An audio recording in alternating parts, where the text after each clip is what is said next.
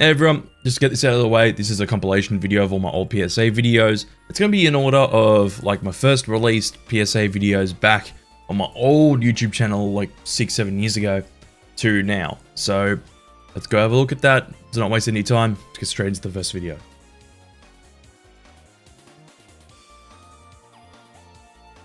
Hey everyone, so today I'm going to do something different on this channel and review some public service announcements.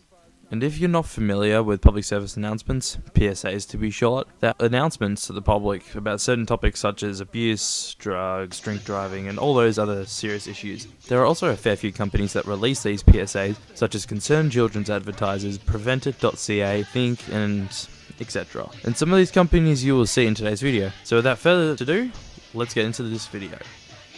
Alright, so the first one is...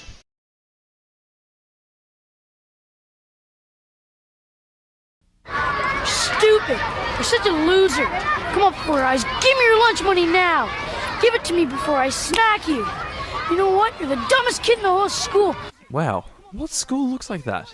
I get it, it's meant to be symbolism for a prison, but still, if you want your PSA to be realistic, then make it an actual school. No wonder nobody likes you. I'm gonna beat the snot out of you! Yeah, come on, bring it! Come on, let's go! Are you afraid of me, eh? I'll take all you guys on, let's go! Bullies just want to show off.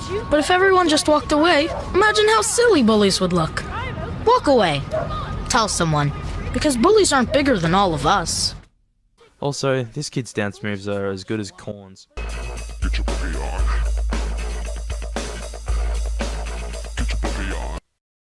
So next up is... A ticking bomb means trouble for Batman and Robin. Holy breaking and entering! It's Batgirl! Wait, where did Batgirl swing from? The roof is only about 6 feet taller than her, and her swinging is a bit stupid, especially when there's not really any space to swing. Quick, Batgirl, untie us before it's too late. It's already too late. I've worked for you a long time, and I'm paid less than Robin. Wait, what? Superheroes get paid for crime fighting. I understand Batman getting paid, but he gets money from owning Wayne Enterprises. But being honest, I'm surprised that anyone would get a worse wage than Robin. Same job, same employer means equal pay for men and women. No time for jokes, Batgirl. Whoa, Batman doesn't take any of Batgirl's shit in this situation, even though his life is on the line. But hey, we all know what happened to Batman after all that. He's obviously dead in this universe because women still get paid less than men. It's no joke. It's the federal equal pay law. Holy act of Congress! If you're not getting equal pay, contact the Wage and Hour Division, U.S. Department of Labor. Alright, so up next is... Your brain is a marvel of technology. But when you take drugs, you alter your brain. You change thinking patterns. You distort perception. And eventually, your brain just won't be the same. Think about it while you still can. Well, honestly, first I thought it was just a massive ball of fluff, then I realized it actually has electric wires. Wait, so if drugs cuts off the wires in your brain, then to make yourself smarter, you could add more wires and possibly add more chips to make you intelligent? If you could, I'd make myself a bloody mastermind in minutes. But Jesus, what kid would want to see a PSA like this during their Saturday morning cartoons? These PSAs just scare factor all the way through. That's really it. Up next is...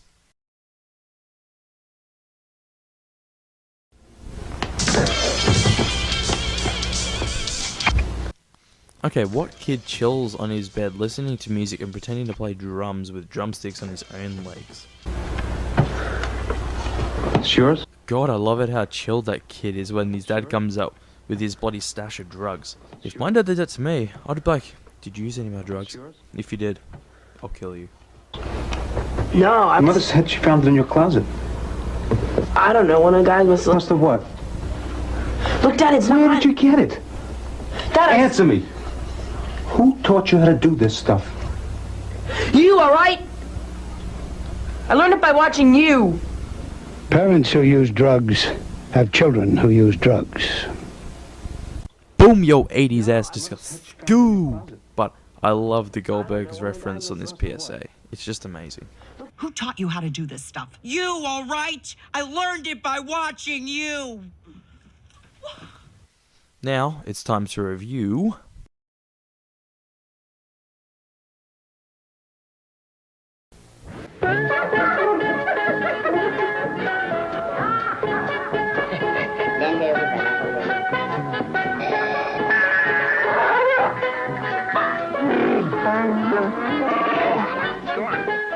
When friends drink too much, even in galaxies far, far away, friends don't let friends drive drunk. I'm surprised they actually got the proper set from A New Hope with this first PSA. What the hell is going on? This whole PSA is just random. It doesn't really make much sense until the narrator just says, "Oh, you shouldn't be drink driving. Don't let your best friend drink drive." But aside from that, it's just stupid. Now, on to the next one.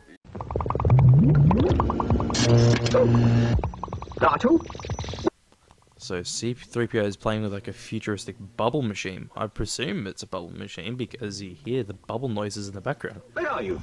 Well, then he gets the rejected Star Wars set, and hey, robot smoking makes them cool because they have nothing to damage. R2, you're on fire! R2-D2, you found a cigarette! Well, I don't think smoking is grown up at all. Because it's very dangerous. Smoking does dreadful things to your lungs, and is very bad for your heart. Well, I know I don't have one, but humans do, and I think we should set a good example. Well done, R2. Oh, hello. You know smoking is bad for your health, and it isn't grown up at all. So please, don't smoke.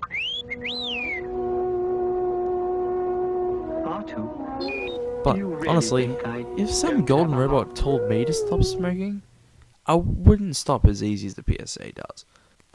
And now it's time for...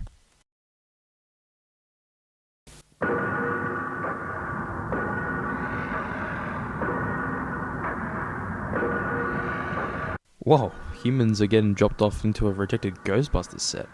Wait, but how does that machine grab their heads? At first, only gays and IV drug users were being killed by AIDS.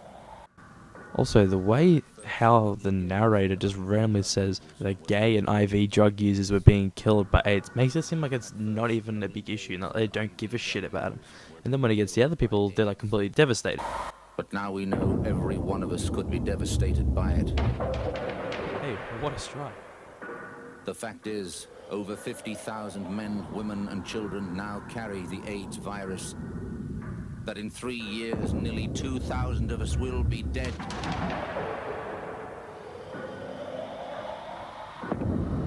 That if not stopped, Do a barrel roll. it could kill more Australians than World War II. But AIDS can be stopped, and you can help stop it. If you have sex at just one safe partner, or always use condoms, always.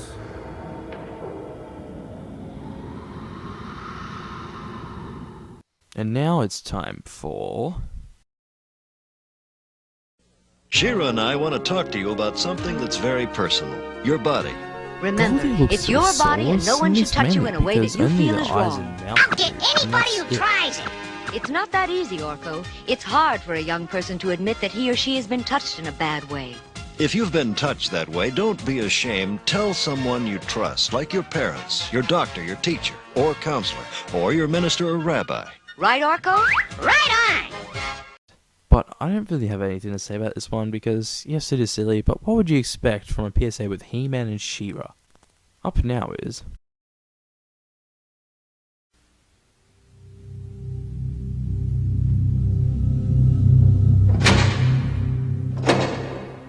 Whoa, the production value actually looks good for the time that this was filmed.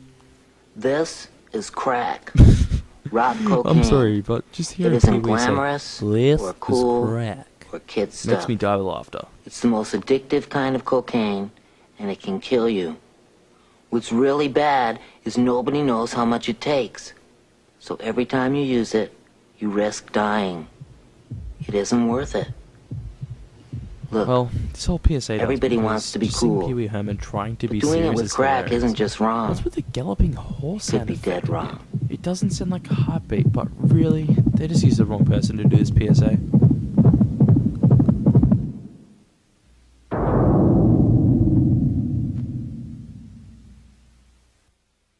Now it's time for the last one, and this one is...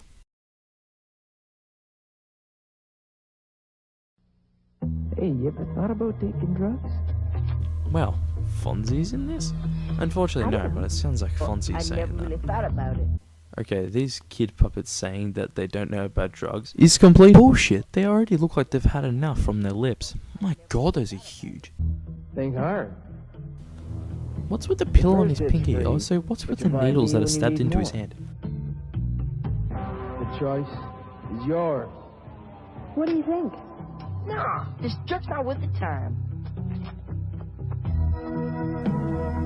Ah, what the hell is that? God, I'd be shitting myself if I saw this as a child. I know this because it makes me shit myself even now. But well, thank God there's an alternate version of this PSA where he doesn't take off his sunglasses. But even that version still gets the message of the original PSA across very well. Well, I hope you all enjoyed this new series and... Hey, you ever thought about doing part 2? I don't know. Never really thought about it. Think hard. What? Who is they? And what are they? You didn't really answer my question. The choice is yours.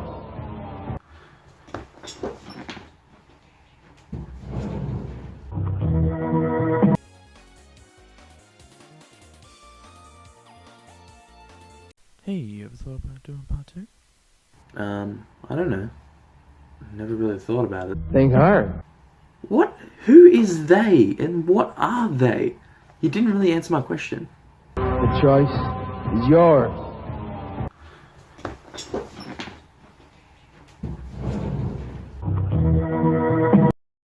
Well, what do you know? I'm back with the second coming of reviewing public service announcements.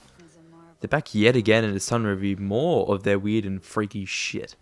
There's still a thing that makes these special even to this day, and that's mainly because you don't really see public service announcements like these ones I'm showing today in the actual TV today.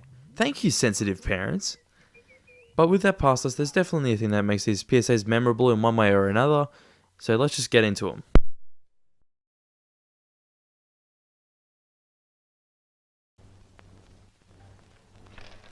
Hello, boys and girls. I have a special message for you from the President of the United States. Sorry, but if your message was that special, then maybe you'd get a better set than a construction wall with a US savings bond poster on it. School savings program. God, look at his eyes through the whole of this PSA. He looks so derpy. Wise money management. And they're giving important support to the cause of freedom and the men who fight for us in Vietnam. That message is on this wallet-size U.S. Savings Bonds pledge card, which you'll get in school as soon as you begin to... Wow, Batman sounds very interested in this topic, and also, what a very subtle zoom into the poster. But this is just one of those PSAs that were meant to be taken seriously, but now are just seen as laughing material.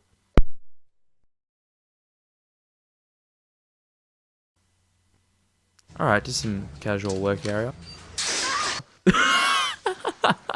Oh my god, she just got slammed through the table like a WWE wrestler. And look at Randy Orton slithering. Watch out, watch out, watch out, watch out! Accident? There's no accident. The company should have replaced that ladder years ago. I knew I shouldn't have reached over like that. And why isn't there a strict policy about 2 people doing a job like this? But hey, at least God is a nice person to let a dead woman inform people of the dangers of doing such a job like that. He must be a nice guy.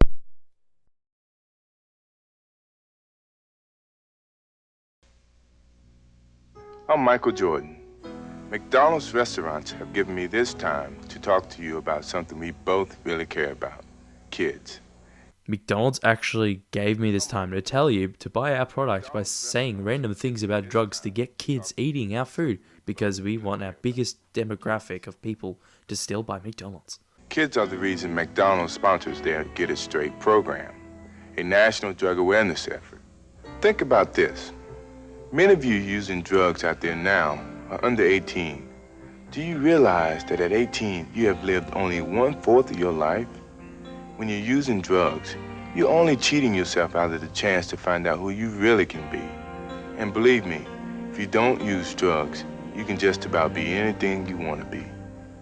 Listen, you got at least 3/4 of your life to go. That's 3 more lifetimes to you. So don't blow it. But at least this isn't a complete cash grab, because there are big problems with doing drugs under 18, but that's besides the point. This PSA is just pointless, especially with Michael Jordan's great acting. I was being sarcastic about that.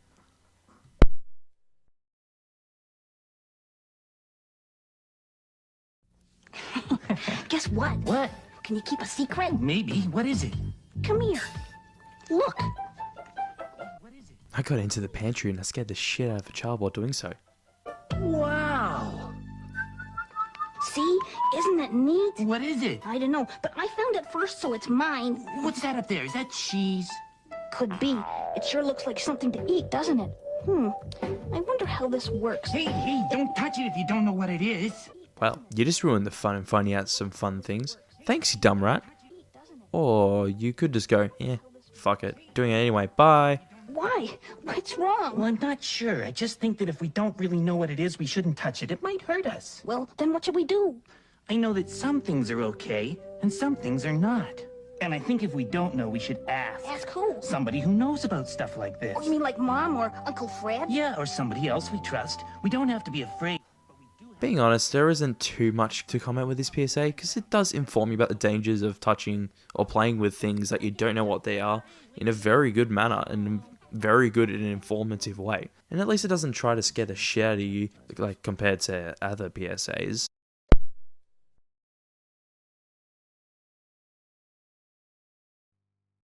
Wow, is this a Saw film? Because the color correction looks exactly like a Saw film. Extreme close-up! Every cigarette this is part of an aorta, the main artery from the heart. Delicious. Well, one thing you didn't know is that it's your baby's food. Oh well, even though this PSA just uses scare factor to get its message across, it still does inform you of what happens to your arteries when smoking. And there are plenty of other PSAs like this that inform you about the dangers of smoking to the other parts of your body from Australia, which are really good, and they're pretty similar to this. They do inform you about the dangers of smoking and all that stuff, and it's really good. I recommend that you check them out.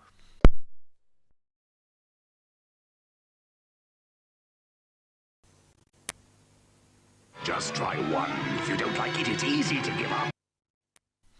Just try one of my cigarettes because I'm a discount version of the Scarecrow and you'll be under my grasp. Uh-oh, nicotine. I'd better move fast. Wow, Superman really sounded serious about stopping kids from smoking. Superman, is it hard to give up smoking or is it easy like nicotine? Yeah, wow. American kids actually have British accents in this PSA. That's not new. Yeah, but all the other PSAs and advertisements are weird because in the other nicotine cigarette PSA, Superman sounds Russian. Hey! Not so fast, nicotine. And in this advertisement, Superman's willing to die for peanut butter? But I guess it did get its message across to children in a very weird way.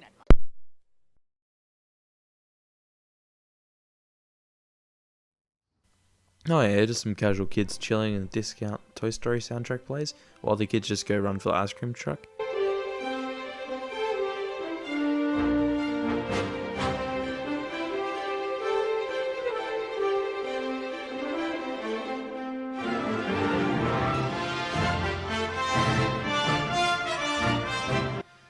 If you're trying to get a message across to children to be healthier, then maybe you shouldn't have them chasing after ice cream. Bit silly if you ask me.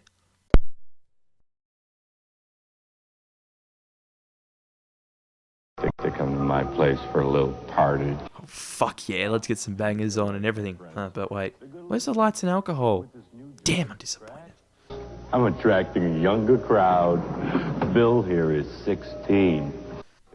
Ah, so they're asleep after they did drugs at a party and decided to crash at a Japanese sleep hotel. Okay, but where's the cool in this? There's Makeup Man, but nothing else. Damn, you disappointed me again. But people remember these PSAs just for how random they are. Especially... This is drugs. That. But they're both under the same campaign to get a drug-free America. No, I can't say it's worked.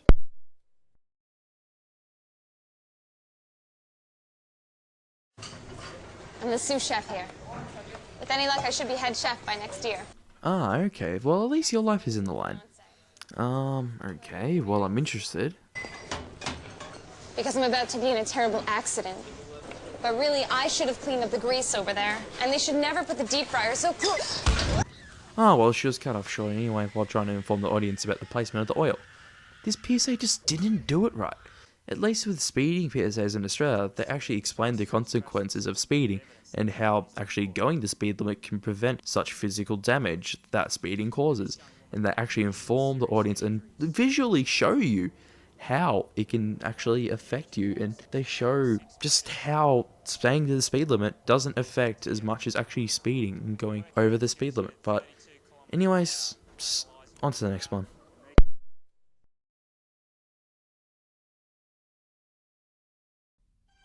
It's nighttime in a kitchen just like yours. All is quiet. Or is it?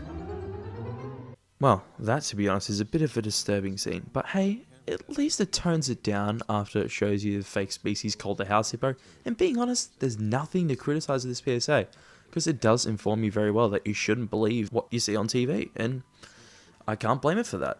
So, time for the next one. The favorite foods of the house hippo are chips, raisins, and the crumbs from peanut butter on toast.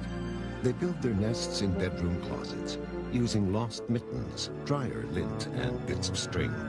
The nests have to be very soft and warm. House hippos sleep about 16 hours a day. That looked really real, but you knew it couldn't be true, didn't you?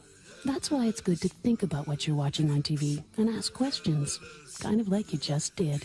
A message from Concerned Children's Advertisers.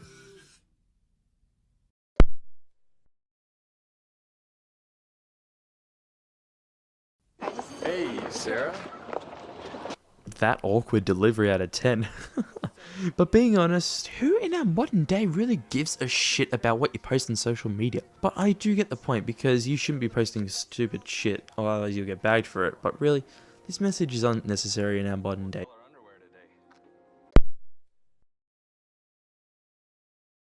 Alright, so From All the Way in Ireland is a sad version of Sweet Child O' Mine. Well, this is going to be great. Memories where everything was as fresh as the bright blue sky. Now and then when I see her face, she takes me away to that special place. And if I stayed too long, I'd probably break down and cry.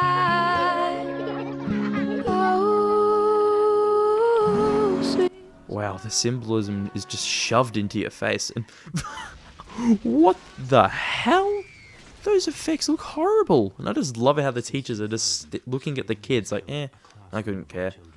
But hey, you know, saying shame on you is a bit of a dumb thing to say, because you're pretty much saying that everyone drink drives or speeds. Well, that isn't the case at all. But really, this PSA just didn't execute their message properly, and it just left its message as a scare factor PSA that I personally find hilarious because the effects suck.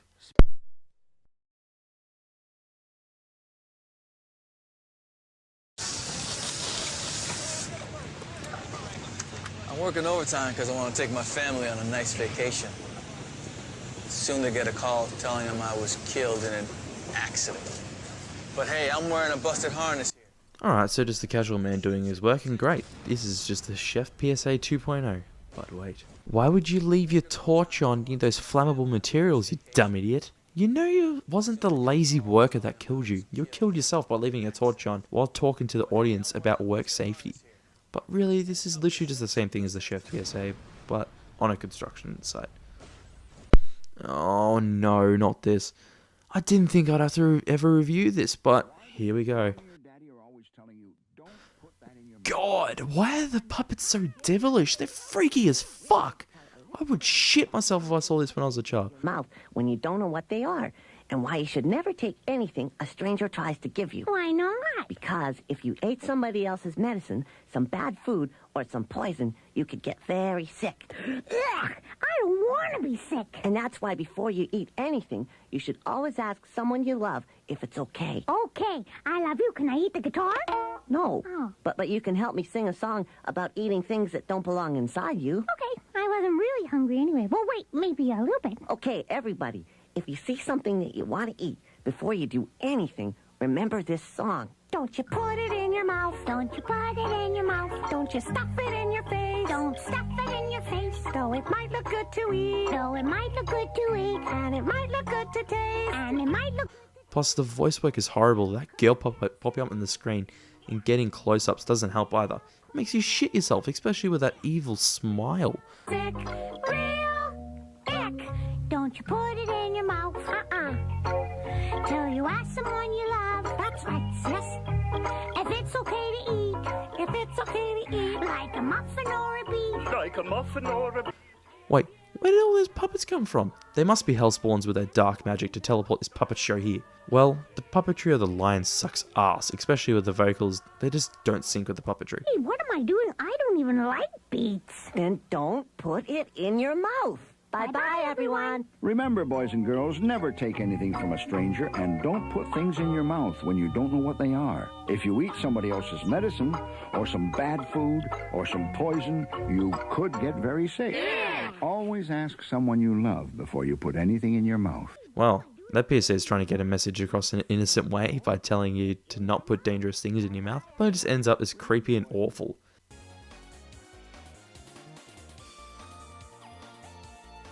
Hello everyone, this is Ishko, back with a third part of public service announcements, but let's just get straight into them.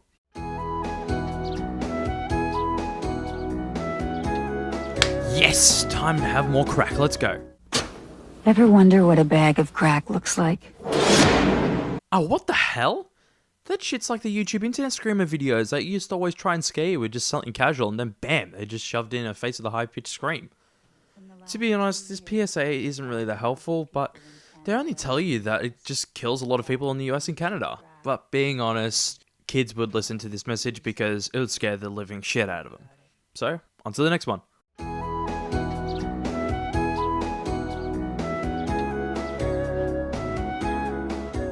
Okay, so just a casual setting in a child's bedroom where a woman is reading your story, but really this PSA just shoves its message towards you and it doesn't really explain the dangers of touching things that you shouldn't. At least with the trap, one of the other PSAs I've reviewed, my other parts, it actually touches on the same topic in a better manner. But for now, let's just get into the next one. Careful, baby. Okay, with the title like Smoking Dog, this can't be bad. Bennett! Bennett dinner! I love it how quick the woman just decides, fuck the dog. If he doesn't want to eat and just smoke cigarettes, then he can go and do it. And if he wants to die so quickly. But this PSA doesn't even inform you about all the dangers of smoking, it just says, Hey, I'm a dog. What's your excuse? Like you're meant to already know the dangers of smoking? So this PSA is just a message, but it's still a funny and ridiculous way to try to get its message across to you, and that's why I recommend you have a look at it, because it's just so random. So on to the next one.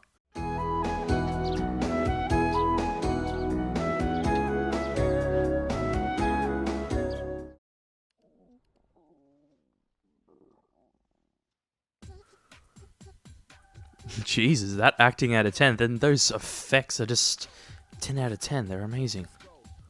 Even though some people thought that this was a bit disturbing because someone's head just falls off, it's really just a lighthearted PSA that tells you to use your head when choosing the right foods for your children to eat. But let's just get straight into the next one.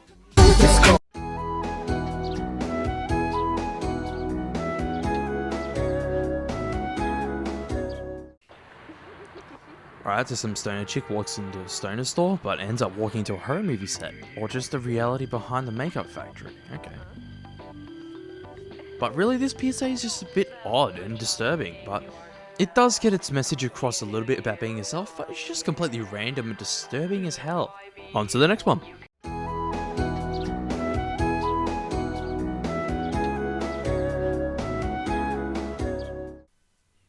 Alright, so just a casual kid chilling outside a grocery shop and then his Pokemon card goes flying away. If you really wanted to keep that card, then hold it tighter. Damn, well I guess you lost your shiny Latias, dickhead. Because 1, you have no grip, and secondly, you decide to stop and just keep on bowing down instead of trying to act tired.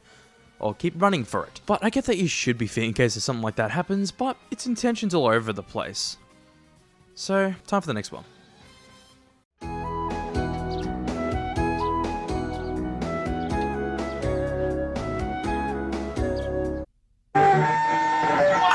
Turn down the feedback, it's killing me. I swear, I don't think I've ever heard as much guitar feedback as that, and trust me, I know, because I've been playing guitar for over 10 years, but we see some kids' talents, and what's with that kid that's into bugs? Then we keep on seeing other kids' talents, and one of the kids is killing their siblings. Then we see more talents, and it's just a very average PSA, because it doesn't really have a message besides from saying, what's your thing? But, let's just get into the next one.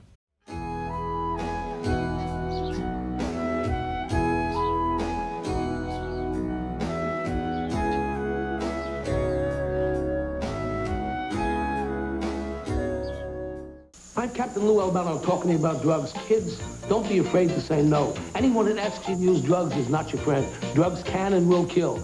Whoa, calm down, Mario. I didn't expect that you, out of anyone in the world, would be talking about not doing drugs, since drugs enhances your abilities and makes you bigger and stronger. Remember, don't be afraid to turn to your priest, your rabbi, your minister, your moms, your dads, your teachers, because drugs can kill. And if you do drugs, you go to hell. Jeez, your priest is the most important and what? Mario just said you'll go to hell if you do drugs. Bit harsh to the children viewing this PSA. But really, this PSA is just completely stupid and doesn't make any sense whatsoever.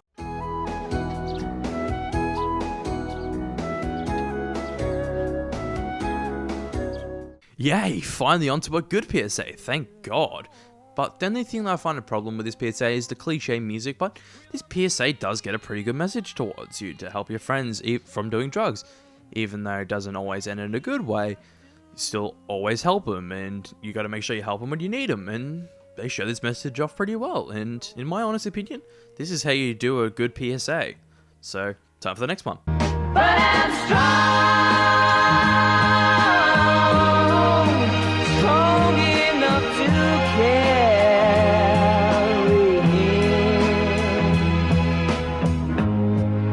him. He ain't heavy. My brother. If you try to stop a friend from using drugs, you may not succeed. But at least you tried. And that's what friends are for. A message from Concerned Children's Advertisers.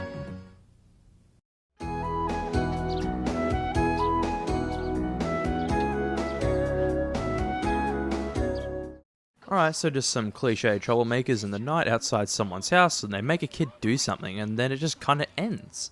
I think they're just nick-knocking houses, but even then, this PSA doesn't make any sense whatsoever, and doesn't try to inform you about anything, it just cuts the kid off just waiting at the front of the door. So, let's just get into the next one.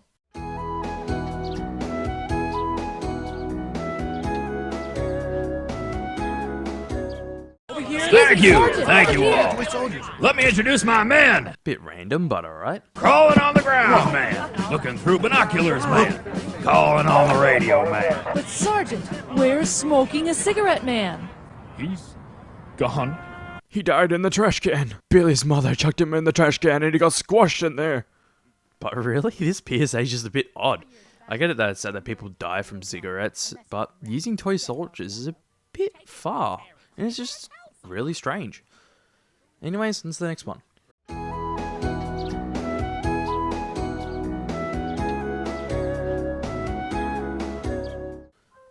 Alright, so a cliche backdrop and she's drinking coffee! Seriously? What's with that scary note playing when she drinks coffee? I get it that you shouldn't be showing off a bad image to your children so they don't imitate your actions, but it's just strange how they start with that dramatic effect on the girl copying a mother drinking coffee. But really, this PSA is just average, it's mediocre.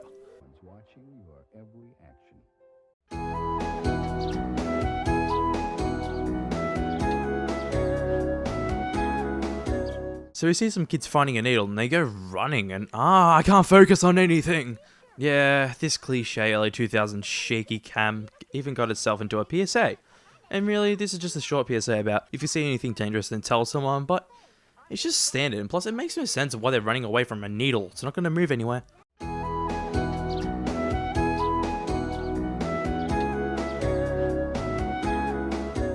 Jeez, there's a lot of running in Concerned Children's Advertisers PSAs, aren't there? But wait. If you're overweight, you'll get girls to kiss you. Well, I should be pulling all the girls already.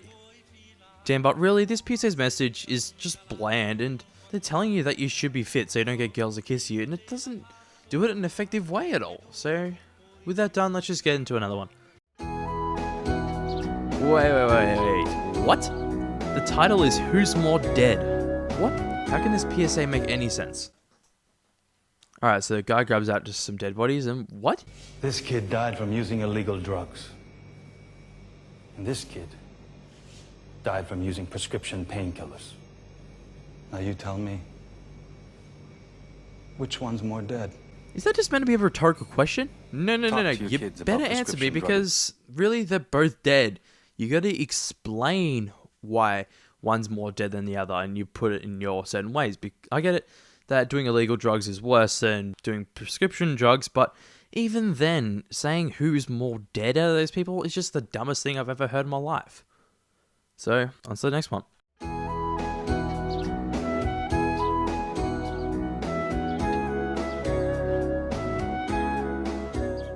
Alright, so a typical high school, and wow, she got slapped like a motherfucker. But I do get the point of this PSA that you shouldn't say mean things to people because it can hurt people mentally, but they did it in such an exaggerated way that it's just seen as a stupid PSA. So let's just get into the next one. Words hurt. Don't be a part of it.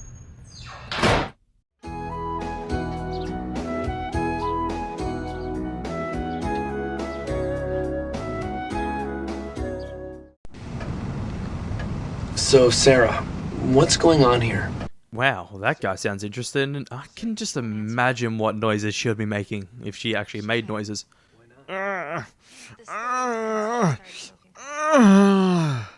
But this was an attempt to get people to stop smoking weed, and it's just very exaggerated and silly, especially when Family Guy has to parody a PSA. Meg, what happened to you? She can't answer you. She can't even talk. Ever since she started smoking pot, she just kind of lays there. It's really sad. So now, finally time for the last PSA, and let's get straight into it. So, Dumb Animals is the title. That sounds more like a Vine complication of animals doing stupid shit.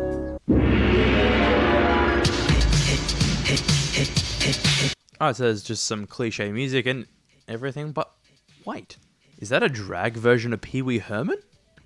But then we get to see heaps of blood everywhere from the fur coat, and what?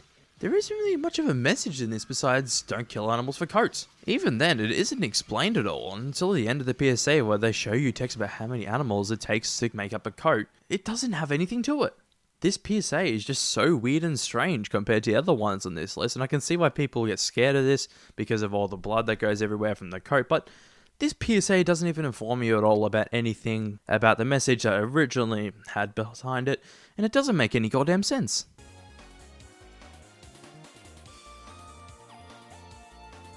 Hello everyone, this is the Irritated Critic here today, and we are going to do... What the fuck's wrong with my TV? Just wait a moment, I'm gonna fix my TV. Why the fuck is this shit on? Oh well, goodbye. Thank God I'm back here, finally, thank God. What the fuck?!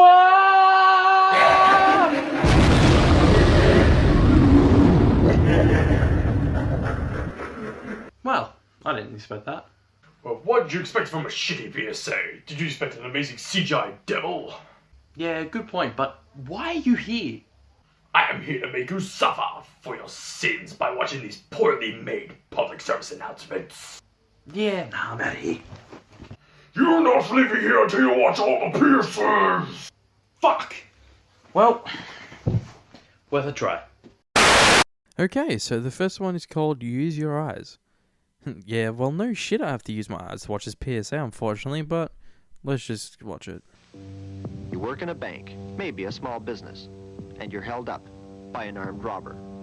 Cooperate. Well, the first question I have is, where the hell is this woman right now?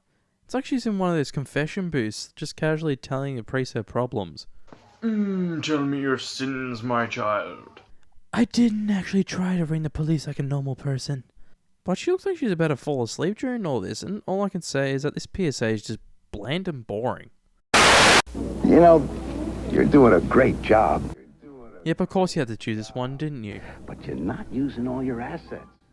Assets, haha, get the pun? But wait, is that guy shrinking the woman down with his eyes? Oh damn, Wayne from Honey, I Shrunk Your Kids wished he had that power. Booklet at your public library. Be a little more sexy. Hey, we're talking about your job here. No, we're talking about sexual harassment here, and I don't have to take it. Sexual harassment does not commute. I just love it how robotic and blunt she is. It just makes this PSA just that bit more hilarious. But on to the next one. Talking about sexual harassment here. And I don't have to take it. So, you finally got to wear your shoes the right way. Well, how the hell else are you meant to wear shoes? Who wears them backwards? Plus, what teen just learns how to put on shoes? But yeah, of course the typical ladies rock Picking music out your kicks own in, clothes. alright. Your own music. You're going to the mall by yourself. And that haircut? That was your idea. You're making your own decisions. So don't blow this one. Don't smoke pot. Thanks, but why don't you just blow it, dude? Get a mad rip off that stuff.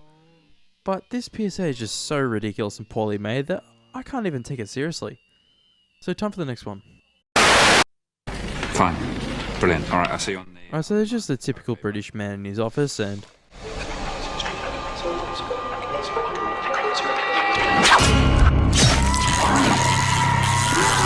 Oh baby, I got a big one. But what happened? It's just so bloody ridiculous and funny as hell to see him dragged on the ground like a fish. But I will give it this. It kinda does have a good message about being hooked to cigarettes and how it's hard to stop smoking them. But it's just so extreme and ridiculous that you just can't stop laughing. So, on to the next one. Get unhooked. Call 0800 169 0169 or visit getunhooked.co.uk. When I grow up. Well, this kid's commenting over a dude with freaking heaps of sweat patches from the police, and really? That's what this PSA was about? What happens to people when drugs get in the way? It's a good topic to cover, but it wasn't explained like at all. But what can I say? Yet again, Australia did it a lot better, and I mean it. They actually explained what actually happens when you do drugs and how can it affect the people around you. But, because the devil likes to punish me, on to the next one. Ooh, time to get edgy with this edgy team with their 14-year-old music. A lot of tough things out in the streets today. I've been around and tried everything. There's a new drug called crack. And what 14-year-old does crack? Don't get me wrong, I know some people end up doing drugs at around 14, but no one at all at that age ends up doing crack. It's mainly weed and coke. But what's with that ending? It's just so odd and funny as hell.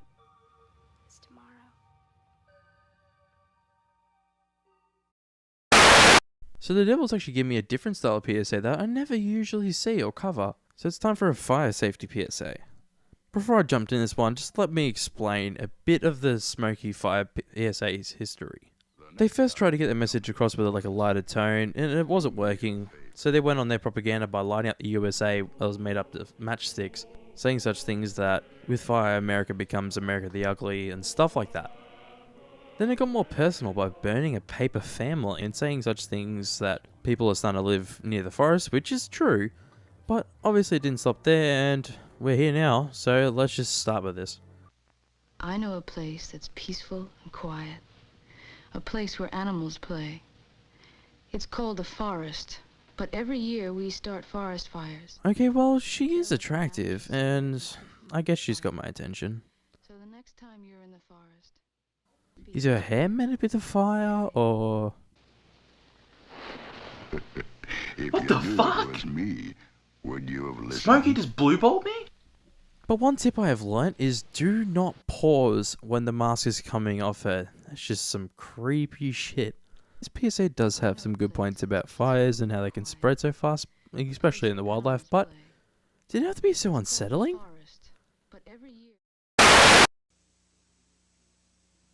Okay, we'll see you tonight for dinner. Come on, boy. Oh god, this looks like we're on the bloody set of the Star Wars Holiday Special. Please bless my soul.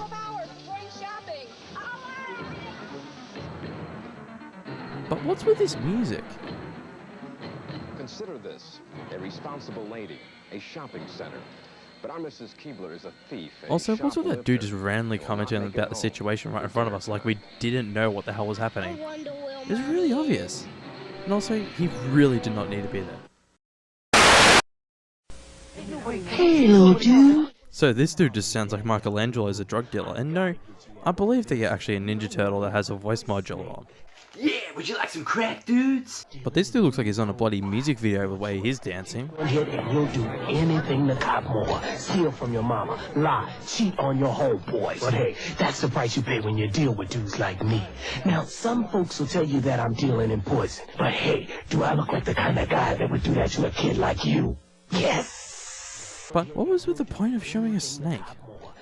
You could just show the actual effects of crack, but nah. Too lazy for that. Let's just scare the audience instead. Because that's easier, hey? Do I look like the kind of guy that would do that to a kid like you? Well, the popularity of... Alright, so this is just a casual drug deal in the bathroom where a guy commentates about the deaths with drugs. It's decent information to tell, but why does this guy just end up sitting there in the bathroom? Bit odd if you ask me. I kinda get it, but it's just silly. Doing drugs is like... Okay, so this casual woman's just going for a dive in the pool with the guy commentating about the situation, and then we see that... One dandy old time. Hey, it's part of growing up. Or is it? Just think about this. Before you go and do something you've never done before, you just better know what you're jumping into. Oh shit, what a twist. That's some M. Night Shyamalan shit right there. In 80s style. Okay, so there's a casual kid just getting changed to the original Portal music.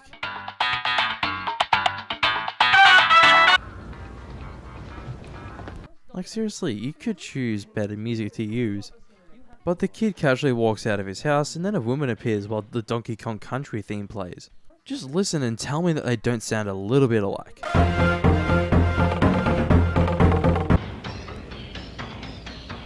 But the kid says no to drugs and some shit from The Shining happens and it just ends with the kid just saying no.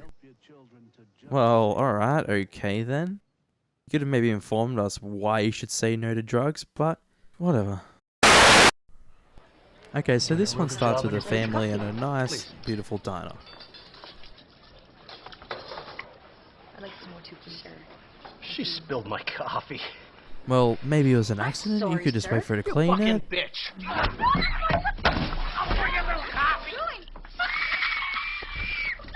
How do you like that? No, just pour the coffee on and said, alrighty. Well, this one's just so goddamn ridiculous and extreme that you just have to laugh at it because of how over the top it goes just to get its message across. This is just one of those funny PSAs that people remember for being so stupid and extreme. Plus, of course, this PSA is from Canada? Oh no. No. I've been fooled by your PSAs before, Canada. You always try to make them look so friendly and nice, but then there's rape whistles and face burnings and putting things in your mouth. Okay, so back to the weird drug PSA shit, with this guy just casually talking to the camera about coke. And then this guy goes walking around the room, then turns into the Tasmanian devil and keeps spinning around the room into the end text. I've never seen that shit before, and it's very odd to see that. But what was the point of this? He literally just goes, oh, so I can earn more. So I can do more coke. It's like, what's the point? Are you saying that buying coke wastes your money? There's no proper message in this. So we have a PSA where a father's telling his son about the dangers of drugs, and I just realized that you devil right there, why have you made me cover so many drug PSAs? That's because most of them are shit, but that's just to make you suffer more. Yeah, well, thanks for that. Nothing! What was that? Oh, nothing. But then it zooms out and oh shit, more M. Night Shyamalan shit right here. But I'll admit, this is actually a pretty good twist, because it's to a young 13-year-old for one, and second, the kid is actually dead from drugs when the parent thought that he actually wouldn't know about drugs. But time for hopefully the last one, depends how long the fucking devil keeps me here. And we have a primary school drug deal. A That kid looks like he's in grade 4. He's not going to be dealing drugs at that age. And because kids even know what they are in primary school. Well, when I was there, I didn't know shit about it. But goddamn, I wish the Ninja Turtles taught me when I was in kindergarten. But now we hear the best roast of mankind. I'm not chicken. You're a turkey. BAM! Your 90s ass just exploded with lameness. But that was my 4th part of reviewing PSAs, and I'm getting the fuck out of here.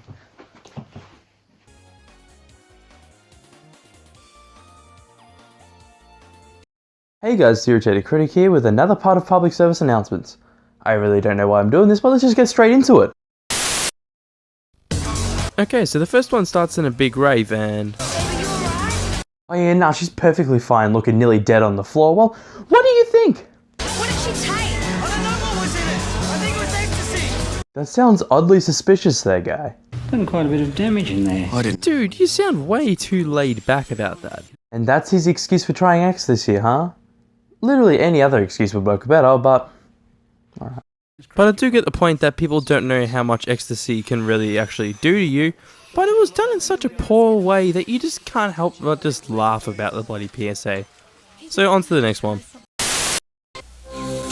Now, what's wrong with you? Tonsillitis? Appendicitis? Yeah! Okay, whoever let this guy into work with weed should just get fired on the spot. The patient seems to be getting really shitty, but hey, I didn't blame him. What if the joint were in somebody else's hand, like your surgeon, your lawyer, or your local policeman? Would you still say marijuana is harmless? Yes, I actually would say it's fine, because no one would go to work smoking weed. And also, I wouldn't want them doing anything else besides my goddamn surgery. But I suppose this surgeon is just like the Joker in disguise, and it's just great. Lie. But this one sucks, so let's just go on to the next one.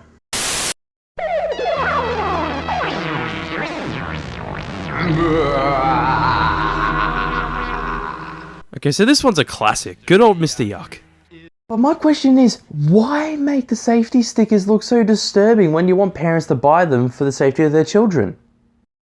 But I guess it didn't work well since they haven't really been around for a long time. So let's just watch the next one.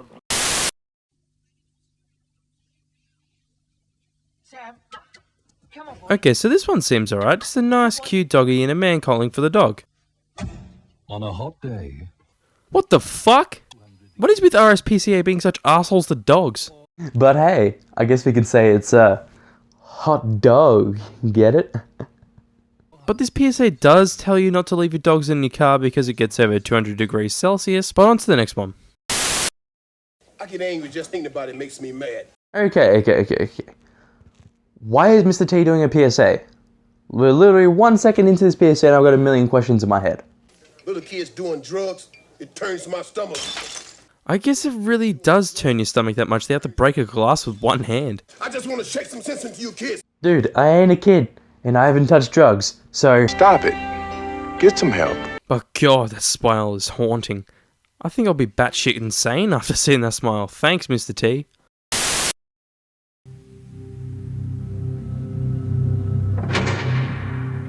Oh my god, is this what I think it is? I'm so hot. I'm so cool. I'm so where it's at. I'm it. I'm a genius. Yeah. Crack will make you feel like that. Oh fuck me, another crack PSA that's exactly the same as Pee Wee Herman's, Clint Eastwood's and Ali Sheedy's. Great. But really it's just so stupid to do more than the Pee Wee Herman PSA since that one was so bad it was funny. And I still can't believe that they made 4 of these goddamn things. Like seriously, they must have been on crack to make 4 of these PSAs, so... on to the next one. Ah, awesome, a magic trick with a tiger. This'll be fun. In 1972. Okay, is this kind of raising red flags now? I guess the tiger's having its time of the month. In a decade, there will be no tigers left. What the fuck? Seriously, if we get it with the narration that there was no tigers left, they could have just shown the chest empty and we would have been fine and we would have got the idea, but nope. Add some gore into that shit to make people shit themselves. Yeah, great idea, guys. But it does have some good points to save tigers since they're almost extinct, but do they have to be so extreme with their points? On to the next one. This totally won't be a retarded PSA with Superman. Some guys from school drove out here and were gonna start fooling around with drugs. When I told them all drugs do is mess up your head and get you in a lot of trouble, they kicked me out of the van and drove off. Okay, if you're in a band, then why wouldn't you do drugs? Literally just have an awesome night and just get off your tits. How do I get home? By piffing you to the other side of the earth.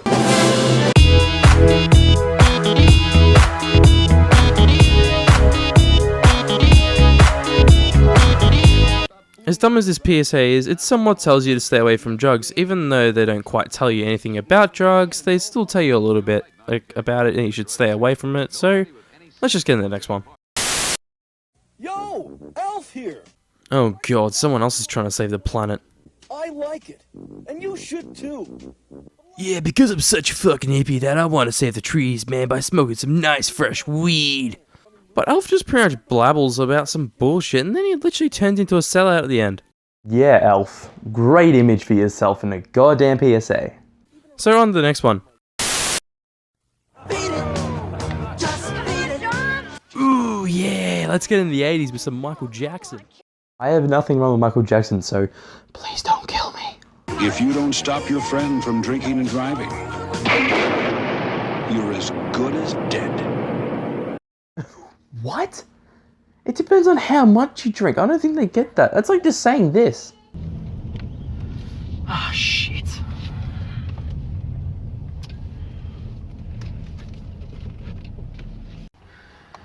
What is it, officer? Registration, please. Alright. Here it is, officer.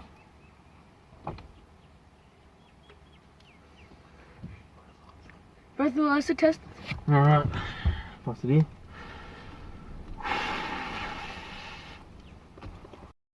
Oh, you had a little bit of the beer drinking thing. Can you please get out of the car? You're under arrest.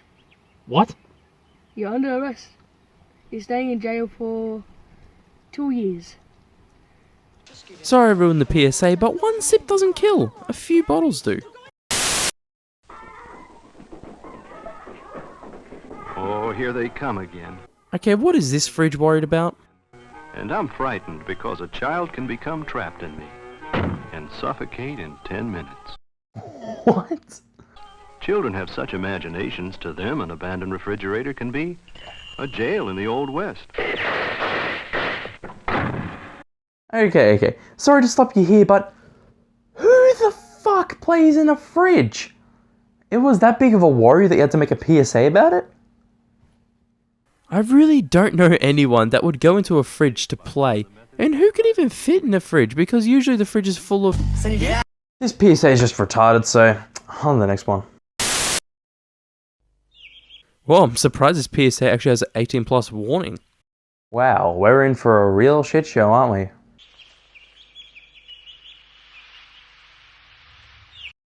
I don't see much happening at all. So all we saw is the fog? Whoa, what the shit? It actually became interesting.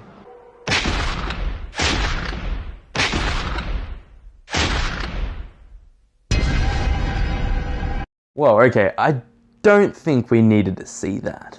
But I also do get that they want to show what actually happens when people hunt for foxes, but their message wasn't very clear. Which is kind of a common thing in these scare factor PSAs. I still do like the PSA for how off-putting it is, but it could have been done a lot better. So thanks for joining me in another part of PSAs, and I'll see you. Oh, what the fuck? For you to finish your suffering, you shall do another part of reviewing PSAs and figure out the true enemy that is putting you under this hell. I thought I already knew who was doing this. No, it isn't him. It's another evil. Much worse than him. Okay, well folks, I guess you've heard it here. I'll be doing one last part to finish off this PSA series, and I've been the Irritated Critic here today, and I shall see you all in the next video.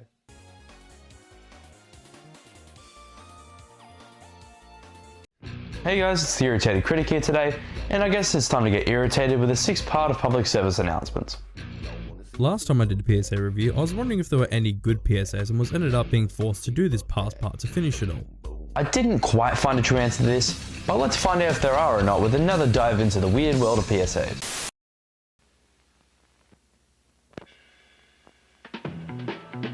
Okay, so this PSA is surprisingly made by Hanna-Barbera. If you don't know who they are, then they're the company that's responsible for making such cartoons as Scooby-Doo, the Flintstones, the Jetsons, and the list goes on. But them doing a PSA kind of interests me.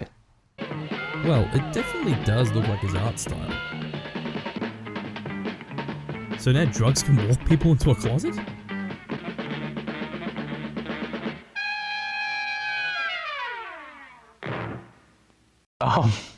What just happened? Like seriously, this PSA just makes no sense. Sure, it looks visually pleasing, but what's the message? That drugs lead to death? But whatever, the message that this PSA had wasn't really explained at all, so let's just get into the next one. Okay, so a meth PSA. Wait. Is it just me, or did this PSA use Korn's Yo on a single? Just listen and tell me that they don't sound the same.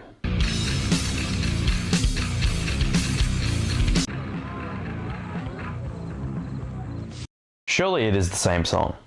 Hey, what about me? What about you precisely? Do you want to join in the conversation, or... Hey, what about you? See? Even he's aware of this. But of course, the dumb blonde wants some meth, and... You want meth, kid?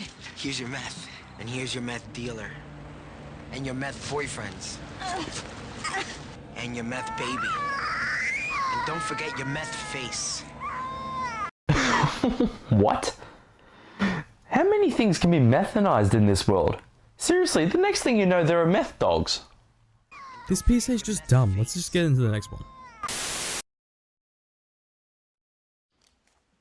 So, this one starts with a few businessmen walking in the forest to see a man in a bunny suit. You really can't make this shit up. But the businessmen tell the bunny to leave since they own the forest now, and wow. Who knew that a bunny could kick a man in the balls? But after that, here comes some M. Night Shyamalan shit.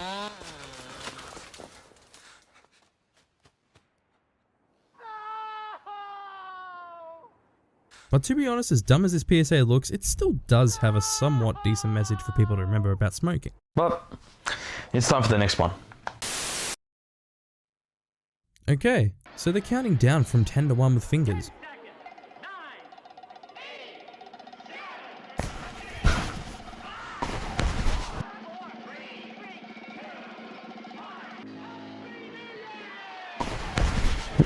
Fuck.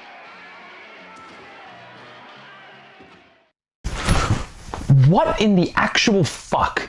How does something like this air on TV? Sure, it has the message to be safe around fireworks. But even then, I still have to translate the end text to find out that it says you're an arse if you stump with fireworks. Which is a bit ridiculous in a PSA, don't you think? But just watching the PSA nearly makes me shit myself. But what if some kid just goes and does this? Oh yeah, time to watch some Teen Titans Go. Ain't bad for you, bro. 10 seconds. 9, 8, 7. So the PSA just goes for scare tactics, and that's all to say about this one, so let's just get into the next one.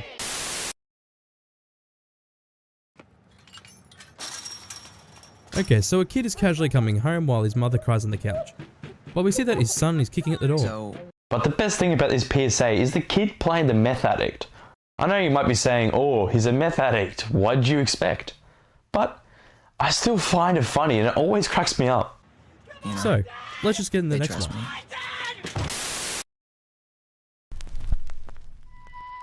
Oh my god, yes, this is the best thing whatsoever. I love this PSA so much because it makes fun of the dumb, incorrect PSAs. It doesn't count. For fuck's sake, you're saying it doesn't count? Yeah, it isn't a real PSA. You know, I'm starting to wonder why I have you here making my decisions. Because I said so. Alright, okay, fine. Alright, so we start off with a nice cute dog. But I guess they're just intentionally focusing on the dog? Well, fine. Where are you going with this? Please give us a pound. Or we'll have to pull the trigger. Seriously? What the fuck are RSPCA thinking with this PSA, where they think that this gives their message across that they want money so they can stop animal cruelty? It doesn't work at all. I swear I've seen terrorist hostage videos that aren't as scary or unsettling as this.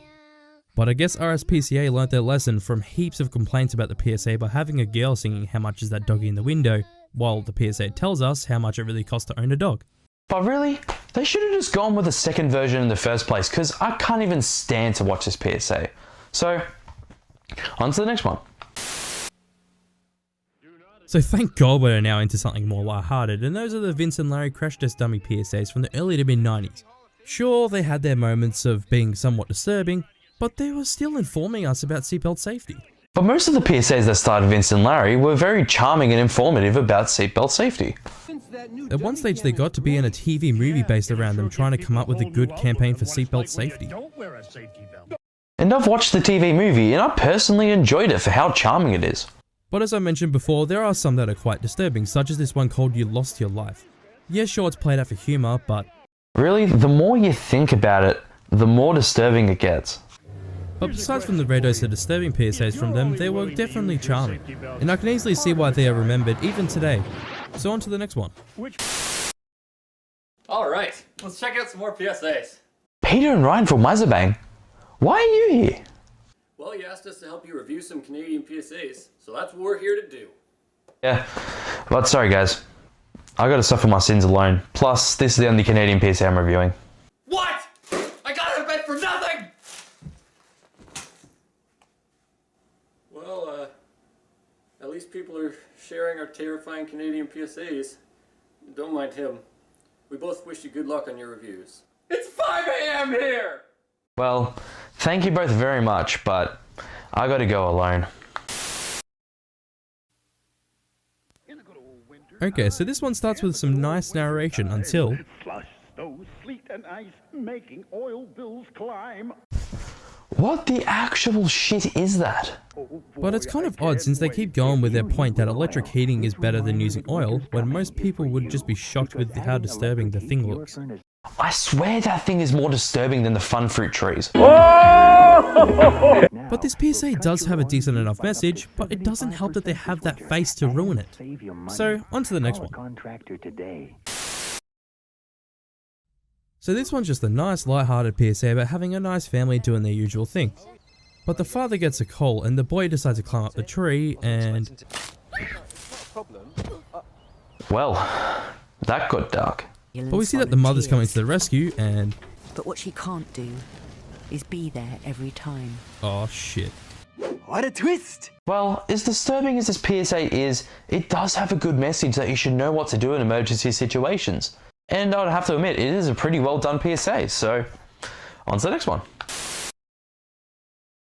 Ooh, getting super edgy with this music. But my question is, who steals a TV or movies these days? Next thing you know, they're just going and doing this.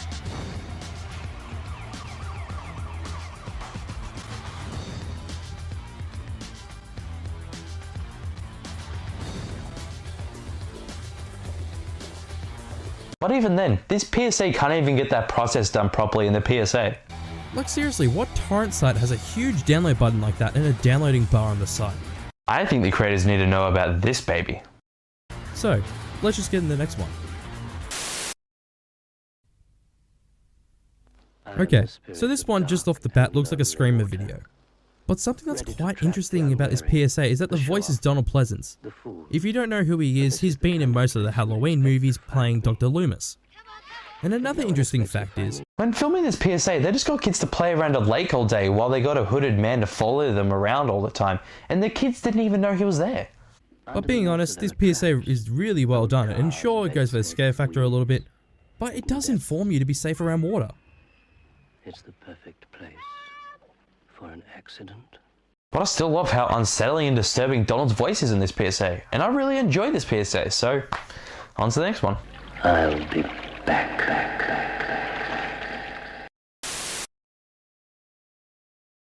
Right, kids, just before you go, there's a So, time for another British PSA that's trying to reduce the use of electricity to keep the earth healthy.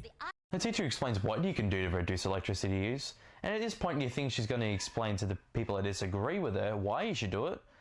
But nah, She just goes and does this. Seriously, what the actual fuck? It's like they're trying to force their message down your throat that you should do it, or you will die? There are multiple versions of this PSA, and where one of them is in an office, and another's in a recording booth, and one of them is in the training grounds of Tottenham Hotspur. Like really? What's the point in that? But these PSAs got heaps of complaints and got taken down the same day they were released. It is a ridiculously stupid series of PSAs, so let's just hope the next one's the last one. He's fun. He's cute. Okay, so this seems very nice and lighthearted. My little puppy comes completely unhouse trained. Well, you know you could train the dog like a normal human being. Needs feeding on a regular basis. Okay, why they didn't feed the dog before they left is just beyond me. And when all the fun's over, he's easily stored away. Wait, what the fuck? Seriously? They want to get across the message that dogs aren't toys by tossing a dog into the lake? This is seriously the approach RSPCA took for this. They could have done this a million other ways, but they decided to go with a dark and disturbing ending? Look, I'm fine with using scare tactics in a PSA, but this is just ridiculous. This PSA is just so misleading that it is ridiculous, but then again, they of course got heaps of complaints for this PSA too. See RSPCA? Learn from your misleading PSAs. But I'm really hoping that no more dumb PSAs are released like this. And I've had enough. I can't even live on this earth anymore after what I've seen. My eyes are just unclean after all the dumb shit I have seen. And I've had enough of it.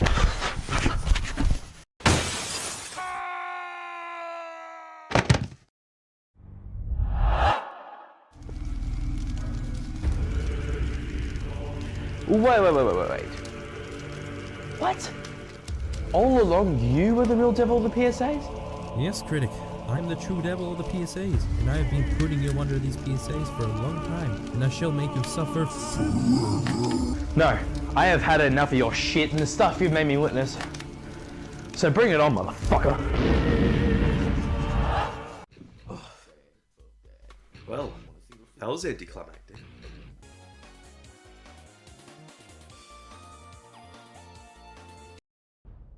It's been a year since I killed the devil of PSAs, and yet, after killing him, I still can't stop thinking about public service announcements.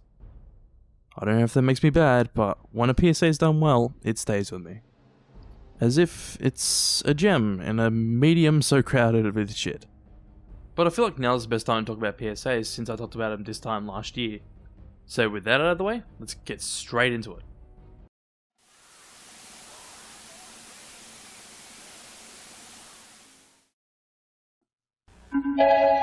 Okay, so we start with what seems like to be Nightmare on Elm Street 3. And look, straight off the bat, I understand that the message of the PSA is that people pull your strings to do weed, but that makes no fucking sense at all. Like, you really have your own mind to think of if you want to do it or not. You don't let people walk all over you and do whatever they want you to do. But look, this PSA really hasn't dated well at all, and that goes for most of these anti-pot PSAs that came out in the mid-80s to early 90s. So, what's up next?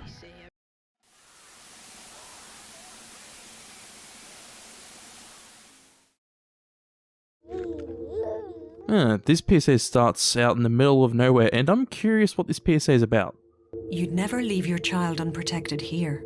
So why leave them unprotected here? Well, that was one of the weirdest twists I've ever seen.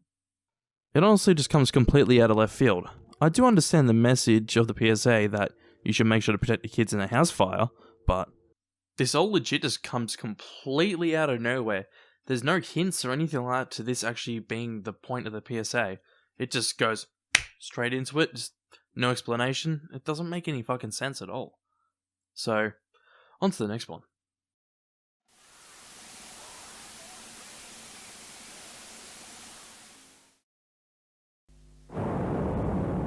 So these PSAs actually really interest me since they both look like they're on the set of Blade Runner, even though this came out 3 years after the movie's release. And surprisingly with this PSA, there's no information at all. I tried to research it to find out who directed this PSA, and I couldn't find out because I wanted to find out if it was Ridley Scott or not, but I honestly don't know. I can't find it anywhere. But as the actual PSA goes, with natural born smoker, it's basically what the title implies. A natural born smoker that can smoke forever. But because there are no actual natural born smokers, smoking's bad for you and will kill you. Which, it is simple and it does work because of how creepy the natural born smoker looks. But with baby, it's actually about secondhand smoke that cigarettes produce. And honestly, I think that this second PSA is a bit weaker than the first one. I don't know if it's just personal preference, but it just feels weaker. Like the message feels a little bit weaker than the first one. But, let's get into the next one.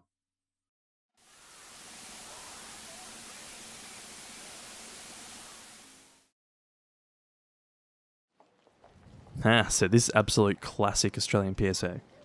For you people that don't live in Australia and didn't see this PSA pop up during ad breaks while you're watching the footy or cartoons on a weekend with free-to-air TV, let me explain this PSA to you.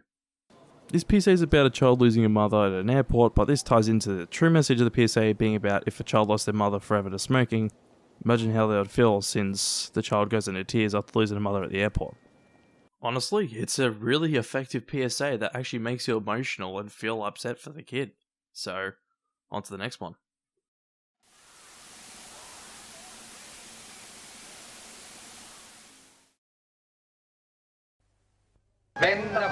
Okay, so this one seems quite pleasant with that pretty annoying fisheye lens. Well, that got dark. Yeah, this PSA tries to go for a pleasant tone while showing really disturbing shit for its message. And I bet that you will not get the message of this PSA because it's just so strange and surreal.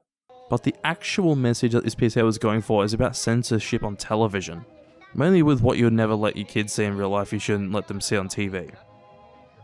It's honestly just so strange because you think a PSA like this that has such disturbing imagery would have a more serious message behind it. Even though this PSA isn't bad at all, it's just really strange and surreal. So, let's see what's up next.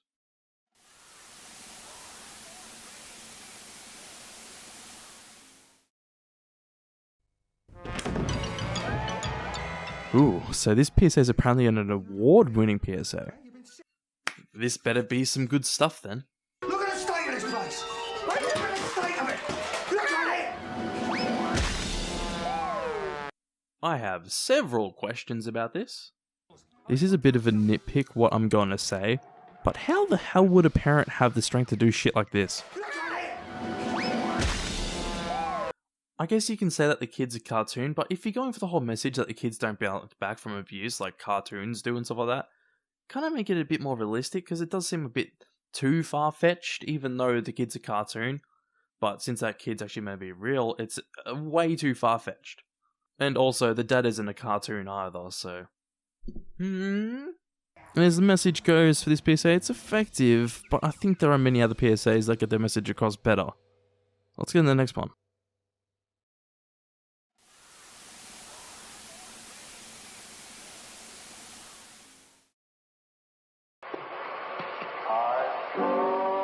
Talking about PSAs that deserve to be award-winning. I think that this PSA is absolutely excellent. It's simple and quick, and you understand the message straight away that if you do ecstasy, you're the guinea pig. Simple as that. There are a decent amount of other PSAs from Partnership of a Drug-Free Singapore, but to be honest, none of their PSAs are as effective as this one because this one just does it so damn well. But we shall get into the next one.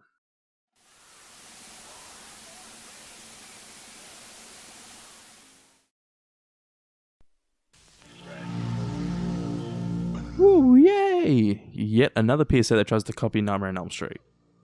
Yet this PSA can do it better than the reboot. One thing that is interesting about this PSA though, is that Pink Floyd's song with the same name as this PSA is quietly playing in the background. But honestly, with this PSA, you wouldn't even know what the message is unless you look it up to find out it's about psychic pain. Which it kind of annoys me with PSAs like this that actually don't really have clear messages at all, and you really have to look into it like it's a bloody art house film. It's like, you got 30 seconds, you gotta kind of snap into it, you gotta quickly get your message across to really get people on board. As the visuals go for this PSA, it is done really well, but that doesn't save it from having a non-clear message. So let's just pop into the next one.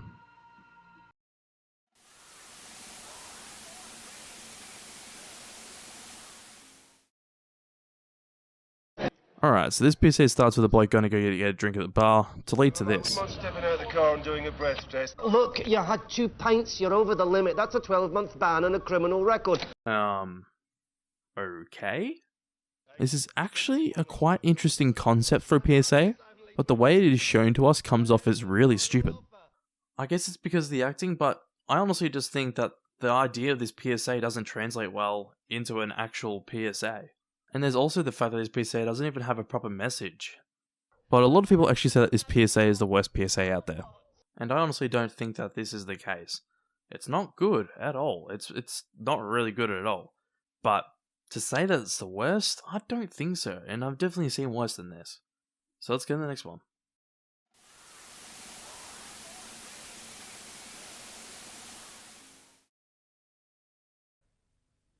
Are there any smokers? This PSA actually starts with what's meant to be the devil. Honestly, this guy does really fucking well with what he's given. But unfortunately, what he was given was very little. So this PSA's point is to mention that half the people that smoke will die from smoking, for the devil to flip a coin and laugh. Is it implying that no one knows what half of people would die from smoking? But apart from this, there's no other points mentioned for wanting people to stop smoking. This could have been a great PSA, but it's just some wasted potential. So hopefully with this next one we will see a more effective PSA.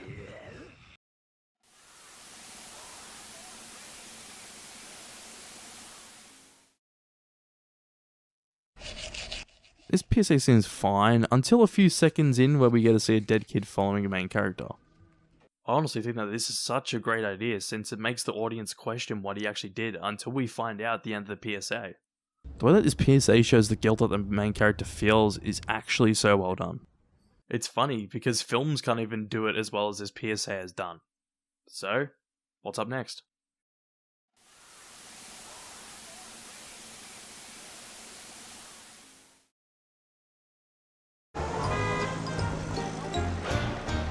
Okay, so a PSA from the company Truth. These days, the company Truth doesn't have a good reputation at all, thanks to Elvis the Alien's video and many other videos on them with their anti-smoking PSAs that are really fucking pandering. But this PSA was one of the last PSAs before they tried to reference memes for some fucking reason.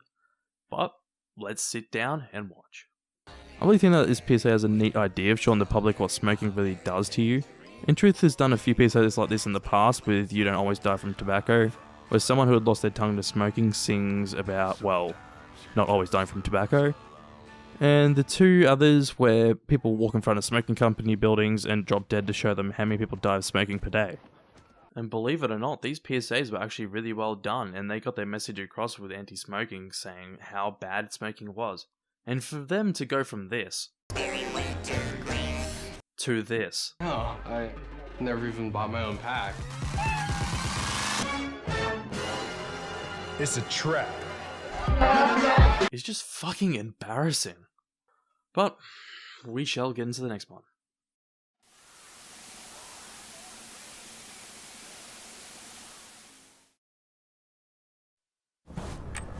Okay, so this one starts with a guy getting ready to go out and... What did that watch do to you? Fucking asshole. But yeah, I guess for some reason the whole point of the PSA is to tell people to have limits on how you end your night. But really, who the hell ends their night with a ripped top, food down their top, with a pulled out earring, and a broken watch, amongst a bunch of other shit? I fucking know, I sure as hell don't. Yeah, this PSA is extremely odd and quite inaccurate to how people actually end their nights, unless they're fucking psychos. So hopefully this next one's the last one.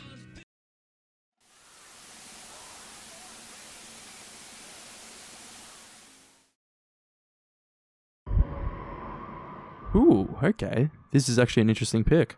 It's actually interesting because this PSA is usually number 1 on everyone's top 10 list of PSAs. So, let's really see if it deserves that number 1 spot. Alright, well, I do like the atmosphere that's built up for this PSA. To be fair, the build-up does actually lead to some pretty impressive effects. The disappointing part about this build-up, though, is that the effects aren't really scary. Like, to me, I don't really find them scary at all. Especially when we see one of them look like Santa, it's pretty damn funny. But you would think with how this is built up, like how childs see their parents as like monsters and stuff, that would be about child abuse or something like that. Like, surely. Apparently it's about what their kids see while their parents have been drinking. Yeah, it's kind of odd, But if this is about parents abusing alcohol for them to lead to like abusing children and stuff like that, this could have worked much better. And I think why people rate this number 1 is because of the effects, which in my opinion isn't that scary at all, and some of them just come off as really stupid. For this PSA to be ranked number 1, it's a little bit ridiculous and stretching a bit too far, since there are a decent amount of other PSAs that are better than this.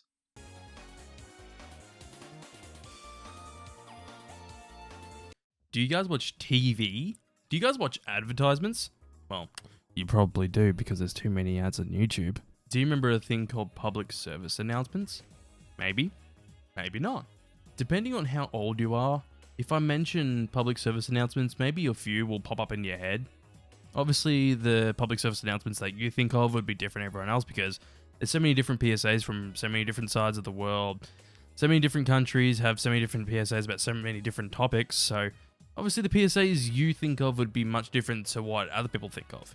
But as of recent, you don't really see many PSAs pop up on TV as you did like up until the late 2000s, early 2010s.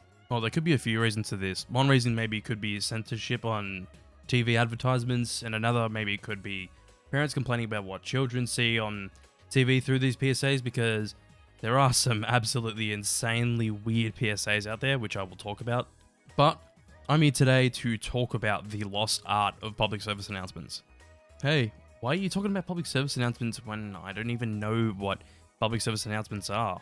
You might be saying, but let's give a little bit of context first before I talk about the lost art of PSAs. Also, yes, I'm going to be referring to public service announcements as PSAs as it makes it much easier instead of saying public service announcements throughout this whole video and dragging out this video even longer. So PSAs are advertisements that are put out to the public to warn people about something or to tell people to stop something as a topic of issue, say like drugs, abuse, all those kind of serious kind of topics that should be discussed. But it's pretty simple what PSAs are, but some PSAs out there do it pretty well, and some don't really do it so well, some do it pretty badly. Some of the well-done PSAs I can think of is Body Bag from Truth, Live With It from Think, Symmetry from a Partnership for a Drug-Free America, Shadow Puppets from... Hold on, this is hard to read. I will try. Stichting de Reclame. It's a company from the Netherlands, which translates to Ideal Advertising Foundation. I can also think of Rehab from Concerned Children's Advertisers. And the last one I can think of is You're the Guinea Pig from Partnership for a Drug-Free Singapore. Honestly recommend watching these PSAs because they get their message across very well and they just hit the nail on the head. They just really good PSAs. Oh yeah, I also want to mention that Ideal Advertising Foundation's website is really good. It is actually the best site I have found out of all of these like PSA, public awareness company websites, and even company websites in general. They've laid it out all well. They have like archive of all their printed PSAs. It doesn't really get into their advertised like TV PSAs and stuff, but all their history is there. You can look through it. I actually recommend looking through their site. If you're interested in their stuff, look at it. I should have a link in the description. It's a really good site. Then there's some PSAs that just aren't good at all and they don't get their message across well at all. Like Shame on You from Department of the Environment, Flat from AboveTheInfluence.com, Drug Rap from the Concerned Children's Advertisers, and Moment of Doubt from Think, which all these PSAs I just mentioned are just plain bad. They really fucking suck. There's also the PSAs that aren't bad, but they're just so batshit insane that they managed to air on television. And the main example I can think of is Biggie Bear. I saw these PSAs like about a week ago, and the one main PSA out of those three, which is the most fucked up, is Biggie Bear Meets a Friend. I'm not showing it on here because it's really fucking weird, but you can go search for it yourself or links in the description, it'll be there as well. Like, I honestly just can't believe that something like this aired on TV, and I imagine there'd be a lot of traumatized kids from South Africa. There's some other insanely weird PSAs, like the Batgirl Equal Pay PSA, the Crying Organ Donor Puppet PSA, which is a really weird one as well. Obviously, the Pee Wee Herman Crack PSA, where Pee Wee Herman, Paul Rubens, comes out and just goes, "This is crack. Rock cocaine. Don't put it in your mouth," from the Concerned Children's Advertisers. And How Much Is That Doggy? And also My Little Puppy from RSPCA. I can't watch both of these PSAs because look at how fucking cute the dogs are. And I hate to see what happens to those dogs. I'm always chasing rainbows from Partnership for a Drug-Free America is another weird one. And the last one I will mention is Natural Born Smoker. Like, fuck, he is ugly. As of the past 10 years though, I haven't seen many PSAs being advertised in Australia at all. I know there's a few in America with the Lessons from Your Neighborhood PSAs, which are actually quite good. They are quite good PSAs and they're pretty effective. In Australia, I can only think of about 3 PSAs that I have seen in the past, like 10 or so years. But all of these PSAs came out within like the past year that I've actually seen. I haven't seen any other PSAs being aired on Australian television since I was younger. And the 3 that I can think of is, there's one about bushfires, which started airing about early last year when there was all the bushfires and stuff going on, about having an escape plan and stuff like that when fire breaks out and all that. Another PSA that I saw actually quite recently, about 2 weeks ago in cinemas, was one about the lucky ones get caught with speeding in Australia. So the PSA pretty much tries to paint the picture that the guy speeding was unlucky because he didn't get caught and he ended up getting an accident because he was speeding. Even though it doesn't really make sense because in the PSA you see the guy just go, ooh, that looked completely away from the road, and that's basically what caused the accident because he's gone like that across the road and he's gone like that full on turned over. It's like he's flipped the car. Even he's gone like 5 k's over the speed limit. If you're going 80 or 85, you're still gonna flip the car because you look completely opposite away like that, and then looks back and goes, "Ooh shit." Then another one I can remember as well that I saw quite recently is a PSA about like texting and driving, where a guy is looking at his phone. He looks at his phone while driving, and he said, "A glance at your phone is like this," and it's just like, mate. When I'm on my phone, I have peripheral vision. I can still see the camera. When I look at my phone, I can still see the camera. Bruh. Anyways, the reason why I'm talking about PSAs is because I find them quite fascinating, like how I find film fascinating. Because PSAs are kind of like short films. The reason why I say that is because they both have a short amount of time to get something across, but the difference with PSAs compared to short films is that PSAs have to push a message to the public about a certain topic, and also PSAs only have like a max of 2 minutes because they got to fit into ad slots on TV and cinemas. And the fact that there's so many different PSAs that are made from all around the world and shown different time periods as well is kind of fascinating. Some PSAs manage to pull this off very well, and obviously some don't. That's kind of like film as well though. Some films really suck and some are really good. PSAs also kind of stick with you the same way as short films and normal films do as well. Like, I can remember a few PSAs from my childhood. Like, I can remember the whole "if you drink and drive, you're a bloody idiot" campaign PSAs. I can remember a fair few of them from when I was younger, seeing them on TV. Those have kind of stuck with me. Also, the anti-smoking PSAs that were shown in Australia. And talking about that, the main thing I remember is the Critics' Choice anti-smoking DVDs, where you were shown these in school and you were encouraged to kind of talk about these 12 different PSAs that would have on a disc. They'll have 12 PSAs from that year, and they would show them off to you, and you'd basically have a pamphlet. You'd fill it out, you'd write if it's effective or not, and then you'd explain why. And I thought it was quite interesting. At school, I was in about grade 5, so I was about 11 years old. They had from 2007 to 2010, because it was 2011 when I was in grade 5. And we watched from 2007 to 2010, we did all that. And I really enjoyed that. I think that's what kind of got me into PSAs in the first place, but I never really got into watching them again until about 2 years ago. Maybe we could do a video on those DVDs later on, but as it is at the moment, each DVD is being sold for like $50, so I don't really have the money, but maybe in the future it'd be a good video idea. Look, some of the PSAs that I've actually mentioned in the past in my PSA reviews, I have remembered from those DVDs, such as the Forest PSA ad. I remember that so well from one of the DVDs, and even the Hooked PSA from NHS in the UK. That's another one that I saw, which I'm pretty sure was for the 2010 Critics' Choice DVD. I'm pretty sure that one was 2010. I'm not sure about Forest, but I can remember those both very well being on one of the DVDs from 2007 to 2010. Look, and this is how I was actually able to make 7 parts of PSA reviews, because there's thousands and thousands of PSAs out there. And there would have been thousands of PSAs I didn't even talk about. on those videos at all. I didn't even mention, because there's so many different PSAs being made from different parts of the world and different time periods, and it's kind of insane. Like, it's honestly kind of fascinating that there's so many PSAs out there. It's kind of like film. I really feel like there's so many different types of PSAs from so many different countries of the world. So there's really a lot to watch. And it's honestly just quite fascinating because there's so many different PSAs you can watch.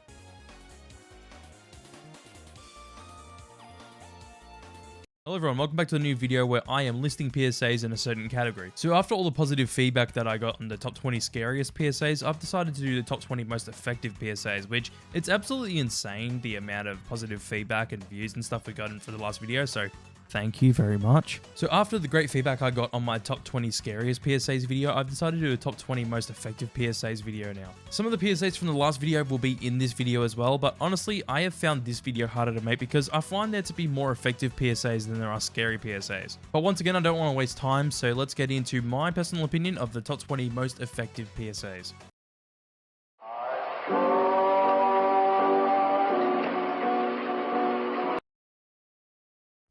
If your chip pan catches fire, don't panic.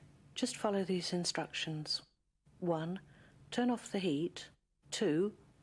Run a cloth under a tap and wring it out. 3. Cover the pan and then wait until it's cooled right down. Don't try and move the pan, and whatever you do, don't throw water over the fire.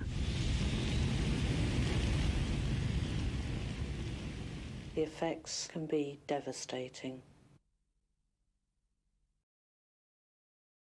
This PSA just managed to squeeze its way onto this list. The reason why I find this PSA so effective is that it actually has some good advice if you're cooking chips in the pan. But who cooks chips in the pan anymore? I imagine a lot of people did around the time of this PSA's release, so look, I'm going to let it slide. Also, the reveal at the end does hit hard because it shows the viewer what can happen if you put water over a chip pan fire. And as she says, it can be quite devastating.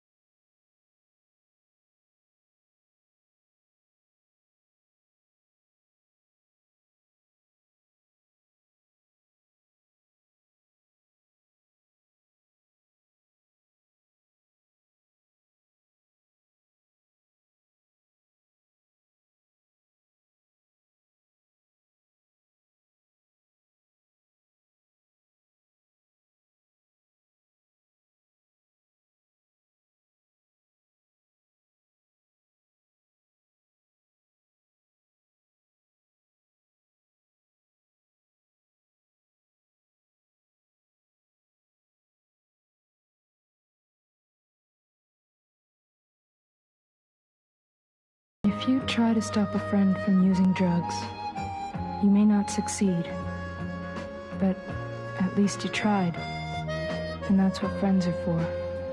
A message from Concerned Children's Advertisers. Yeah, I've held this PSA up pretty high in the past, and honestly, I don't care if you disagree, I just really like this PSA. I honestly think that it's the message and the music in this PSA that really sells this PSA to me and makes it more effective. The whole message of if you try to help your friend get off drugs, and even if you don't succeed, at least you tried message is really fucking good, and also it's actually ahead of its time since this PSA was made in 1992. Also, it's my favorite Concerned Children's Advertisers PSA, and honestly, for good reason.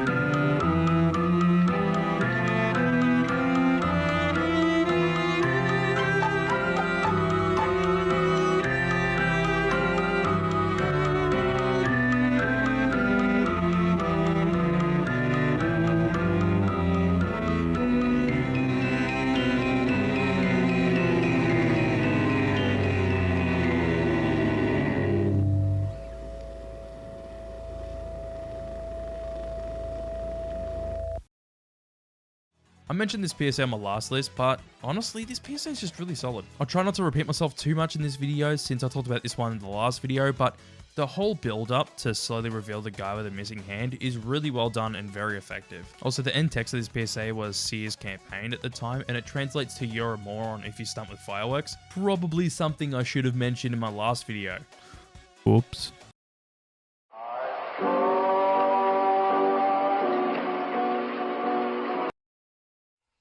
This morning I told my daughter that school will be okay. I told her friends would understand and treat her the same. I told her that everyone will look past the scars and still see her as a beautiful girl. I told her that everything will be like it was before the fire.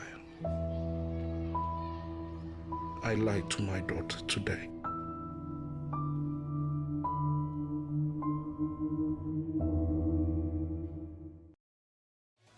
This one is just so sad and depressing, but it's effective. I find this one so effective because of how bad and guilty the father feels throughout this PSA. It's honestly just so real and so sad, and I can't say it enough. That's when I end up finding PSAs really effective, is when they completely cut the bullshit and just be real with the audience, and this PSA does that really well.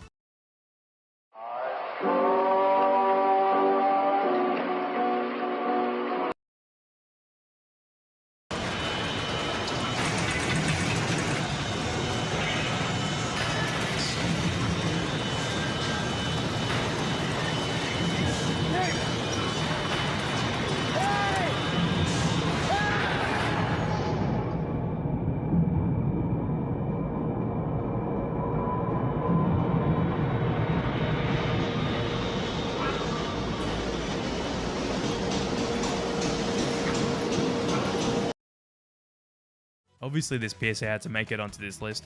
Why wouldn't it? The fact that this PSA is disturbing really makes it more effective, and the fact that this PSA just holds on the shot of the guy slowly getting pulled in by the machine, slowly getting squashed, makes this PSA a lot more effective. This is another one that was in my previous video, which I honestly don't have much else to say about this PSA that I haven't already said over there.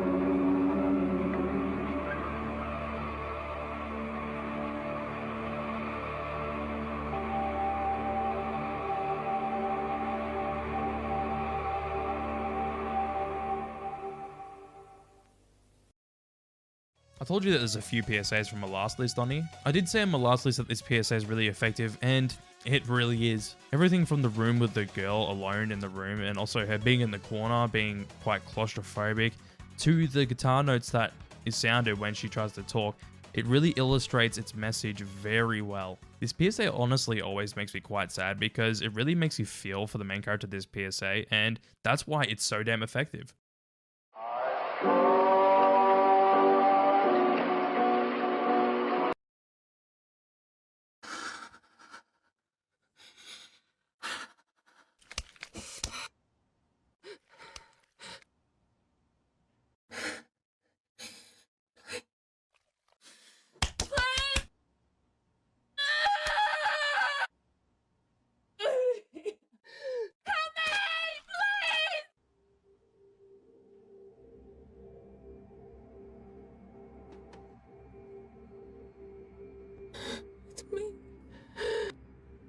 Sarah? Is everything all right?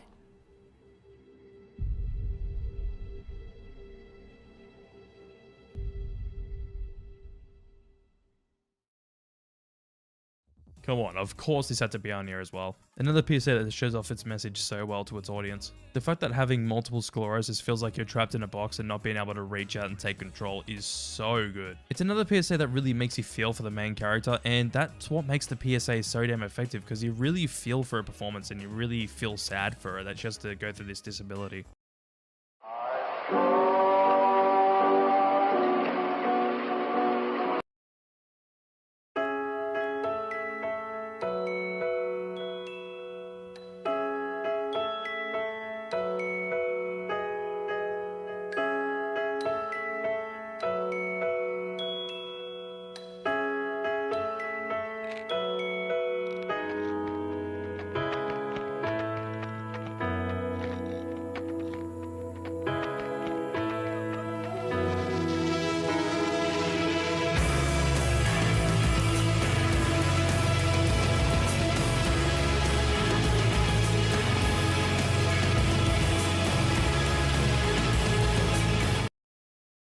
Honestly, I'm just going to say this shit straight up. This is probably the best twist ending PSA I have seen. But the start of this PSA seems quite ordinary until it's revealed that the main character actually has an eating disorder, and it's like, holy shit. Honestly, I think it accurately depicts how it feels to have an eating disorder and how you look at yourself while having an eating disorder as well, and it's just so damn effective. I forgot this PSA actually existed for a while, but damn, it is effective.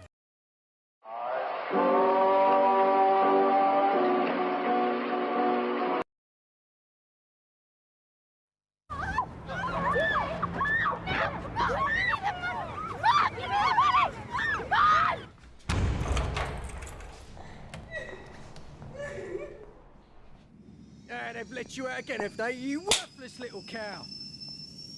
Come on in. Can't read. Check the sleeves. I don't know what it says, all right? You okay? Here, 20 quid. Mom, give me the money! You worthless little cow. Can't read. I don't know what it says. Here, 20 quid. Give me the money! Worthless little cow. I don't know what it said. Here, 20 quid. Worthless. It says 20 quid. Worthless. 20 quid. 20 quid. 20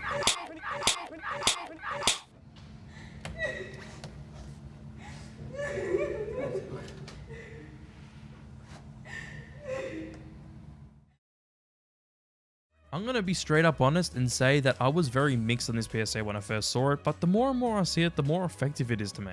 I feel like this PSA is quite effective because a lot of people that do end up having drug addictions do go through this cycle, and that's why I find this PSA so effective. Also, of course, this is another PSA where if the performance absolutely sucked, then everyone would just laugh at it or absolutely hate it.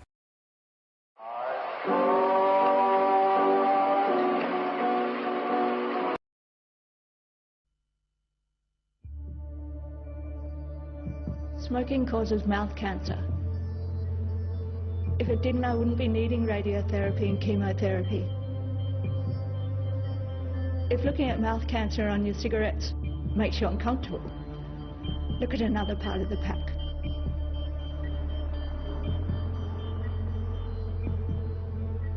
Quitting is hard. Not quitting is harder. I remember seeing this on TV so well. Sometimes just this singular PSA would air on TV instead of Everybody Knows, which I talked about in my last list, but I feel like this one's more effective because it has more time to actually focus on the topic at hand compared to Everybody Knows, where it kind of quickly goes through everything. Maybe I put this a bit too high on my list, but I remember seeing this so much as a kid, and I feel like it's had a massive effect on me and my view of smoking, so that's why it's so damn effective.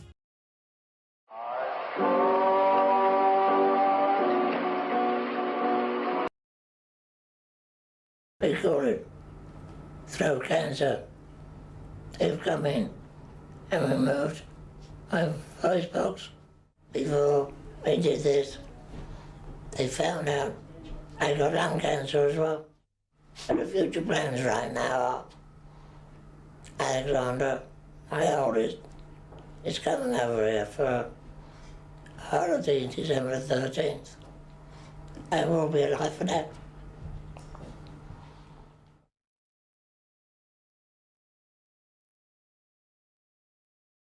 Call 0800 169 0169. Yeah, another PSA that was actually in Everybody Knows. But honestly, this PSA is just so depressing as Anthony, the man in the PSA, says he's going to be alive for when his daughter comes, but he ended up dying 10 days before she came. Honestly, it's just so sad and devastating, and it shows the effects that smoking can have not just on you, but your friends and family as well.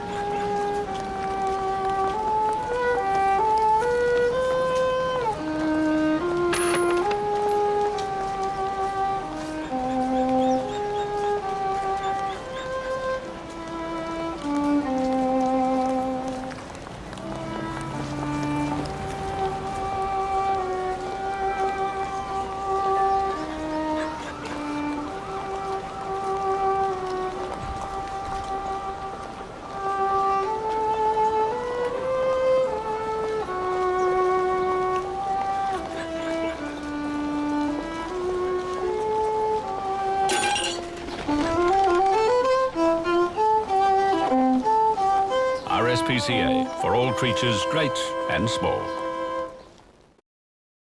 See, not all effective PSAs have to be dark and disturbing.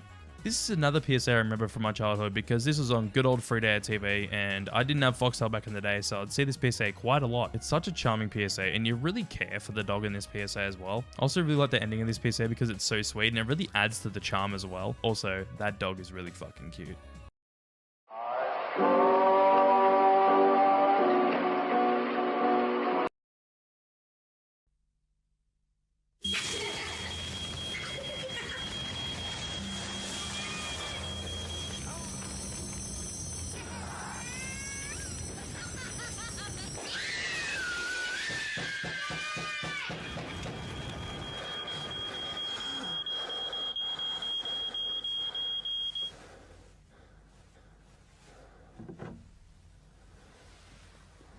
When your smoke alarm goes off, make sure you know what to do. Plan your escape now, or you might live to regret it.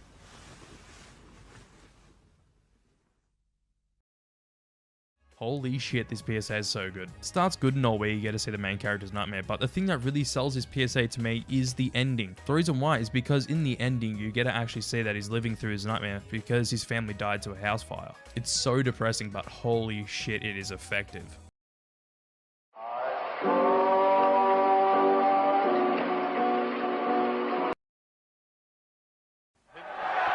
gone outside. Campbell trying to nudge the ball through from the call. Well picked out by Shipley. And we've actually got a fire in the stand on the far side of the ground. But now that fire is beginning to rage. And the 2,500 people in that stand are panicking. They are frantic to get out. And look at that. Oh, this is awful. 10 minutes ago, we were looking at a football game.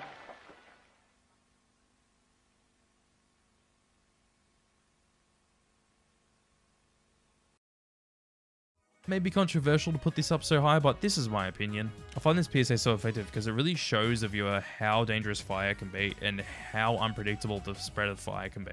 Also, this fire wasn't fake, it actually happened, but it happened back in 1985 in a Div 3 English League game back in Bradford City. Honestly, look into it if you're interested, it's quite sad and depressing.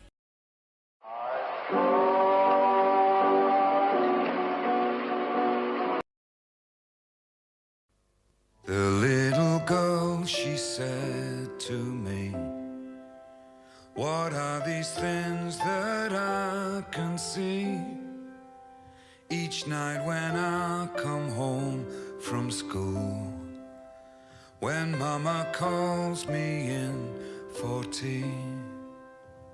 Oh, every night a baby dies, and every night her mama cries. What makes those men do what they do to make that person black and blue? Tell me there's a heaven. Tell me that it's true.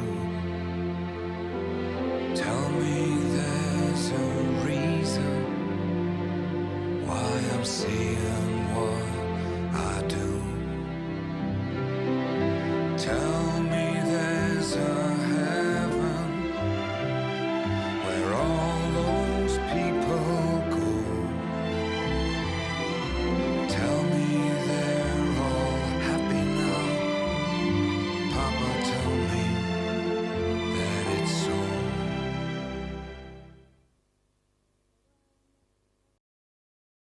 God, this PSA always gets me into a sad and depressed mood. I find that the music really gets you in the mood of this PSA as you're reading the disturbing stuff in this PSA. And also the fact that parents can abuse their kids is absolutely disgusting. And the fact that they try to cover that they abuse their kids is fucking terrible. It is just so fucking disgusting that people have to deal with shit like this. And if you are dealing with this at the moment, there will be helplines in the description for Australia, UK, and US. This PSA is just so simple with only the music and text, and you get to see images of each kid.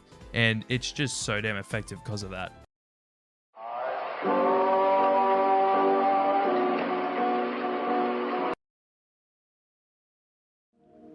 My name is Jacqueline Saborido. This is a picture of me before I was hit by a drunk driver. Before the car caught fire. Before 2 of my friends died. Before I needed more than 40 operations. This is me when my life was just like anyone else in college. This is me after being hit by a drunk driver. Don't drink and drive. Ever. Yeah, this one had to make its way onto the list. It's honestly just so effective and simple, with Jackie covering her face, explaining what happened the night before the accident, and then to reveal her face after the accident. It's just absolutely devastating, and it is very effective. It's honestly just so damn effective because it really hits you in the feels. It makes you feel sad for her that she has to go through this, and especially how she ends up looking like this after the accident. Also, I actually ended up watching the interview that Jackie did with Oprah, and it is really sad. If you want to check it out, it is on YouTube, so you can go watch that.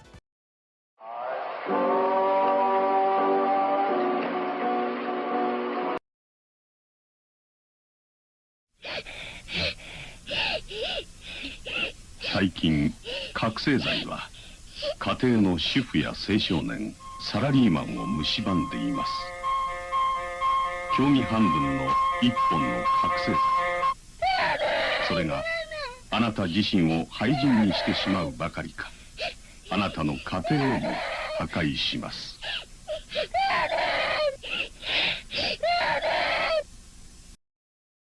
This one is honestly just so sad. It's honestly the ending that really sells this PSA to me, where the kid loses her mother to drugs. There's a shorter version of this PSA, but I feel like this longer version of the PSA is a lot more effective because it really has more time to focus on its message compared to like the 15-second version where it doesn't really have much time to develop things at all. Also, the message of this PSA that the damage you'll not only cause to yourself but to others is so damn effective, and it's just true.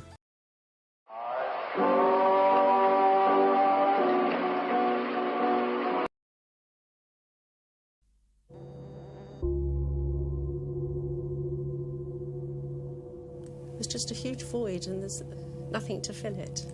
Nothing at all. The driver had been drinking and just smashed his car into the back of Michelle's car, and she died of head injuries. Oh, she was lovely. She was full of energy, full of enthusiasm. Even if I could just hold her hand for 5 minutes, or tell her again how much I love her, or just touch her hair, I would give the world for that.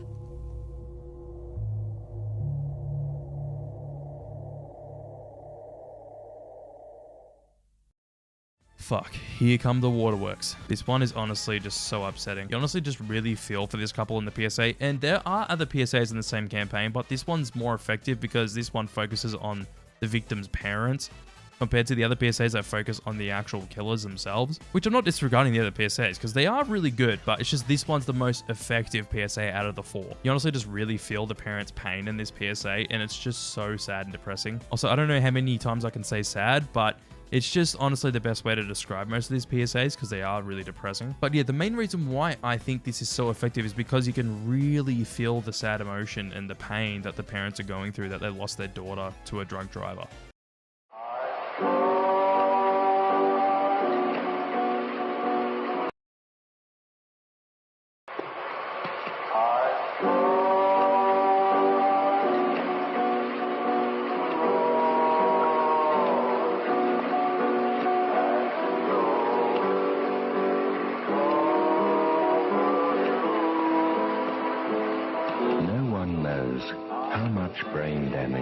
designer drug ecstasy causes.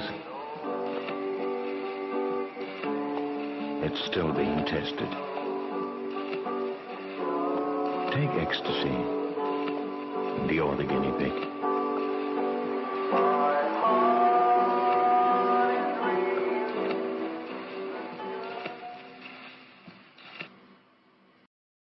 Fuck.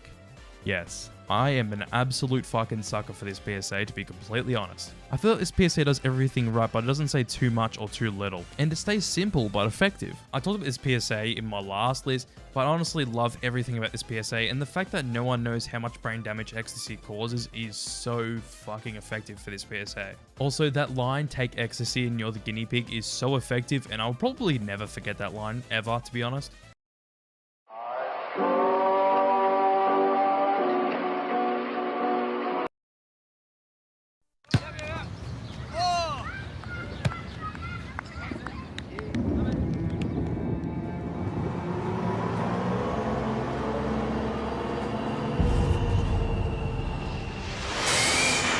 Every metre is my understanding. Chris?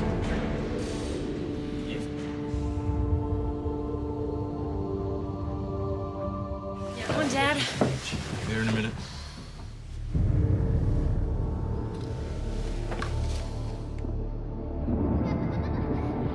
Chris, have you had any alcohol drink today? Just had a couple of beers. The breath test indicates that your breath contains alcohol. There's one other thing, I'm not sure whether you're aware, the young fella has in fact died. Are you aware of that, were you, Chris?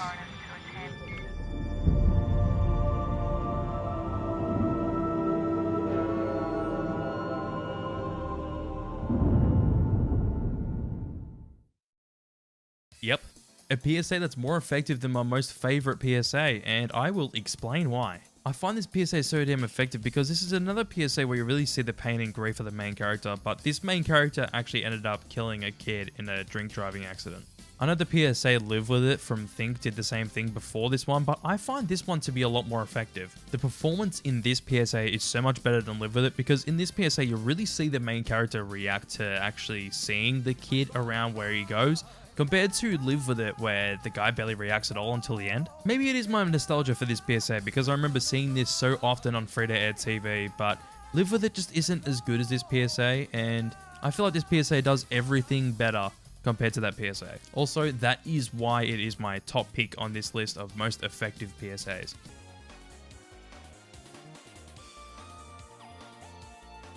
Hello everyone and welcome back to another video, and in today's video we are doing my personal opinion on the top 20 worst PSAs. These PSAs I don't really like at all, but honestly some of these PSAs actually do have a bit of a funny factor to them. But this list is based around the PSAs that have the worst execution of the message or the message itself. Some of the PSAs on this list are hilarious and some of these are cringe as fuck, but anyways, let's just get straight into this one.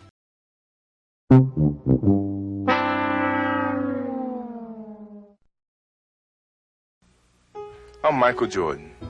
McDonald's restaurants have given me this time to talk to you about something we both really care about: kids. Kids are the reason McDonald's sponsors their Get It Straight program, a national drug awareness effort. McDonald's is so concerned about this problem, you won't be seeing their usual commercials during this show because McDonald's believes it deserves your undivided attention. Now I'd like to speak just to the kids for a moment.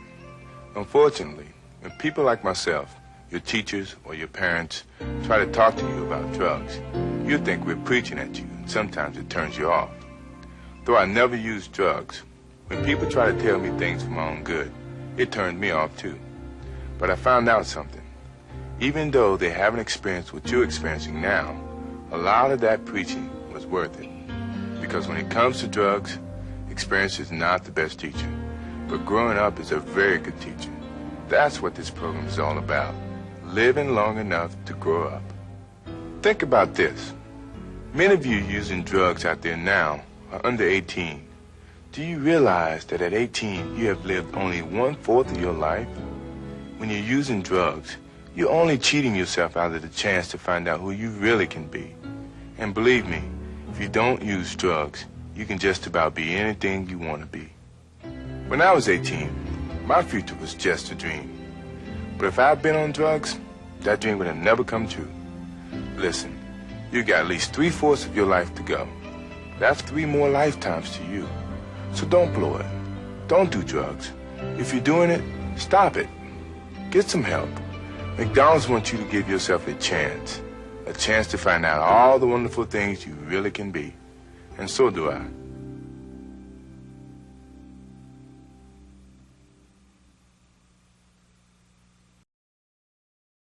This PSA is honestly just complete meme-worthy content. It's just the whole irony of Michael Jordan being in an anti-drug PSA for McDonald's. It's just hilarious. And yes, his acting is shit in this PSA, and it sucks in Space Jam as well, so Michael Jordan's just not a good actor. But really, I love this PSA because it's just so bizarre and weird that this actually came into be, that Michael Jordan does an anti-drug PSA with McDonald's. It's hilarious, it's terribly acted, but it's funny.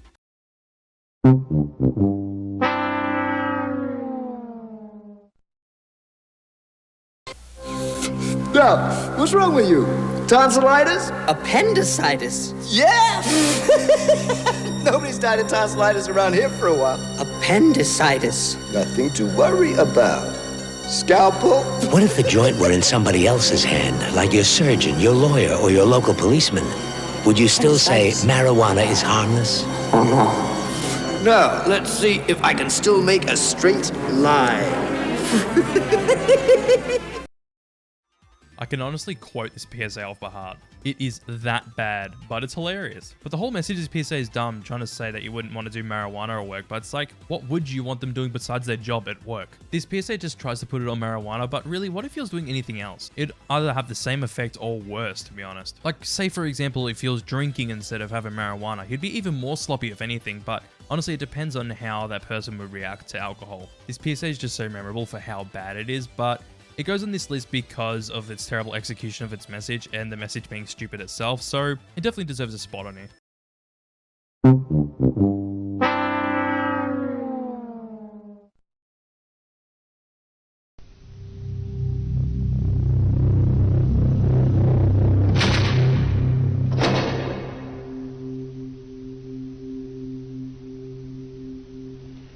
This is crack, rock cocaine. It isn't glamorous or cool or kid stuff. It's the most addictive kind of cocaine, and it can kill you. What's really bad is nobody knows how much it takes. So every time you use it, you risk dying. It isn't worth it. Look, everybody wants to be cool, but doing it with crack isn't just wrong. It could be dead wrong.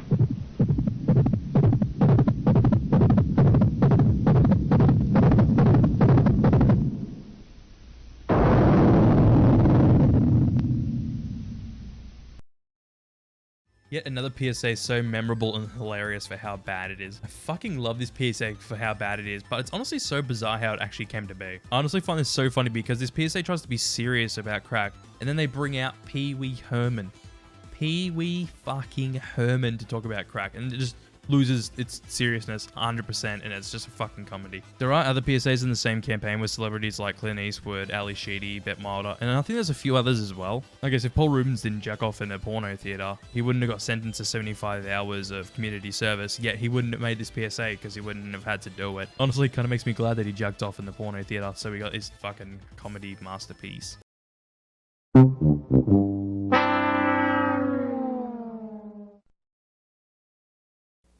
At this point, education is the most important thing in your lives. The successes of tomorrow are built upon the actions of today.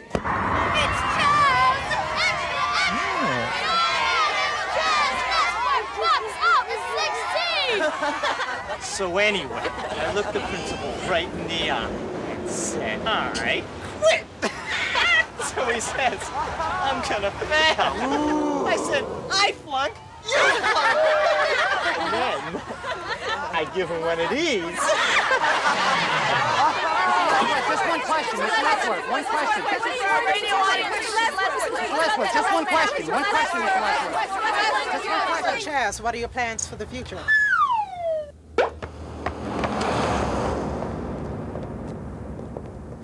Education lets you live your dreams, so you don't have to dream your lives. Tough it out. Stay in. This is honestly just so fucking funny. I feel like I don't have too much to say about this PSA, but it's just so bizarre. You see the kids dream of him dropping out of school and stuff. Like, it's not a bad message, but I feel like its execution is just fucking hilarious. I don't know what it is about it, but I just feel like it's so bad that it's hilarious. But it is a bit of a weird way to show off your message.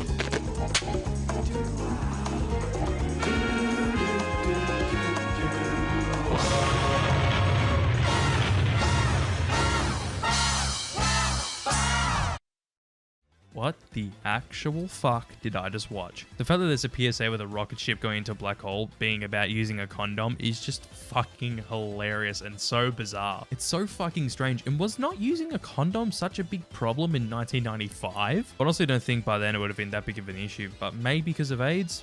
I don't know. Besides that, why did a PSA need to be made to tell people to wear a condom where they legit have a rocket ship putting a condom on to go in a black hole? Like, I need answers on this shit. What the fuck?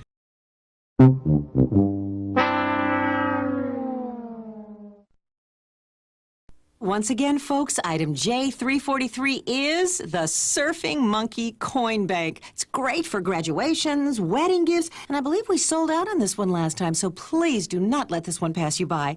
Now let's go to caller Scott in Nashville. Hello. Now, Scott, I understand you just bought 15 of our Surfing Monkey Banks. Is that true? Yeah.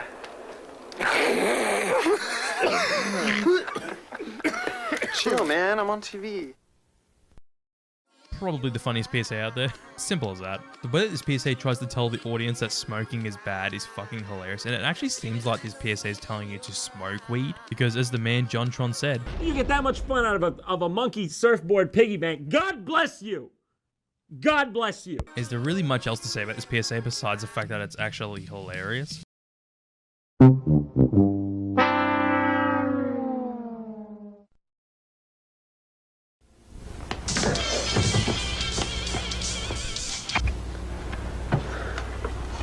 It's yours? No, Your mother said she found it in your closet. I don't know. One of the guys must have what? Look, Dad, it's not. Where did you get it? Dad, answer me. Who taught you how to do this stuff? You, all right? I learned it by watching you. Parents who use drugs have children who use drugs. A pure fucking classic. Nearly everyone would remember this PSA. It is that iconic, and plenty of movies and TV shows have actually made fun of this PSA. But the message in the whole PSA is kind of whack, because they say that parents who use drugs have kids that use drugs, and I don't really think that's true. Hear me out on this one. I think this wouldn't be true with more dangerous drugs, because they'd really see how badly it affects their parents. But with marijuana, maybe, because it's actually shown to help people relax. But all the anti-weed PSAs around the 80s and 90s try to paint weed as a really bad thing, and it's not. Unless you heavily abuse it like anything else, it's obviously going to be bad then.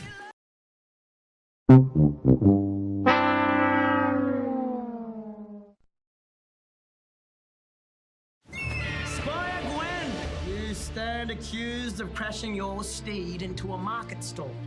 Explain yourself. Oh, Your Majesty, my eyes only drifted from the path for a brief moment. I was writing a letter. You fool! One must never place quill to parchment while in command of a horse. Betting on jousting, arguing with trolls. And what is this? A selfie?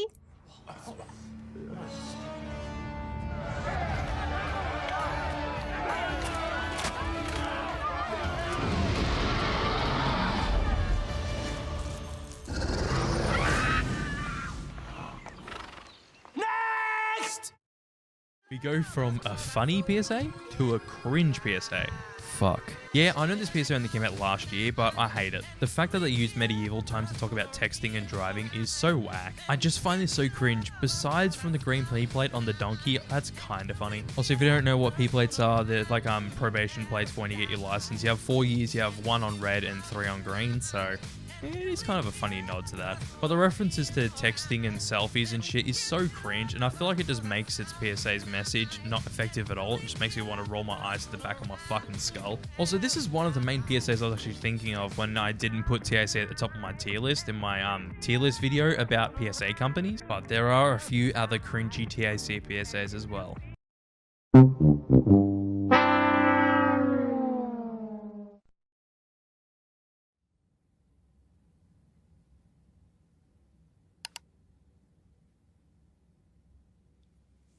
Hey, how you doing? I'm Jess. I noticed that you're kind of cute. I hope this doesn't sound lame, but sometimes you just want to have some fun. Do you know what I mean? And I'd really like to have some fun with you. I could take my top off.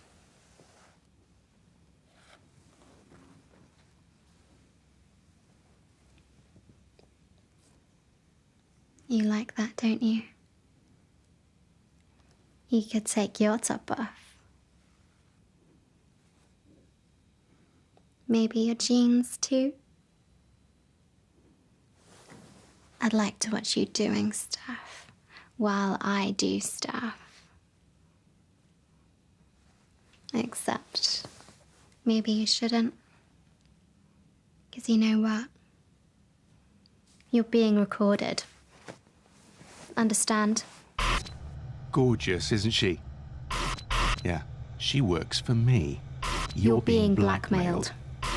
Your contacts have been downloaded. The film will be shared with your friends, your family, your workmates, Everyone you know. Unless you pay. And if you think you can talk me out of it, think again. Because for those of us pressing the buttons behind the scenes, it's just business.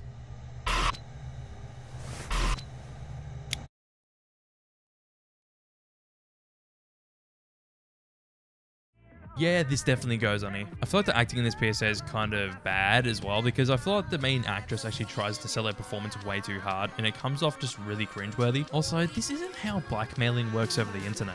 I've never seen anyone being blackmailed over video. Like, who the fuck would do that? Like, legit, now you have a face to know who's blackmailing you. And how the fuck does a video call start by clicking someone's profile picture?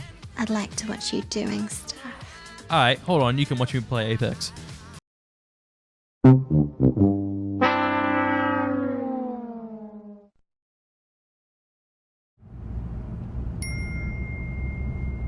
A glance at your phone is the same as this.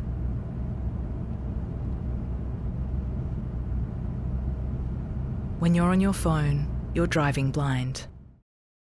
I probably hate this PSA more than a lot of other people, but I just find this PSA not accurate at all. I discussed this in my Lost Art of PSAs video, but basically my main problem with this PSA is it tries to say that you're completely blind when you look at your phone. But there's a thing called peripheral vision. Obviously, I'm not encouraging people to text and drive because it's dangerous, but people have peripheral vision. You're not completely blind. But I really find this PSA just quite dumb, and I feel like it over-exaggerates the matter of the PSA.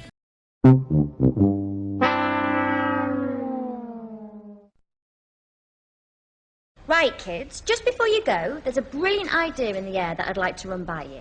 Now, it's called 10-10. The idea is everyone starts cutting their carbon emissions by 10%, thus keeping the planet safe for everyone, eventually. Now, this hasn't got to be a huge thing, but I would love it if you and your families would think about doing something. What sort of thing, miss? Well, like getting your dad to insulate the loft, or taking your next holiday by train instead of flying, or buying energy-saving light bulbs. We're thinking of using our car less. I'm going to cycle to school. That's fantastic, Jemima. Now, no pressure at all, but it'd be great to get a sense of how many of you might do this. Just a rough percentage. That's fantastic! And those not? Philip and Tracy. That's fine, that's absolutely fine. Your own choice. Okay, class, thank you so much for today, and I will see you all tomorrow. Oh, just before you go, I just need to press this little button here. Now, everybody, please remember to read chapters 5 and 6 on volcanoes and glaciation. Except for Philip and Tracy, of course. This PSA is just so fucking bizarre. It's honestly so bad that it's good. But hey, this one PSA actually got banned. I don't know if this PSA's message got lost in execution, but it just seems ridiculous that this PSA legit says cut your carbon cost by 10% or just get fucking blown up. It's honestly so bizarre that this got past the first fucking draft. Like, what executive at 1010 thought this is a good idea? They could have done something smart like showing us how bad our carbon emissions are at the moment, and by reducing 10% how much benefits we get out of that. But this PSA is just honestly so fucking funny because it's just so batshit insane that this actually got made, and the whole message is just whack. But to be honest, this is one PSA I find fascinating how it actually aired and then got banned like a day later.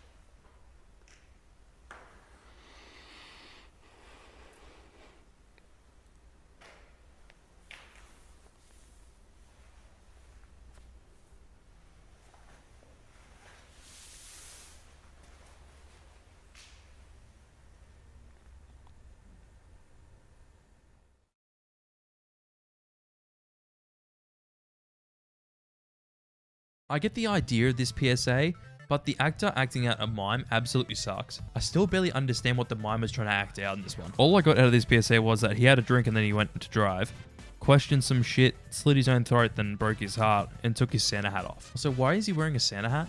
Did this take place around Christmas or what? This PSA really just doesn't make any sense. And if they got a proper mime, this wouldn't be as bad, but because the guy can't act for shit, it just sucks.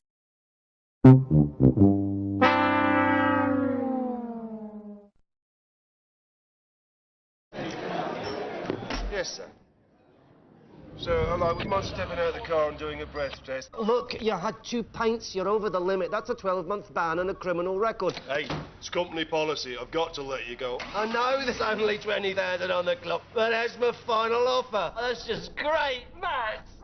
No license, no job. Now what? So, what's it gonna be? Think is back at it again with this absolute fucking banger. This PSA just mainly sucks because of the performance, yet again. To be honest, there is a lot of people that hate this PSA, and I'm probably one of them. It honestly just seems like this bloke's trying to audition for SNL, but it just comes off as really cringeworthy. As I said in the past, I don't think this PSA is the worst PSA, but it isn't good at all, so it definitely deserves this spot. And this was a decent idea for a PSA, it just wasn't executed well.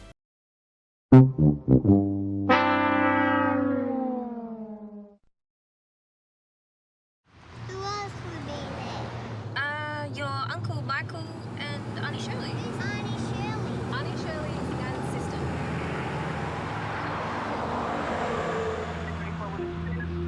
Who's Clover? Oh, she's a new puppy. She's a cavoodle. It's a cavoodle poodle. A cavoodle poodle, thank you. And he eats cat. Starts with R. River. No. Dog. Keep trying. Did we miss a turn? What? Yeah.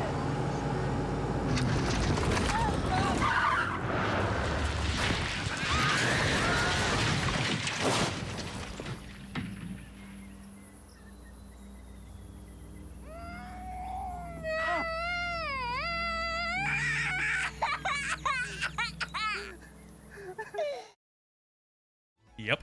The third TAC PSA on this list. I told you all there'd be a few of these. This one's probably the worst TAC PSA because the whole message of this PSA is not to speed, yet he flips the car because he completely looks the opposite direction and just goes, hmm? And then afterwards, after he realizes he's going on the gravel, he looks, and then he completely turns the wheel and flips the car. Also, when you look at the speedometer, he was only going 5Ks over the speed limit, so if he was going 80 or 85, the car would have flipped either way. Honestly, just so dumb to put this whole PSA on speeding, because the real problem in this PSA is the main driver actually getting distracted.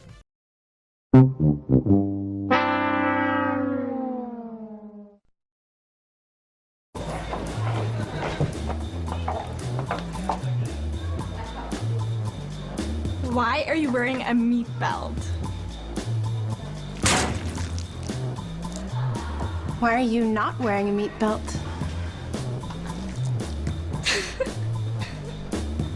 Exactly.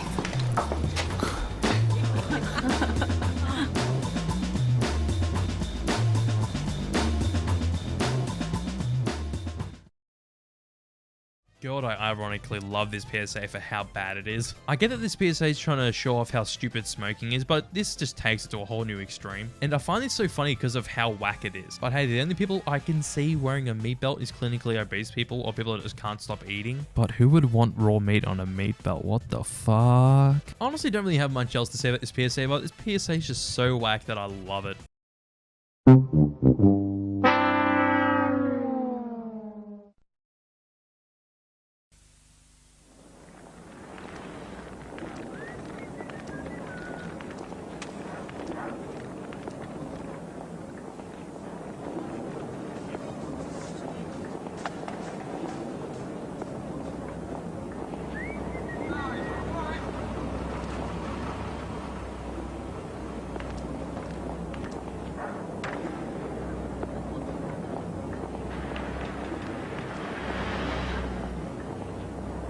Okay, let's look at that again. Now, why did you let her do that? I've just about had enough of clearing up after that little madam. And you? Dunno. Whole place is a mess anyway. Every time my son borrows the car, it comes back stinking like a filthy ashtray. It's all right. Dad said it gives people jobs. Get off. Can't do any harm. I put it out of the way.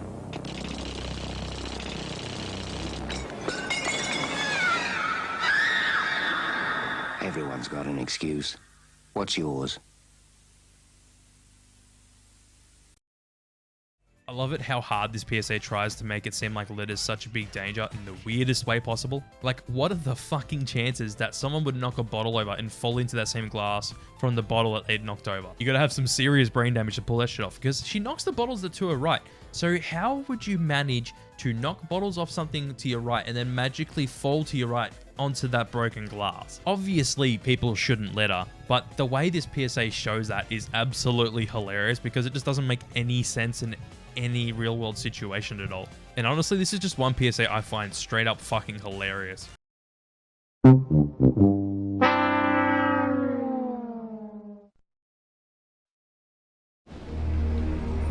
The pirates are out to get you. Don't let them brand you with their mark. Piracy funds organised crime and will destroy our film and video industry. Piracy costs jobs and will destroy our music and publishing industry.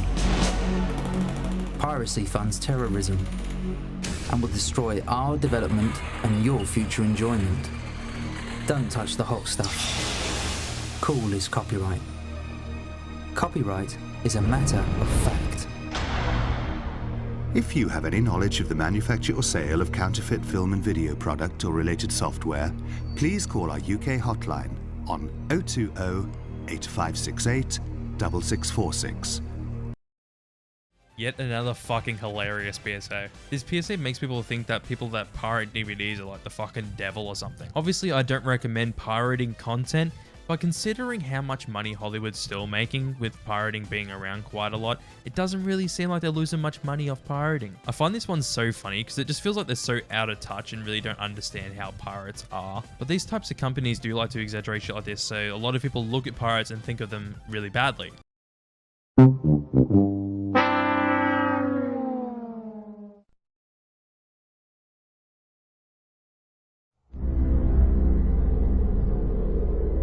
I am autism.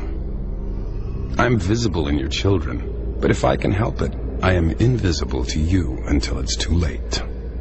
I know where you live. And guess what?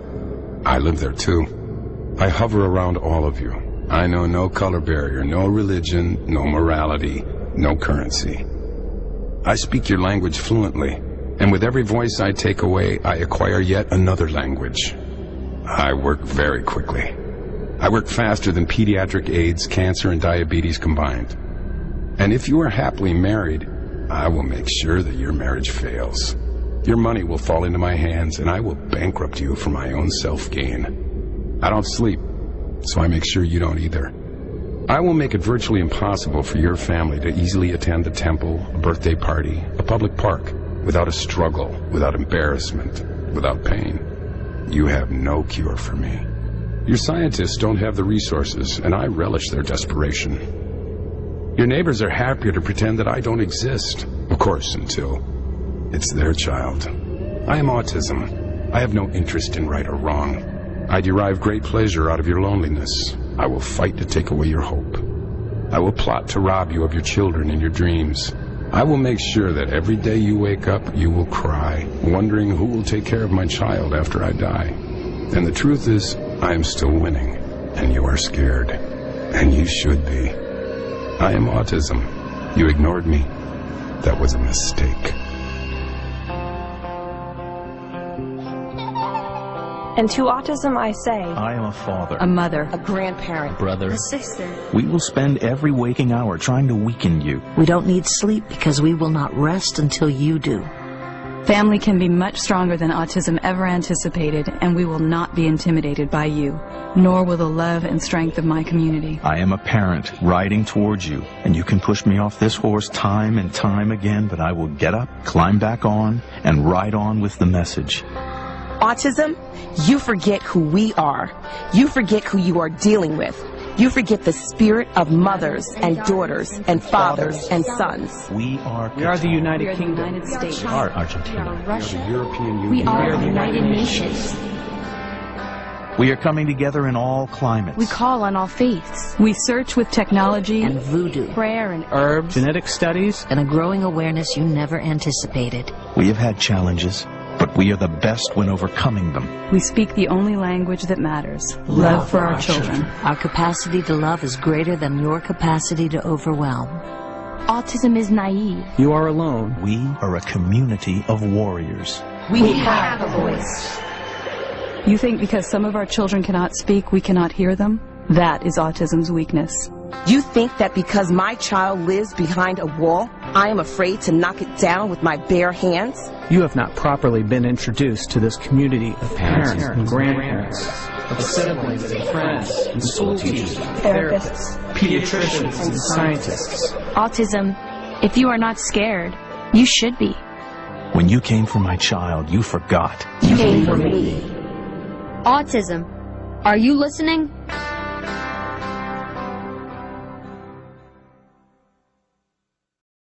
This one is just extremely fucking harsh for the first half. It makes autism seem like a deadly disease that's just gonna ruin your life in every single way possible. I get the idea that autism isn't a good thing, but it's just the way they over-exaggerate it where it's legit like a deadly disease. It honestly just seems like the company that made this PSA doesn't understand autism in the slightest, even though they're called Autism Speaks. If they just made a simple PSA telling people how bad it is to deal with autism, that would have been fine. That would have been more than enough. But this PSA that they ended up making is so fucking whack.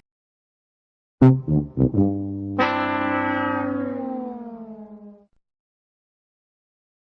look at me when I'm talking to you! Look at me! Is this what you want? Are you useless woman? Look at what you made me do! Look at me!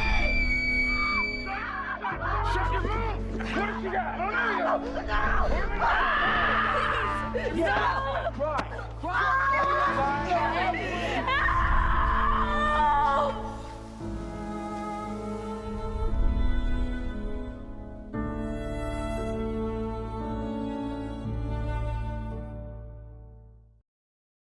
This PSA is just so dumb, and it's obviously trying to get a reaction out of people. The fact that Peter thought, oh yeah, it's a good idea to compare a dead fish about to be cooked to someone being physically abused is really dumb. Look, I do understand what they were going for, but the way they've shown it here, it just doesn't work. Maybe if they switched out the dead fish for how animals in like slaughterhouses and stuff get physically abused, maybe it would have been alright then. It would be better since there are actually two things to compare. But this one's just straight out fucking dumb. Also, the performance of the yelling dad is actually hilarious because he overacts to the fucking extreme.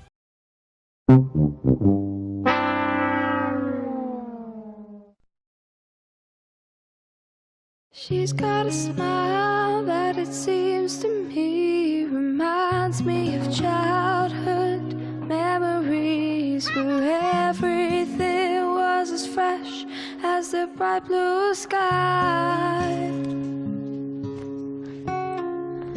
Now and then when I see her face, she takes me away to that special place. And if I stayed too long, I'd probably break down and cry. Oh, sweet child of mine.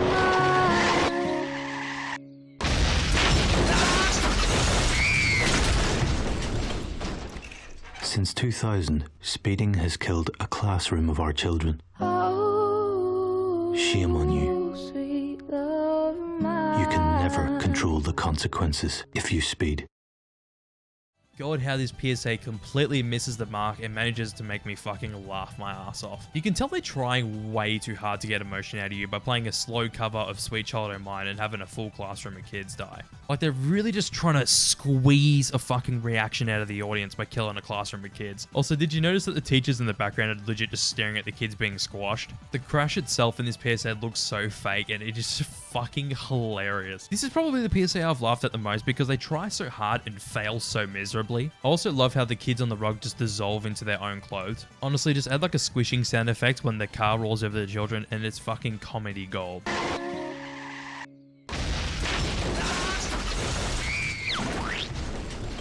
This is probably the funniest PSA while also being the worst PSA, so that's why it's here.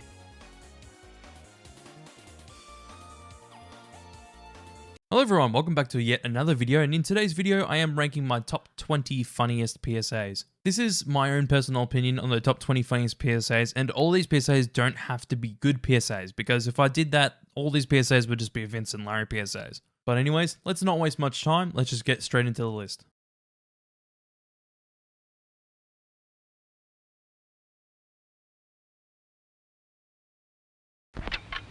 A ticking bomb means trouble for Batman and Robin. Holy, breaking and entering! It's Batgirl! Quick, Batgirl. Untie us before it's too late. It's already too late. I've worked for you a long time, and I'm paid less than Robin.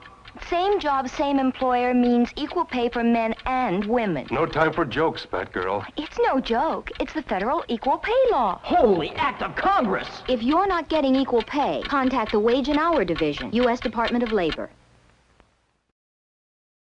An absolute classic of a PSA. Fucking hilarious for how odd and strange it is. The fact that a PSA about equal pay with Batman, Robin, and Batgirl based around the 1960s show exists is just so bizarre and hilarious. The fact that Batman and Robin are tied to a pole and about to get blown up, and Batgirl decides this is the time to talk about equal pay, it's legit like the worst time you could talk about it, and it's just so funny because of that. But hey, this PSA is just a classic.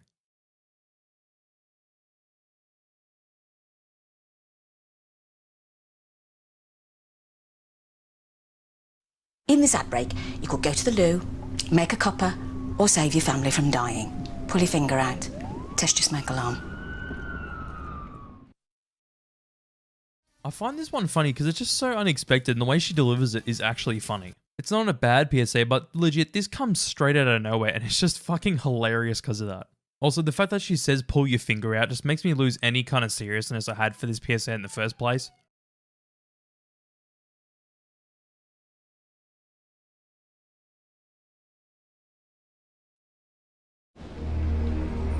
The pirates are out to get you.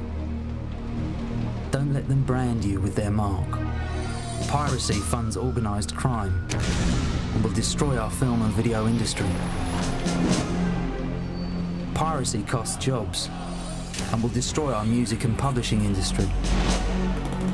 Piracy funds terrorism and will destroy our development and your future enjoyment. Don't touch the hot stuff. Cool is copyright. Copyright is a matter of fact.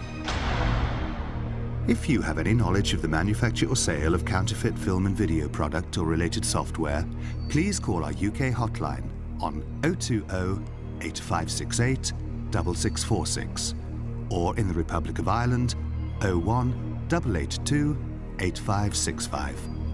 In Australia, you should call the Australasian Film and Video Security Office on 1-800-251-996.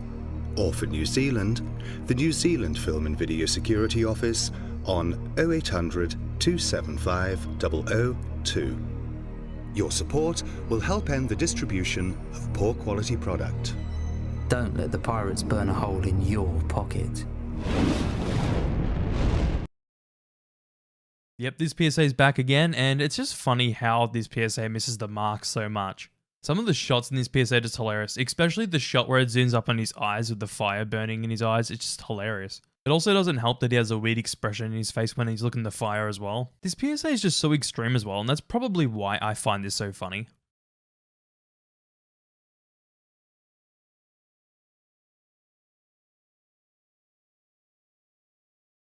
When I grow up, I want to be as strong as my dad. When we grow up, we'll always be best friends. Always. When I grow up, I'm gonna live in a big, beautiful tree forest. Remember, animals are people too. We have alternatives to every use and abuse. When I grow up, I'll be the best high jumper in the state. The subject matter of this PSA isn't funny in the slightest, just to get that out of the way so you all don't complain. It's just something to do with the editing with the start of this PSA that I find hilarious. It's like the sudden cut from the cow saying, when I grow up I want to be as strong as my dad, to the meat being cut off. I don't know what it is with the cut, it's just hilarious. And honestly, it just really catches me off guard, and that's why I find it funny. But this PSA is honestly Peter just being extreme as fuck like usual, so...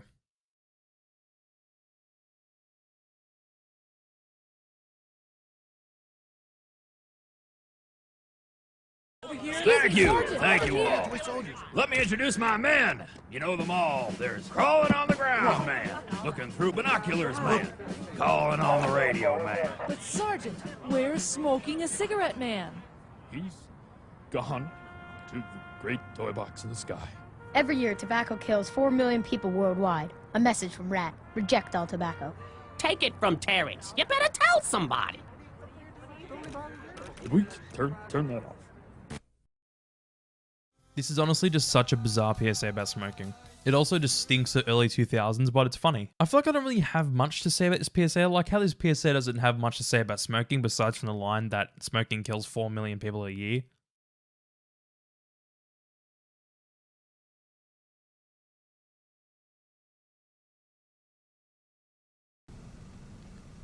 So Sarah, what's going on here? Sarah? Sarah? She won't answer you. Or she can't. This is the way it's been since she started smoking pot. She's all lazy and boring and... You know, we used to have so much fun together. And now? This is what we do.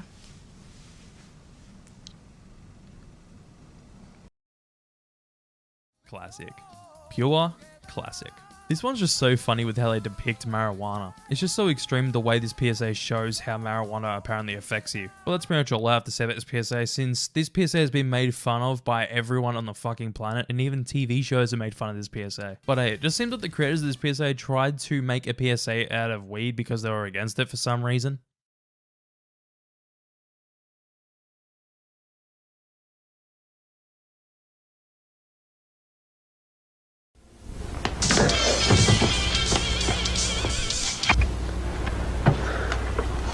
It's yours?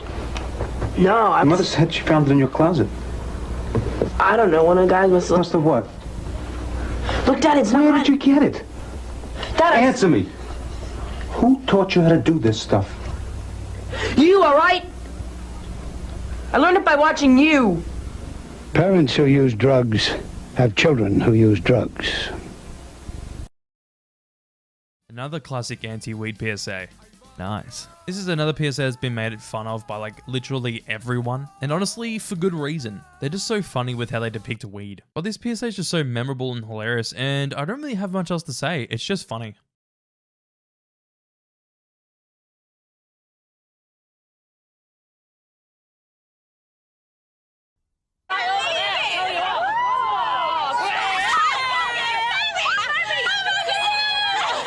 Stand back.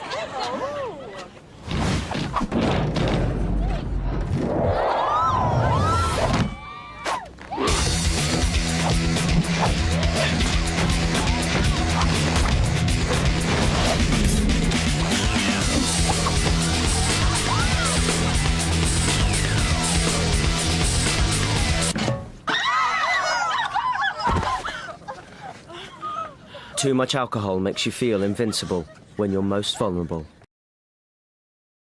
This is an extremely bizarre PSA. This PSA doesn't have a bad message at all, but I just find it so bizarre with how they showed the drunk person trying to get the balloon. This just feels like something I'd see on Adult Swim, where it's something serious trying to be taken in a lighthearted, funny tone. But hey, if I want to have hops like this, man, fuck, I better start getting on the beers.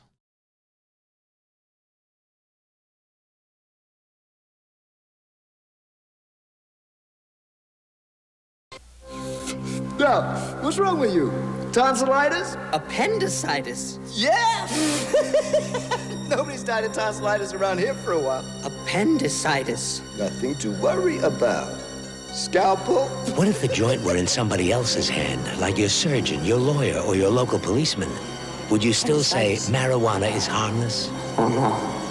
Now, let's see if I can still make a straight line. No. What's wrong with you? Tonsillitis? Appendicitis? Yeah! I could honestly quote this whole PSA. I remember it that well for how funny it is. I don't know what's with 80s to 90s PSAs trying to act like marijuana is the evil of the earth, but I'm honestly glad for the PSAs that do this because they're just fucking hysterical. I talked about this one in my top 20 worst PSAs, and it's just honestly so funny.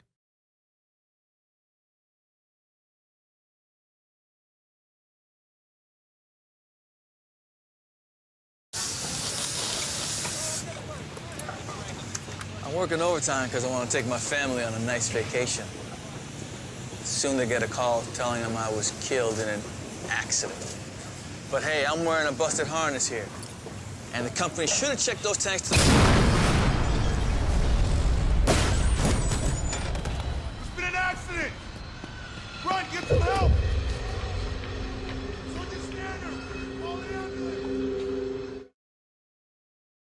It's the ragdoll that makes this one for me. It's Catwoman levels of bad ragdoll. Also, this PSA is actually quite dumb because the guy in the PSA doesn't even turn off his blowtorch when he's talking to the audience. Legit, watch the PSA again. He doesn't turn it off. It's still on the whole time. But if only he turned off his blowtorch, he wouldn't turn into a ragdoll and fall 5 stories down onto a truck. So sad.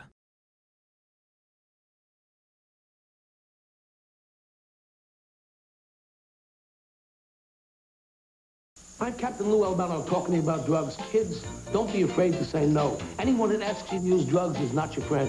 Drugs can and will kill. Remember, don't be afraid to turn to your priest, your rabbi, your minister, your moms, your dads, your teachers, because drugs can kill. And if you do drugs, you go to hell before you die. Please. God, this one's just too funny. Lou Albano just legit straight up told me, if I do drugs, I go to hell before I die. Nice. I love how he just rocks up with some random shirt and just slaps on the Mario hat so people know who he actually is. Isn't a bad message at all, but it's just Lou that really makes this PSA hilarious because his delivery and what he says in this PSA, it's just fucking hilarious.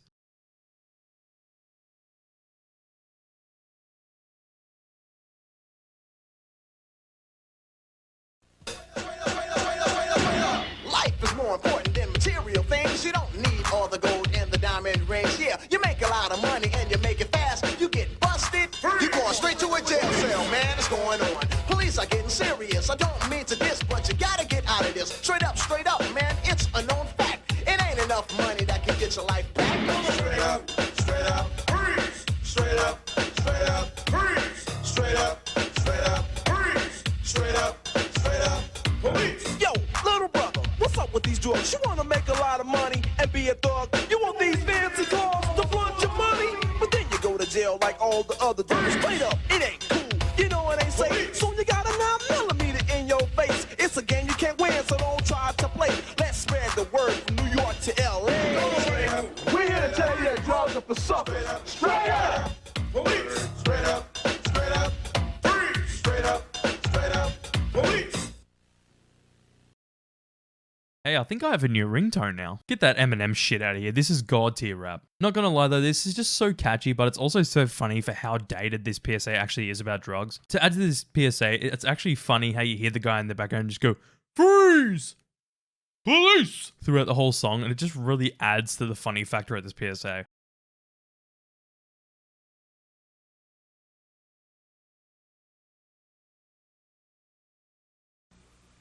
I'm Michael Jordan. McDonald's restaurants have given me this time to talk to you about something we both really care about, kids. Kids are the reason McDonald's sponsors their Get It Straight program, a national drug awareness effort. McDonald's is so concerned about this problem, you won't be seeing their usual commercials during this show because McDonald's believes it deserves your undivided attention. Now I'd like to speak just to the kids for a moment. Unfortunately, when people like myself, your teachers or your parents try to talk to you about drugs, you think we're preaching at you, and sometimes it turns you off. Though I never used drugs, when people try to tell me things for my own good, it turned me off too. But I found out something. Even though they haven't experienced what you're experiencing now, a lot of that preaching was worth it. Because when it comes to drugs, experience is not the best teacher, but growing up is a very good teacher. That's what this program is all about. Living long enough to grow up. Think about this. Many of you using drugs out there now are under 18.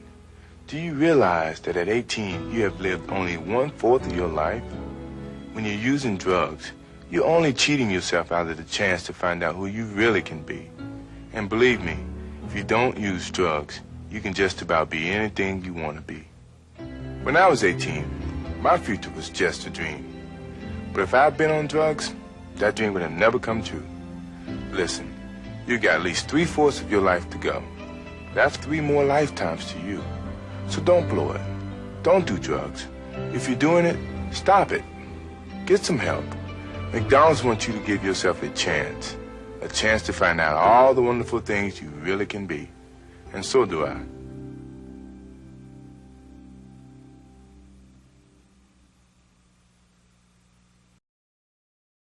It is back again. Of course this masterpiece had to be back here. This one's just hilarious for how bad it is, and Michael Jordan's just such a bad actor, but it makes this PSA so funny. Also, the fact that they got Michael Jordan to talk about drugs just because of McDonald's is funny in itself. But this PSA just has so many memorable lines and so many meme-worthy lines, especially the line "Stop it, get some help," that ended up becoming a meme in itself.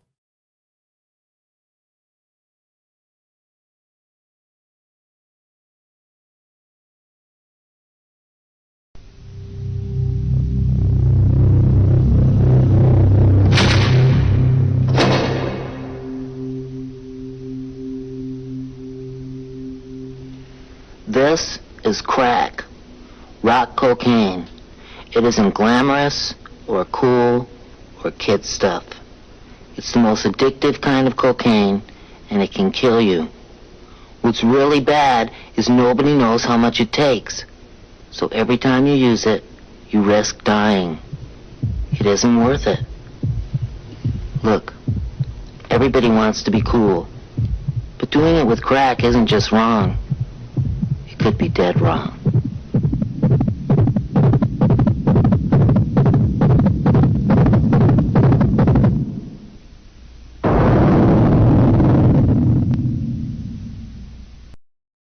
Honestly, what else can I say about this PSA that everyone else hasn't said about this one? It's just hilarious that they got Pee Wee Herman to talk about crack. Especially after you watch Pee Wee's Playhouse, it doesn't make much sense at all. But hey, it still makes me glad that Paul Reubens had a hell of a time in an adult theater.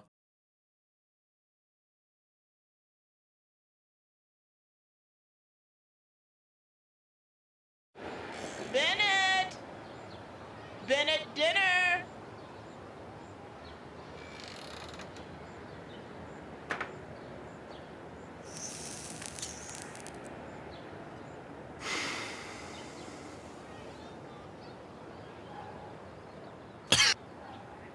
Hey, I'm a dog. What's your excuse? Can anybody tell us why smoking isn't stupid? Whoever doesn't want to be like this dog is just straight up lying to themselves. This one's just another funny but bizarre PSA because who would think of making a PSA of a smoking dog to make people not want to smoke? But hey, if you want the coolest dog on television, here it is. There's no beating this one. This is the coolest fucking dog you're going to see on TV. There's also no way that anyone in general is cooler than this dog.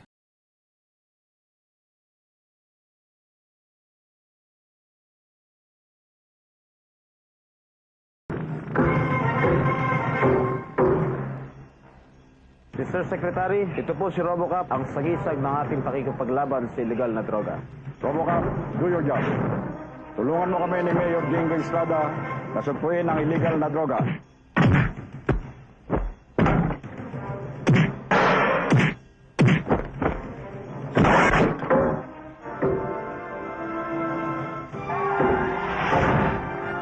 Pagdating sa illegal na droga, sana mag-Robocop tayo lahat.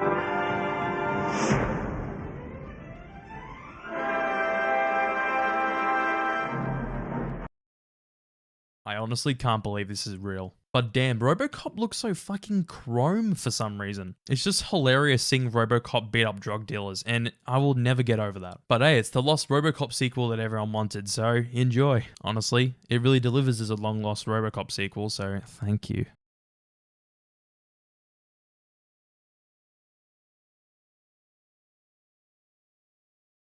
Once again, folks, item J343 is the Surfing Monkey Coin Bank. It's great for graduations, wedding gifts, and I believe we sold out on this one last time, so please do not let this one pass you by. Now let's go to caller Scott in Nashville. Hello. Now, Scott, I understand you just bought 15 of our Surfing Monkey Banks. Is that true? Yeah.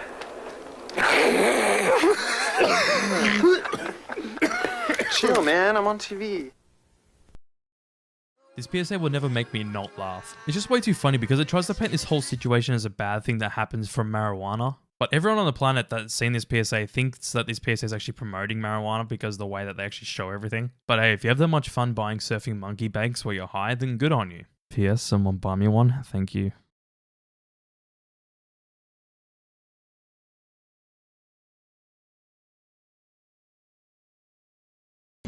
They broke the law at every turn.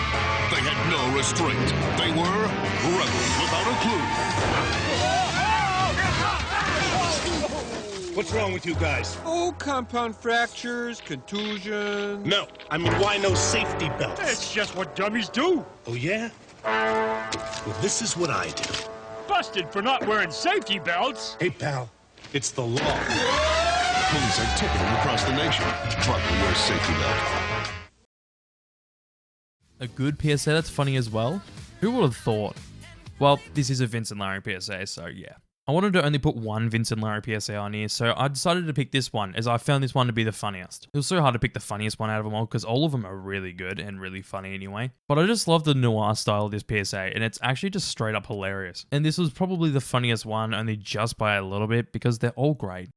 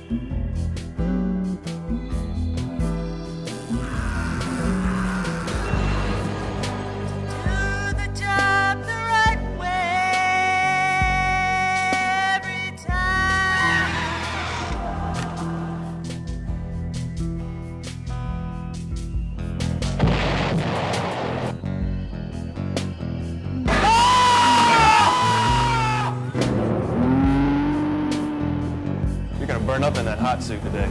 Boy, I hate that darn thing.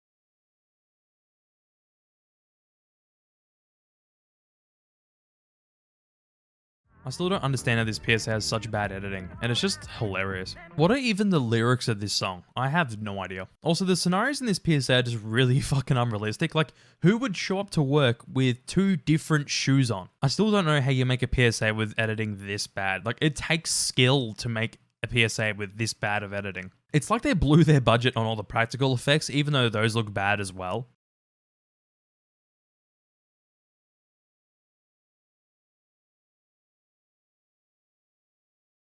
She's got a smile that it seems to me reminds me of childhood memories where everything was as fresh as the bright blue sky. Now and then when I see her face, she takes me away to that special place. And if I stayed too long, I'd probably break down and cry. Oh, sweet child of mine.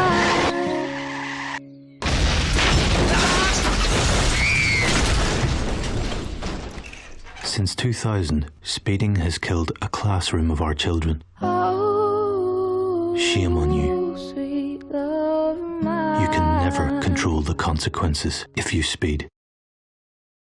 Yep, this is straight up the funniest PSA. This PSA never doesn't make me piss myself laughing because it's just so unrealistic and so exaggerated. Also, the fact that everything looks fake really adds to the funny factor of this PSA. It also tries way too hard to be serious, and it's just so funny. Like, I never found this PSA scary in the slightest, even when I saw it back when it came out. I saw it on YouTube, and I always found this funny.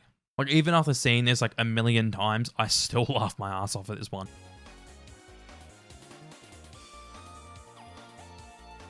Hello everyone, welcome back to another video, and in today's video I am ranking, in my opinion, the top 20 best Vince and Larry PSAs. Probably one of the most effective PSA campaigns ever made, as when they started in 1985, the percentage of seatbelt use was at 14%, and then by the end of their campaign, which was 1997, it was up to 79%. To be completely honest, I love all of these PSAs, and I think that they're all very well done in every aspect. I'm telling you right now, this list was really hard to make because all the PSAs are really good and it was so hard to rank it into a top 20 list. But that really shows how good this campaign is and how good the PSAs are. But let's rank my top 20 best Vince and Larry PSAs.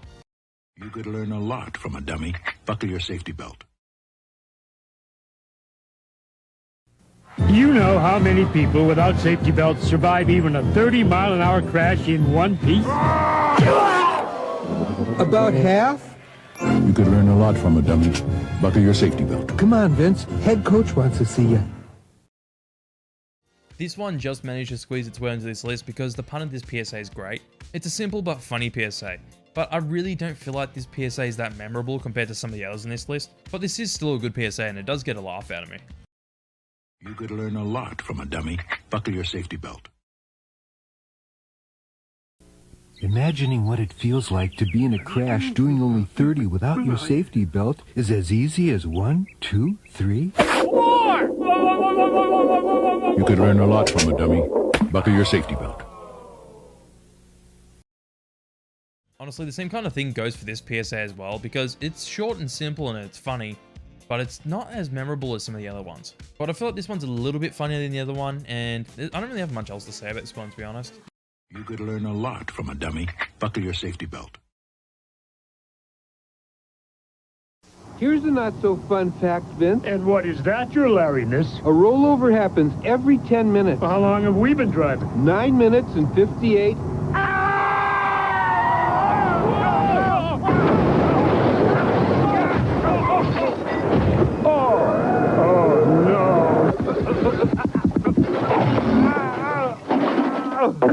You could learn a lot from a dummy. Buckle your safety belt. Oh, this job is wearing very thin. The start of this PSA is great. It does get a little bit disturbing when Vince is about to be bloody steamrolled. Honestly, quite funny this one, especially with the start. The start's great, and it's just a good PSA. You could learn a lot from a dummy. Buckle your safety belt. Hey, Charlie, looks like you could use a shoulder to cry on. There's one in here somewhere. Vince, what are you doing? Getting out of the crash dummy business. No way I'm ending up like Charlie there. But, Vince, how else can we prove safety belts save lives? We could buckle up. How many times I gotta tell you, we're dummies. We don't wear safety belts. Vince, Larry, your number's up. Could save a life. No, I'm with you, partner. Yeah. Vince, break a leg. A regular comedian. You could learn a lot from a dummy. Buckle your safety belt. It's just very solid. Good puns and just a solid PSA. This PSA doesn't have much of a message to rely on, as it's just the crash test dummies getting ready for another crash test, and I like it. And also it does really make sense why it doesn't have that much of a message in this, because they're preparing to actually test. You could learn a lot from a dummy. Buckle your safety belt.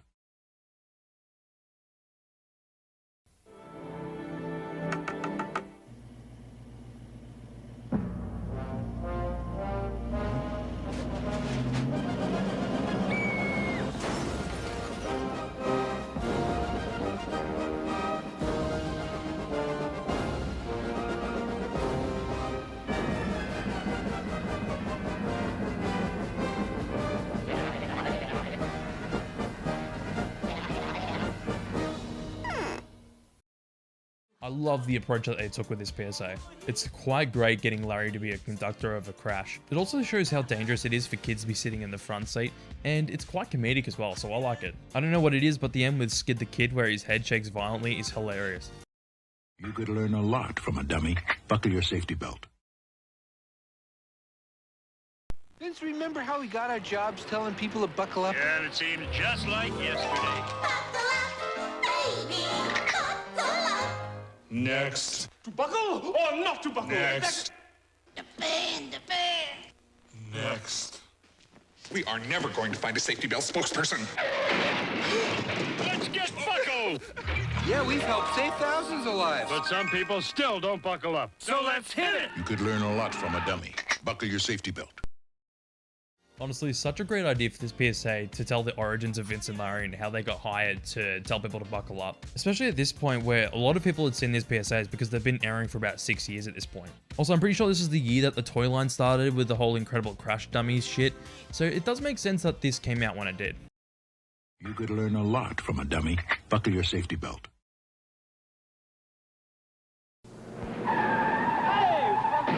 Have you lost your head? That's what I'm trying to avoid, my friend. But Vince, if we don't belly up to the bullseye, how else can we prove that safety belts save lives? Oh, it ain't working, Larry. Nobody's listening. Sure they are. Look at them. They're buckled up. Hey. Them too. So maybe eating all these dashboard hors d'oeuvres is worth it. For sure. Hey, let's head back. Hey, buddy, I didn't know you knew how to drive. Drive? Drive? Whoa! You could learn a lot from a dummy.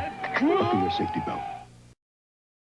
I love the idea that Vince just straight up drives away from a crash test. Such a great idea that leads up to a funny and great PSA. It's probably one of the more well-known Vince and Larry PSAs, and I can honestly understand why, because it's a good PSA. You could learn a lot from a dummy. Buckle your safety belt. I hate how they wrinkle my suit. You ought to see my cleaning bill. Oh, they rub against my neck. They're uncomfortable. How about this for an alternative? Safety belts are way too confining. I'm in complete agreement. More or less. You could learn a lot from a dummy. Buckle your safety belt. It's the second situation that really makes this PSA great. But the second response in this just absolutely kills me. Also, Vince's dance moves when Larry's head pokes through the windscreen is god tier. You can't beat his dance moves. You could learn a lot from a dummy. Buckle your safety belt. 1, 2, 1, 2. Larry, you know, this simple exercise can help you stay healthy, which keeps medical costs down. But you gotta do it every day, Vince. Or you'll get out of shape fast. You could learn a lot from a dummy. Buckle your safety belt. I believe this was the first Vince and Larry PSA to ever air on TV, and it's quite memorable and it's pretty good. It's a charming PSA that didn't rely on scaring the shit out of their audience to get their message across, like every other PSA at the time. And honestly, who knew that this would start a long-running PSA campaign and a toy line as well, starting from the mid-80s, ending in the late 90s. You could learn a lot from a dummy. Buckle your safety belt. It's time for You Lost Your Life with your hosts, Crash Dummies, Vince and Larry. Hi! Hello, and welcome to the show that proves if you don't buckle your safety belt, the loser is you. That's right, Vince, and by not buckling up, you could end up in places you never dreamed. Like traction! Or the emergency room! Plus, Larry, if you're not buckled up, you could maybe take a ride in a beauty like this. Stay tuned! You could learn a lot from a dummy. Buckle your safety belt. Probably the darkest Vince and Larry PSA, but I quite like this. Like, the subject matter of this PSA is actually quite disturbing, but I love the approach they take with it, where they make it look like it's The Price is Right or something like that. It's quite a good PSA, and it has a really good comedic approach towards something that could be taken really seriously.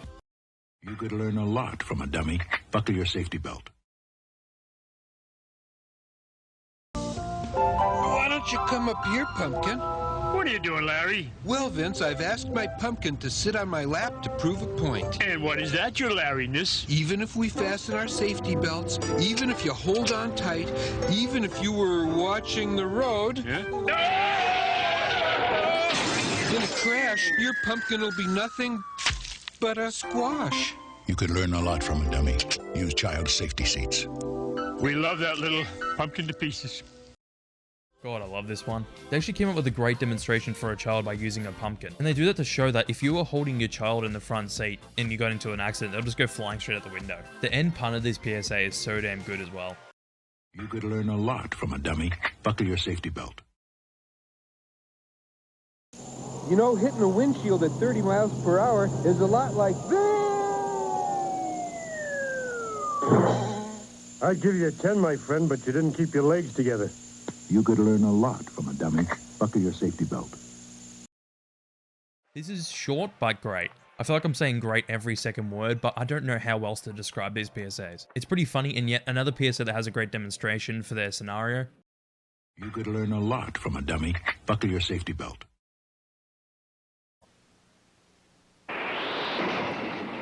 That's it. I'm history. End of the road. You can't quit, Vince. No crash dummy takes out a utility pole like you do. Larry, for years I've been proving how safety belts save lives, but nobody's listening. Sure they are. Yeah, that's why thousands die in car accidents every year. I feel like I'm banging my head against the wall. Come on, Vince. Tomorrow's the big day. 2 compacts. Head on. High speed? Could save a life. No, I'll be there. Yeah. You could learn a lot from a dummy. Buckle your safety belt. I love how Vince just always wants to quit being a crash test dummy. I don't blame him though. But I really like the chemistry that Vince and Larry have with one another in these PSAs. It's just completely unmatched compared to every other PSA campaign out there. Both of the characters, you can easily understand their personalities, and I gotta give mad props to the writing team for that because it's really hard to even do it in a film, yet in a PSA. You could learn a lot from a dummy. Buckle your safety belt. On the big highway of life, there's only one safe place for kids. Backseat, baby. The front seat's not the place to drop out. Don't want that big old bag to pop out. Backseat, baby. Put that booties in the backseat. Backseat, baby. Have action kids you never meet. I'm here to remind you to put them behind you. Backseat, baby. Wow, look at here. Backseat, baby. You stay alive even when I drive. The song in this PSA is so catchy, what the fuck. Ray Charles just absolutely killed this one, and I'm pretty sure this is the last Vince and Larry PSA that they ever did, but at least they ended on a high note. It's a great song to actually keep in people's heads, to tell people to put kids in the back seat, and I quite like it for that. You could learn a lot from a dummy. Buckle your safety belt. They broke the law at every turn. They had no restraint. They were rebels without a clue. What's wrong with you guys? Oh, compound fractures, contusions. No, I mean, why no safety belts? It's just what dummies do. Oh, yeah?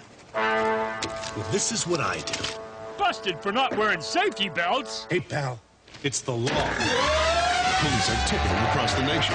Buckle your safety belt. I talked about this one in my last video where I said it's the funniest Vince and Larry PSA, but shit, this one's so good. I love the approach they took with this one with like the noir style of film. And it's just straight out funny. Also, the writing in this PSA is really fucking good. Like the first response that Larry gives to the cop absolutely kills me. Honestly, it's just so funny that it's a crime, and I love this one. You could learn a lot from a dummy. Buckle your safety belt. What's wrong, Vince? My woman's done left me, my dog ran away, and people still aren't wearing their safety belts. Aw, Vince, you singing those buckle up blues again? Some people don't wear their seat belts. I can't believe it's true. Those kind of people get knocked right out of their shoes. So buckle up, baby. Don't sing me those buckle up blues. You could learn a lot from a dummy. Buckle your safety belt. I mean it, baby. Buckle, honeysuckle, buckle, yeah. Speaking of catchy, the Buckle Up Blues are way too catchy. Come on, Vince, I don't want to get these songs stuck in my head. Well, I'll make an exception for this. You could learn a lot from a dummy. Buckle your safety belt.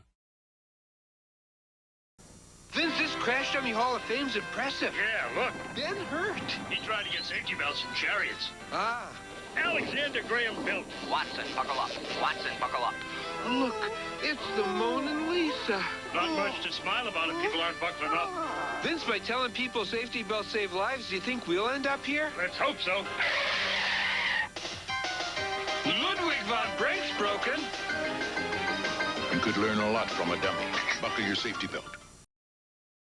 Most of the time I'd usually hate puns like this, but in this PSA I absolutely love it. It's great, and honestly it's an awesome idea to have a crash test dummy Hall of Fame, but it's all puns for people throughout history like Beethoven and Mona Lisa. It's quite funny while also being a memorable PSA. You could learn a lot from a dummy. Buckle your safety belt. Hey, thanks to these airbags here, this job is now a piece okay, Claire. But then... Yeah, I'll tell you something, partner. I just might stick around a few more years. But Vince... No more dashboard du jour or Vince under glass, huh? But Vince... Look out! Even with airbags, Vince, you still gotta remember to buckle your safety belt. Now you tell me. You could learn a lot from a dummy. Buckle your safety belt. This one's so good. I love how Vince just gets cocky about the situation he's in until they both get booted out of the side of the car. Some people might not agree with me putting this up so high, but I just love this PSA. You could learn a lot from a dummy. Buckle your safety belt. Vince, get up. Safety belt test at 9. Hurry. Not another windshield taste test. Count me out. What? The old pro backing down from a motorhome? Nothing like that. I'm just tired of trying to convince people to wear safety belts. No one's listening. Safety belt saved Barbara Mandrell. You're right. Someone listen. Let's hit the road. You hungry, partner? Let's do some donuts on the way in. Good idea. You could learn a lot from a dummy. Buckle your safety belt. Probably the first time that Vince didn't want to do a crash test, and I love this. Also, the fact that Vince and Larry have their own bedrooms are great. Also, the fact that they reference a country singer that actually wore their seatbelt and didn't die in a car accident is a pretty good idea. You could learn a lot from a dummy. Buckle your safety belt. Gosh, Darlene, it sure is amazing how much we have in common. I know, Larry. We both love three-car pileups. We both were built in Buffalo. And we both know wearing safety belts helps save thousands of lives. Yeah, this is fascinating. Don't mind Vince. He's getting over a bad breakup. I know. Janet's picking up the pieces, too. They're in here. I wish they understood it's all worth it to get people to buckle up. Hey, lacerated lovebirds, I sense a major crush. You could learn a lot from a dummy. Buckle your safety belt. Talk about head over heels. It's so hard to pick my favorite, but this is probably my favorite. Everything is just top notch about this PSA, and the puns could be more perfect. I love this PSA so much, and it's probably one of the first PSAs I actually think of when I think of Vince and Larry PSAs. And the reason why is because this one's just so damn good.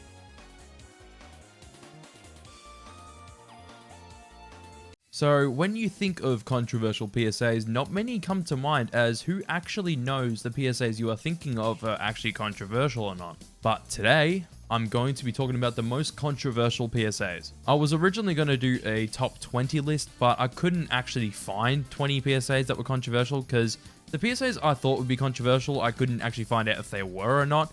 And I found out about 10 PSAs that are controversial. Before we do that, time to plug my sponsor, and that is me. Well, my Patreon and my PayPal to be precise. As you may or may not know, I actually don't get paid from TikTok or YouTube, and I would love to have the opportunity to make bigger and better videos for you all. The only way I'd be able to do this is by getting some kind of financial support. I have massive plans for this YouTube channel in the future, and without any kind of revenue coming through any way possible, I don't think I'll be able to make these videos. At the moment on my Patreon, I have 3 exclusive tiers that you all can sign up to, and the first tier starts off at $5 Australian, which is called the Drug Puppet tier. With this tier, you will get your own exclusive Discord role in my Discord server, and you will also get daily updates on my Patreon about new YouTube videos and stuff like that. The next tier, being my $10 Australian tier, is the Pee Wee Herman tier. You get the same benefits as the last tier, but you also get early access to my new YouTube videos by a day. So you get to see all of my new YouTube content a day earlier than everyone else will be seeing it. And the last tier at $25 Australian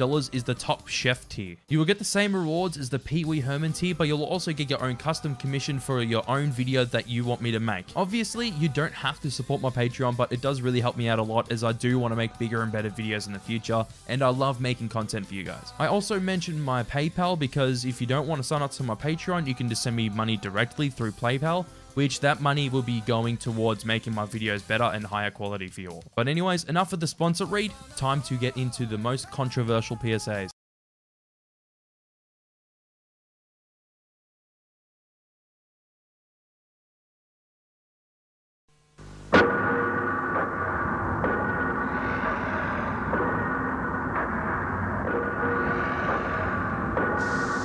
First, only gays and IV drug users were being killed by AIDS. But now we know every one of us could be devastated by it. The fact is, over 50,000 men, women, and children now carry the AIDS virus. That in 3 years, nearly 2,000 of us will be dead.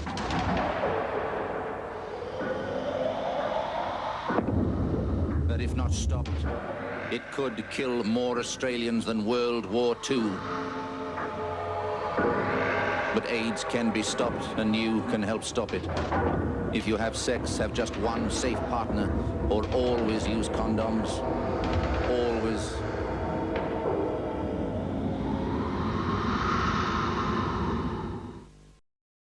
So this PSA about AIDS awareness and how dangerous can be divided Australians at the time, with many Aussies complaining about this PSA because it was too disturbing to be shown between Happy Days and Wheel of Fortune. There was also an unintended controversy with the gay community where they thought the Grim Reapers represented them, when the PSA literally says, after saying that it affects gays and IV drug users, that it can affect anyone. But not too long after this PSA being shown on TV, it was pulled off Australian television. But I think this PSA is quite effective, and I do find this one a bit weird though. Even my parents remember when this PSA aired on TV. But this PSA definitely did deliver if people still remember this PSA today.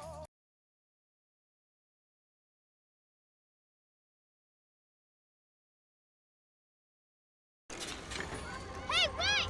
Gus, wait! Wait! I'll never learn to ride a bike. Or get coolies. I'll never learn to fly. Or travel the world with my best friend. And I won't ever get married. I couldn't grow up because I died from an accident.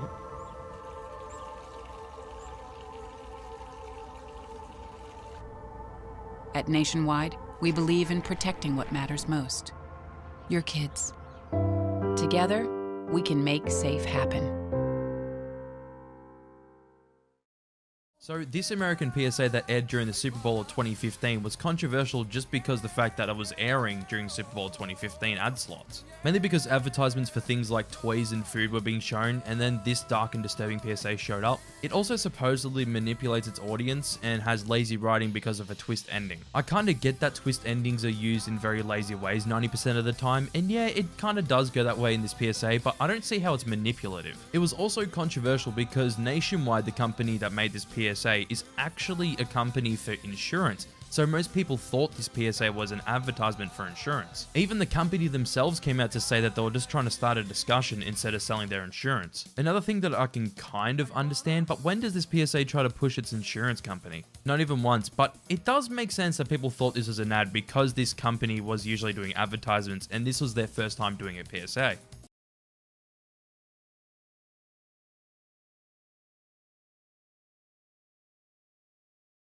Right, kids, just before you go, there's a brilliant idea in the air that I'd like to run by you.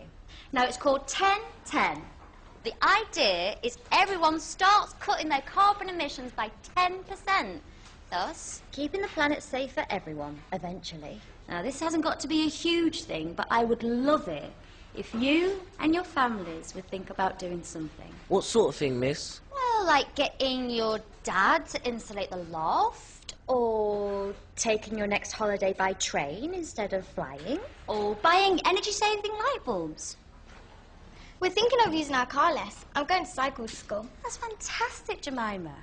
Now, no pressure at all, but it'd be great to get a sense of how many of you might do this, just a rough percentage. That's fantastic!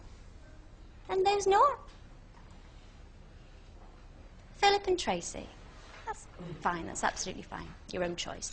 Okay, class, thank you so much for today, and I will see you all tomorrow. Oh, just before you go, I just need to press this little button here. Now, everybody, please remember to read chapters 5 and 6 on volcanoes and glaciation. Except for Philip and Tracy, of course. I think that everyone knew that this UK PSA would be on here. Probably one of the most absolutely insane and ridiculous PSA campaigns I've ever seen, and it's so funny because this campaign got taken down the same day it was aired. All three PSAs had the same premise, except the only thing that was different between the three was the settings. One was in a classroom, one was in an office, and one was at the Tottenham Hotspur training grounds. How odd. All of these were very controversial, as this PSA basically says, cut your carbon emissions by 10% or you're just going to get blown up. Obviously 1010 tried to come up with a campaign that would use shock tactics to get their message across, but this PSA campaign is just absolutely insane. I can't even think of their original intent with this PSA campaign, except the fact that they want to cut carbon emissions by 10%.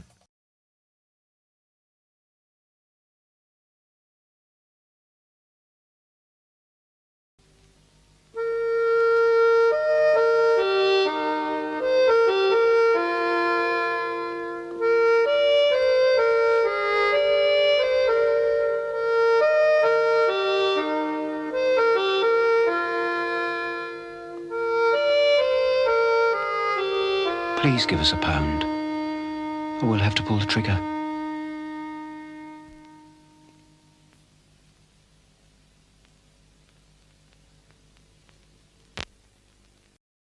Yet another PSA from the UK, but it's another one that's very obvious for why it is controversial. So many people complain about this PSA that it actually ended up getting re-released, and with this re-released version they actually cut out the whole scene where the gun's at the dog's head, and instead they just show facts about how much it costs to raise a dog, which this re-released version does get its message across properly. In the original PSA, I reckon the message is that you have to give money to RSPCA, otherwise they'll be forced to put dogs down.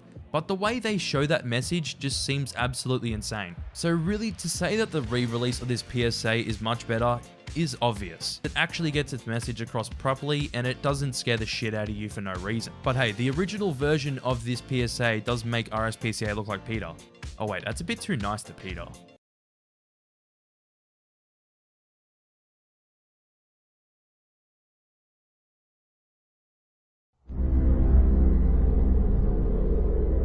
I am autism.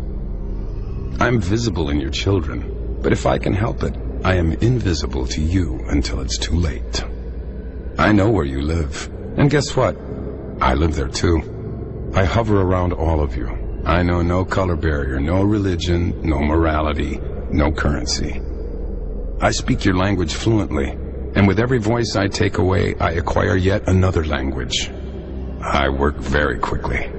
I work faster than pediatric AIDS, cancer, and diabetes combined. And if you are happily married, I will make sure that your marriage fails. Your money will fall into my hands, and I will bankrupt you for my own self-gain. I don't sleep, so I make sure you don't either. I will make it virtually impossible for your family to easily attend a temple, a birthday party, a public park, without a struggle, without embarrassment, without pain. You have no cure for me. Your scientists don't have the resources, and I relish their desperation. Your neighbors are happier to pretend that I don't exist, of course, until it's their child.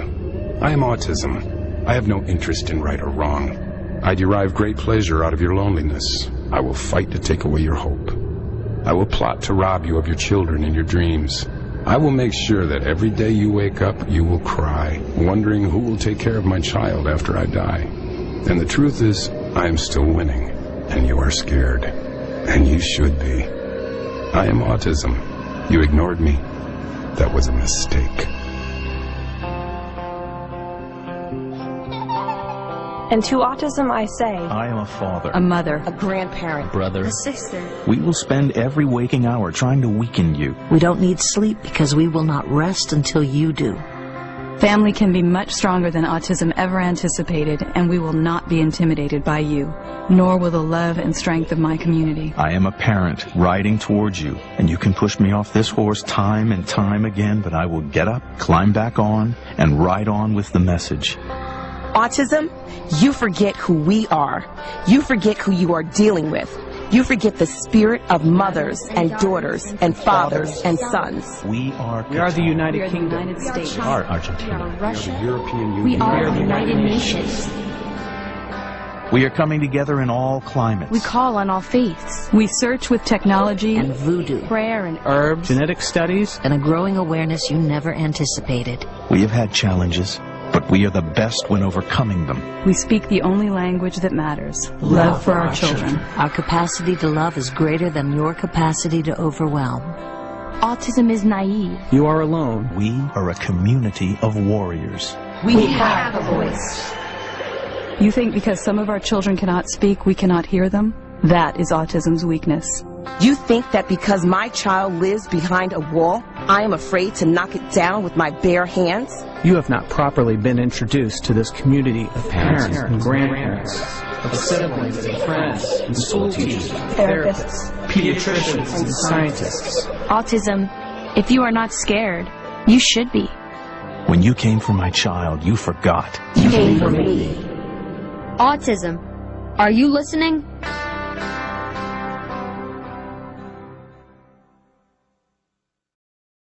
This PSA was very controversial as it seems like it doesn't actually understand autism in the slightest. They make autism seem like it's the worst thing ever and it's going to take absolutely everything away from you. I think everyone agrees that this PSA is absolutely insane and most people don't even think this PSA is real. There's no way. Make sure that your marriage fails. Is this real? Your money will This can't be real. Family can When be was much this stronger than made? autism. Okay, that can't be real, right? I honestly think that this PSA is on the same level as the 1950s PSAs about gay people. It just exaggerates things to the absolute extreme and it's just nuts. I just find it so odd that a company all about autism made a PSA about the topic and gets everything completely wrong. It really just makes it seem like this company doesn't know what they're talking about.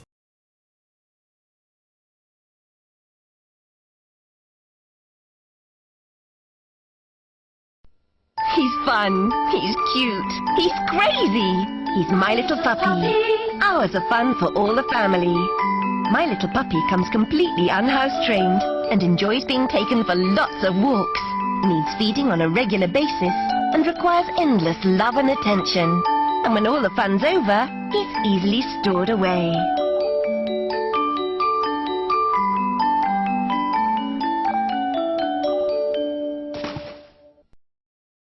PSA from the UK is back at it again with yet another controversial PSA. Nice. This PSA is all about the fact that the novelty of getting a dog can wear off very fast, especially when getting a puppy, and you have to be prepared to deal with everything that you have to deal with when getting a dog. But there were a lot of complaints about this PSA, especially with the ending where the dog gets thrown in the lake. I think it's because this PSA starts off so lighthearted and then it slowly gets very disturbing until the end where the dog does get thrown in the lake, which is the most disturbing part. PSA ended up re-releasing this PSA as well, where they completely cut out the ending. Like, the re-release ends where the dog gets put in the bag, so you don't actually see it being thrown into the lake. I even find the re-release to still be quite disturbing as you see the dog being put into the bag and you kind of actually know what's going to happen next if you've seen the original PSA. It was just very controversial for its disturbing imagery and it's just such a harsh PSA.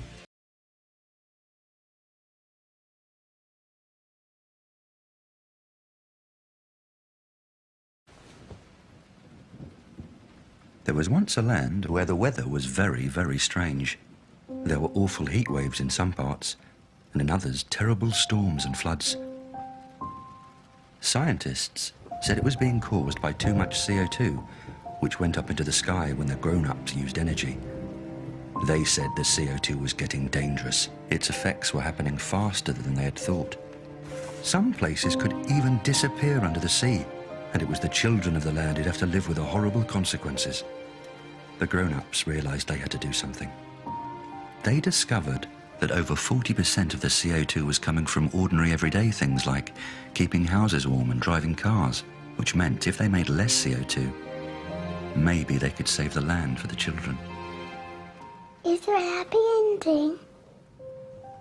It's up to us how the story ends. See what you can do. Search online for ACT on CO2. Yay, yet another controversial PSA about carbon emissions. The reason why this PSA was controversial is because people accused it of being scaremongering. I think it's because of the open vagueness that this PSA ends on about carbon emissions, even though in real life, who actually knows what's going to happen in our future? For some of these PSAs, I noticed that parents just like to complain about anything that's slightly disturbing in any way possible. For a child, this PSA might be a little bit disturbing, but I don't mind that because this PSA doesn't rely on the disturbing shit and scaring the shit out of its audience. Like the 1010 campaign.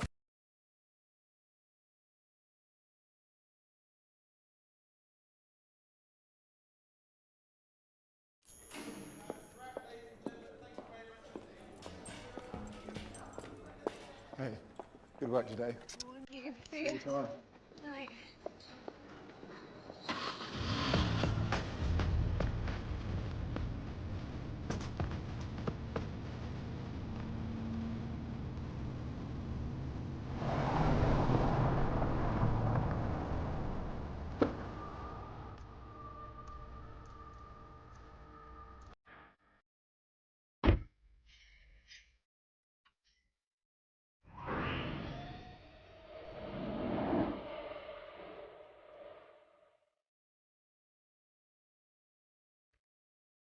Sweetheart.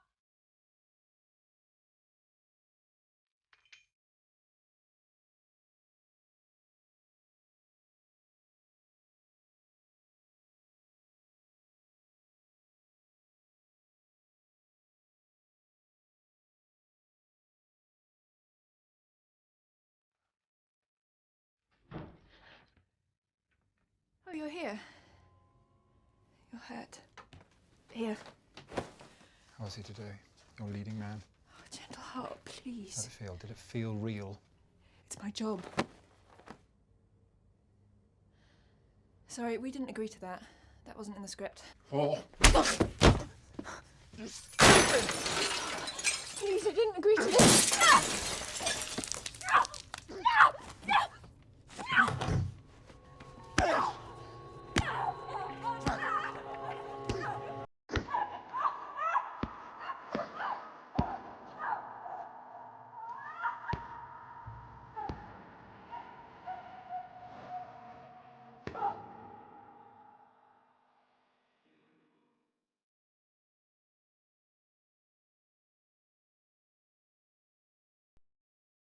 So this PSA about domestic violence was controversial in the UK for some dumb reason, but this PSA was actually well received by most of the public for how well it depicted domestic violence. It ended up getting pulled by the company Clearcast because of this PSA's depiction of domestic violence. What do they expect when covering domestic violence? Like, oh yeah, it's all hugs and rainbows? I think the way this PSA depicts domestic violence is actually very good because it's so real. But Clearcast decided to say that this PSA was too violent and would cause offense to viewers. I guess fair enough, as parents did complain about this one as well. I think it's just a solid PSA about domestic violence because you can't actually pause it and it never ends. Also, people are just going to get offended by anything, especially nowadays, so why pull the PSA? I also forgot to mention that the main actress of this PSA is Keira Knightley, which she's known for Pride and Prejudice and Pirates of the Caribbean.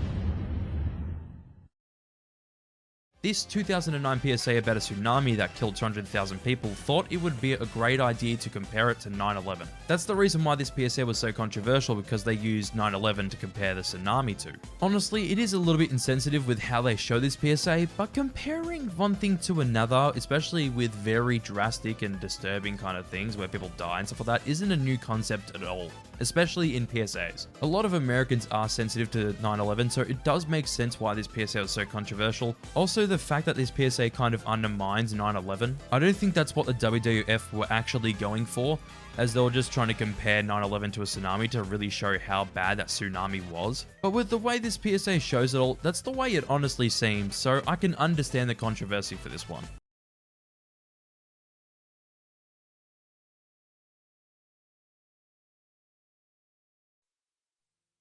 Fine.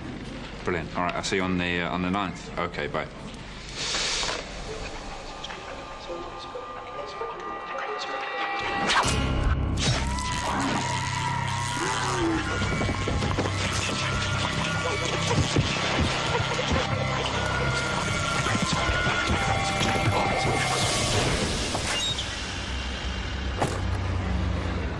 The average smoker needs over 5,000 cigarettes a year. Get unhooked. Call 0800 169 0169 or visit getunhooked.co.uk.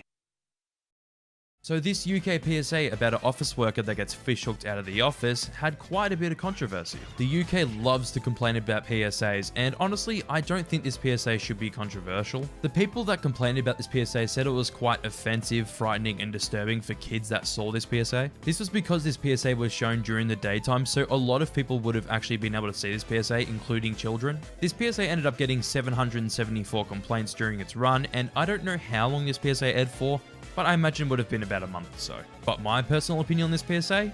It's alright. It gets its message across in a decent way, but I feel like it just exaggerates a bit. Also, I find that this PSA does get its message across that smoking is very addictive and that it's very hard to get unhooked from smoking. And also, I find this one to be memorable just for the imagery alone.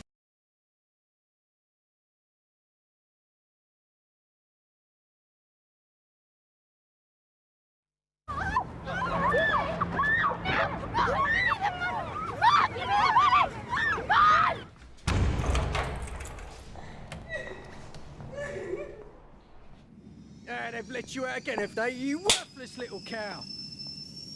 Come on in. Can't read. Check the sleep. I don't know what it says, all right? You okay? Here, 20 quid. Mom, give me the money! You worthless little cow. Can't read. I don't know what it says. Here, 20 quid. Give me the money! Worthless little cow. I don't know what it said. Here, 20 quid. Worthless. It says 20 quid. Worthless. It says 20 quid. 20 quid. 20 quid. 20 quid.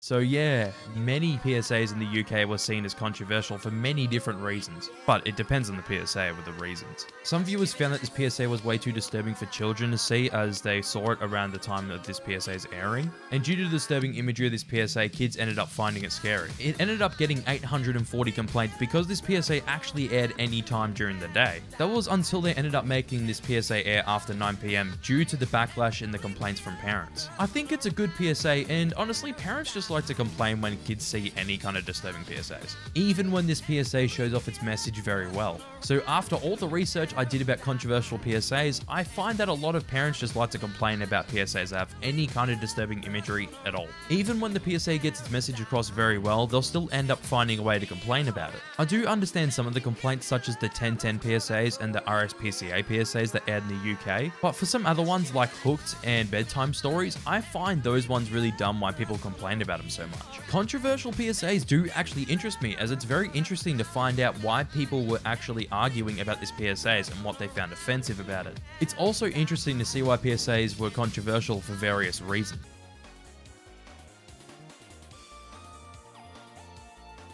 Hello everyone, welcome back to another video, and in today's video I'm doing yet another top 20 list, but this list is about the top 20 PSAs directed towards children. I'm going to be completely honest with this one. When I did research about children's PSAs, I couldn't actually find many PSAs that were directed towards children. Most of the PSAs are just directed towards adults or families in general, so it was actually really hard to get PSAs just towards children. Before we get into this video, I want to thank you all for 100,000 followers on TikTok. It's actually insane the growth I've seen on the TikTok, and also this YouTube channel as well. The growth we've seen on both of these channels is nuts. So you know what? Let's just get straight into this list.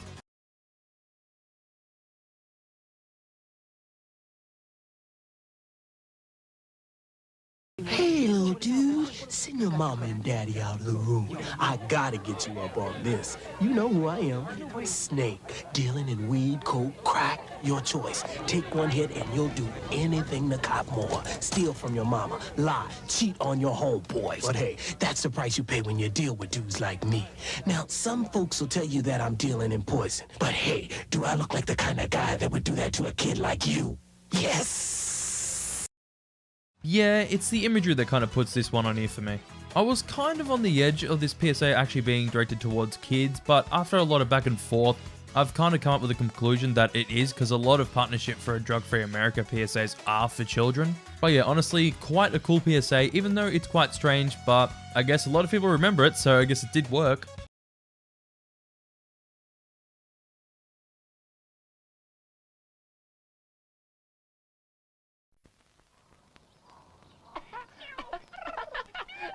Charlie and I were in the park.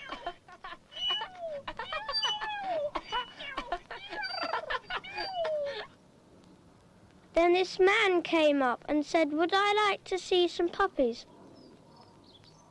And I said yes.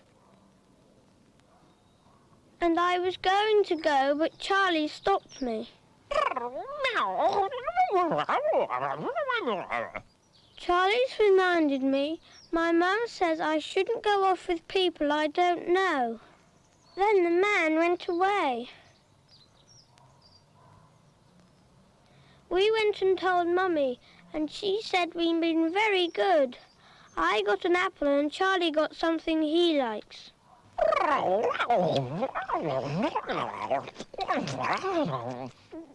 He says never go anywhere with men or ladies you don't know. This one's just okay. I don't really think I have too much to say about this PSA, besides the fact that it's pretty cool that it decided to use paper cutouts for the animation. It's a decent message to tell kids that they shouldn't go with anyone that they don't know, but besides from that, there isn't really much else to this PSA.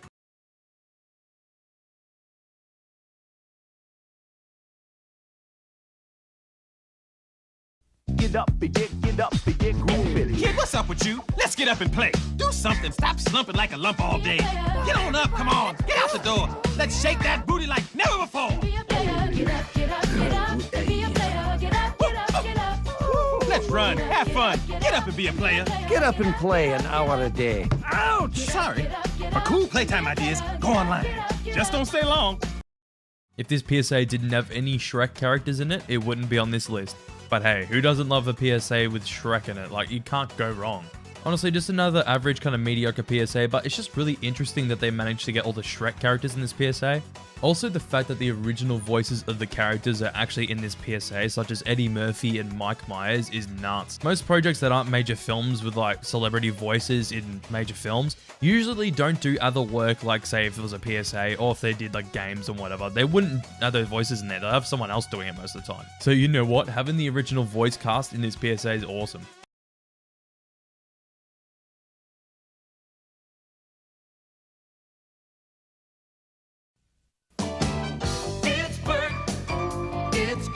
They both come here to say, take charge of every day, stay alert. Hi, I'm Gert, and this is my brother Bert. Hi, we're here to help you stay alert and stay safe. Yeah, so follow along. Watch out, beware, things aren't always as they seem. We'll show you what we mean. Stay alert, stay safe.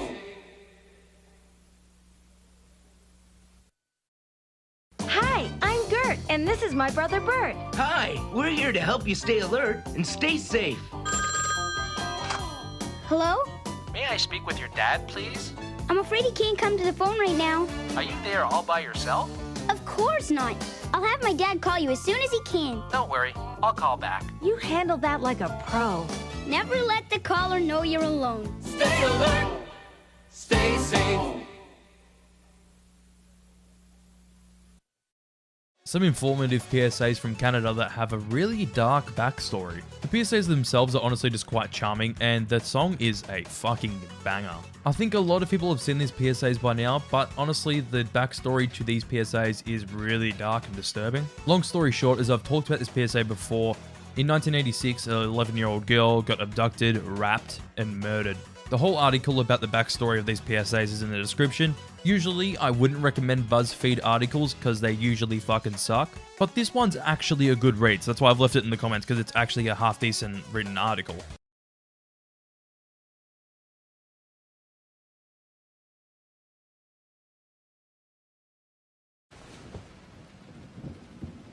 There was once a land where the weather was very, very strange. There were awful heat waves in some parts, and in others, terrible storms and floods. Scientists said it was being caused by too much CO2, which went up into the sky when the grown-ups used energy. They said the CO2 was getting dangerous. Its effects were happening faster than they had thought. Some places could even disappear under the sea, and it was the children of the land who'd have to live with the horrible consequences. The grown-ups realized they had to do something. They discovered that over 40% of the CO2 was coming from ordinary everyday things like keeping houses warm and driving cars, which meant if they made less CO2, maybe they could save the land for the children. Is there a happy ending? It's up to us how the story ends. See what you can do. Search online for ACT on CO2. Yeah, a PSA that was controversial in the country it aired in, I actually think is a solid PSA for children. The fact that people actually thought this PSA was scaremongering is just so funny and dumb.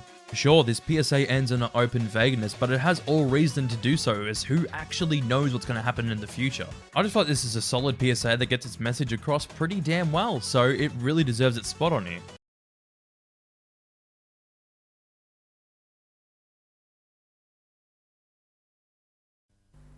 Because Frances was still a very young firefly, her tail wouldn't glow like those of the grown-ups, and this made her feel very sad.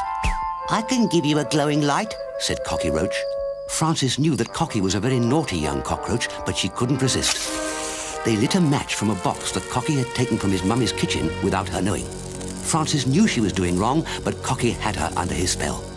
Grasping the match, Frances took to the sky. "Oh, what fun," Cocky chuckled. The flame grew larger until it reached her wings and burnt her. In pain, she let the match drop to the ground. Soon the whole of the kingdom was burning. The following day, King Chrysalis said, "We'll have to build everything again." Frances realized how foolish she'd been. In time, she got better and helped rebuild the kingdom, but she never forgot the words of her king. "Remember," he said, "never play with matches." And Cocky Roach never dared show his face again. Remember, never play with matches. I think that this is just a solid way to tell kids to stay away from matches without trying to scare the shit out of them. The animation is what really sells this PSA, as the animation is actually quite solid and it really is appealing to children. But at least this PSA shows in a decent way how dangerous matches can be without actually being really dark and disturbing. But hey, at least this PSA gets the message across that matches are dangerous and you shouldn't be playing with them.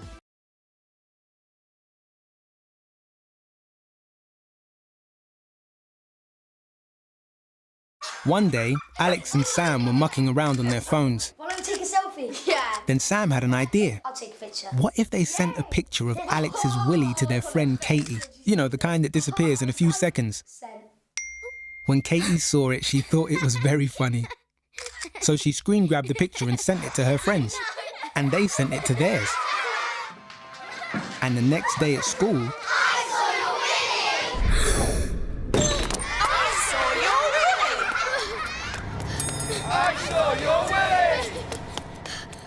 Newsflash! The world sees Alex's willy. Alex even got a message from a bully. He then got one from a man he didn't know.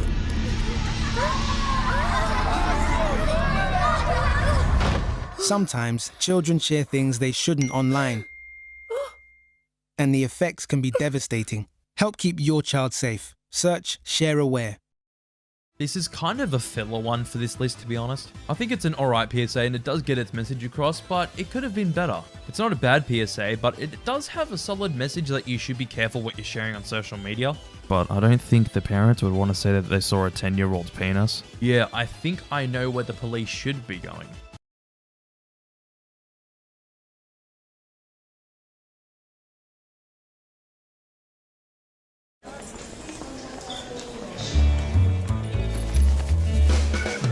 Don't bring me back.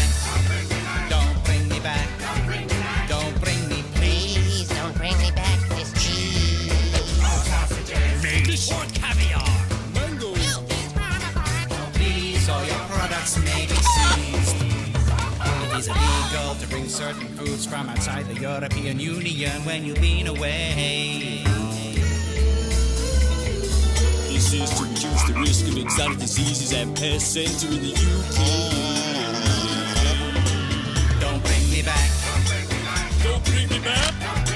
Don't bring me cheese or risk of exotic disease.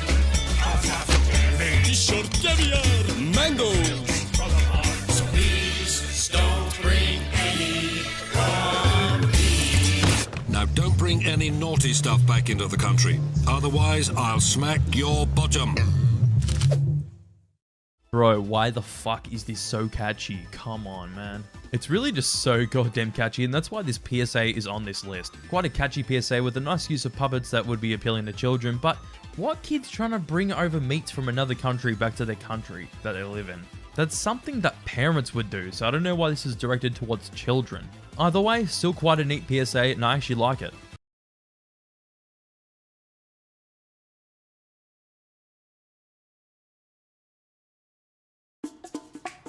I didn't know there was a Sesame Street PSA until recently. Honestly, just so charming because who doesn't think Sesame Street is charming? Also, the fact that Ernie puts a banana in the phone drawer is hilarious. It's actually quite funny. Wait, why does Grover have so many devices? Like, maybe he's mining for cryptocurrency, but fuck me, he's got a lot. But you know what? This PSA has a good message, as a lot of kids are on their iPads and stuff like that all day, so it is a good message to tell kids to get off their devices when having dinner. Also, in my opinion, I find it a bit disrespectful if you're on your phone while eating dinner. Like, you usually want to talk to people while eating dinner.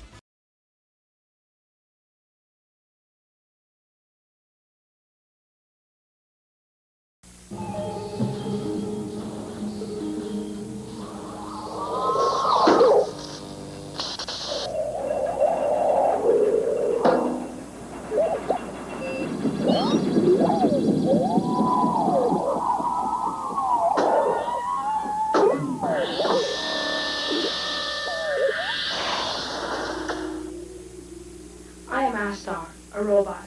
I can put my arm back on. You can't. So play safe.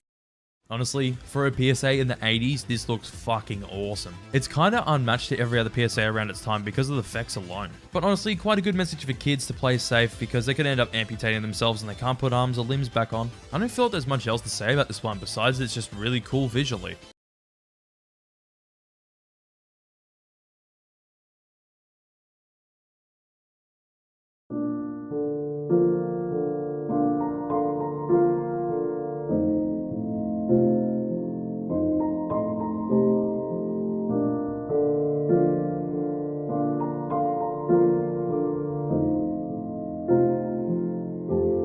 Everything is awesome. Everything is cool when you're part of a team. Everything is awesome when you're living on a dream. Everything is better when we stick together. Side by side, you and I gonna win forever. Let's party forever. We're the same, I'm like you, you're like me. We're all working in harmony. Everything is awesome. Everything is cool when you're part of a team. Everything is awesome when you're living on a dream. Everything is awesome when you're living on a dream.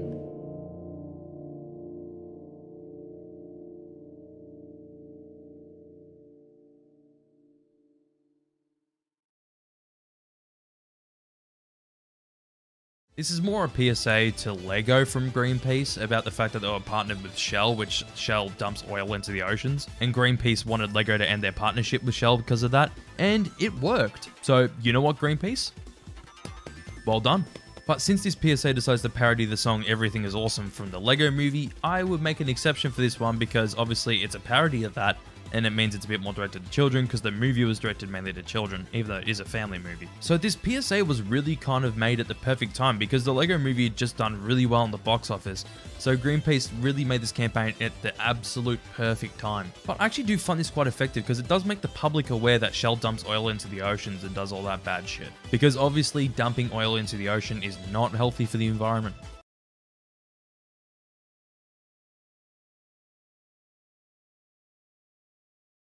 Lucy has always been great at sharing. She shares her sweets, her headphones. When she was little, she even shared her chicken pox.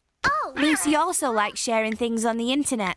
One day, she uploaded a selfie with Oscar and she got a message from a boy. Then she got another asking her to send a picture of herself at bedtime. Lucy thought this was great. The boy loved her panda onesie. She said pandas were her favourite thing. He bet that Lucy even had pandas on her pants. He wondered if they went to the same school and if she wanted to meet. He said she should bring her cool panda pants. But the next day, after school, she couldn't see any boys waiting. there was just a man. Hello, love. Sometimes children share things they shouldn't online, and the effects can be devastating. Help keep your child safe. Be share aware. I find that this PSA gets its message across better and more realistically than I Saw You Willy. This PSA does get across the message that you should be careful of what you post on social media because the effects can actually be devastating in real life. But I do feel like with this PSA they should address the fact that parents need to monitor what their children are doing on social media because that's half the problem as well. But to be fair, most of these PSAs really don't do that and they really should. Anyways, it's just a solid PSA.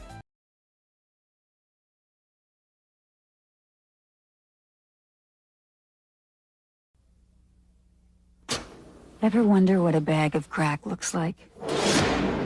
In the last 2 years, over 5,000 people in Canada and the US have died from using crack or cocaine. Do yourself a favor. Think about it. Simple, but memorable. Is there much else to say about this one? It's an extremely short PSA, but I feel like it works because of that. It does exaggerate a bit, but I felt like this PSA would have stuck with a lot of kids that saw this when it was airing on television. I still even remember this PSA from the first time I saw it years and years ago. So that does kind of prove that this PSA was effective. But one thing in general I find odd about anti-drug PSAs is the PSAs that are directed towards children, because why would kids need to know about drugs? I understand when he's starting to be a teenager, yeah, fair enough, I can understand that. But kids that are like 8 and 9, why would they need to know about like crack? Like, I highly doubt young kids would know what crack is, and they'd find out from these PSAs what crack actually is.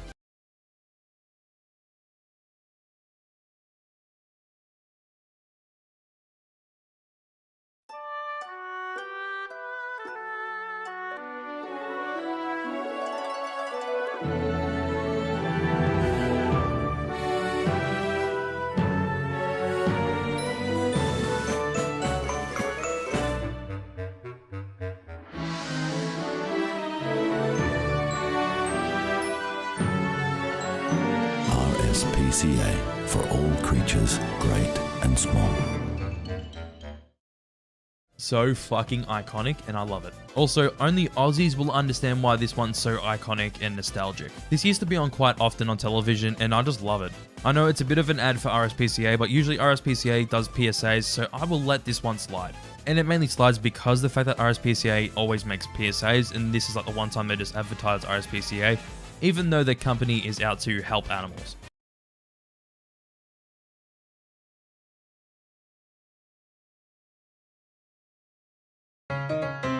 Another lesson from my neighborhood. Oh, hi there. If you're hungry like me, when there's no food in the house, 'cause your mom's 3 jobs don't pay enough. She spent all the grocery money on overdue rent. 3 weeks late? Come on, don't be blue. Here's what you can do. First you grab a big glass of water, then you drink it really fast, and the hungry feelings will go away, and you'll feel better fast. Come on, it's delicious! You're feeling so weak, there's nothing to eat, and you wonder if you can make it. When your tummy growls, don't go on the prowl and steal a snack or treat. Unless you want trouble with Officer Pete. But if you find that you're hungry, it's bound to happen, I bet. Try swallowing air like this. Then go to sleep and try to forget.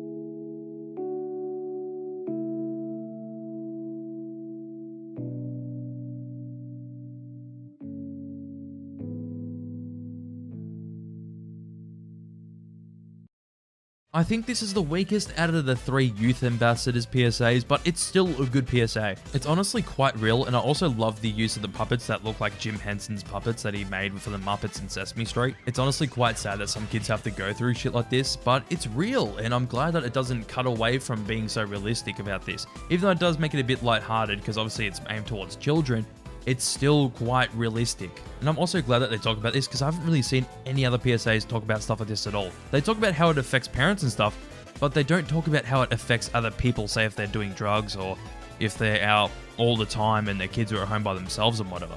But honestly, all the 3 songs in these PSAs are so damn catchy, and they're just great. Also, hey, there's the good old daddy himself, Officer Pete. Fuck yeah.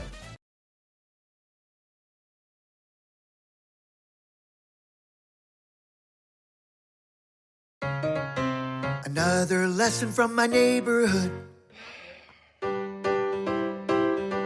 you know how to tell if mom is overdosing on drugs?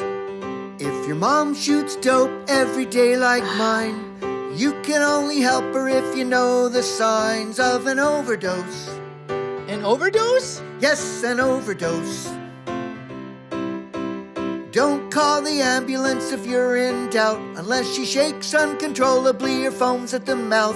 That's an overdose. Okay, that's an overdose. That's an overdose. You could find her on the floor or find her in bed, and if you know what to do, she won't end up dead of an overdose. Really? Yes, an overdose. Oh, I don't know. The signs of danger are simple to see. If she's twitching and seizing and can barely breathe, that's an overdose. Yeah. That's an overdose. That's an overdose. Mom always knows best.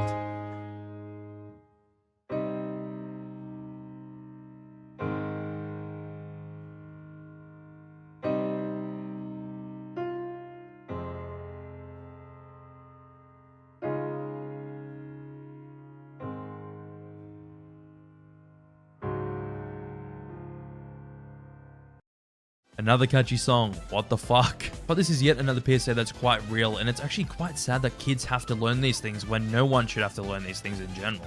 I feel like that's what's so effective about these PSAs, is that they are quite catchy, but they don't cut out the realism of the situations at hand that they're covering. Because it is quite real that kids do unfortunately have to learn things like this, or otherwise their parents will end up dying, or they will end up dying themselves in some way or another.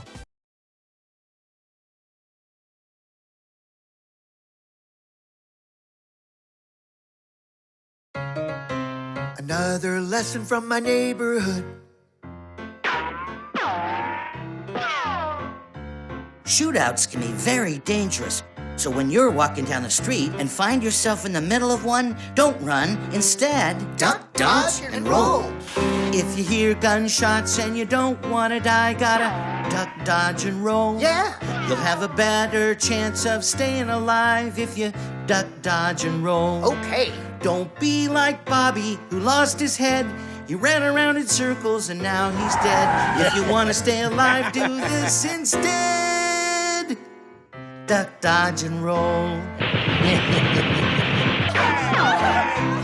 If you hear a hail of bullets from a semi-automatic, gotta duck, dodge, and roll. Remember as you run away to keep your moves erratic, gotta duck, dodge, and roll. See how that worked? There's just one thing to do when you gotta get away. Keep bobbing and a-weaving, there's no need to be afraid. 'Cause this is not a drill and you're not an anarchid. Just remember, duck, dodge, and roll. Duck, dodge, and roll. Duck, dodge, and roll.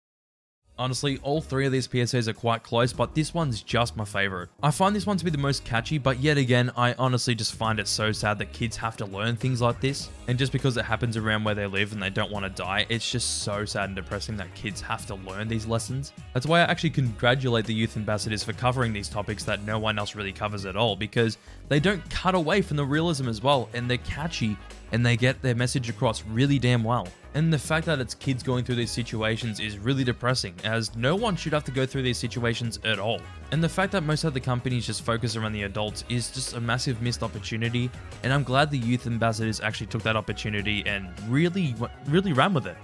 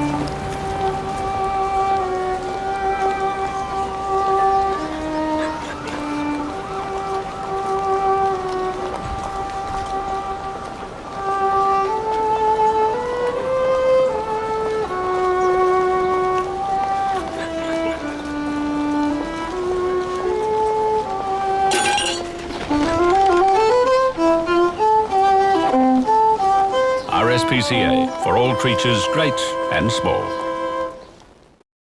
Now, this is cinema. I probably love this one too much, but who doesn't love this PSA? It really shows how good RSPCA is down here in Australia compared to RSPCA in the UK, because RSPCA in the UK usually fuck up their message 99% of the time, whilst in Australia, they don't fuck it up like ever. And I think the reason why is because RSPCA down here actually understands what they're doing with their PSAs and how to get their message across well in a PSA. And it's also because the fact that RSPCA in Australia doesn't rely on scaring the shit out of its audience in every fucking PSA. It's such a simple premise executed so damn well, and that's why I love this one.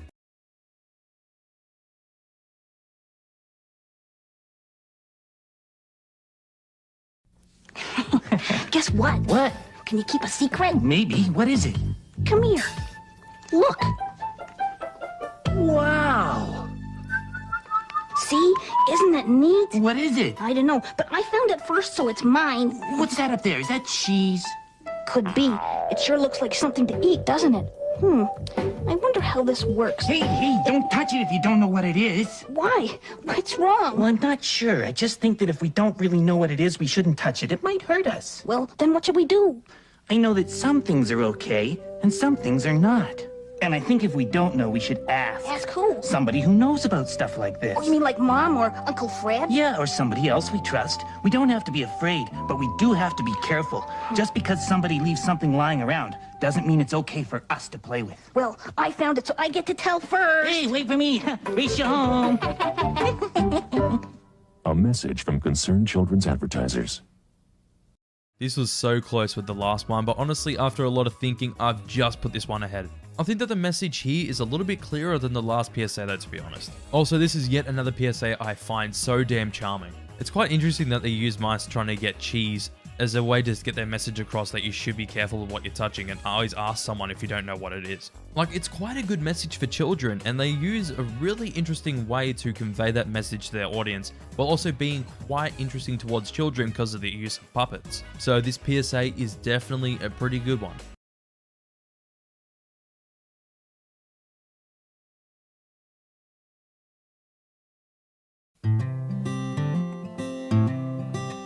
Set fire to your hair, poke a stick at a grizzly bear, eat medicine that's out of date, use your private parts as piranha bait. Dumb ways to die, so many dumb ways to die. Dumb ways to die, so many dumb ways to die. Get your toast out with a fork, do your own electrical work, teach yourself how to fly, eat a 2-week-old unrefrigerated pie. Dumb ways to die, so many dumb ways to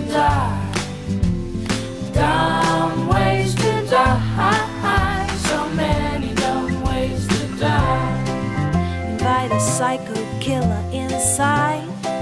Scratch a drug dealer's brand new ride. Take your helmet off in outer space. Use a clothes dryer as a hiding place. Dumb ways to die.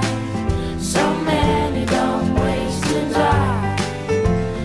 Dumb ways to die. So many dumb ways to die. Keep a rattlesnake as a pet. Sell both your kidneys on the internet. Eat a tube of super glue. I wonder, what's this red button do? Dumb ways to die.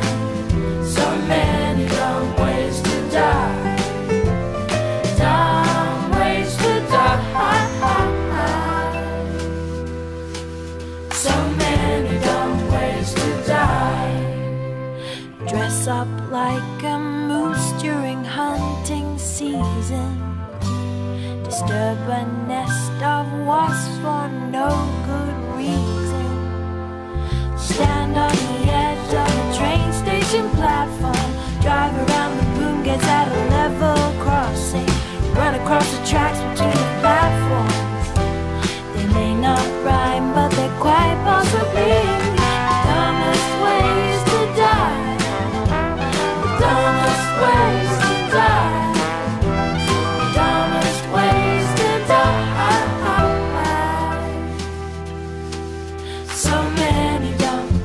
So many dumb ways to die.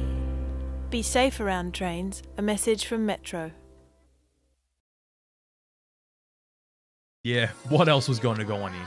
I think this is probably one of the most well-known PSAs of all time because when this came out, it was fucking everywhere. Especially down here where I live, which is Melbourne, Australia, and it's the city where these PSAs were made. It was everywhere. I still see these ads even now. It's nearly 10 years later and I still see Dumb Ways to Die characters on ads in train stations and stuff like that. Everyone was talking about this PSA when it came out and it didn't help the fact that they made 3 fucking apps. Well, to be fair, those games are really addicting. And I didn't even know until the other day that they made 3 games. I played the first 2, I had no idea they made a 3rd one. But to say this PSA was memorable was definitely an understatement as this PSA ended up being everywhere.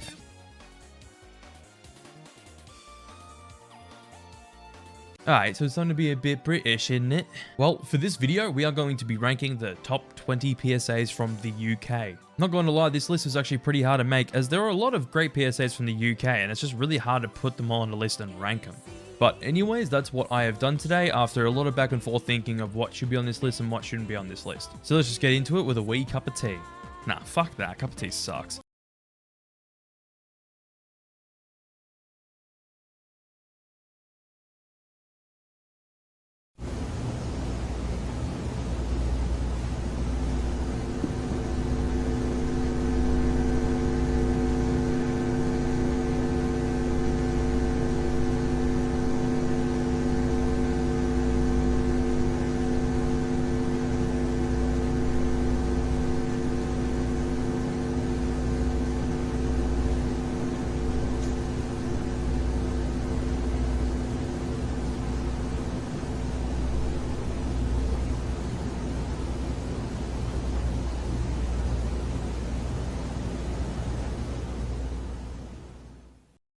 I straight up think this is a pretty cool PSA just because it has that twist on the iconic advertisement from Cadbury where the gorilla plays the drums. But this PSA did start airing about 2 years after the iconic advertisement started airing, and I even remember seeing the ad down here. I don't remember seeing the PSA down here, but I remember seeing the ad all the time. I honestly don't have too much to say about this PSA as it's just kind of a cool spin to a classic advertisement. But this PSA does get its message across pretty well that gorillas are going to end up going extinct. Also, Cadbury's the best branded chocolate, there's no argument there.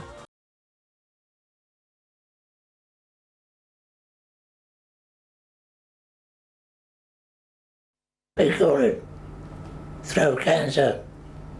They've come in and removed my voice box. Before we did this, they found out I got lung cancer as well. But the future plans right now are Alexander, my oldest, is coming over here for holiday December 13th. I will be alive for that.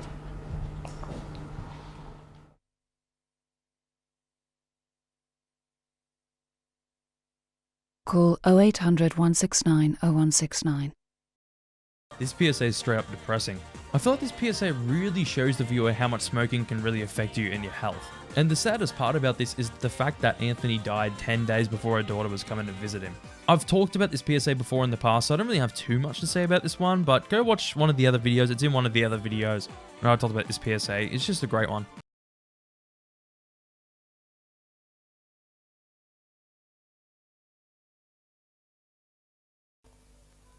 A-hunting we will go, a-hunting we will go.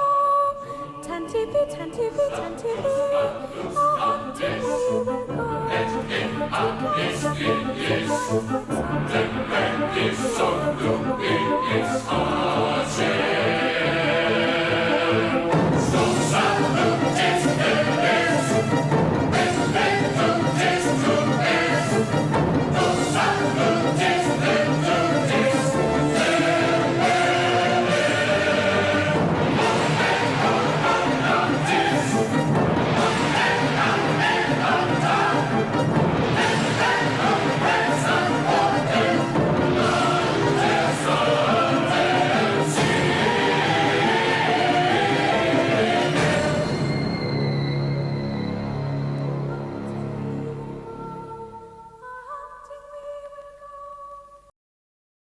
I don't really know what to say, but I kind of like this PSA for how odd it is. It's just so odd and bizarre, but I kind of like that in a weird way. Usually I don't like really bizarre and weird PSAs, but this one kind of works for me. Maybe because it actually is a solid message, since a lot of people still hunt foxes in the UK, even though it's illegal to. So I think this PSA deserves this spot on this list, as I do really like it and it does have a solid message. And yes, I really do like the imagery, so that definitely helps.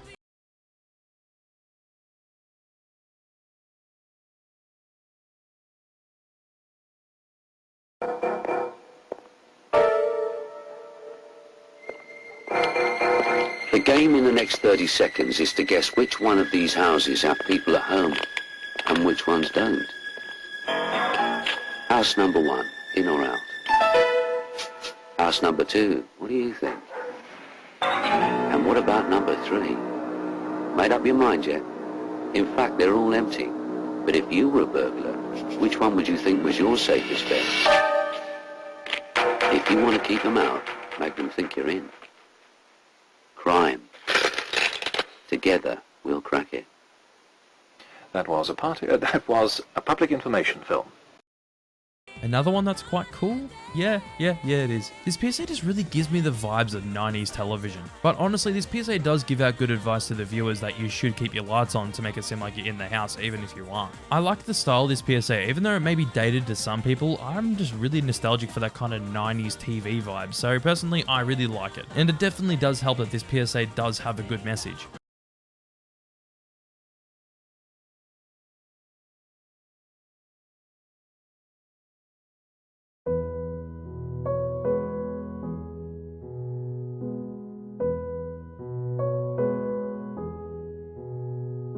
Silent night, holy night, all is calm, all is bright, round young virgin, mother and child. Holy infant, so tender and mild, sleep in heavenly peace, sleep in heavenly peace.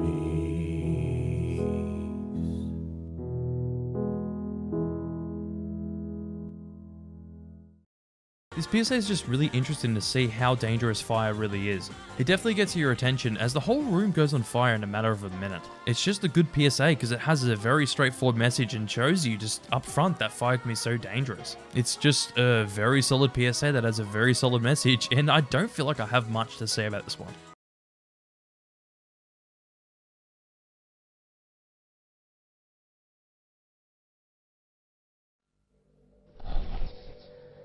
Elena didn't think anyone would hurt her. Elena trusted everyone. Maria doesn't trust anyone. Elena wanted to learn English. Maria gets beaten if she says no. Elena worked in a market to support her family. Maria works for nothing. Elena wanted to help people and be a nurse. Maria services up to 40 men a day. Elena used to cry when her father was cross with her. Maria doesn't feel anything anymore. Elena's family thinks she's dead. Help me. I was Elena. I am Maria. Help me. I'm here.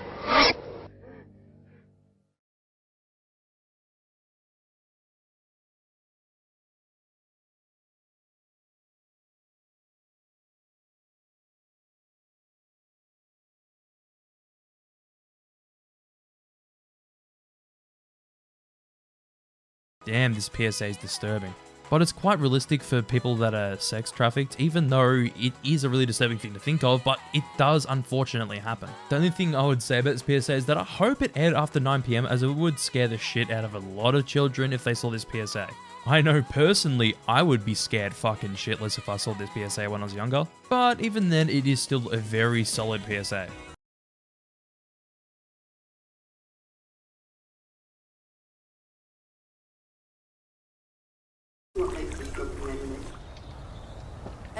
New scooter? Oh, yeah? You know those ones where... Oh, hold on. Better get this, buddy. Hello, Martin. Wasn't expecting to hear from you today. Well, wasn't Steve supposed to be sorting that out on Friday? Okay, right. No, it's not a problem. Alice is one of thousands of St John Ambulance volunteers. She's fully trained in first aid and knows what to do in any situation. Say something, buddy. She can be the difference between life and death. But what she can't do is be there every time. Briefly. Help! Help! Somebody.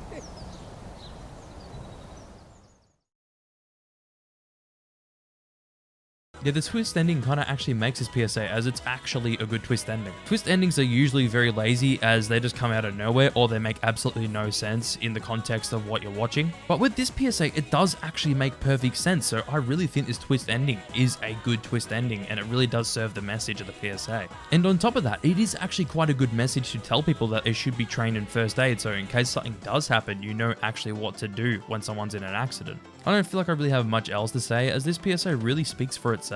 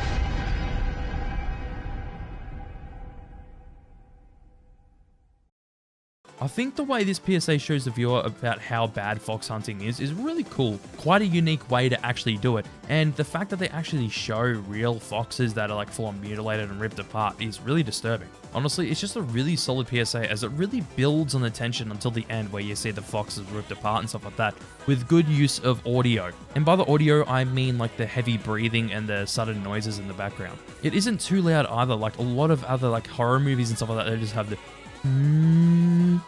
fucking jump scare shit. I hate that. Also, the fact that fox hunting is illegal in the UK and a lot of people still do it is quite disgusting.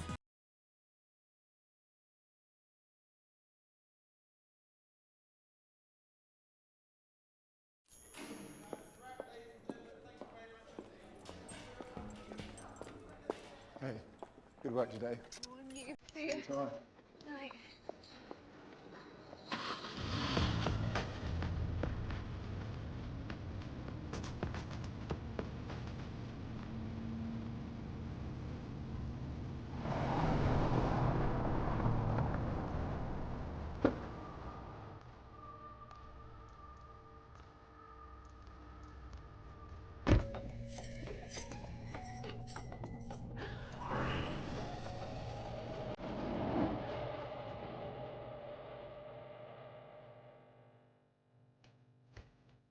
Sweetheart.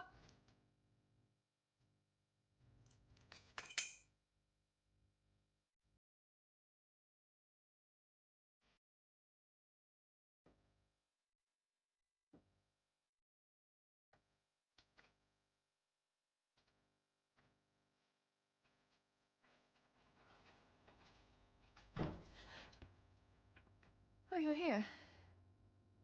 You're hurt. Here. How was he today? Your leading man? Oh, gentle heart, please. How did it feel? Did it feel real? It's my job. Sorry, we didn't agree to that. That wasn't in the script. Oh. Please, I didn't agree to this.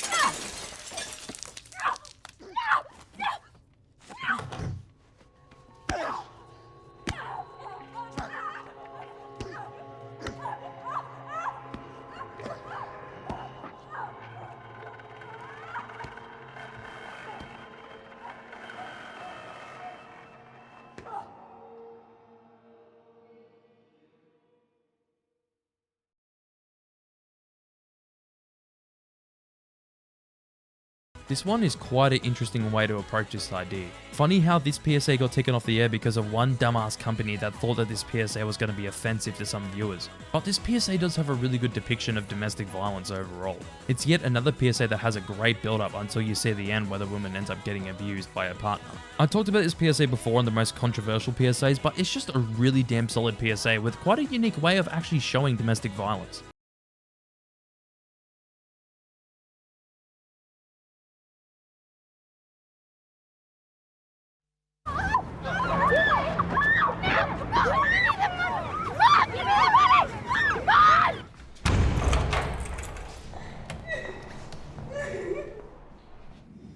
They've let you out again, have they? You worthless little cow! Come on in. Can't read. Check the sleep. I don't know what it says, all right? You okay? Here, 20 quid. Mom, give me the money! You worthless little cow! Can't read. I don't know what it says. Here, 20 quid. Give me the money! Worthless little cow! I don't know what it says. Here, 20 quid. Worthless! It says 20 quid. money! Worthless! It says 20 quid. 20 quid. 20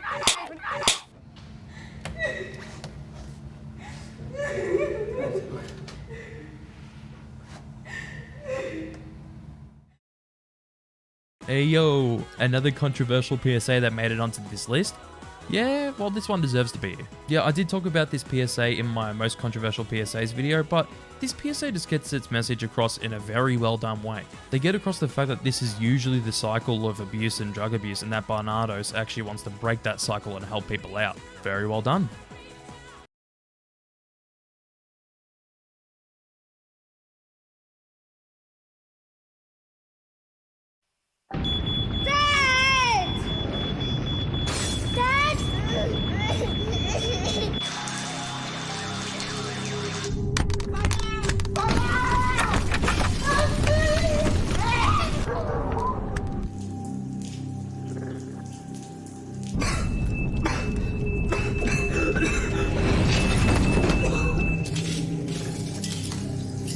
Make your plan. Get out alive. I'm going to say this because I feel like no one's brave enough to say this, but this PSA is kind of overrated. It's still a good PSA, hence why this made it onto the list, but it's just people praise this as like the best PSA ever, and I don't think so. Like, hey, the message of this PSA is great, but I think some of the scenarios in this PSA are just a bit ridiculous and a bit unrealistic. First off, why wouldn't the woman break the window? And second, why would that guy have a bike in his hallway?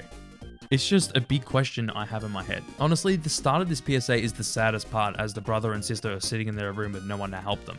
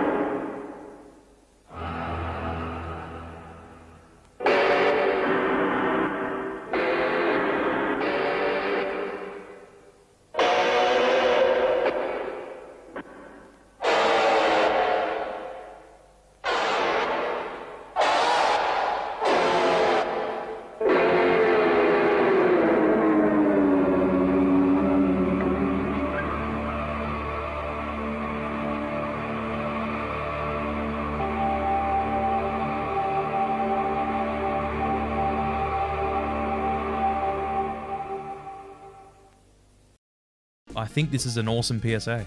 I feel like this PSA really captures how people feel with their mental struggles, and I really like it because of that. I talked about this one a few times, but damn, I just love the direction they took with this PSA, and it really accurately represents how people feel with their mental struggles. And it's definitely a unique PSA, but that's what catches your attention because it's so unique to other PSAs.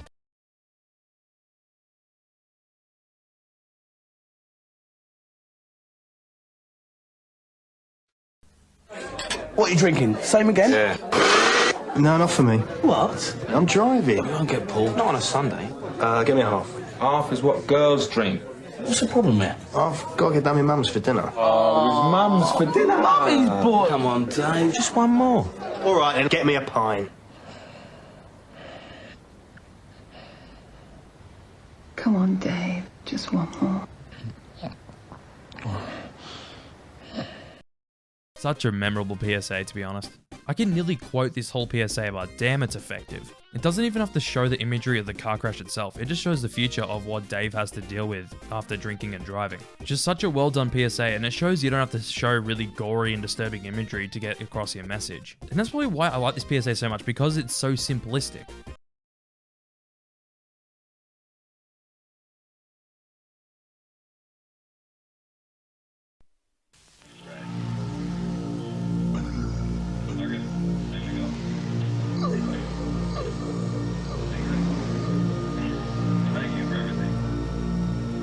Is there anybody out there?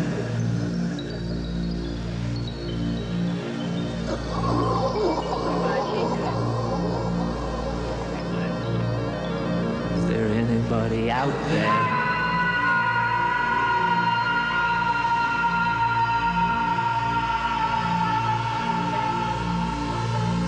Is there anybody out there?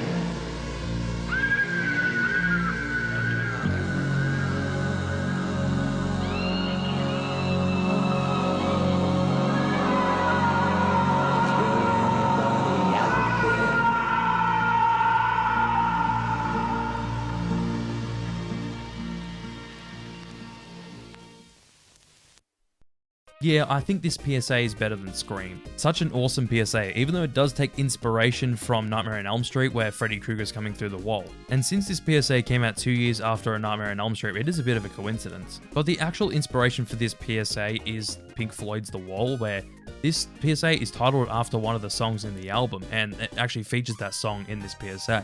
Also, the fact that the movie had the man screaming through the wall was probably a massive inspiration for this PSA. But what do I think? I think it's an inspiration of both. I feel like what they've done is they've taken the famous imagery from the Wall movie in 1982 and taken that famous scene from Nightmare on Elm Street and just put it together. Either way, I still really think this PSA really portrays how it feels to go through mental struggles without reaching for help.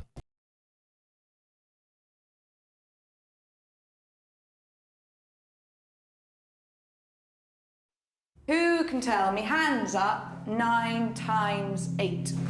Sally, do you know the answer?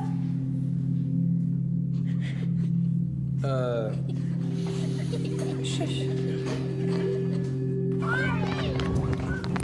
you want to come round my house after school? Nah.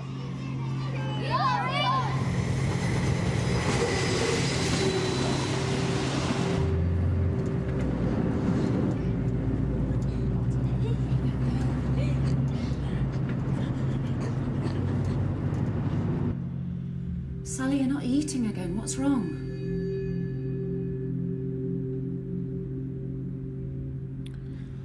I'm fine. Can I go now?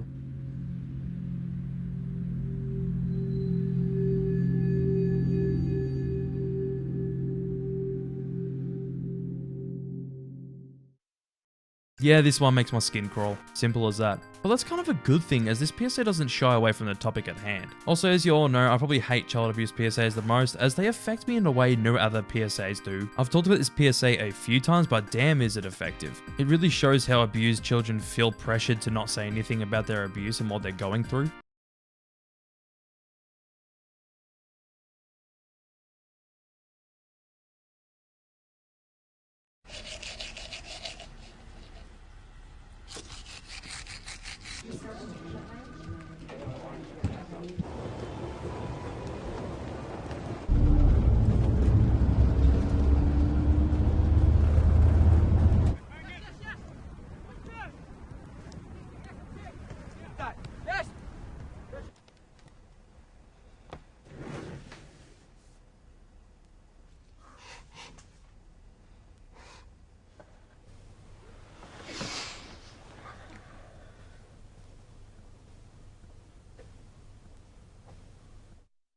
One I actually haven't talked about in a while, but damn, this PSA is really good. The imagery alone is amazing, and even though this PSA copied the TAC PSA called Haunted from 2005, it's still a good PSA. Which honestly, I think the TAC PSA is more effective as you see more emotion out of the main character compared to this one. I'm not trying to put this PSA down, as it is a great PSA, but I feel like if there was a bit more of a performance in the main actor, it would have been even better, which the TAC PSA Haunted did better.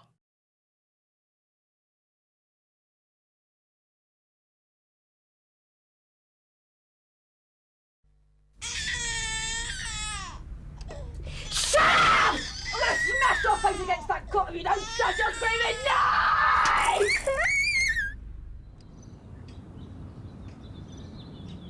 Come and sit over here. You're brainless, you're stupid, you're no child of mine! Mummy, where are you? I don't like being on my own. Not a word to anyone. This is going to be our little secret. Sometimes we can't bear to look either, but cruelty to children can be stopped, and with your help, it can be stopped forever. Please support the NSPCC's new Full Stop campaign. Straight up, this is probably one of the most depressing PSAs in my opinion, and I try to repress this shit, but I can't. It just hits me in a way no other PSAs do at all. It isn't the best PSA, but damn it's disturbing and it makes my fucking skin crawl. I try to avoid watching this PSA as I do find it disturbing. And yeah, as I said before, this is the one PSA that just really gets me, as you just hear everything that's going on. You don't see it, you just hear everything that's going on. But you see images of characters or celebrities covering their eyes, as hence the point of the PSA, like don't look, they don't want to look at what's happening. And yeah, I'm sure as fuck I don't want to look at this.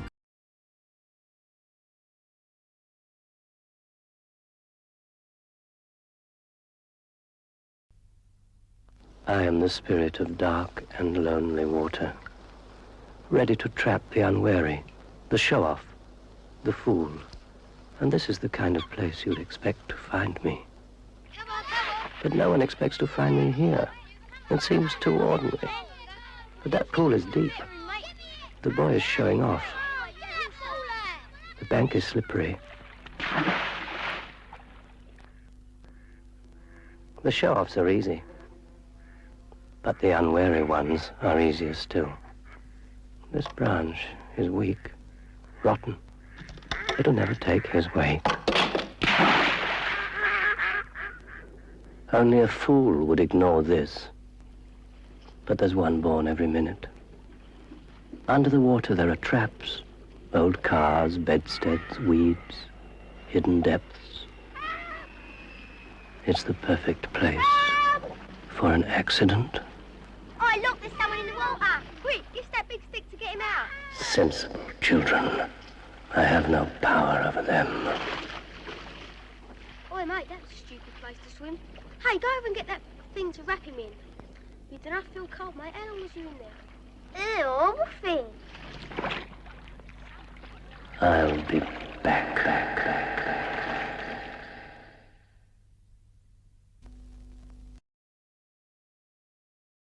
Donald Pleasance makes this PSA. I don't care what any of you say about this PSA, but without Donald Pleasance's voice, this PSA would not be near as memorable or near as good. But Donald Pleasance really embodies the Grim Reaper, and I fucking love it. Like, honestly, it would only be a solid PSA if it wasn't for his voice, and I just love his deep voice as the Grim Reaper. It just works so well. Like, hey, I could go on about Donald Pleasance all fucking day, but this PSA still does have a solid message, and I feel like it gets it across in a very solid way. But yeah, honestly, without Donald Pleasance, this wouldn't be as good. Also, yeah, some of you might not agree with me putting this one up so high, but I just love this PSA, and honestly, it is just so iconic.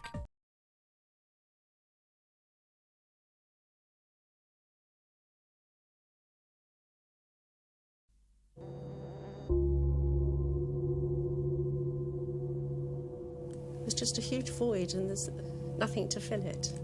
Nothing at all. The driver had been drinking and just smashed his car into the back of Michelle's car, and she died of head injuries. Oh, she was lovely. She was full of energy, full of enthusiasm. Even if I could just hold her hand for 5 minutes, or tell her again how much I love her, or just touch her hair, I would give the world for that.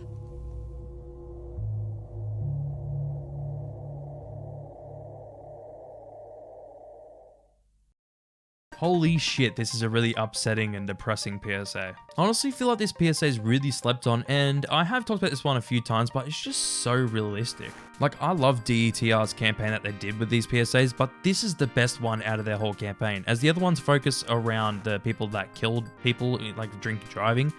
But this one's the best, as you really get to see the victim's parents feel upset that their daughter died. You really feel for the parents of this PSA, as their daughter was taken too soon from a drunk driver. I'm glad that this PSA doesn't try to show disturbing imagery, it just focuses on the parents and them discussing the fact that their daughter died in a car crash and how much they miss her. It's quite an emotional PSA, man, but it fucking works.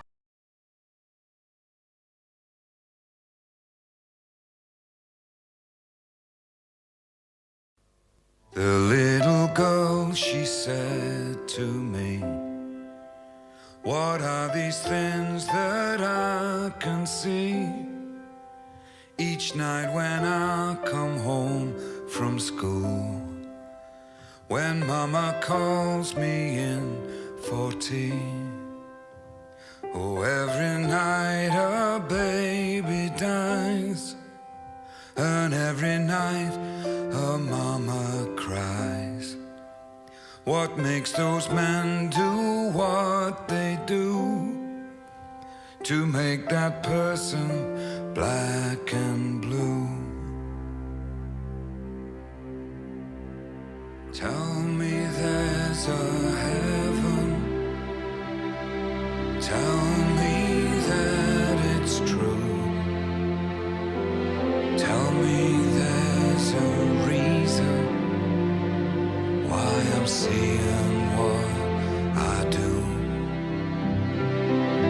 Tell me there's a heaven where all those people go.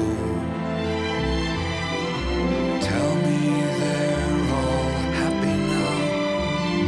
Papa, tell me that it's so.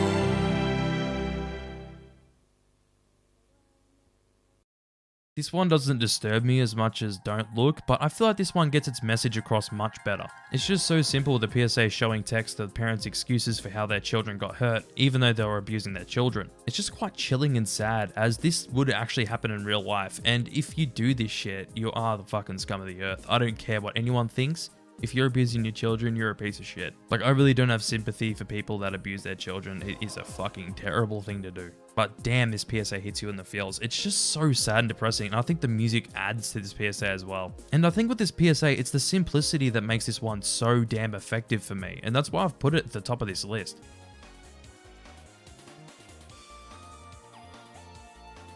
Warning, this video contains very disturbing subject matter and also graphic imagery. If you are sensitive to topics such as death, eating disorders, drug abuse, domestic violence, child abuse, sexual abuse, war and disfigurement, please do not watch this video, as this video contains all of those topics. A top 20 PSAs list? Yeah, you heard that right. But this time, I am talking about the top 20 PSAs from the US of A. The only area of the world I've covered so far is the UK, so I want to try and cover as many parts of the world as I can, and I will get around to those, don't worry. I find the USA to be interesting with their PSAs because they've got so many different PSAs, ranging from really good ones to really bad ones. And honestly, just because of that, this list was so hard to make. But before we get into the top 20 list, sponsor segment time. And also, don't worry, there will be a timer, either one of these corners, for how long your sponsor is going to go on for. Anyways, this video is sponsored by myself with my brand new Patreon. Yeah, I know, I made one in the past, but it wasn't that well thought out, and now I've revamped the Patreon to give you all some nice benefits that no other PSA enthusiast would have. This Patreon still has 3 tiers like my first one, and the first tier starts off at $5 Australian and it's called the Pusher tier. The kind of benefits you can expect in this tier is as follows: behind the scenes updates on new videos, an exclusive Discord tier, and even early access to new YouTube videos. My next tier for $10 Australian is the Pee Wee Herman tier. You still get the same benefits as my last tier, but you also get even more, such as access to my final scripts and the ability to vote on what video I make next. The last and final tier on my Patreon is the Top Chef tier. The biggest tier out of them all, sitting at $25 Australian, has all the same benefits, but you also get the added benefit of a custom video commission of your choice. Of course, you all don't have to sign up to my Patreon, but it does really help me out financially so I can potentially make bigger and better videos for you all. And also with the benefits I have gave to you guys on my Patreon, it helps you out as well, get more content, as well as it helps me out get more money so I can make bigger videos for you all. Anyways, on to the top 20 PSAs from the USA.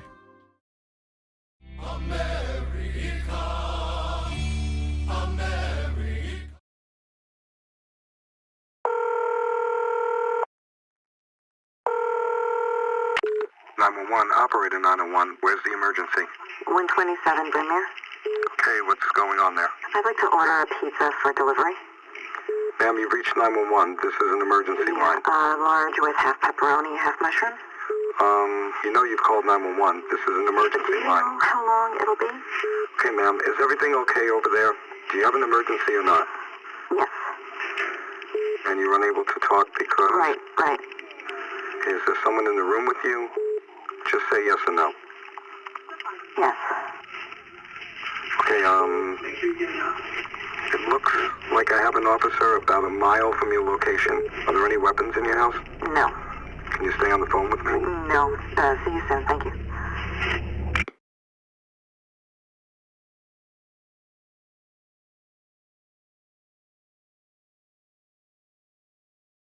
Originally, this PSA wasn't actually going to be on the list, but I decided against it. I decided to put it on the list, and I will explain why. Basically, it's just the simplicity of hearing a real phone call to the authorities. Also, apparently the real phone call surfaced because of a Reddit post in 2014. The visuals don't do too much for me personally, but they do help you visualize what actually happened in this scenario. Also, a lot of people think this PSA is called pizza, when it's actually called listen. Like, if you look into it, it's actually called listen because you have to listen when it's hard for people to talk. This PSA also aired during the 2015 Super Bowl, and it was apparently the first PSA to ever cover domestic violence during the Super Bowl ad breaks. The last thing that I'll mention that is actually really interesting is that the NFL themselves gave the company airtime for the PSA, and they actually funded the full production of the PSA too.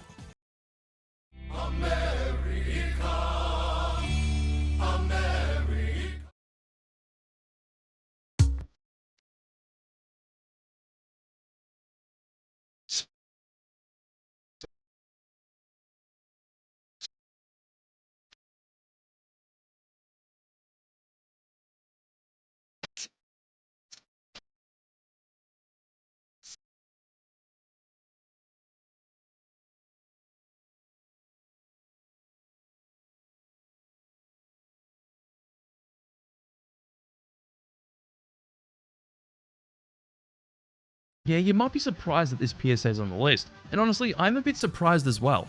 But the main thing I really like about this PSA is the interesting approach it takes to talk about smoking and tobacco companies. I find it really cool how the PSA is constantly changing characters and scenes to show the fact that tobacco companies are trying to show the viewer that smoking is cool and hip. That's obviously until at the end of the PSA where we can see the kind of effects that smoking actually has on someone. It also might be my nostalgia talking because I saw this PSA on basically every DVD that I owned when I was younger. Also, I don't know if this is a theory or if it's actually confirmed to be true, but I believe each scene is a representation of how a tobacco company tries to make their product look cool. I know that's quite vague, but what I'm actually saying is that they're actually symbolizing each different company in each scene. Just let me explain. So the first scene we see a Camel representing Camel cigarettes, of course, it's in the name and the branding of the cigarettes. Then the Cowboy, which is meant to represent Marlboro, as the company usually advertise their products with cowboy smoke in their cigarettes. The next one is representing Cool cigarettes, yes, cool with a K, because their theme was green and playing up how cool smoking cigarettes are. But to be honest, I am not sure about the last scene, as I don't think any cigarette brands advertise themselves as being the luxury choice of cigarettes. Except maybe Pall Mall cigarettes. It might be them as they may seem to be the most luxurious choice, but who knows. One thing I didn't know about this PSA is that this PSA was directed by Rocky Morton, the same person that directed the Super Mario Bros. Movie in 1993. Wild.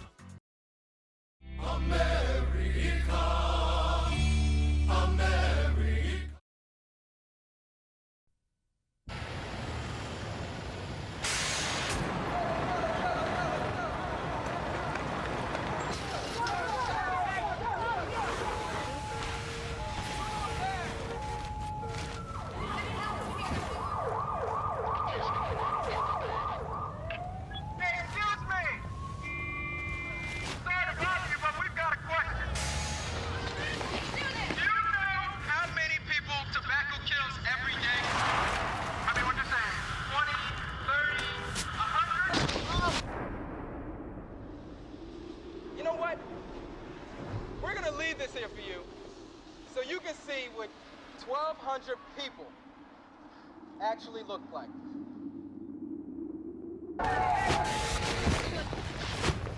Keep following them up, guys.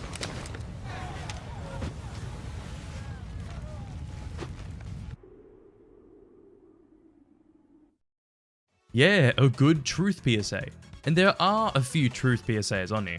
With this PSA in particular, I really like the interesting approach where they dumped 1,200 body bags in front of tobacco companies' building. Truth really made a big push during the 2000s to try and make people think that tobacco companies aren't cool and that smoking's not cool in general, and I really think it's Truth alone that did that.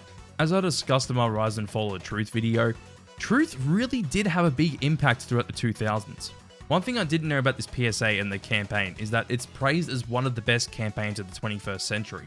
It's also apparently one of the most effective campaigns in preventing youth tobacco use as well, which I find to be quite interesting, and honestly I can see why, because Truth was killing it in the 2000s.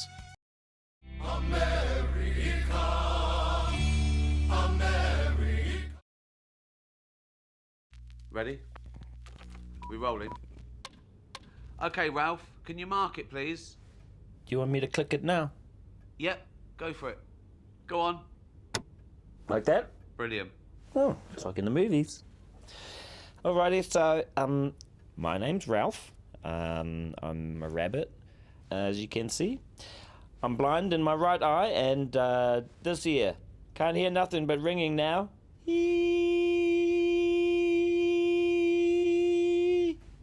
Yeah, it's annoying, isn't it? Yeah.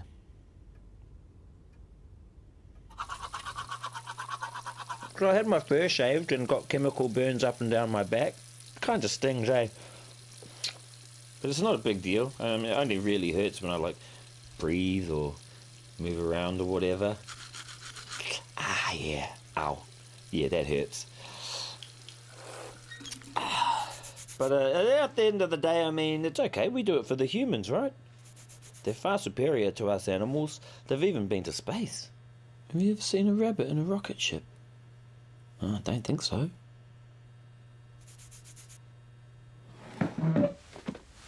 Point is, I'm not a space bunny. I'm a tester. My daddy was a tester, my mum, my brothers, my sisters, my kids, all testers, and they all died doing their job. Like I will. But it's okay. Testing is what we were born to do. It makes us rabbits happy. Yeah.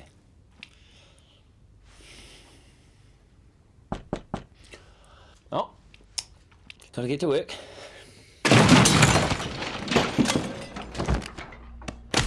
Now I know it looks bad, but the way I see it, I'm doing my job. If just one human can have the illusion of a safer lipstick or deodorant or... Hey, Ralphie! Psst. Ralphie! What's with the camera crew, bro? They're just following me around, making a documentary or something. Can you ask them to get us out of here? Yeah, what will we see? Come on, Ralphie, just ask them to get us out of here. I don't want to die, man. Okay, Ralphie! Okay, I hear you. You can edit that out, right? Oh, here we go. Hey, don't touch it! Oh, shit!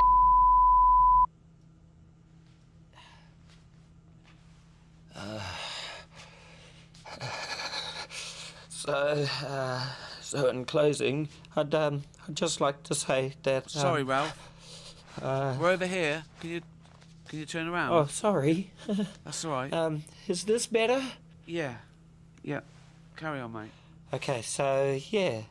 I'd just like to say to everyone out there still buying animal-tested cosmetics like eyeliner, shampoo, sunscreen, pretty much everything in your bathroom. Well, without you and countries that allow animal testing, I'd be out of a job. I'd be on the streets. Well, not the streets, more like a field, I guess. You know, like a normal rabbit. But hey.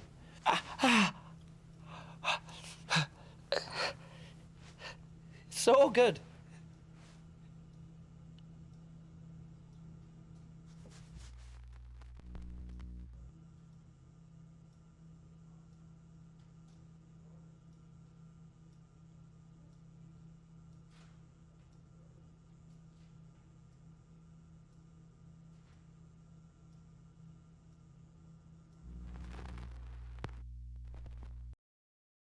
A very recent PSA that fell under my radar for quite a while, that actually is a really good PSA that creates its own story around the message very well. Also, this is actually a very interesting approach to animal testing PSA where we follow the rabbit throughout his day. By the way, the rabbits are voiced by Taika Waititi. Just the simple direction that this PSA takes following the rabbit's life throughout his day, getting tested on and stuff like that is really good. Also, it's interesting to see that a PSA has 14 million views on YouTube, which is pretty nuts for a PSA. The message at the end of this PSA works really well as well, where it says no animals should suffer and die in the name of beauty. I think that's a really good message.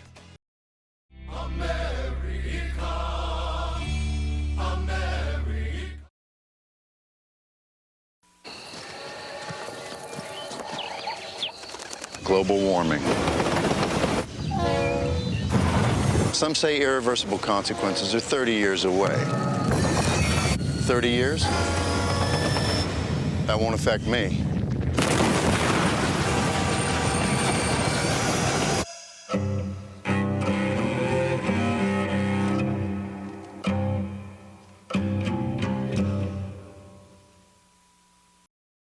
What? A good twist ending PSA? Yeah, it's actually quite good. I think this PSA works quite well because it doesn't show you much at all, and it just has the man talking about global warming. It's pretty powerful stuff, and the PSA doesn't try and shove a lot of information down your throat either. The only thing that is said is that in 30 years' time, global warming's effects will be irreversible. The twist itself at the end of the PSA where the man walks off and the little girl's in front of the train is really good. It really symbolizes how big of an impact global warming will have on future generations by using that young girl in front of the train about to get hit by the train. I think that's excellent.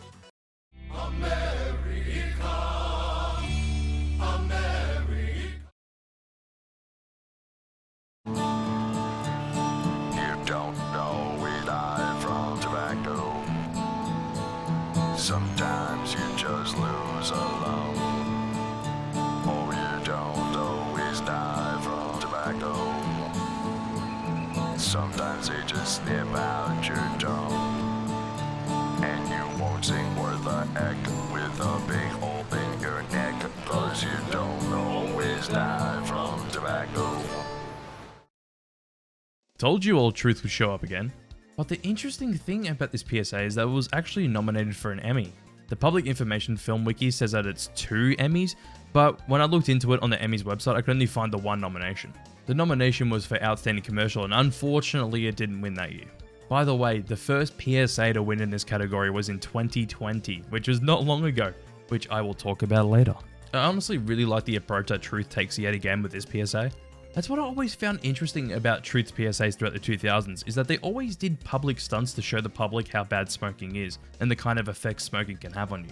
And I find that approach really sticks with you, because the first time I saw this PSA in particular was 11 years ago. And to say the least, I still remember the whole song in the PSA, and I remember everything that happens. It's really stuck with me, and I remember it very well. And that's a great thing.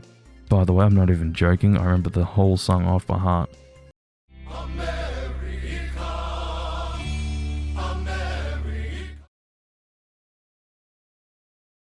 Dang, bro, I'm so late. Yeah, I'm late to class, man. Yeah. Thinking about who I was gonna vote for, probably Drew. Jasmine. No, bro, nah, she's fake. She's fake. President, here you go, thank you. Hi guys, vote for me for class president. Hi ladies. I'm not voting for this. Can you believe this? Bye ladies. Someone wrote dead man on my poster. Dude, this sure lot me right. Just leave me alone. You're not voting for your ex-boyfriend. Here you go, thank you.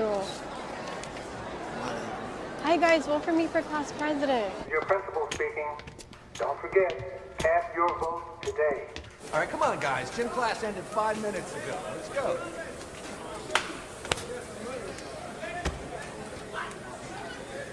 Yo, stupid freak!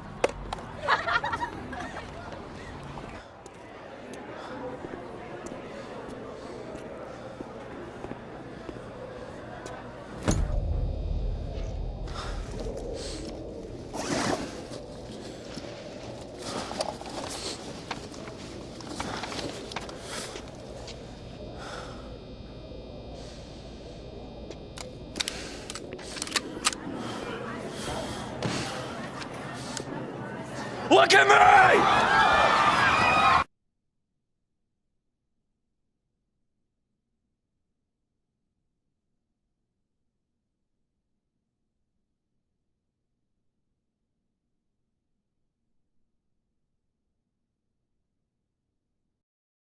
Yet another PSA that was nominated for Outstanding Commercial at the Emmys, but unfortunately this one didn't win either. But the year after, another Sandy Hook PSA got nominated for Outstanding Commercial and actually won it. Yeah, I bet you know which PSA that is. Yes, it is the Back to School Essentials PSA. And to be honest, I think this one is better than that PSA. I find this PSA to be much more subtle, as we just follow a kid's perspective as he goes throughout his school day. We do see 2 subtle nods that the main character does want to shoot up the school, and they aren't ridiculous and obnoxious like the Evan PSA. One is with the locker, which is an obvious one, and the other one is with a Facebook post on the library computer. I think what really sells the PSA, to be honest, is the end text. Most people only notice a shooter once it's too late. I think that line alone is brilliant and it works well with the PSA. I'm not going to dive into how this works in the real events because I think you all can kind of connect the dots and I don't really want to go in depth about that. So yeah, to be honest, this PSA in my eyes is better than the Back to School Essentials PSA, but they are both pretty close in my eyes. Also, I don't know if it's just me, but when the main character says "look at me" at the end of the PSA, I find that to be really effective. You can hear how much anger and sadness is in his voice when he's saying that. It's really good line delivery.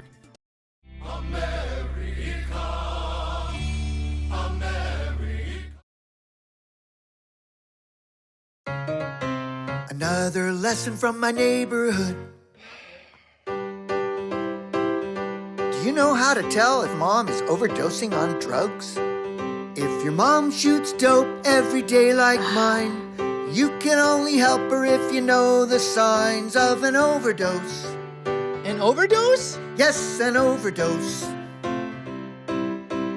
Don't call the ambulance if you're in doubt, unless she shakes uncontrollably or foams at the mouth. That's an overdose.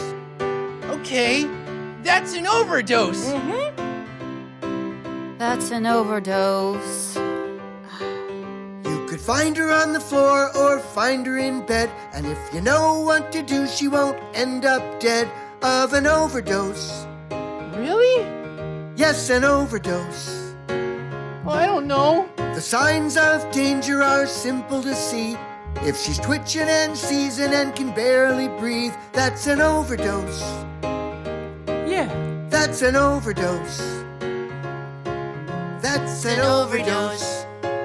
Mom always knows best.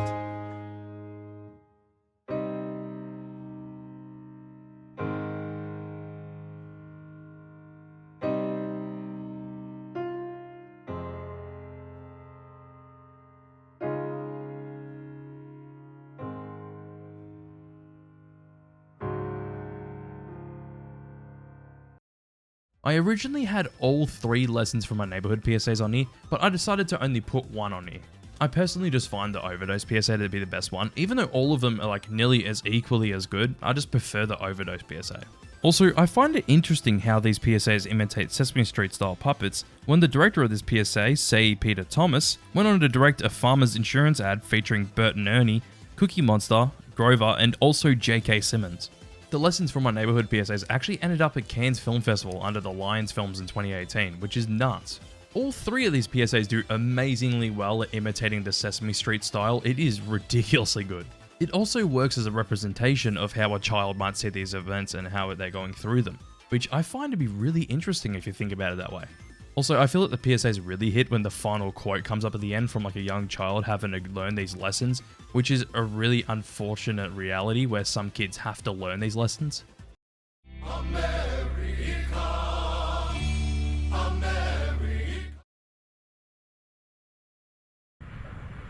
If I had asked, what does meth do to your brain? Does meth make you hear voices? Or if I asked, can't you just stop doing meth? My mom wouldn't be asking. Oh, God, what did you do? Oh, baby, hold on, please. Honey! Gerald! Hold still, please.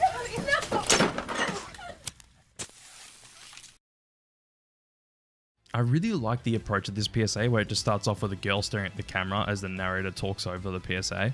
Also, the twist where the girl actually slit her wrist at the end of the PSA is really powerful because if you think about it, it's more like she thinks that she can't stop doing meth, so she feels like she has no other way out. And when you really think about it that way, I find it to be quite sad that someone can think that just because you're addicted to a drug, that they feel like they have no other way out of doing that drug.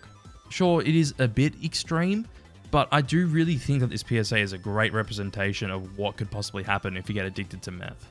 There are a few other Montana Meth Project PSAs that take this approach, but honestly, this one is the best one out of all of those, because the other PSAs in this campaign, they get their message across well, but not as well as this PSA.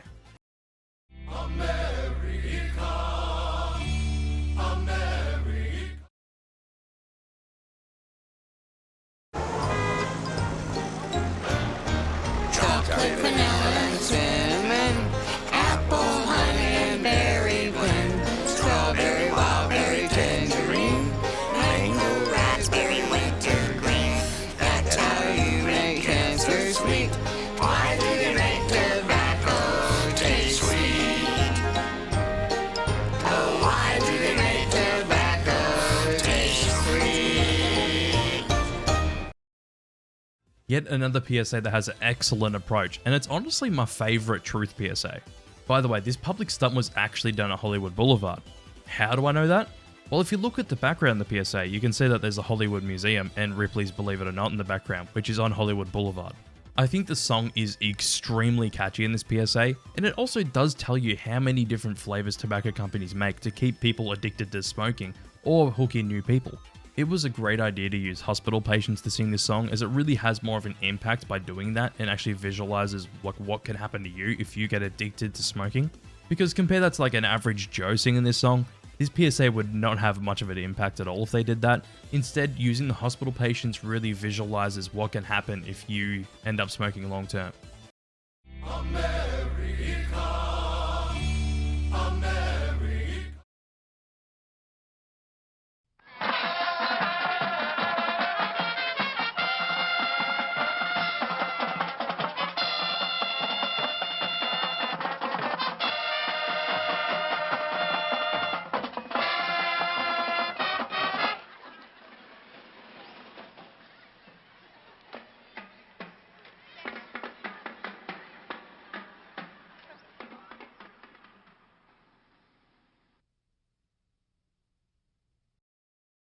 This PSA just hits like a truck for me. I think it's just the twist that Jesselyn had to suffer for 11 years before passing away is what really hits me. It's just another really good twist ending PSA, and honestly it's the best PSA from Ad Cancel's Friends Don't Let Friends Drive Drunk campaign. Also, the approach of using footage of the victim before the accident just really works for me. I don't know what it is, but I really like it.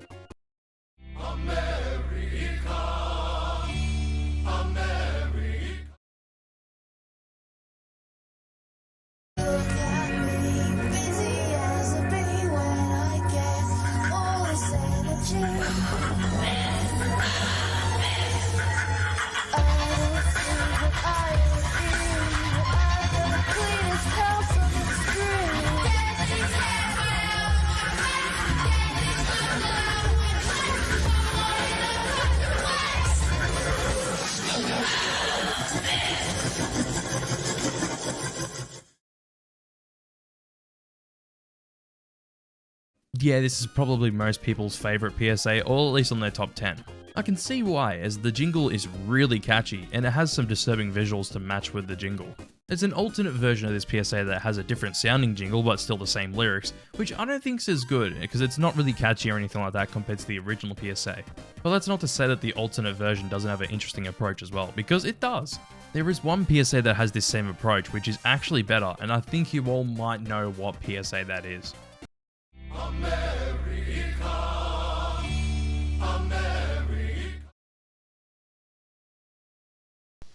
Where's dinner? Well, I thought you'd be home a couple of hours ago, and I put everything away, so what I is didn't... this? Pizza? What, a pizza? If you had just called me, I would have known what... Dinner ready is a pizza. I didn't know you'd be so late. Let me ask you something. Is it too much to have dinner waiting when I go home? Please don't be so loud. Don't tell me what to do! You shut up!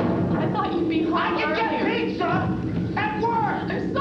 I'm sorry. Yeah, I'll do something better. I'll fix you something better. Let go of me! Get in the kitchen! No! Well, it hurts! Do you want to see what hurts? That's what hurts! That's what hurts! Now get up and clean up this mess! Shut up! I'll be quiet. Oh, please.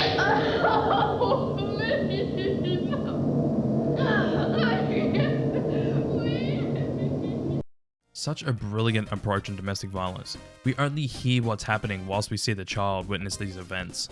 It's so well done, especially for a PSA from the 80s, I am really impressed. The depiction of domestic violence in this PSA is really good as well, especially compared to a lot of other 80s PSAs that would cover the same topic.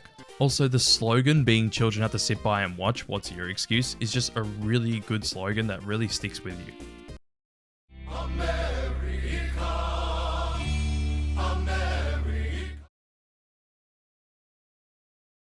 This is my blog entry. I started using meth after high school. It made me more and more depressed. Voices told me my family would be better off without me. I tried to hang myself in a barn with a rope, but my convulsions made it break. So I took a rifle, put it under my chin, and pulled the trigger.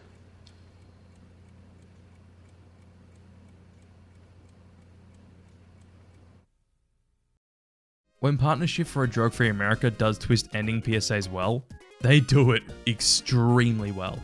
I love how the PSA starts as a simple blog entry until it gets more and more disturbing until we see that David tried to hang himself and then shoot himself after his first suicide attempt failed. But the reveal to see that David's still alive after his suicide attempts is really powerful, and we actually get to see the aftermath of his attempts. It's really powerful stuff. Yeah, if you all haven't realized yet, simplicity goes a long way for me.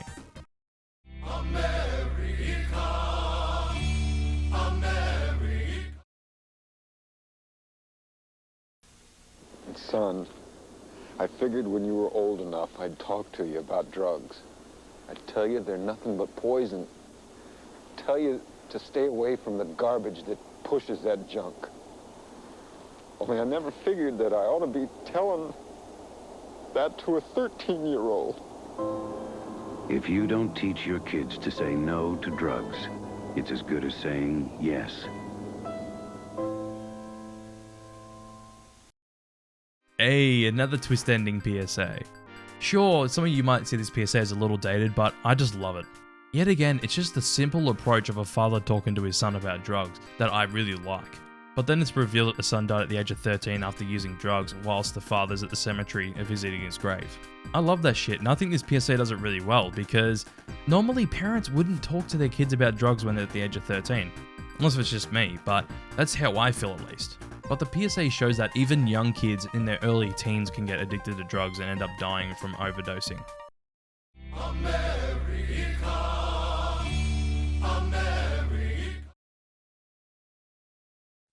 It's the freshest feeling, the coolest high. So pick up some heroin and shoot for the sky.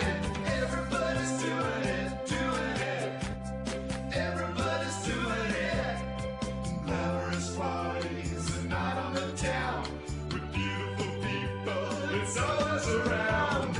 Everybody's doing it, doing it. Heroin for the rest of your life.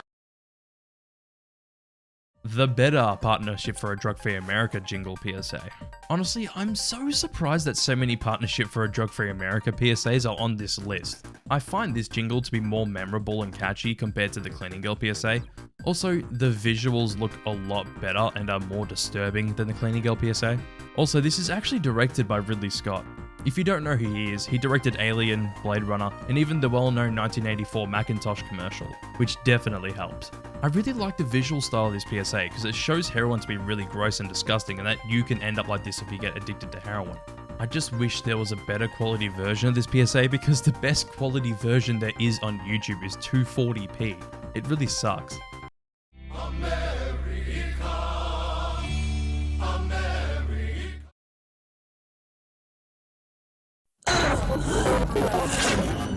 This is where he went into convulsions.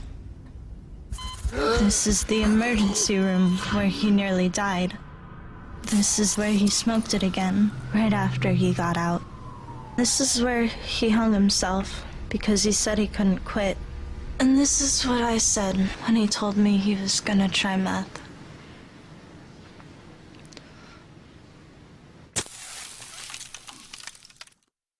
The best Montana Meth Project PSA. There's no argument against that. But talk about a powerful PSA. Shit. The visuals alone do it for me, but the narration also helps this PSA out too. It's so well done, and also the message that you should try and say something before someone does meth is really well done here. I know there are a few of these PSAs as well from Montana Meth Project, but this one does it the best.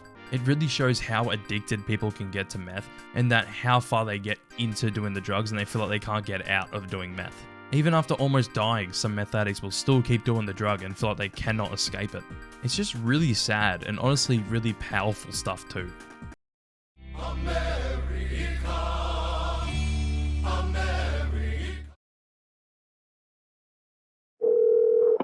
Fairfield County 911. I need help. Where are you at? Well, ma'am, I don't know exactly, but I'm freezing, and my girlfriend is freezing. Mike, I want to help you so bad, hon. I want to find out where you're at.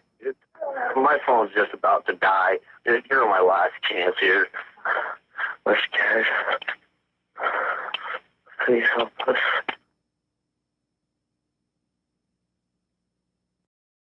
Now, the best Partnership for a Drug-Free America PSA. But the fact that this all really happened is what makes it work so well for me. Also, the fact that we get to visualize the couple that ended up freezing to death in the blizzard really helps this PSA too, with only little bits of text here and there to give us a bit more info about what happened. I know this call's much longer and they cut out a bit out of the actual phone call, but I find this PSA to still be really powerful. I love it how the PSA just lets the phone call do the talking. They let that just play out without many interruptions at all, only a few little bits of text to give us a little bit more information about the end result of what happened after the phone call. It's still so sad that the couple froze to death in a blizzard, and also the emotion and the man's voice in the phone call just hits so hard.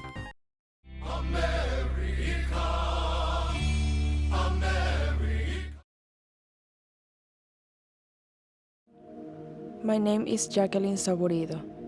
This is a picture of me before I was hit by a drunk driver. Before the car caught fire. Before 2 of my friends died. Before I needed more than 40 operations. This is me when my life was just like anyone else in college. This is me after being hit by a drunk driver.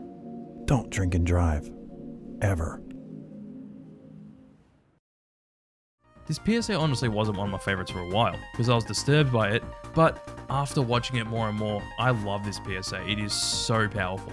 It's just really sad what she had to go through, and I'm glad that her story was heard by many different outlets, such as this PSA, even on Oprah in 60 Minutes. It's horrible that someone has to suffer like this for so long, and unfortunately she did pass away in 2019. Still, the PSA delivers the message so well just by showing what she looks like before the accident, and then afterwards her pulling down the photo to reveal herself after the accident. It's really powerful stuff. By the way, the whole accident is absolutely horrible as she suffered really bad burns because the car lit up in flames.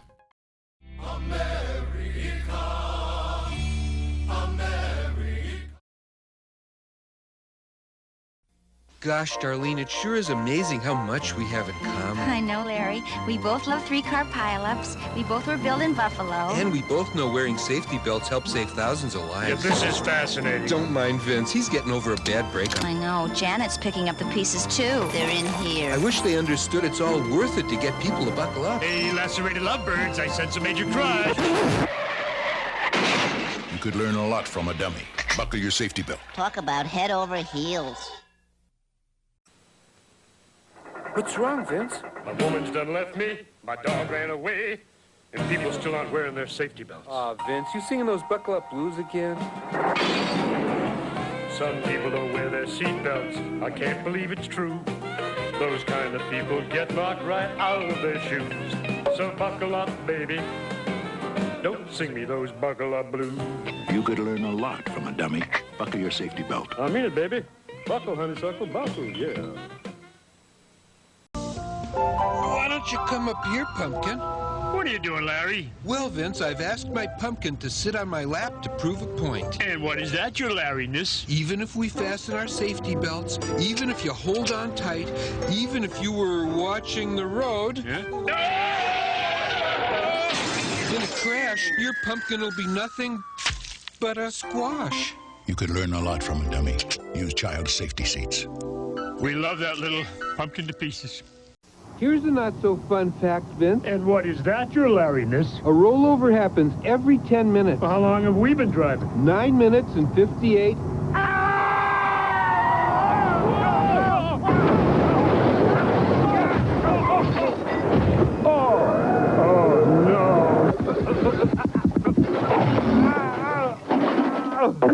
You could learn a lot from a dummy. Buckle your safety belt. Oh, this job is wearing very thin. Vince, get up. Safety belt test at 9. Hurry. Not another windshield taste test. Count me out. What? The old pro backing down from a motorhome? Nothing like that. I'm just tired of trying to convince people to wear safety belts. No one's listening. Safety belt saved Barbara Mandrell. You're right. Someone listen. Let's hit the road. You hungry, partner? Let's do some donuts on the way in. Good idea. You could learn a lot from a dummy. Buckle your safety belt. I think you all knew that Vince and Larry would be up here. I played a few of my favourite PSAs on this spot, but honestly the whole campaign needs to go here, because I was going to try and pick one PSA, but that wouldn't be doing the whole campaign justice. Everything about these PSAs is amazing. The brilliant approach on a very serious topic is just mind-blowing. These PSAs are so underrated as they did so much for seatbelt use in America.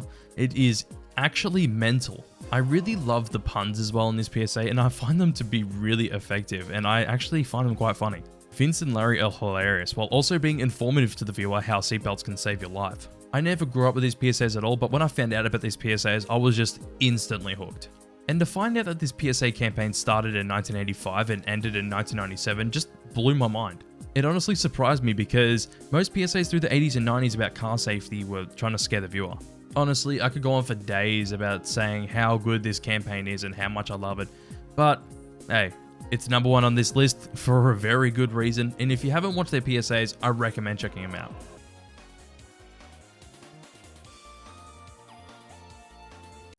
Public service announcements. It's something we've all seen at some point in our lives, whether you remember it or not. You might have seen some PSAs on television during Saturday morning cartoons, or even late at night when you shouldn't be watching television. Maybe you saw one in the cinemas just before the movie starts, or possibly at school when your teacher whips out a square TV. I definitely remember moments where I've seen PSAs in all of these scenarios, and maybe you do too. One of those scenarios was the sole reason why I got into PSAs in the first place. But before we get into the video, I will acknowledge that yes, I know I did make this video about a year ago, and I will acknowledge that video sucks, and that's why I really wanted to remake this video, is I feel like I could say more about the topic. Also, please do make sure to check out my Discord in the description, as you can join an awesome community, and also, I have reached the max boost here, so custom link. Hey, how awesome. Also, please make sure to check out my Patreon in the description if you want to see your name at the end of my videos, and also receive some awesome benefits. So, with that out of the way, let's get into this video. But before we get into talking about the lost art of PSAs, we need to talk about the history of PSAs. So PSAs have had quite a few different forms in the past. The most well-known form of advertisement made to educate the public on topics besides from PSAs is a thing known as PIFs. A PIF means public information film, and they're usually a thing from the UK as they started there in the late 1930s. PSAs on the other hand started after World War II with a government-funded company known as Ad Council making PSAs. Which is a big name in the PSA community as they made PSA campaigns like the Smokey Bear PSAs and the Vince and Larry PSAs. By the way, PSAs and PIFs are basically the same thing now. PIFs and PSAs are quite different, as PIFs were longer form videos out there to educate the public and they'll roughly mostly around 10 minutes. Compare that to PSAs where they're roughly around 30 seconds to 2 minutes long. But over time, PSAs and PIFs started becoming more similar as PIFs started to get shorter and shorter. And even now, the UK makes PIFs that are just as short as PSAs, and even the PIF wiki considers public information films as PSAs now. But obviously, as more and more time has passed, PSAs and PIFs seem to become more and more common, especially during the 80s and 90s. The 80s and 90s were really the peak for both PSAs and PIFs. This is because America was declaring a war on drugs and constantly pumping out mainly anti-drug PSAs, whilst the UK was still doing the same thing as they were usually doing, but more and more companies had come around to make more PSAs. So that's a little history lesson about PSAs. How about we talk about the decline of PSAs where they started to drop off and started to get made less and less. This is yet another topic I need to discuss to understand why PSAs are a lost art form that isn't used nearly as often anymore. We know where PSAs peaked, as it's quite obvious that around the 80s and 90s is where they really peaked, but where did they start to decline is the question. I will answer that question, and yes, I know there is an easy answer on the table. You could just straight up say the internet. Well, yes, but I want to dive into it a bit more, as there is a bit more to it. So yeah, PSAs were really at their peak in the 80s and definitely still going strong throughout the 90s, but PSAs seem to start appearing less and less as the 2000s turn into the 2010s, and then even now in the 2020s. It really becomes obvious when you look at the companies that made a lot of PSAs throughout the 80s and 90s, such as Partnership for a Drug-Free America. They were releasing heaps of PSAs throughout the 80s and 90s, then all of a sudden didn't release PSAs in the 2000s. A similar thing also happened with Montana Meth Project, but they stopped making more PSAs after 2011, as they came around to the PSA scene in the late 90s, and really made a name for themselves.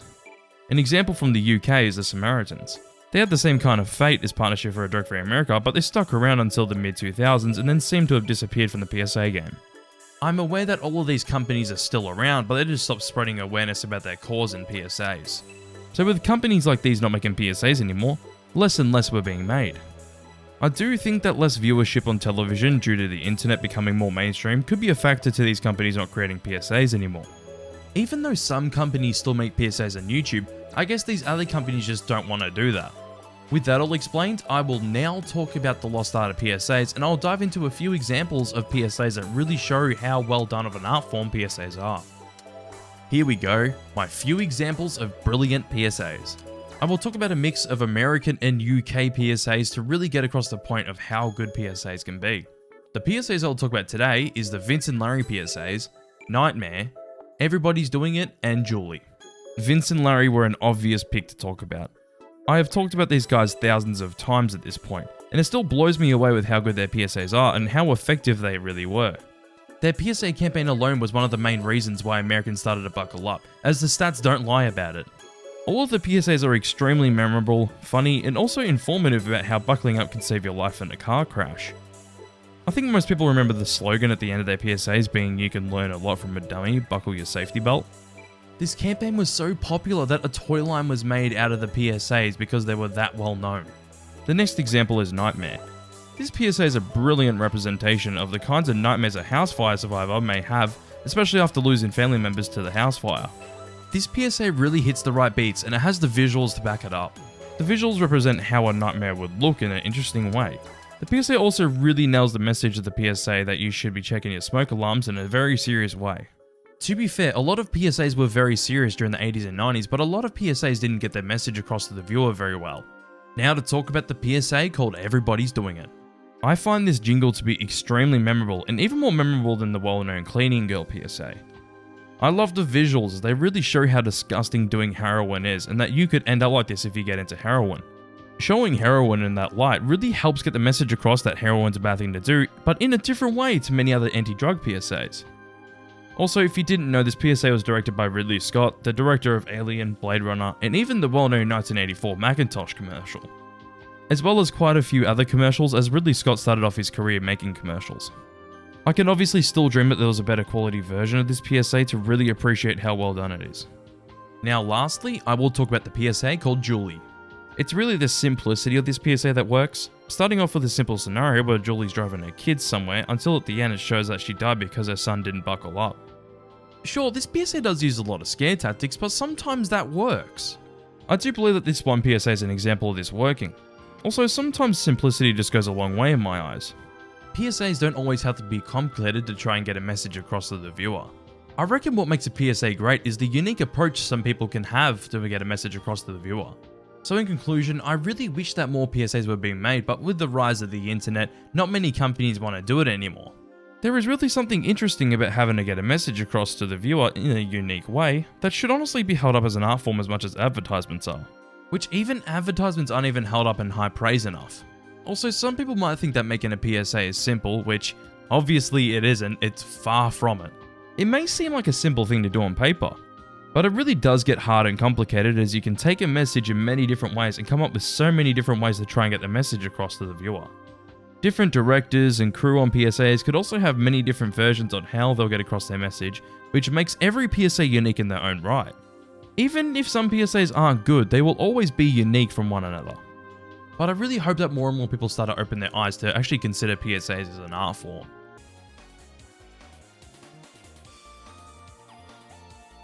Before this video starts, I want to give a massive thanks to EB Agent J for suggesting this video.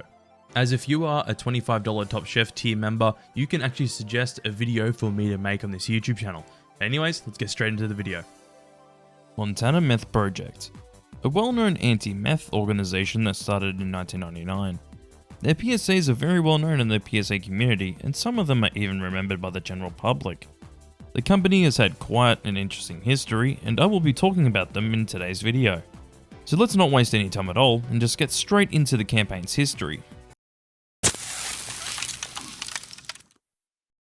The company was formed in 1999, and obviously from the American state of Montana.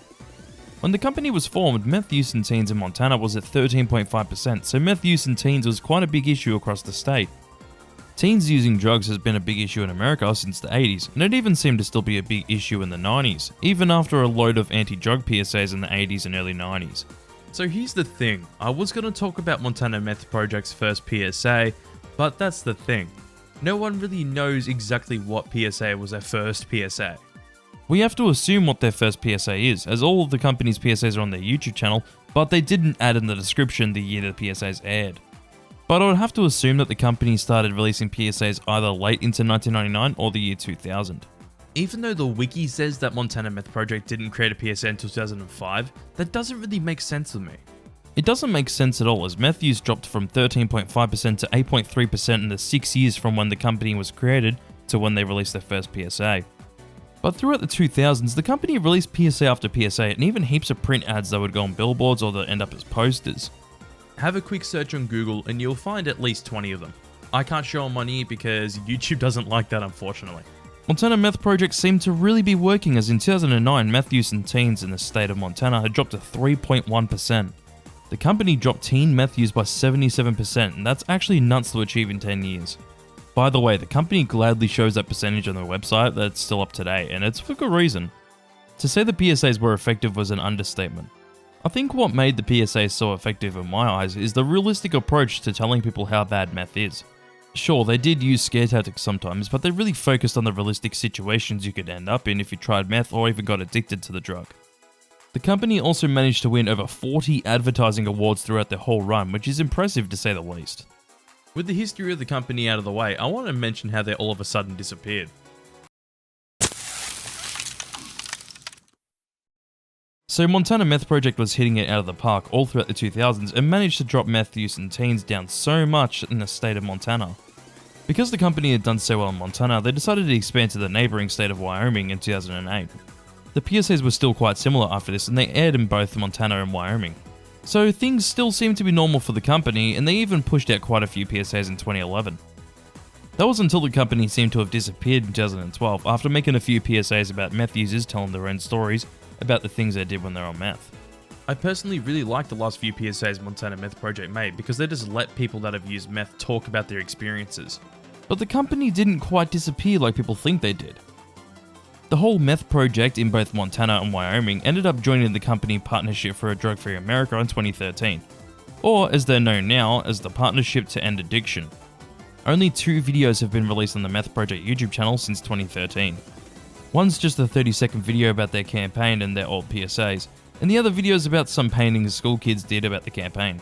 So to say that the company isn't coming back anytime soon is an understatement because their last videos released on their YouTube channel was in 2015.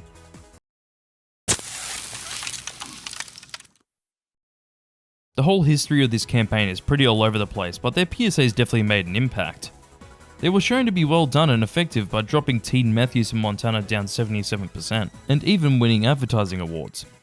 Many people still remember their PSAs for the disturbing but realistic approach to using meth, and to say I still definitely remember them is an understatement. Even with 1 or 2 PSAs I'm not a big fan of, such as everything else, I still hold this company up in high regard, mainly because what this company achieved in 10 years was really impressive.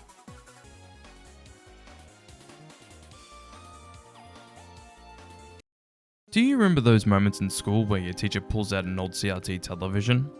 I most definitely do, and you probably do as well, as they are some of the best moments of my schooling years. Being able to watch things like the Magic School Bus at school was great. Even if it was some generic educational film, at least you were able to just sit down and watch something instead of doing schoolwork for a while. Schools seem to like showing kids educational films about certain topics, and the main ones I remember were the DVDs known as the Critics' Choice. Not the movie awards show, but these DVDs were annual things that would show off 12 anti-smoking PSAs from around the globe. The DVDs in question had very good intentions, with wanting students to be critical about PSAs, to identify the techniques used in the PSA, and also to explain the importance of health-related PSAs. There were a few different activities that the Critics' Choice would give students to get across their opinions on each PSA in the DVDs. I want to mention that these DVDs are probably the main reason why I got into PSAs. So after coming back to talking about PSAs, I really wanted to watch these DVDs, but I couldn't find them online. So, with the support of my patrons, I managed to get both 2007 and 2008. I literally had to go on eBay to buy these DVDs as there was no other way to watch these at all. Also, I want to mention that these 2 were the only 2 I could actually get my hands on, as the ones from like 2009 to 2011 I couldn't manage to get my hands on, or even the 2006 one I unfortunately could not find anywhere. But to complete the experience, it's time to grab out a good old CRT television. I'll be a minute.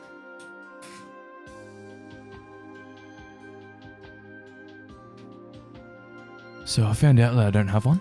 I wish that I did, but anyways, let's watch the DVD and rank the PSAs on the DVD for how they're meant to be ranked. What the DVD says is that 1 is not effective at all and 5 is a really effective PSA. So let's do that. Oh, I just realized that on these DVDs, I can win an iPod Classic. Surely I can win it still. So, first off with this one, let's start with 2007. Oh my god.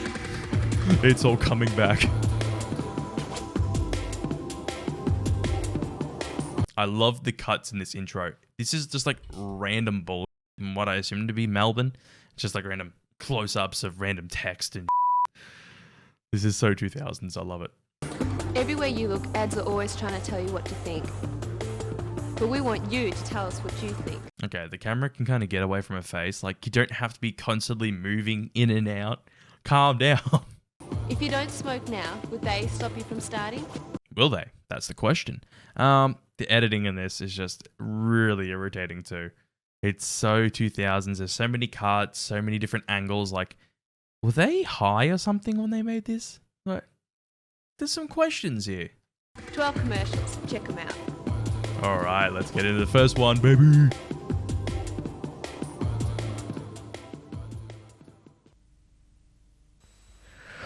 The human lung is like a sponge. I remember this one. This is like the OG tar lung. It's like the OG one. This is like the classic one. I don't think it's from 2007, but okay. If the average 20-a-day smoker could collect and wring out what goes into his lungs over a year, he'd find this much: cancer-producing tar. Yummy. Yummy. Love that good old tar. As the PSA goes, you know what? From 1 to 5, how effective it is? It is a 4. What is this music? Like, what is this? Oh boy, here we go. Okay, that's some horror movie. Being eyeless like that, where it's just like full on, like, that's like nearly Pan's Labyrinth. Oh, all right, let's go. Smoking is pointless, but some people just can't see that. Wait, so this PSA was made by the same company that made this DVD. As it goes from effectiveness, it's about a 3 because it's all right. It gets it across, but just very corny and dated.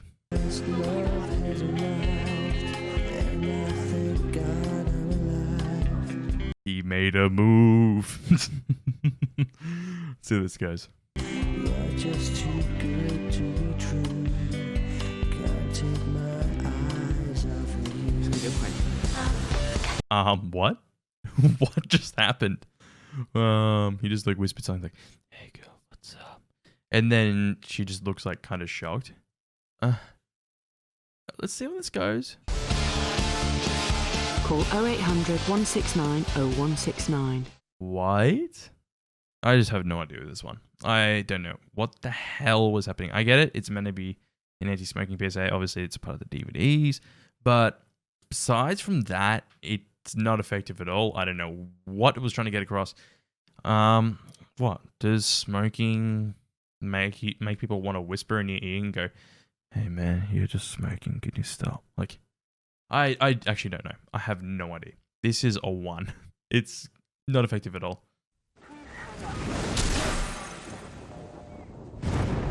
Smoking really can help you relax. Just ask the 430,000 people. Did a bit of a different approach, eh? Smoking helps you relax. All right, I'm intrigued. Who die every year of lung cancer, heart disease, stomach cancer, throat cancer, and mouth cancer. They're about as relaxed as you can get. Tobacco smokes you. I see. Okay. I see. And was that a truth PSA? No, that was not. I thought it was a truth PSA. Never mind. But, okay. That was not bad. It got its message across. It was kind of just like, it pulls you on for a moment. It's like, smoking can help you relax. And then they pull out all the shit. It's like, it's affecting your health. And it's like, okay. Yeah. That's a 3. That's a 3. Hey, yo. This time, I brought along a couple of friends to help me deliver the message. Okay, you can just deliver it yourself, but you don't need friends in here. And I can tell this is going to be like a rap song or something. I'm not looking forward to this. Keep that tobacco far away from me and say, hey, just let me breathe. Big tobacco company, don't be targeting me and say, hey. Did it just turn into a Skechers ad? This legit looks like a Skechers ad. The animation just straight out of a Skechers ad. Just let me breathe. Big tobacco company, don't be targeting me and say, hey, just let me breathe. Wild. That wasn't that bad, but then again, it's just like, why? You don't need to do this. I get it. You're trying to be kind of cool and hip, but with a PSA. You don't need to be cool and hip at all. Like, come on. That's a 2. Oh my god, it's Jackie Chan. Let's go. It's Jackie Chan.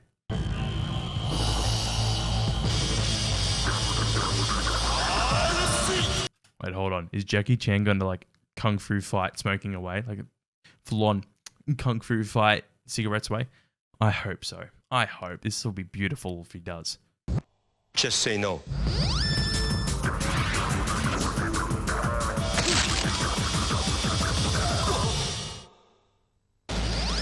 There it is! He broke a bloody tobacco, like a cigarette spine.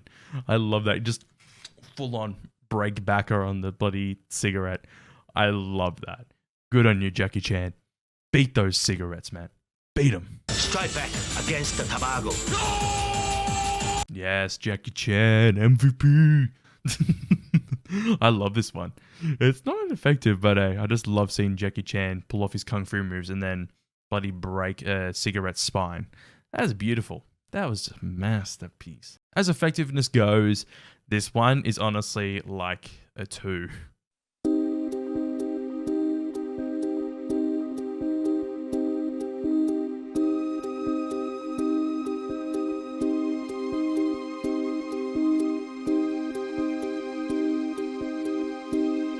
Wild. Damn, he's blowing some mad smoke. I don't know what's going on with his smoke. He's smoking out of cigarettes. Like when he's full on letting the smoke go. And I don't know how he's letting that smoke go like that. But let's see how much better his bloody smoke goes.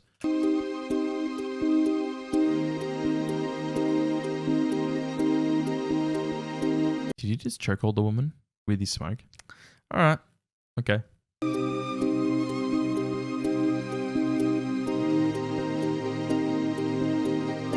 Oh, it was a snake. I had no idea what it was for a moment. Oh, okay. Okay.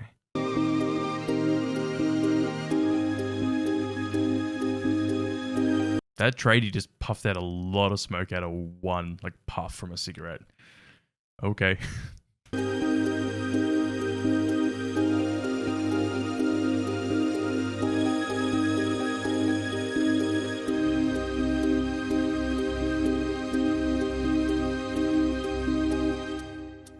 Why is there another NHS PSA in here? Look, it's okay. Very, very interesting approach, I guess, to like secondhand smoke and how it can affect people. But you know what?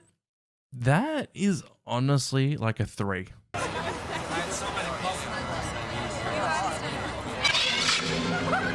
Oh my god, is this Freddy Krueger coming out in a cigarette? Like, this legit just feels like Nightmare on Elm Street. It really does.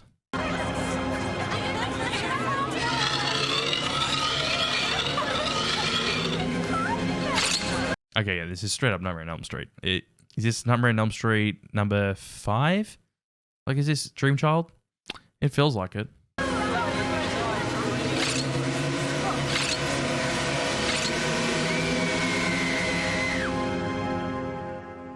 I love that copyright-free scream at the end. Beautiful. As she's about to put that hook cigarette in her mouth. Whew. Masterpiece. It's obviously from the 80s. So I thought these DVDs were actually meant to be PSAs from each year on the like in the DVD, but no, I'm wrong. They're just random PSAs that they put on there. As it goes though, it's probably a 2. There once was a planet of really cool beings. Oh, the blue sticks. No way. No way this one's on here. No way. This one's a classic. This one's a classic. Another Scottish PSA though. No, this is a Heaps PSA. I thought this was the 3rd NHS PSA. I was about to say. But they had one strange habit. They all chewed on blue sticks, which made their breath smell.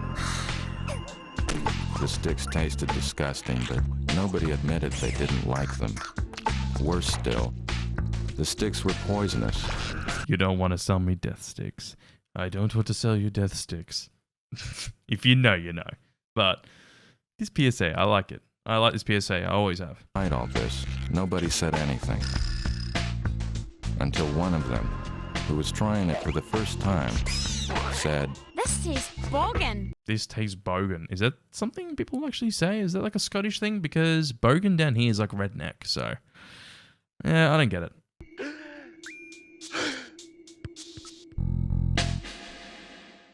Yeah, this is a Heaps PSA, but it's another Scottish one though, which is wild. No, I can't go more than a few hours without a cigarette. I can't go more than a few feet without the oxygen tank. Okay, that was, yeah, juxtaposition. Alright. I see what they're doing. I see what they're doing. They're obviously comparing their lives before and after the tobacco effects. Okay. Okay, let's watch. I tried to quit and I put on 3 kilos. I've lost 14 kilos. Nah, I don't think I can quit. I don't think I can operate. Oh, shit. Oh, damn. Okay, I did not expect that. Oh, alright. Alright, what a twist.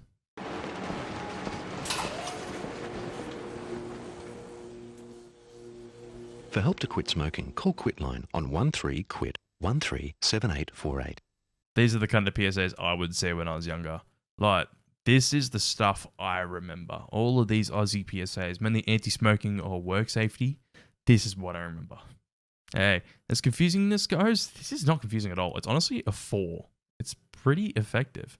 We knew that our market was young boys. Rock climbing represented the ultimate in heroism and machismo.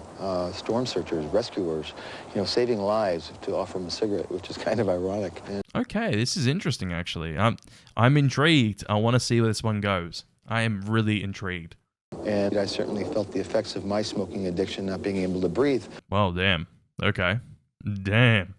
And he turned to me and said, "We don't smoke this shit, we just sell it." And I laughed, and he said, "We reserve the right to smoke for the young, the poor, the black, and the stupid."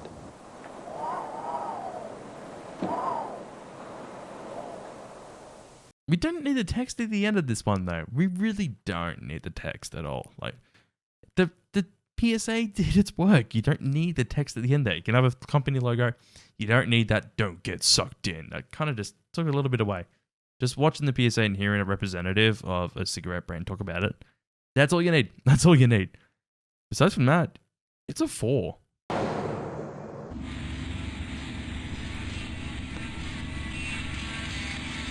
Okay, if you're smoking in a car, why would you leave the windows up? Like, that's just being a douche, honestly. If you're smoking a cigarette, like, keep the window down so the smoke can go away. Not just stay in your car and possibly blur your vision when you're trying to drive a car.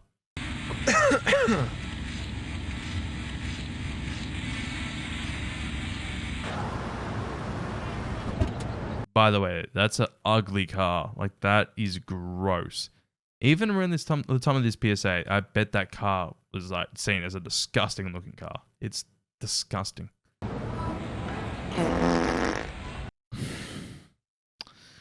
Okay. What? Why?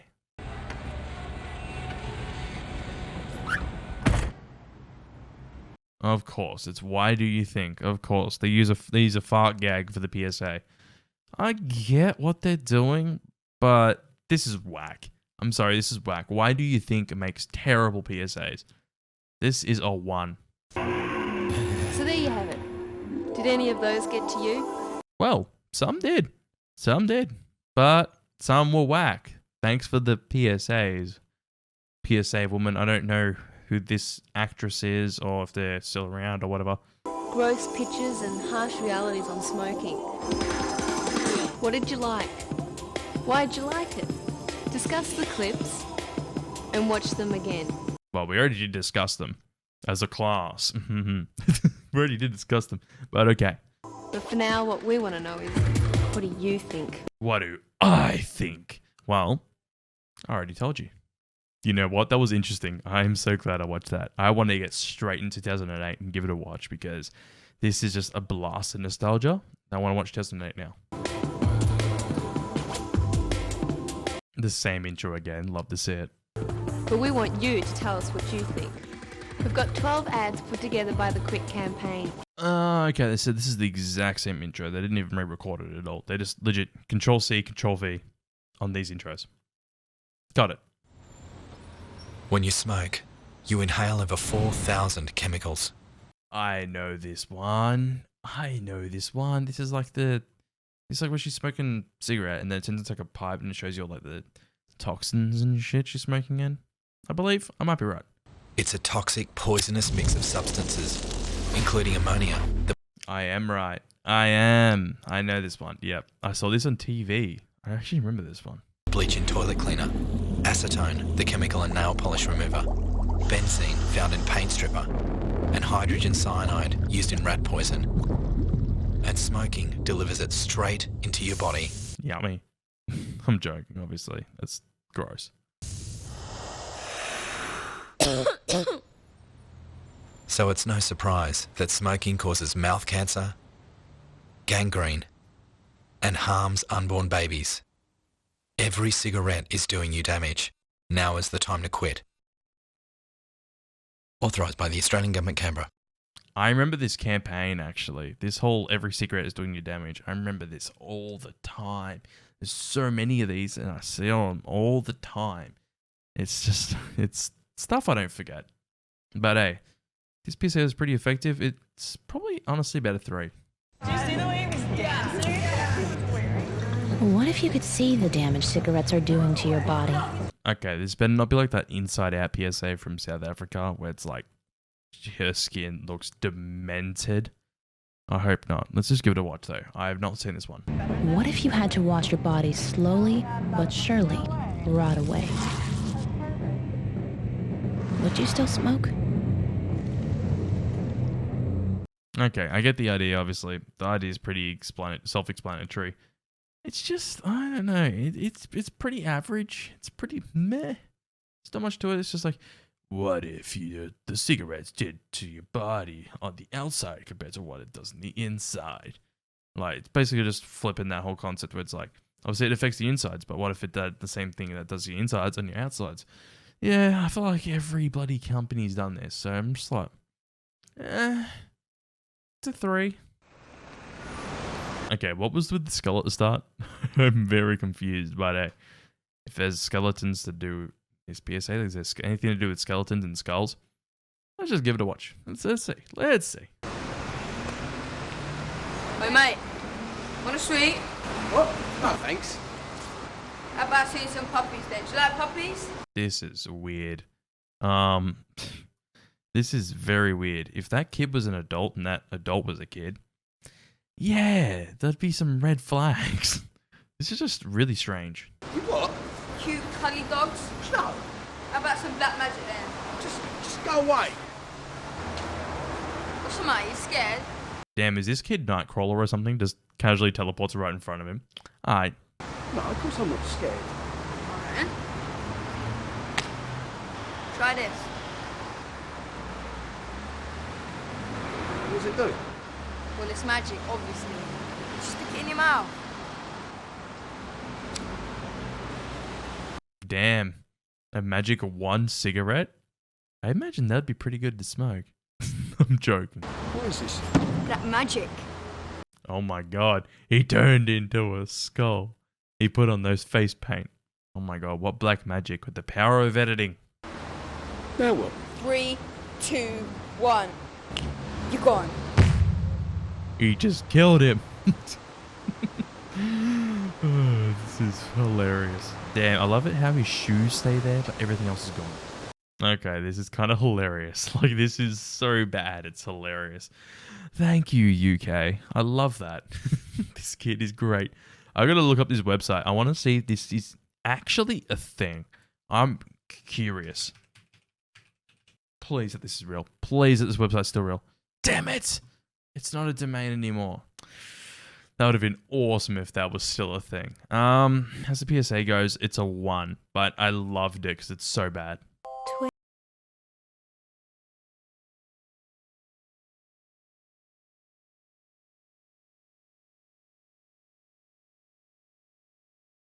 Okay, I see. Okay. I was confused, and then okay, I kind of see where this is going.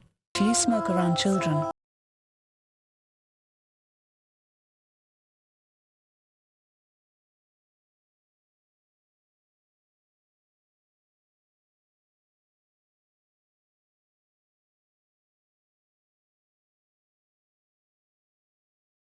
Yeah, I knew it. I knew it. Okay. okay, that's not bad. You know, there's not too much to say about that one. It's kind of just like, yeah, get this message across, but there's not much to it. Honestly, it's not very effective, but it's not effective either. It's a 3. It's just right in the middle. Oh, I'd rather not have mouth cancer. Can you give me something else? Sure. Alright. Imagine if someone did that. Like, say, you went to like Coles or Woolies or something like that, which is a supermarket. They sell cigarettes there too. So you went up and just going, oh, no, I don't want mouth cancer. Can you just jump me another pack of cigarettes? Like, you just take me some Winnie Blues instead. That'd be hilarious. Do you want heart disease or lung cancer? One of each, please. Sorry, I had to. It's just funny. Continue smoking, and you'll almost certainly get one of them. I knew I'd get emphysema. I'm sorry. That just cracked me up at the end. Oh, I knew I would get emphysema. It's just, what? Out of context, that would be so hilarious. Oh my. I get the point of the PSA though, but oh my god. You know, it's alright. It's honestly a 2. Today, we will be dissecting the Rana spinocephalus. What is this, like E.T.? They're dissecting a frog? Is this like something that every American school does? They dissect a frog? Yeah, I guess it's just a common thing. I just think of E.T. because obviously E.T. they have that scene where Elliot's at school and you see that they're about to dissect the frog. That's all I think of straight away. That's all I think of. In the dorsal position, we would be cutting down midline 5 seconds. Skull it! Go! Drink it! Drink it! Drink it!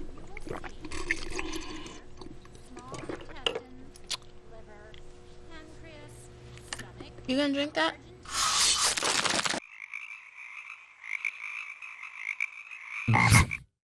Of course. It's why do you think? Of course. Of course it is. Why would it be anyone else? Why do you think, of course? They just make these really whack PSAs. Like, I get what they're doing. They're obviously trying to compare it to smoking cigarettes. Like, yeah, how stupid would you look doing this?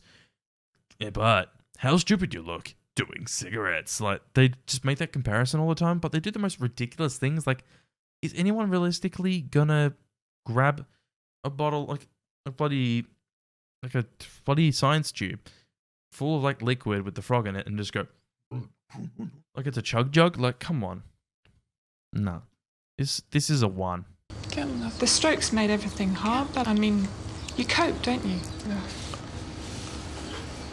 Damn, this is pretty dark. Okay, let's see where this goes. This reminds me of like the One More Dave PSA, the UK PSA. But it's obviously about smoking instead. Hey, I'm intrigued. Let's give it a shot. My brain still works. It just doesn't connect to my mouth. Damn, okay. This is just like really interesting. Like, pretty emotional, but hey, I'm digging it. You cannot imagine what it's like not being able to communicate. It's hard for the kids to see their dad like this, you know? I mean, he's there, but, If I could just talk, I'd tell Jen and the kids, I'm sorry. I know, love, I know. And I'll tell anyone who listen, don't smoke.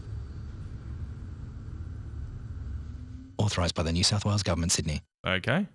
I think they should have had a bit more about why you shouldn't, like, if this is like really like, if it's no. Hey, not bad. Not bad at all. I think they should have just emphasized a bit more that it's like smoking makes it easier to get a stroke. But, you know, it's a good PSA. I actually like this one quite a bit. Effectiveness goes, it's a 4. It is pretty darn effective. Everything in a movie's there for a reason. Directors and producers make sure of it. Are you sure about the directors and producers things? Because there's a lot of movie mistakes, so I'm not 100% sure about that. There's a lot of things there intentionally, of course, but there'll be some mistakes. But what about cigarettes? Big tobacco is banned from paid product placement. But cigarettes keep showing up in most of our movies. Think it doesn't affect us? You'd be surprised. Be in control of what goes into your head. Go to ovx.org. say, it wasn't actually that bad, you know. Very interesting. I like the approach. It's very different, and it kind of just shows, like, look, even though cigarettes legally they can't advertise on TV, they have other ways around it where they can manage to put cigarettes into films and stuff without directly advertising the product. I like that. This is a pretty effective PSA. I think this one's a 4 too. It was an unforgettable experience. This is just a good Melboy. Alright. Okay, let's give it a watch. You have your dreams, you know, you can't have smoking. Just very weird to get a person like this to do a smoking PSA, but okay. Alright. Turns me off. Never been tempted, never will. Hate it. I'm smarter than smoking. Authorised by the Northern Territory Government, Darwin. Ah, it's from the Northern Territory. Okay. Okay. Well, yeah, it's not a bad idea, I guess, getting a popular, well-known person to just talk about smoking. I guess you see stuff like that quite often. It's like a 2 or a 3. I would probably say a 2. Might just give him a bit of extra fluid as heart rate's up a bit. That's a way to start a PSA, I guess, with a full-on surgery going on, taking out parts of the body. All right. Has led to lung cancer. They feel overwhelming regret. They all say, why didn't I listen and stop sooner? Well, this is your chance to listen. It may be your last. Got its message across. You know, it's very straightforward. Just went bang, you know what? Damn. Right there. Bang. You should have listened. This is your chance to listen, to not smoke. Bam. I would say that's a 5, to be honest. It's just straightforward and get straight to it and really effective. I think in this day and age, it's just as cool to be a non-smoker as it has been to be a smoker. What the hell is this editing? I hate it. It's just like... Because I know it's a few different photos, but like, why are they like, in each photo, like... Like, come on. I hate it. It's awful. This is awful. How is this any, like... This is nearly not watchable. It's horrible. I'll be DJing, I'll get the floor going. You here for the music or you here to stand outside and smoke a cigarette? Like, that's whack. Smoking, not our future. Pick Smoke Free to 556 to win one of 5 Apple iPod Shuffles. Yeah, that PSA wasn't good. I assume it's a New Zealand PSA, by the way, because I don't know the accents. You can kind of tell it's a New Zealand PSA. But as it goes, that's a 2. So, what's the script? Well, there's this tough cop. Yeah. How do we know he's tough? Well, he wears leather, wears a lot of lip balm. Oh, he smokes. He's a smoker. Excellent, go on. Well, he's got this sexy girlfriend. Oh, sexy girlfriend who smokes. Oh, yeah, they both smoke together. Brilliant. Okay. I get what they're doing, but they both don't need to smoke to be sexy. Like, hey, it's certain characters, you need them to smoke. Like, hey, a detective. I get like an old, like, film noir detective. I get that. Definitely. They should be smoking. But it just depends on the character. It's like... It just isn't really that good of an example. Go on. These angels come down. Do they smoke? They do now. The working title is Heaven Smokes. Haha, my boy, I smell blockbuster. Hollywood has helped Big Tobacco sell cigarettes to teens for decades. Get the facts. Go to ovx.org. No, that does not sound like a blockbuster. That sounds like a flop. I don't know what to tell you. This guy that's running a film company is not a good head to have. Like, I don't know what to tell you. They're not a good head to run this film company. It's just meh. And it's not that effective, though, in my eyes. I would give that a 2.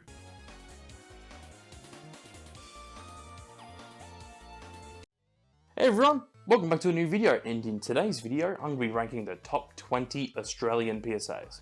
I'm probably more justified to talk about Australian PSAs since I'm literally Australian compared to talking about other countries, but I will eventually get around to talking about other countries and doing a top 20 list about them too. Quickly, before I get into the video, I want to mention that I have my Patreon, which if you want your name at the end of my videos or you want early access to new videos, links in the description. You can sign up for at least $2 a month to get your name at the end of videos. If you want early access to new videos, you can sign up for at least $5 Australian a month. But anyways, let's get into the video.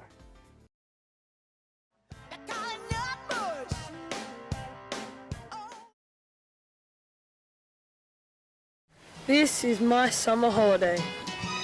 We're all going on a summer holiday. No more working for a week or two. As you can see, very organised. Summer holiday, no more worries for me or you. Wait, Dad. For a week or two, we're going where the sun shines brightly. We're going where the sea is blue. We've seen it in the movies. Now let's see it.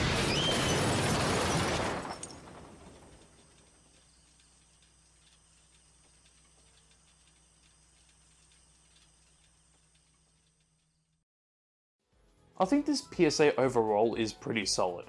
Like, it is one of those PSAs that has the twist ending at the end, but it actually does it pretty well. It isn't amazing or anything, but it's still pretty solid and gets the message across to the viewer. There isn't really much else to say about this one because it's pretty straightforward and just gets its message across. There really isn't too much to say about this PSA because it's honestly just pretty straightforward.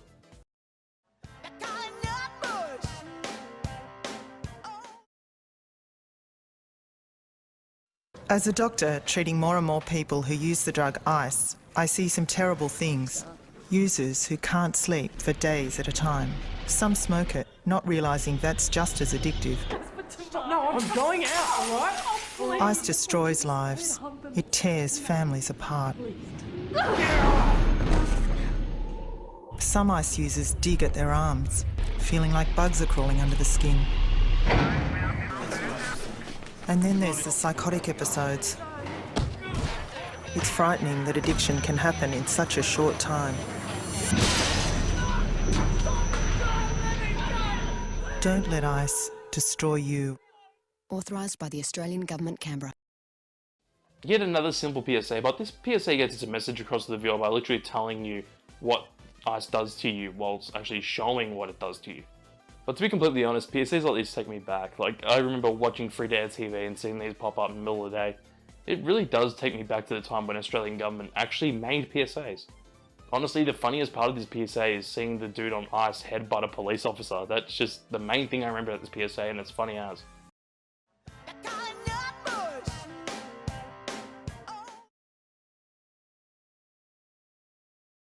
If 1 in every 6 Australians has the makings of a bloodthirsty killer lurking inside them, how do you know you're not one of them?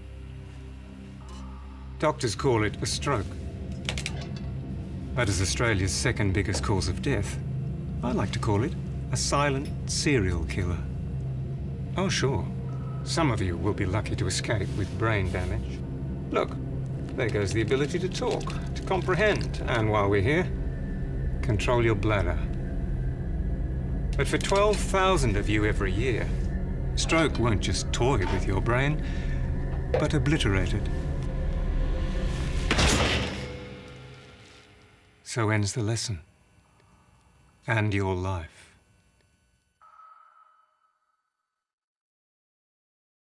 I really like the approach of this PSA. I know Ad Cancel did stuff like this in the past with having well-known actors play the role of a stroke, but this PSA takes a little bit of a different approach and still does it really well. It's mainly because this PSA just has a man talking to the viewer explaining what a stroke can do to you, whilst metaphorically showing with like brains what it can actually do to your brain.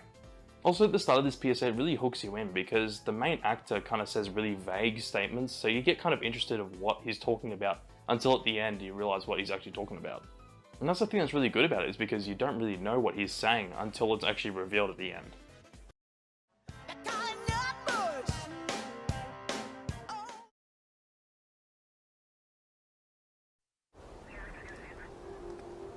What you're about to see will change your mind about speeding. 2 identical cars, one travelling at 60, the other at 65. A sudden change in the road ahead, and both drivers first react, and then, a moment later, they brake. And things start to get interesting. Down here, the difference is extraordinary.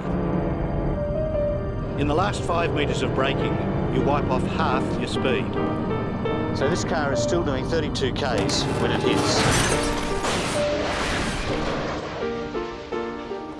This one also hits, but only at 5 k's. So no matter how good a driver you are, 5 k's difference up there makes 27 k's difference down here.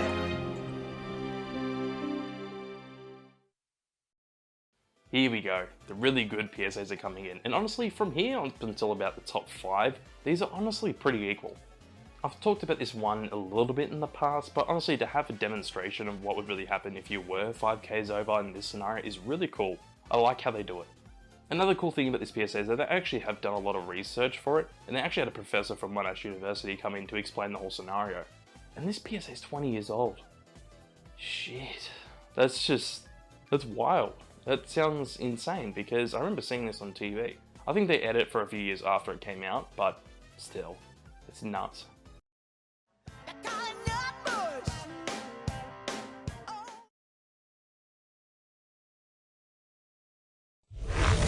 Lungs are like sponges, designed to soak up air. But some people use their lungs to soak up cigarette smoke. If you could wring out the cancer-producing tar that goes into the lungs of a pack-a-day smoker every year, this is how much you'd get. It's enough to make you sick. Very sick. Authorised by the New South Wales Government. This is an absolute classic Aussie PSA. Australia's made so many anti-smoking PSAs, and this is one of the few that actually hit it on the head. It's really cool to have a metaphor for human lungs by using sponges to really show how much smoking affects your lungs.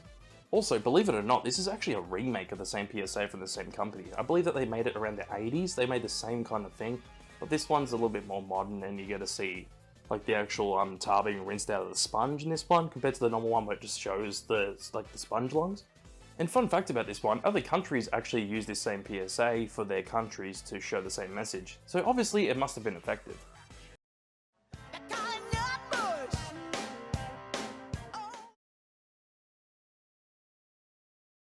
Thanks for the lift. You alright? Yeah, all good.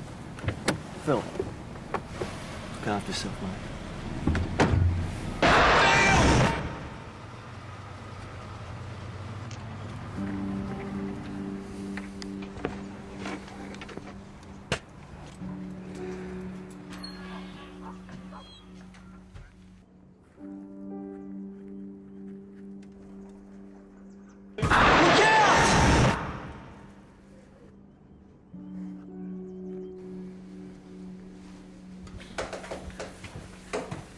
You home early? Yeah. You alright? Yeah, fine. You sure? Yeah. What's going on, Phil? Jodes.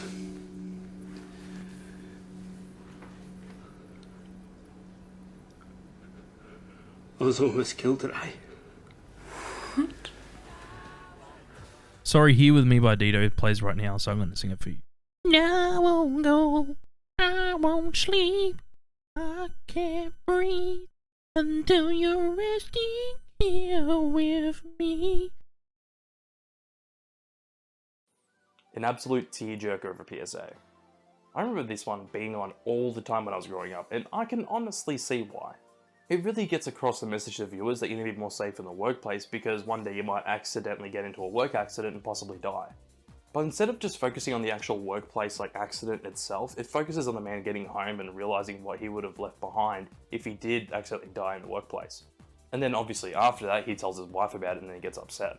It's honestly just one of those very emotional kind of PSAs, and I think it does it really well.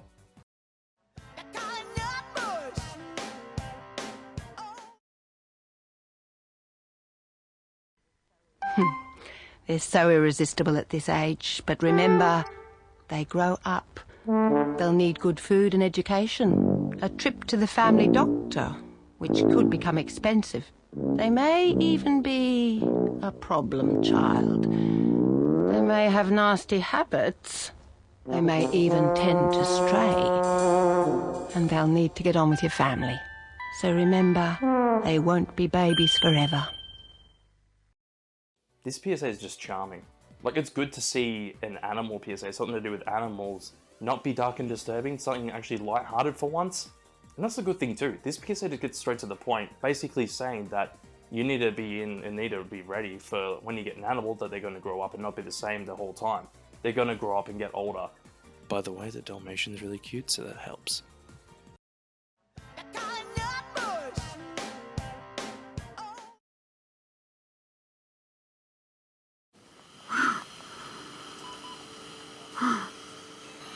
Sugar. Honey, honey. You are my candy girl, and you've got me wanting you. Honey. Ah, sugar, sugar. You are my candy girl, and you've got me wanting you. I just can't believe the loveliness of loving you. I just can't believe it's true. Honestly, a really depressing PSA. It's really simple, but it's really good because it just has people that have been affected by smoking singing a song. By the way, the actual song they're singing is Sugar Sugar from the Aussies. With them singing the song, you get to see how they're affected by smoking because most of them are actually in hospital and some of them have like breathing problems or actual speech problems. With that though, you do see some serious like physical injuries, like you see someone being cut open, you see the stitches on his chest, and there's someone with a hole in their throat. The message at the end of the PSA is really great, showing that additives such as like sugar and honey can cover the taste of tobacco. So it really shows how easy it is to get addicted to smoking.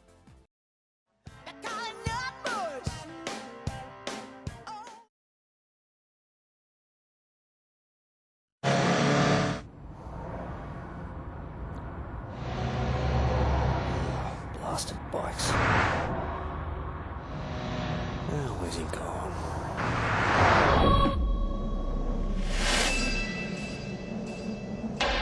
Why not look at it from the motorcyclist's point of view?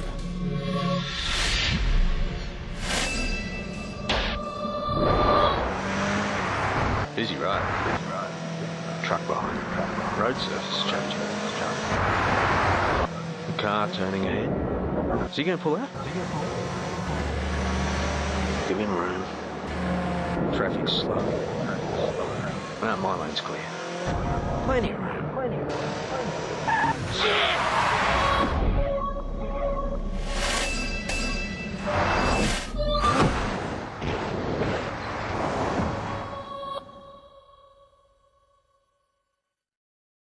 Another awesome TAC PSA. But this PSA is really cool, even looking back at it now, because it just has such a unique perspective on this kind of scenario. By the way, what I mean by that is like no other PSAs have really done the thing where someone switches with someone else to show a different perspective compared to, like, say, the person being in the car switches to being on the motorbike. They don't really show that in any other PSAs. This is like the only PSA I can think of that does that. But I do really like the approach this PSA takes, because it takes more of a realistic approach, kind of really showing how people react to certain types of drivers if they're driving a motorbike or a car, etc. Surprisingly, I actually don't see other companies trying to imitate these kind of PSAs. It's only TAC that's done a few of these PSAs that are like these scenarios where people switch situations, they switch to like a motorbike from being in the car and etc.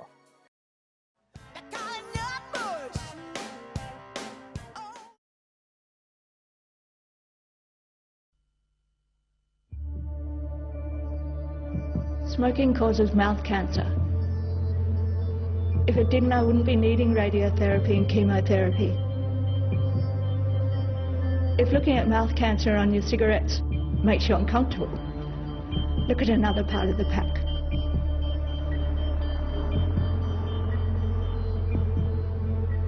Quitting is hard.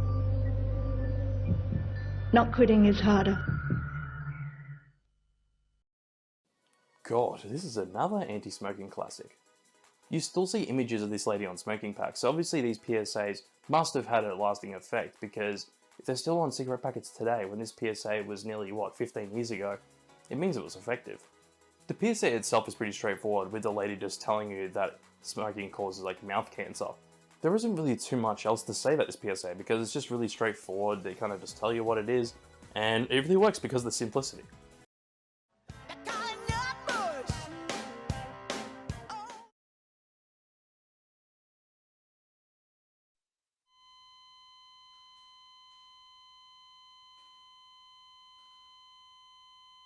I wish I could have my heart attack again.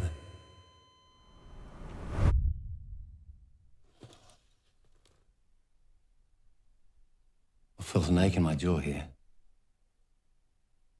Ignored it. Felt a bit short of breath here. Ignored that. When I was down here, feeling tight in my chest, I didn't realize my heart muscle had already started to die. When all I had to do right at the start was call 000.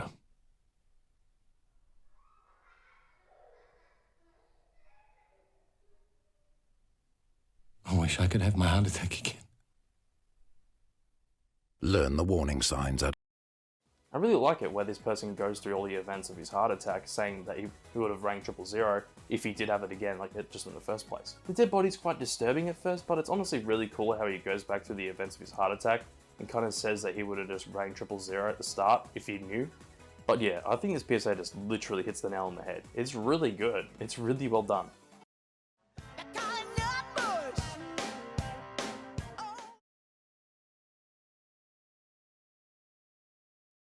What the hell's this? What's that? It's a dress. Look, I know it's a bloody dress. What the hell's it for? You think I'm just going to let you out of here wearing that? What are you eating? You're wrapping it. I'm eating it, am I? What's got into you? You think I don't know what you're up to? What do you mean? Stop it. What are you doing? Who's going to be there? Who? I don't know what you mean. Please, just let go. Stupid little lying hat! Tell it! Who is it? Who are you getting all dressed up for? Who the hell are you trying to impress? You're making me stupid. No, you're making me. Now tell me, or you know what's coming next. Thought you could use this. Right, come in.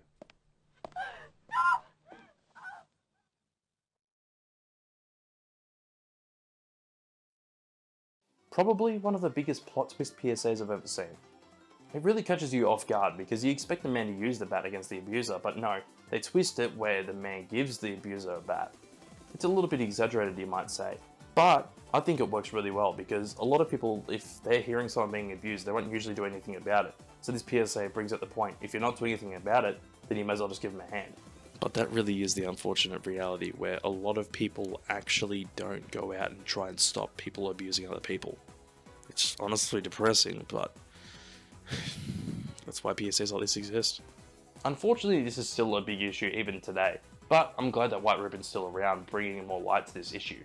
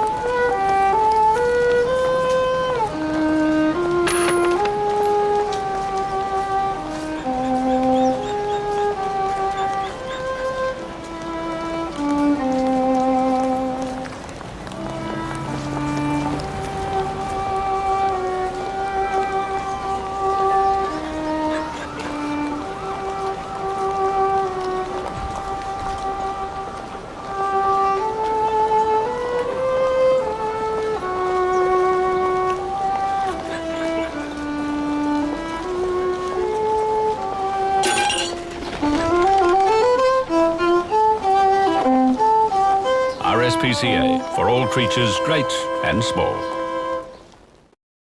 So we go from a really graphic and disturbing PSA to a really light-hearted one. But honestly, what's there to really say about this PSA? The whole PSA in general is pretty wholesome, with the dog doing things to try and get money, until the man at the end of the PSA actually drops a bit of money in his dog bowl. It's just great.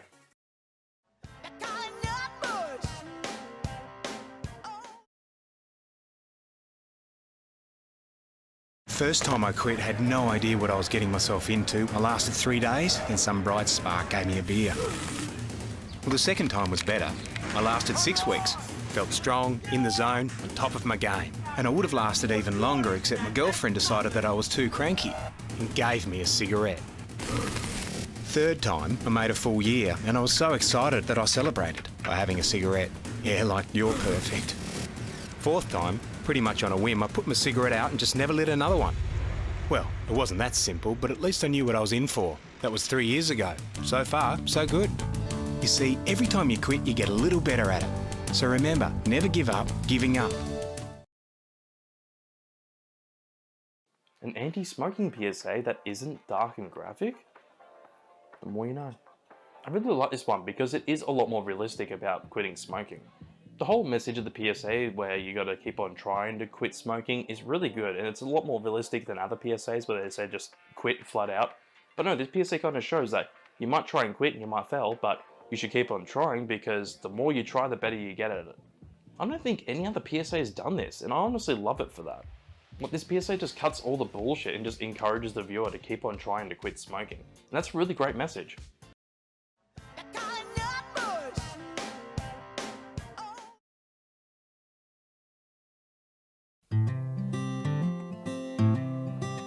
Set fire to your hair, poke a stick at a grizzly bear, eat medicine that's out of date, use your private parts as piranha bait. Dumb ways to die, so many dumb ways to die. Dumb ways to die, so many dumb ways to die. Get your toast out with a fork, do your own electrical work, teach yourself how to fly, eat a 2-week-old unrefrigerated pie. Dumb ways to die, so many dumb ways to die. Dumb ways to die, so many dumb ways to die. Invite a psycho killer inside, scratch a drug dealer's brand new ride. Take your helmet off in outer space, use a clothes dryer as a hiding place. Dumb ways to die, so many dumb ways to die. Dumb ways to die, so many dumb ways to die. Keep a rattlesnake as a pet, sell both your kidneys on the internet. Eat a tube of super glue. I wonder, what's this red button do? Dumb ways to die, so many dumb ways to die. Dumb ways to die, so many dumb ways to die. Dress up like a moose during hunting season, disturb a nest of wasps for no good reason. Stand on the edge of a train station platform, drive around the boom gates at a level crossing, run across the tracks between the platforms. They may not rhyme, but they're quite possibly the dumbest ways to die. The dumbest ways to die.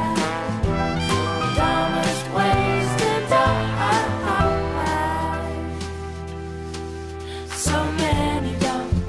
So many dumb ways to die. Be safe around trains. A message from Metro. I think you all knew this would be on here somewhere. It's honestly just a no-brainer. This PSA was absolutely huge when it came out, and I believe it's still the most viewed PSA on YouTube. I think a lot of people know about the 2 phone games as well, because I think a lot of people played those games when they came out, me included. But it's funny because the characters are still used even today. Like in Melbourne, Australia, where I live, they're still using these characters around train stations. They have them up as advertisements in like every train station in the city. Also, this campaign was so big that RTD in Denver got the rights to use the characters in there as well. Like obviously a lot of other companies wanted the characters at their train stations. Also, holy shit, this came out 10 years ago. Time flies by.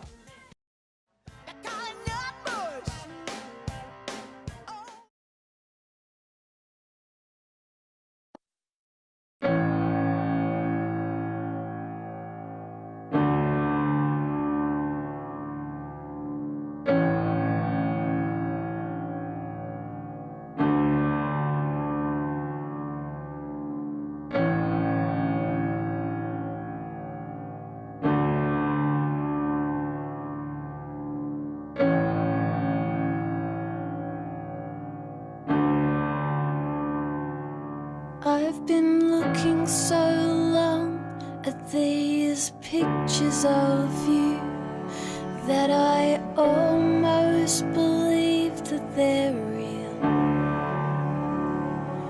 I've been living so long with my pictures of you that I almost believe that the pictures are all I can feel.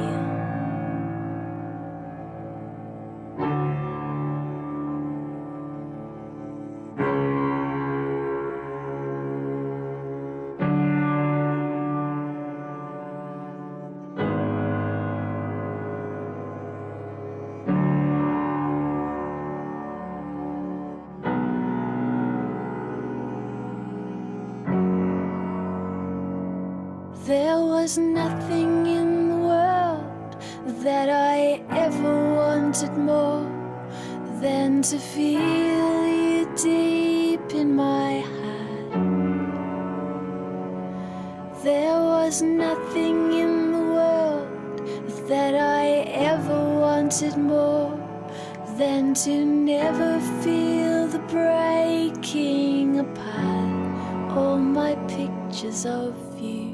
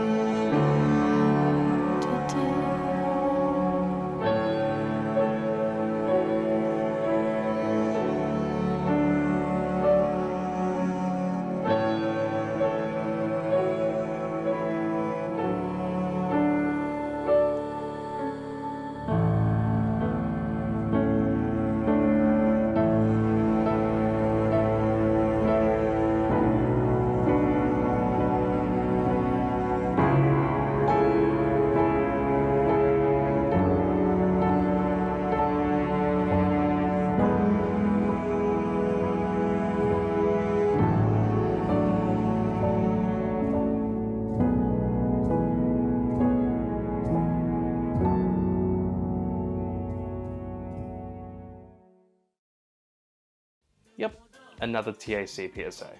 It honestly shows that TAC can still make a really good PSA without showing any kind of graphic or gory imagery.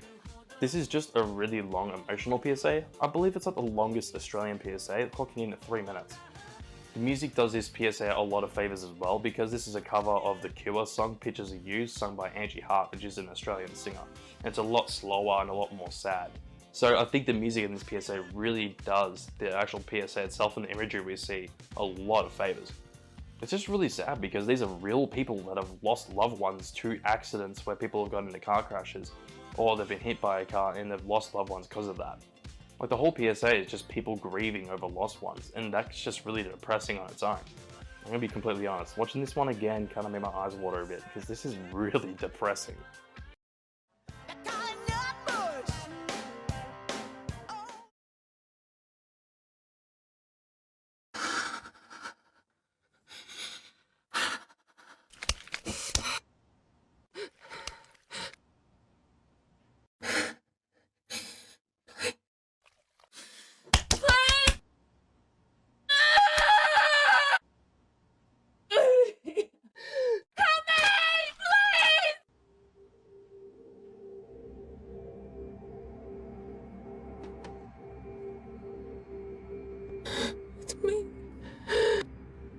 Sarah? Is everything all right?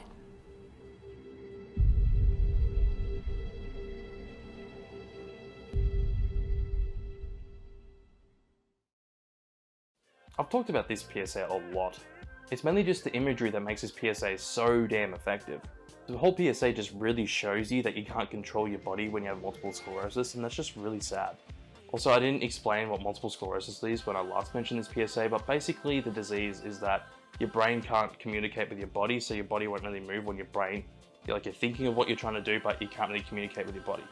Long story short, your brain just can't send the signals to the body properly. So the imagery of being trapped in a box inside your own body is really effective and really sends the message across to the viewer really well.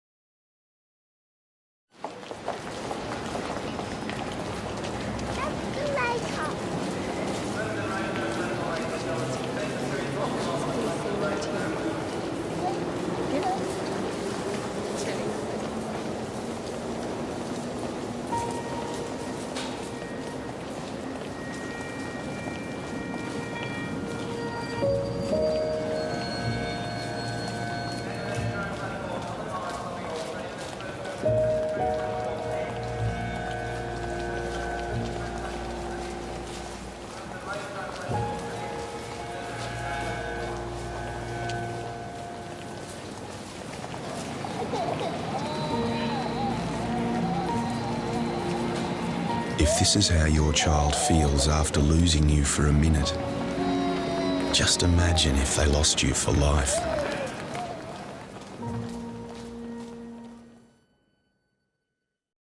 Yet another tearjerker, god damn it. This one used to be on TV all the time when I was growing up, and it honestly put you in a shit mood because it's really sad and depressing. Like, a mother just leaves a kid at the train station and the kid just starts crying. But watching this as I'm older, it does make a lot more sense, and it's a really effective PSA. Obviously the whole message of it is like, if you leave your kid for a child and they get this upset, imagine if you leave them for life. Obviously insinuating that smoking can take your life away. If you die by smoking, how upset your child will be. Which basically the PSA is just saying to not smoke at all because you have less chance of dying.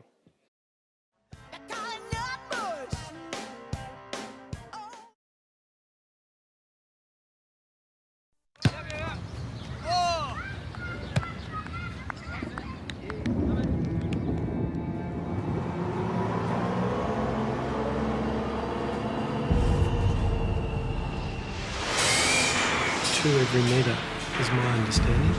Chris?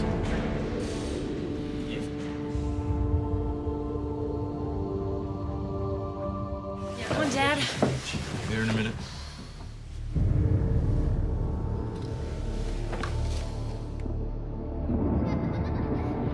Chris, have you had any alcohol drink today? Just had a couple of beers. Human breath test indicates that your breath contains alcohol. There's one other thing, I'm not sure whether you're aware, the young fella has in fact died. Are you aware of that, were you, Chris?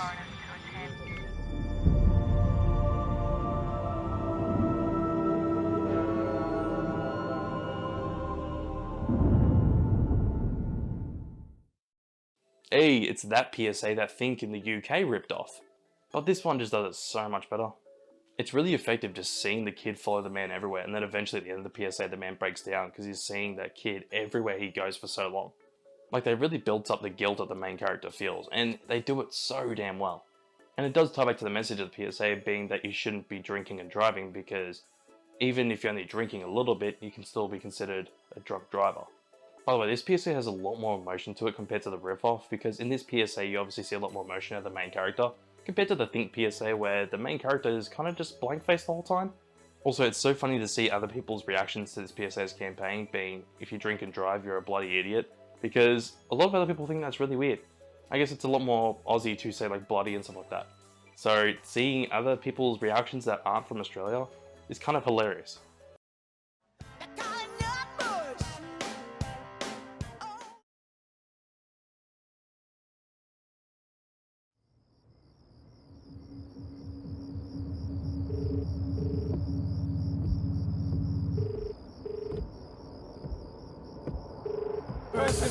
Hello? Hi, Mum. Andrew? Not like you to call? Yeah, I just wanted to say hello. Oh, alright. Look, it's really noisy and hard to hear you. Are you at a party? Dude, put down, let's go. Yeah. Right. Hey, Jenny wants to know, are you going to come on Sunday? Remember it's Grandpa's birthday, we would love you to be there. I don't think I'll be able to. Really? I'm sorry. Okay. Are you out with your uni, mate? Andrew, you are actually doing some study this year, aren't you? Not just partying all the time? Yes, Mum. Are you keeping on top of your studies? Andrew? Yes, Mum. I've told you before, first year is important. You really need to knuckle down, mate. Yes, Mum. Is Dad there? No, look, it's really hard to hear you, love. He's on his way home. Why? Oh, no reason. Andrew, is something wrong? No, I just wanted to say hi. What's wrong, love? Talk to me. Andrew? There's water in the car. And I love you, Mum. And I love you too, honey. Where are you? Andrew, you're really scaring me. Andrew, what's that? I can't hear you, Andrew. Somebody! Help!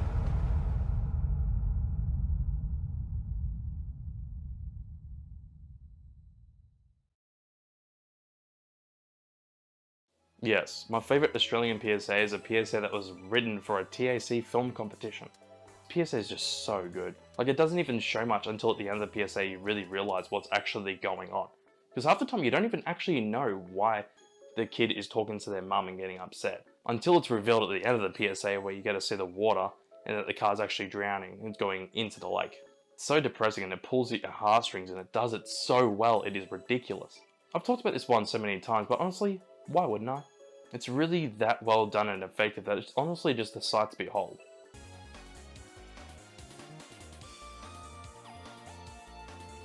Partnership for a Drug-Free America.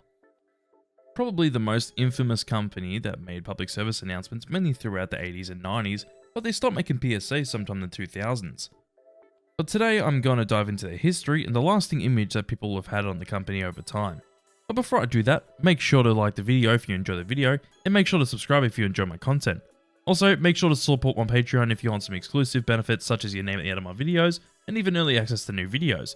Anyways, let's get into the video.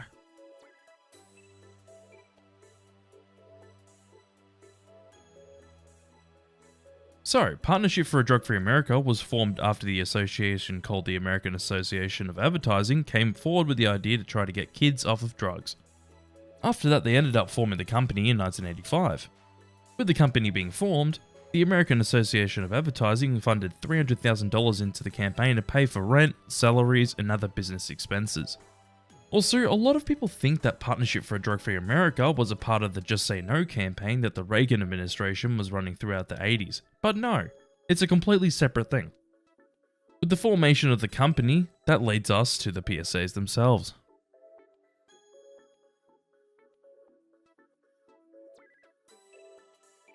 I think a lot of people know at this point that the first Partnership for a Drug-Free America PSA was This Is Your Brain on Drugs. The PSA released in 1987 and garnered a lot of attention for itself because of the simplicity, and with that came a lot of parodies and a lot of people making fun of the PSA. I would honestly be here all day if I pointed out all the different shows and movies that parodied this PSA, but I'll quickly mention a few of them. Freddy's Dead: The Final Nightmare has Johnny Depp imitating the PSA on a TV screen as Freddy whacks him with the frying pan. SNL made a skit where they add bacon into the frying pan as well. Breaking Bad has the character Jesse Pinkman quoting the PSA when cooking eggs on a frying pan, and the show The Goldbergs has the character Beverly referencing the PSA whilst making breakfast. To be completely honest, this PSA is one of the most iconic PSAs of all time because it was just implanted into everyone's heads that saw this PSA. Also, TV Guide even put this PSA in the top 100 ads of all time, which, in my opinion, I don't agree with at all. After the success of the company's first PSA, it showed the company that they could create a lot more PSAs to try and get the message across to viewers that drugs are bad. Throughout the 80s, the company was going very strong with other memorable PSAs like the drug rap, When I Grow Up, I Learned It By Watching You, Pot Surgeon, Snake, and many others. The company was still running strong in the 90s as well, with the company making PSA after PSA, with the most notable being Cleaning Girl. There's another version of This Is Your Brain on Drugs, but with the actor Rachel Lee Cook, destroying a kitchen instead. I'm Always Chasing Rainbows, Straight Up, Everybody's Doing It, Drowning, and many others. More PSAs were actually made in the 90s compared to the 80s because Partnership for a Drug-Free America obviously had a lot more years to create more PSAs in the 90s since the company only started in 1987, but also they were just pumping these things out constantly in the 90s. But around this time it was starting to get more obvious that some of their PSAs weren't really effective, and studies were even made to show that more preteens and teens were deciding to smoke marijuana, and it showed that the use of the drug actually doubled in that age demographic. There aren't any other studies about how it affected other drugs like heroin and cocaine, but I imagine it didn't really do it favours. But as the company was getting into the 2000s, it seemed like that the end was near for the company making PSAs. The company did actually start making PSAs in the early 2000s, but it seemed to have stopped around 2005 to 2006. The company has actually gone through quite a few name changes after their PSAs have stopped, and now the company is known as Partnership to End Addiction.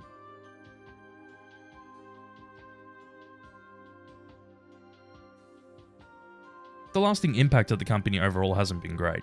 As I mentioned earlier, PSAs like This Is Your Brain on Drugs get mocked and parodied in media even today. With the result of the campaign actually making more preteens and teens smoke marijuana, it really just shows that other things besides this company got drug use numbers down. It's actually kind of funny because after this company stopped making PSAs, drug use numbers actually started to go down. But one thing that I'll be honest about is I never realized how many PSAs this company made. There's a video from Hello I'm a Pizza that's almost 6 hours long of just a massive compilation of almost every Partnership for a Drug-Free America PSA. It's actually insane. Some of the company's PSAs are actually remembered fondly, but some aren't remembered for the right reasons, and I can honestly see why. Looking back at the company, they're very mixed in how they deliver their messages to the viewer, and very mixed with their execution. That's what I'd honestly expect, because they just made so many PSAs. But it honestly still confuses me to this day how the company just stopped making PSAs out of the blue and hasn't come back since. With that though, the company is still one of the most remembered companies out there that made PSAs, because a lot of them got into people's heads and were memorable. Also, thankfully the company is still around to try and get people off of drugs.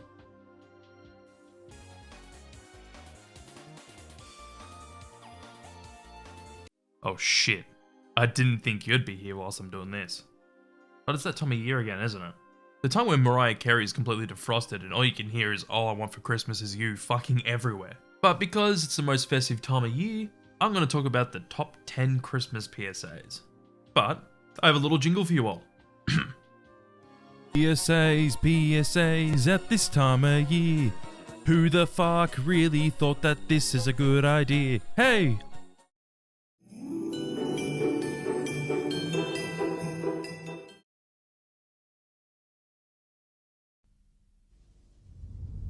Come along, come along. Now, what would you like for Christmas, little girl? A puppy. Right. Want anything else? No, I don't think so. Oh, but you do. Do I? Well, let's see. You'll need some inoculations, of course. And there's the £2,000 worth of dog food he'll eat. Someone to walk it every day.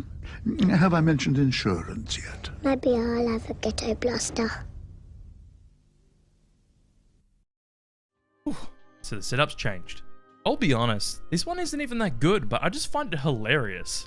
When you first watch this PSA, you really don't expect Santa just to whip out the, oh nah, you don't just need a dog, you need all this dog food and pet insurance and all this as well. You don't expect him to do that. But obviously the kids so overwhelmed with all this information, they're just like, fuck that, I'm just gonna get a blaster instead. Also, whenever I watch this, I think that the kid's saying ghetto blaster, which, what the hell's a ghetto blaster? Hold on. Something's happening. Hey, you ever thought about buying merch? Well, now you can with my new exclusive Zach R merch store on this website, zachR.store. And I have things like stickers, shirts, sweatshirts, and hoodies with my first wave of merchandise. You want a drug pusher on your shirt? Well, you can have that. You want an evil snake man? Yeah, I have that too. Even a metaphor on a shirt? Yep, and all that's available now on my site, which is zachR.store. Shipping's available worldwide, and the link is on screen now, and it'll be the top link in the description. This is something I've been working on for the past 2 months now, and I hope you all like what I have to offer. And even if you just want a shirt with like my logo and stuff, that's available too. Anyways, please make sure to check it out at zachR.store.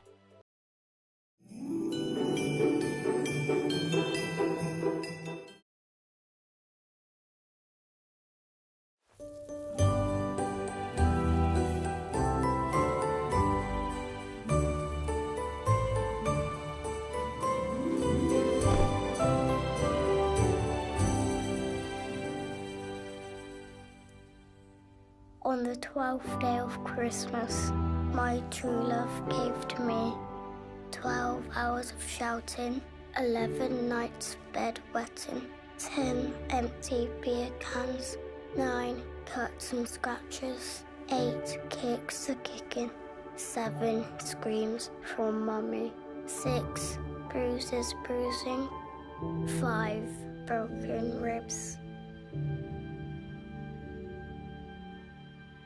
4 cigarette burns, 3 policemen, 2 hours with mum, and a Christmas in A&E.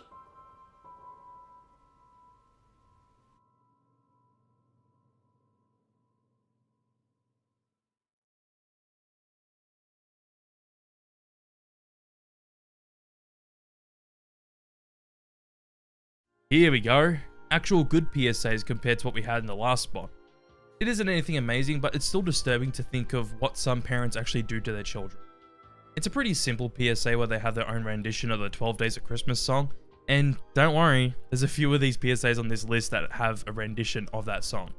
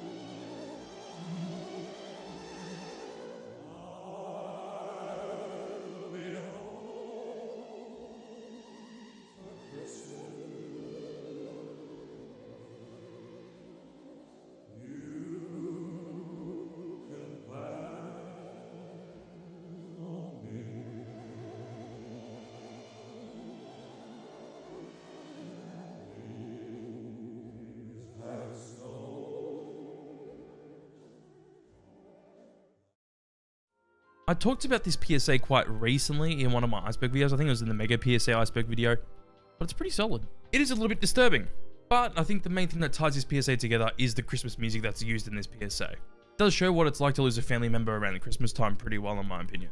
Because the whole PSA builds up the fact that the father's coming home for Christmas as they're texting together, and then obviously at the end of the PSA you realize that he's not.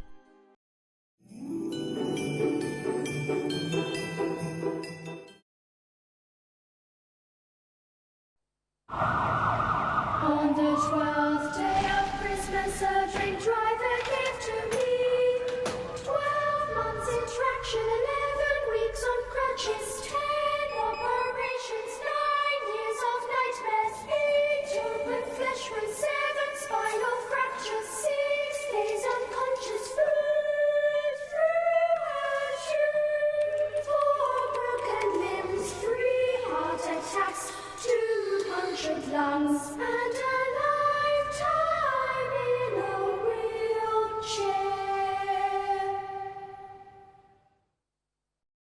Told you that more renditions in 12 Days of Christmas wasn't over, but I do think this one's a bit better as we get more visual hints of what's actually happening with what they're saying in the song. It's quite disturbing to get visual hints of what's actually happening to these kids in the PSA. One thing I will say, which I think would be more effective, is I expected the last one, like the #1 thing, would be a dead child. But no, it's just someone that's paralyzed for life, which still sucks, don't get me wrong. But I don't know, I think it would have had a bit more of a punch at the end of the PSA if it was a dead child as the #1 thing. Either way, it's still a good PSA.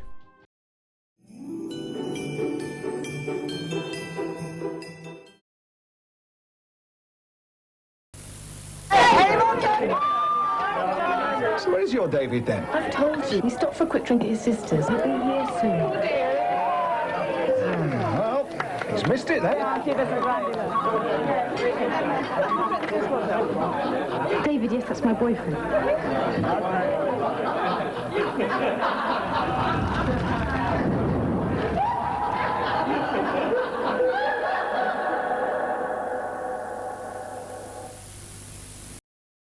Yeah, most of these are from the UK. But this one's pretty good because as she picks up the phone, we actually get to see what she's hearing on the phone. So it really fills in the gaps of what she's actually hearing on the phone, and you get to really realize what's happened in this situation. Also like the little touch of changing the slogan a little bit, because usually it's drinking and driving wrecks lives, but with this they change it to drinking and driving wrecks Christmas. This one's pretty simple, but effective.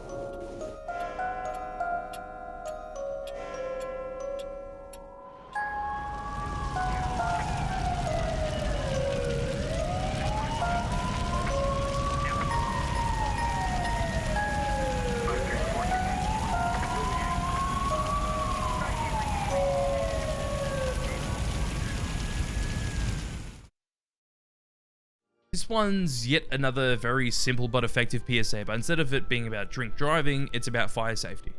You get to see the main things that would possibly light your house on fire around the holiday season, such as like Christmas lights and things like that. Also, obviously at the end of the PSA, you get to see a family outside their house as it's lit on fire. A lot of these are very simple and straightforward, but they work because of that.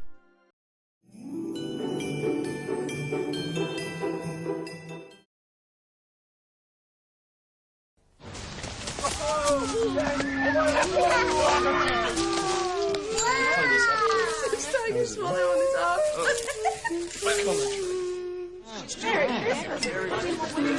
It's a couple of weeks. You want to see the house is really good. The girls alone, huh?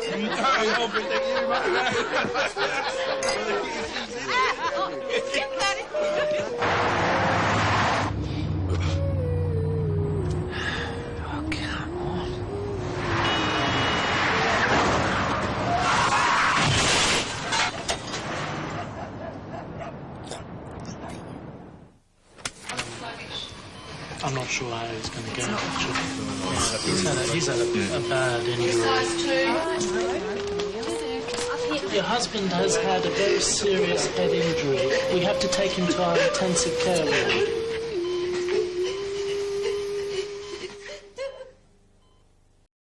Hey, one from good old TAC down here in Victoria in Australia. I love how this one just starts off simple with a family enjoying the holidays just before Christmas is coming around. They're getting the Christmas tree and setting up and stuff like that. Then eventually it gets to the point where the man's going out drinking with a few friends and then on his way home ends up crashing and dying. Then after that, obviously seeing the partner's reaction really ties the whole thing together as a full package and makes this PSA really well done.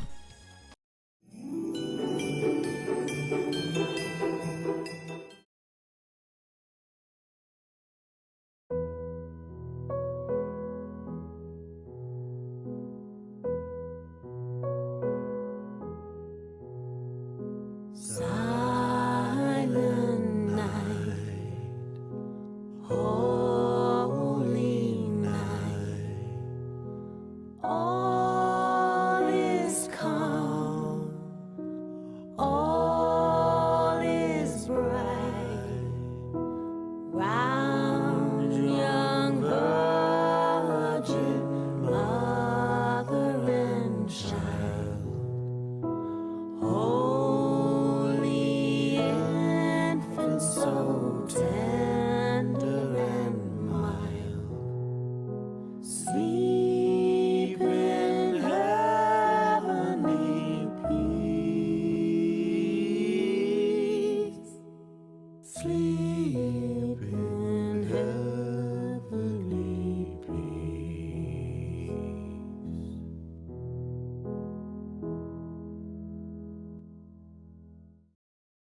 I forgot that this one was a Christmas PSA. Because I've talked about this one so many times just casually, talking about it normally, that I completely forgot it was actually meant for the Christmas season. But talking about simplicity, this PSA is extremely simple, where you obviously see the Christmas tree get lit on fire, and you get to see how fast the fire spreads around the house. The whole house is in a blaze in less than a minute. If you know me, you know that I like very simplistic and well done PSAs that just focus on something simple and do it really well. Because for me, if you're keeping it simplistic, you'll be able to really focus on that message and deliver it to the viewer very well.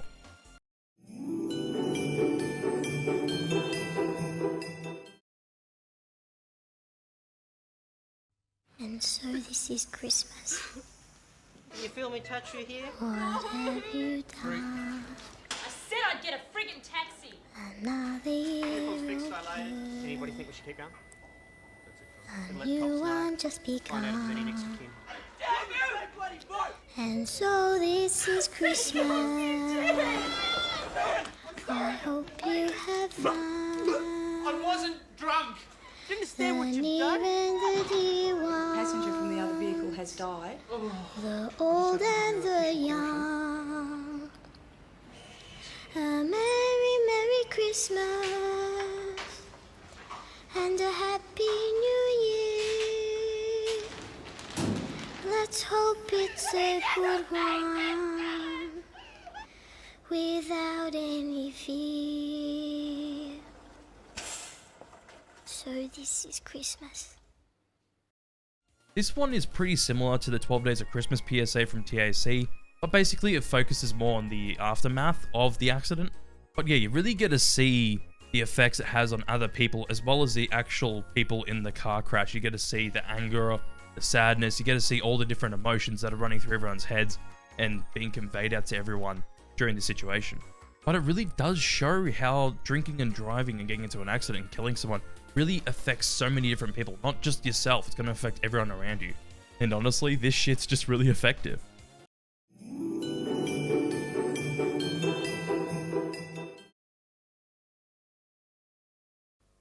The little girl, she said to me, what are these things that I can see?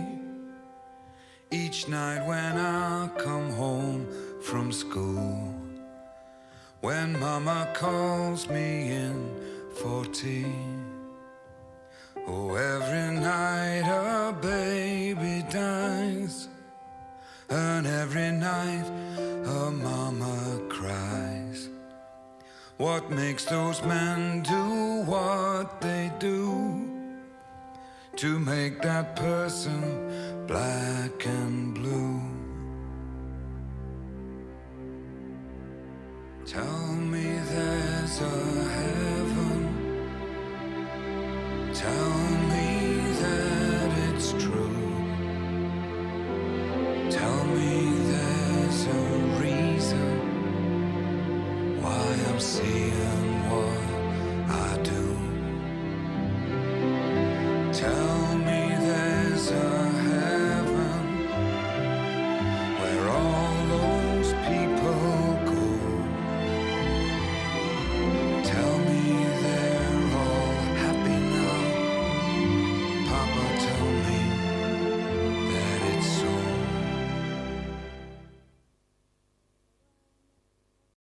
This is yet another PSA I never realized was actually a Christmas PSA. I've talked about this one so many times that I just completely forgot that it was meant to be for the Christmas season. Like, at the end of the PSA, you see that this NSPCC PSA is for the Christmas time. But this PSA is just so damn good. It hits you in the feels with the music and what you're reading on screen. It's just so disturbing. Like, no wonder why I put it number 1 on my top 20 UK PSAs. It is so good. And it makes it so sad because this shouldn't be happening to any kids at all, but the unfortunate reality is that it does. And look, even 30 years on from this PSA, it's still a massive issue. This PSA is just a masterpiece. I've talked about this one a lot, but because it's so well done, and it's one of the best PSAs probably ever.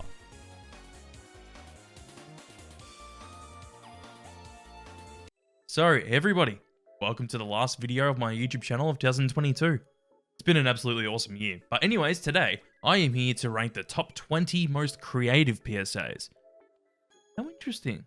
I think this is quite interesting because some of these PSAs that are on this list aren't actually good PSAs, but they can be quite creative with their set design and things like that. So that's why I wanted to make this list. However, this was a video I scripted about a year ago. Completely forgot that I scripted it. So I've decided to make this video and kind of edit the script a bit and update things around. Also, yes, since this whole top 20 is about creativity, doesn't mean these PSAs are good. So let's not waste any more time. Let's just get straight into the list. What's your favourite idea? Mine is being creative.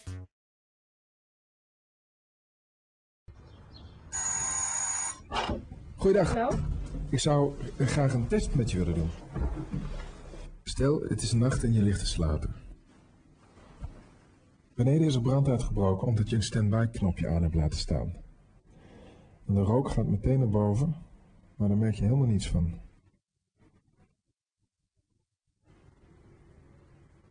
Wat moet ik nu doen?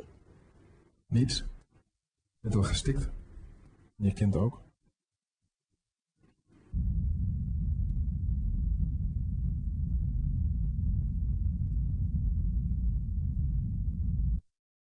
I find this one really creative because of the idea. It's not anything to do with the set design or anything like that. I think the idea is really creative and really well done. Like, it's such a good idea and it's executed so well that it's really effective as a PSA. As I said, obviously this one isn't really creative as it looks visually, but it's just the idea and the execution of that idea I find to be really creative. What's your favourite idea? Mine is being creative. Look at me, busy as a bee. Where'd I get all this energy? Oh man, man. I don't sleep, and I don't eat, but I've got the cleanest house on the street. Oh man, man. Get these hairs all out of my face. Get these bugs all out of my face. One more hit, no time to waste. Oh man, oh man.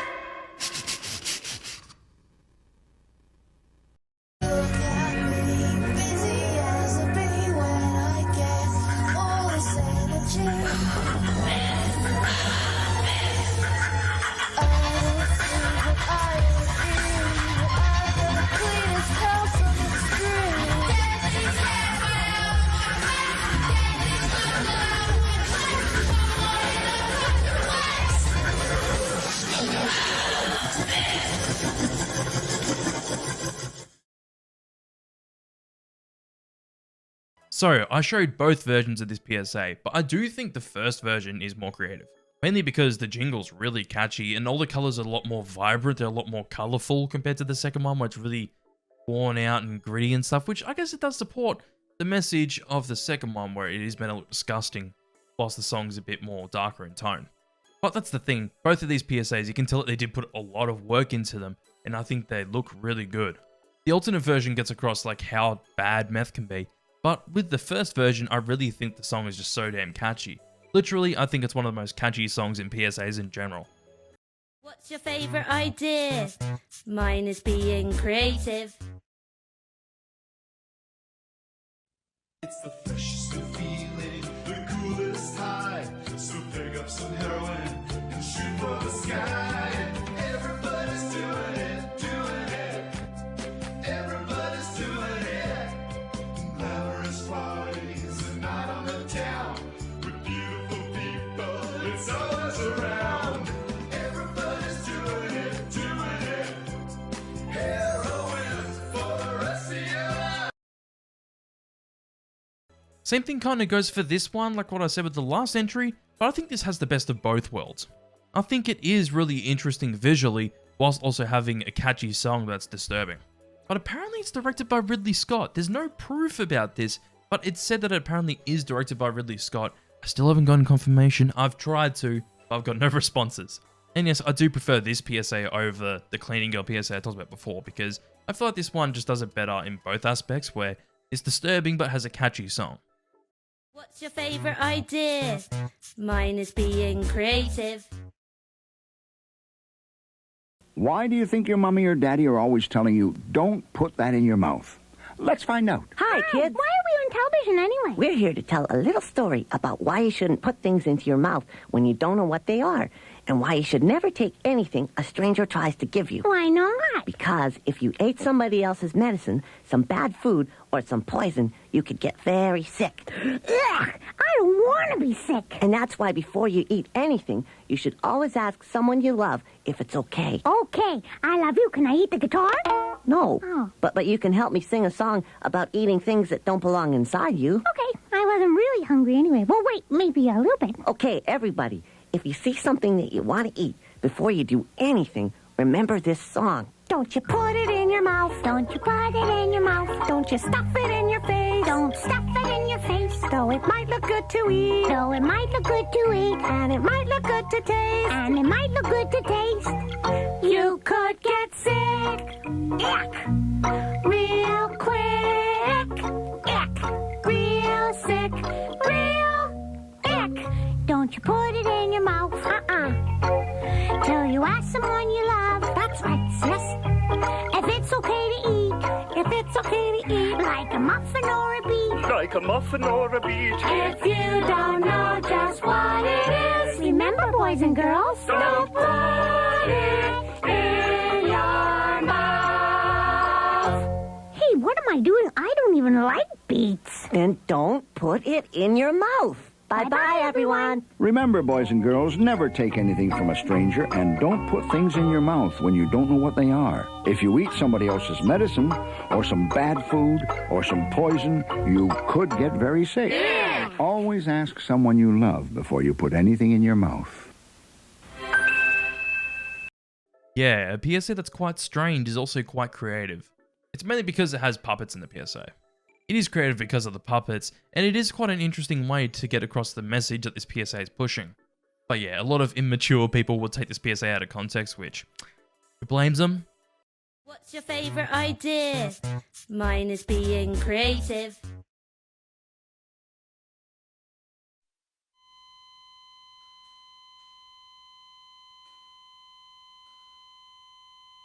I wish I could have my heart attack again.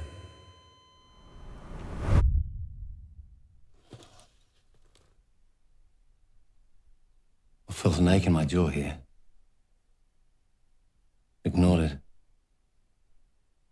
Felt a bit short of breath here. Ignored that. When I was down here, feeling tight in my chest, I didn't realize my heart muscle had already started to die. When all I had to do right at the start was call 000.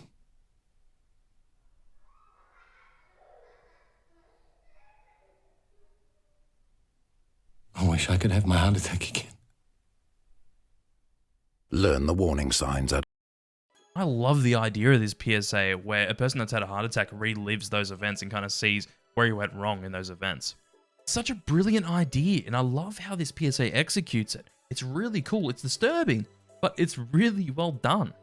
I don't think I have much else to say about this PSA because it kind of speaks for itself and it's just really creative. What's your favourite idea? Mine is being creative.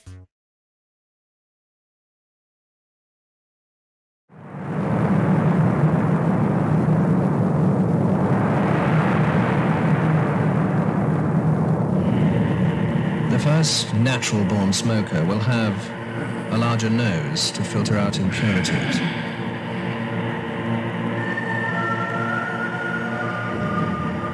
Self-cleaning lungs.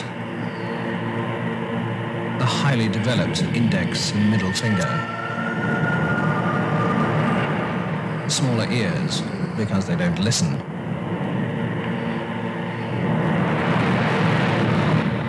Extra eyelids to protect the eye from irritating smoke.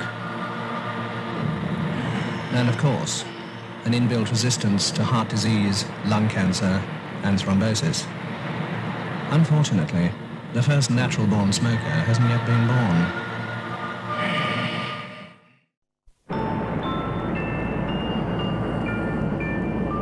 The natural-born smoker will be a responsible parent.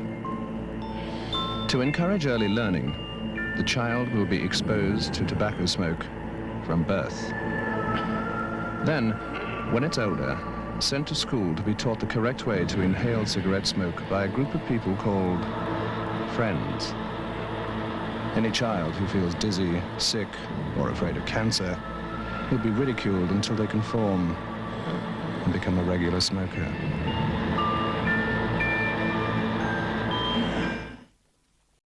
I'm obviously not the biggest fan of this PSA.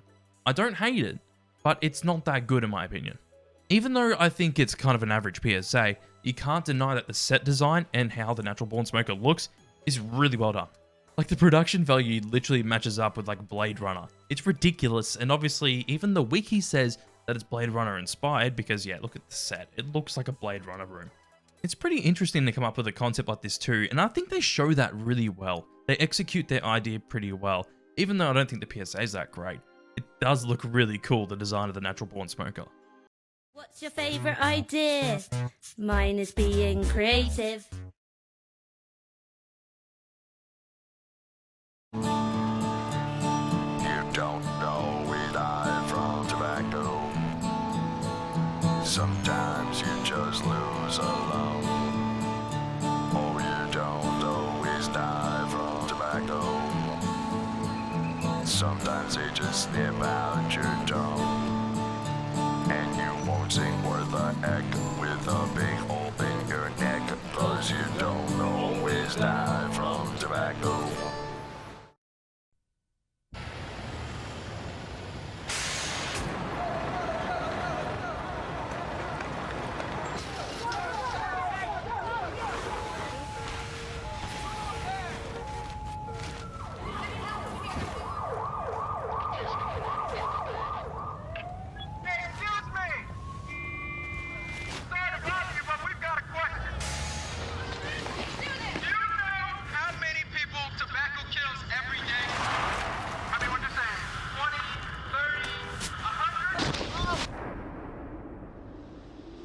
You know what?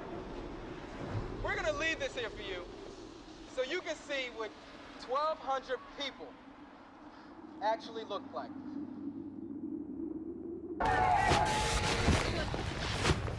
Keep all them up, guys.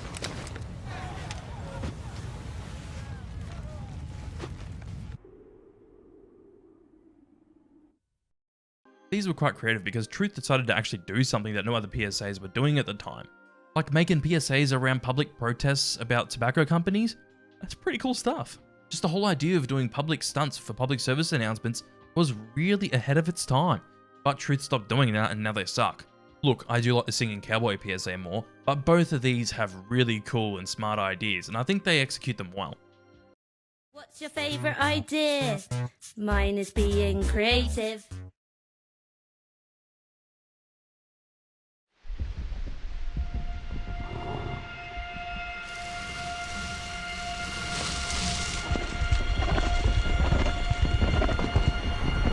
train's engine is over 1,000 horsepower.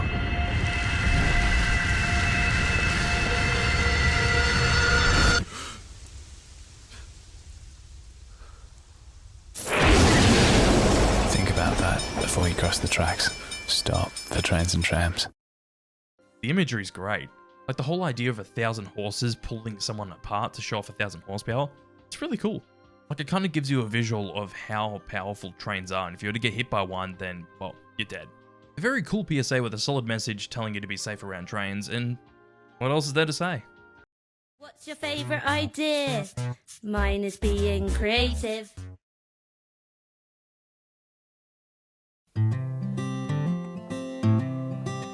Set fire to your hair, poke a stick at a grizzly bear, eat medicine that's out of date, use your private parts as piranha bait.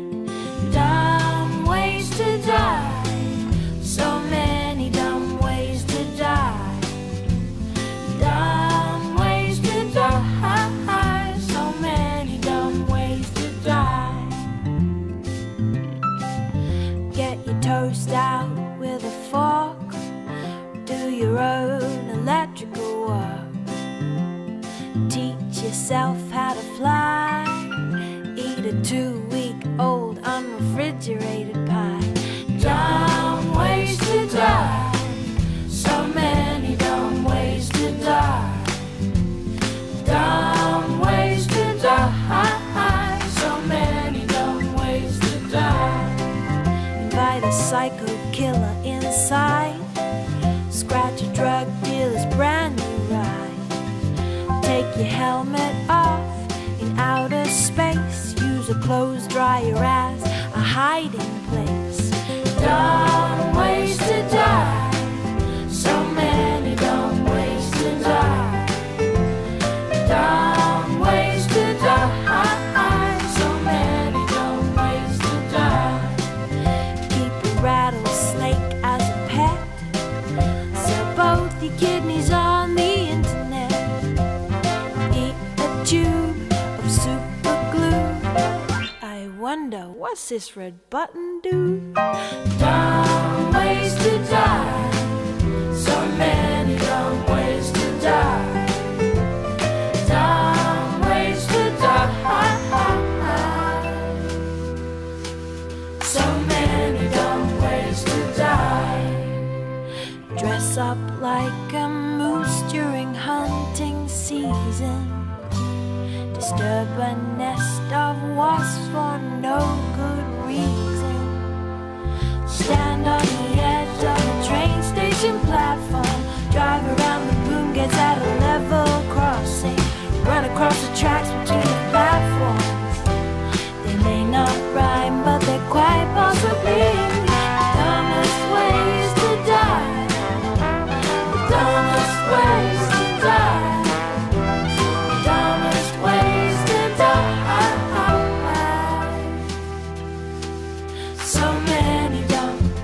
So many dumb ways to die. Be safe around trains. A message from Metro.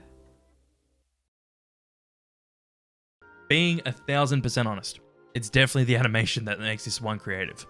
Obviously the song's really catchy, but it's the animation. It's all very cartoony and friendly to kids, but the subject matter is not friendly to kids. And you're seeing these cartoon characters die in different ways. But hey, I guess the creativity paid off because I still see print ads of this PSAs at train stations. Also, it might actually be a factor of why this PSA blew up so much. What's your favourite idea? Mine is being creative.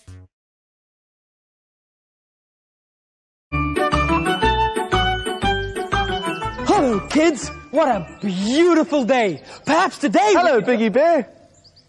What do you want, Mr. Rabbit? I just popped round to say hello on this beautiful day. I told you not to come here anymore! This is my show! Hello, kids! How are you all doing? Shut up! What's the matter, Biggie? Shut up! Huh? Do you like that? I'm sorry! Sorry. Well, that's not good enough. Do you see what happens when you come to my garden, Bunny? Huh? Do you see see what happens!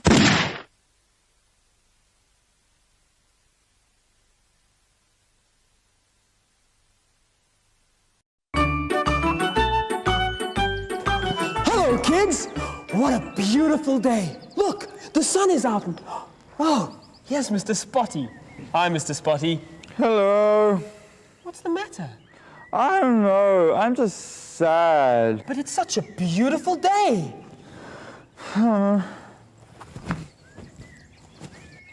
Well, I've got just the thing to cheer you up. What is it? It's something that'll make you happy again. Look at the bubbles. Are you sure this is okay? It's fine. Everybody does it.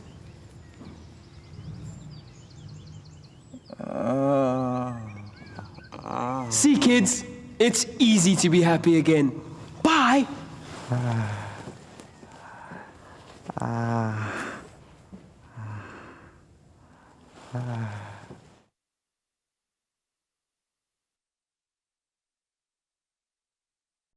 Yeah, I can't deny that these batshit insane PSAs are creative. In concept. Like the whole concept of imitating children's TV shows to get across your message is really good. That's the thing though with these PSAs, they do really imitate the kids show really well. You do feel like this could be a real children's show that's aired on TV. Obviously at the end of the PSAs he's sitting there wondering what the fuck just happened. What's your favourite idea? Mine is being creative. Welcome to our orchard where we get our flavouring worth savouring. If you try these goodies, you surely might die. Right this way, there's someone I'd like you to meet. Hi there, kids!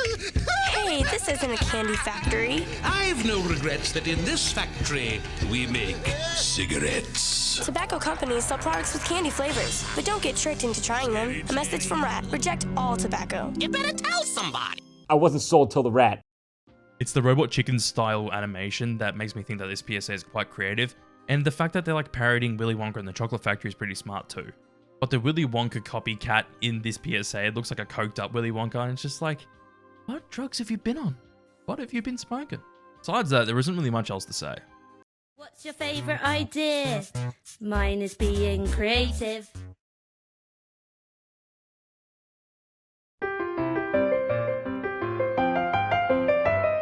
Clearly, somebody in this room murdered Lord Smythe, who, at precisely 3:34 this afternoon, was brutally bludgeoned to death with a blunt instrument. I want each of you to tell me your whereabouts at precisely the time that this dastardly deed took place. I was polishing the brass in the master bedroom. I was buttering his lordship's scones below stairs, sir. Why, I was planting my petunias in the potting shed. Constable, arrest Lady Smythe. But how did you know? Madam, as any horticulturist will tell you, one does not plant petunias until May is out. Take her away. That's right, madam. It's just a matter of observation. The real question is, how observant were you?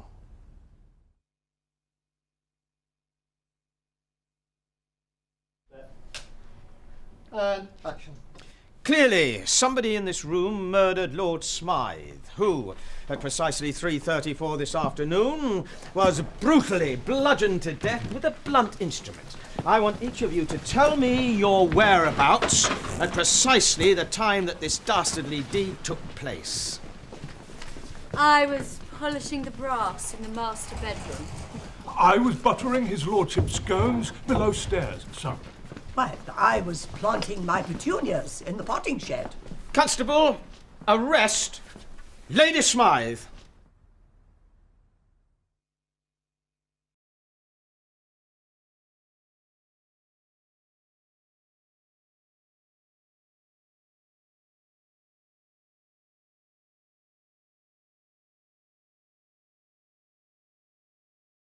This one's not the same as the Moonwalking Bear PSA, where you're focusing on other things so you don't see the obvious thing that's in this scene.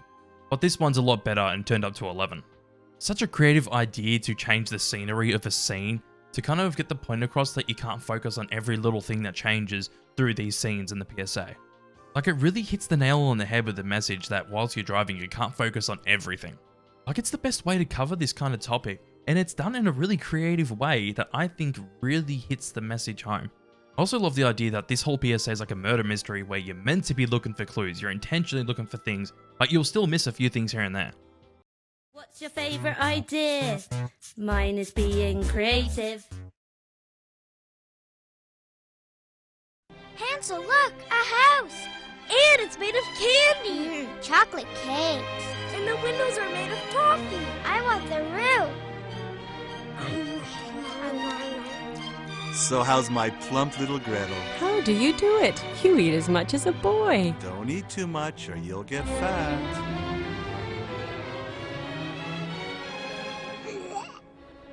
Gretel? Yeah, the animation's really good. Like, it looks like a children's book come to life in like an animated cartoon. It's pretty good. It really complements the PSAs. Obviously, the whole PSA is imitating Hansel and Gretel, the fairy tale story. But obviously, this time they're having a twist where Gretel has like an eating disorder after thinking about what the parents said about her eating. What's your favourite idea? Mine is being creative.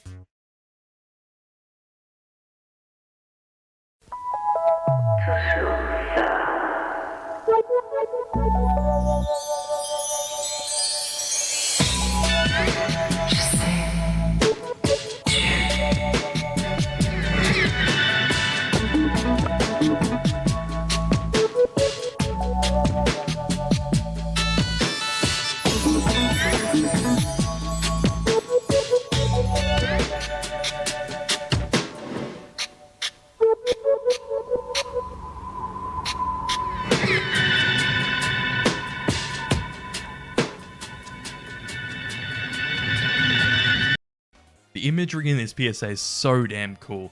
Like, the way that they imitate like food products by using things that aren't food is really well done, and it's really cool. It really sends the message home where it's like, these inedible things look like candy to children, and then obviously that kid should be staying out of these things and they shouldn't be eating them, and parents should be watching their kids as well to make sure that they're not eating these things. That's why I really like this PSA, because it is really effective, and the twist at the end is really well done. What's your favourite idea? Mine is being creative. Hey, you ever thought about taking drugs? I don't know. Well, I never really thought about it. Think hard. The first hit's free, but you find me when you need more. The choice is yours. What do you think? Nah, this jerk's not worth the time. A message from Concerned Children's Advertisers. You might be thinking that this one's a bit too high on the list. I don't think so. The main reason why this is up so high is because of the puppets. I do like with the pusher puppet that they're using like a puppet head and they're using a human body for the rest. It looks really cool. Even though the two kid puppets look really strange, I think the pusher puppet does look really good. Also, the effect on the pusher's eyes is really cool but disturbing, and it really works because it looks disturbing. By the way, you should definitely pick up a pusher sticker, shirt, sweatshirt, or even hoodies, where I've got my exclusive pusher design on these products at zakar.store. What's your favourite idea? Mine is being creative. He's fun, he's cute, he's crazy. He's my little puppy. Hours of fun for all the family. My little puppy comes completely unhouse trained and enjoys being taken for lots of walks. Needs feeding on a regular basis and requires endless love and attention. And when all the fun's over, he's easily stored away.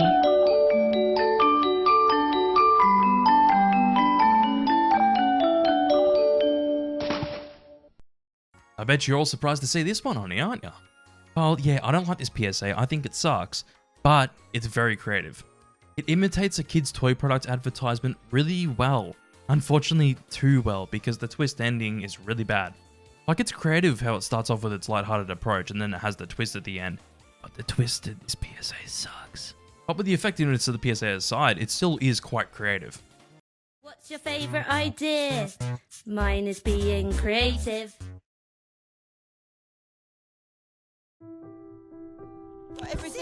It started out like any other trip home.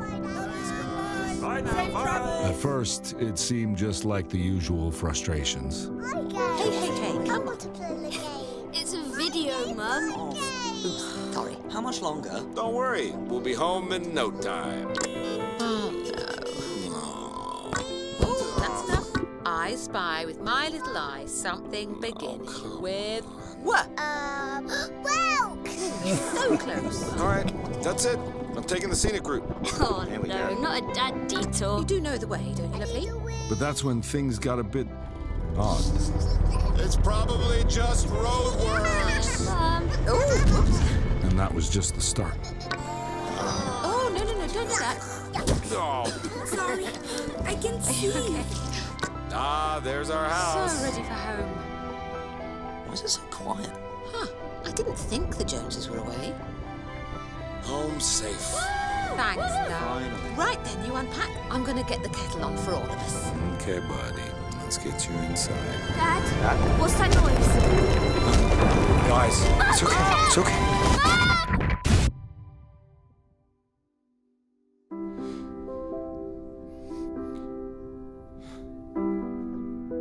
What's my face?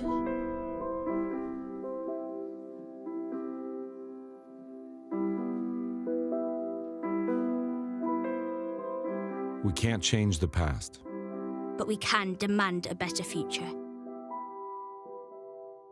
Protect the oceans.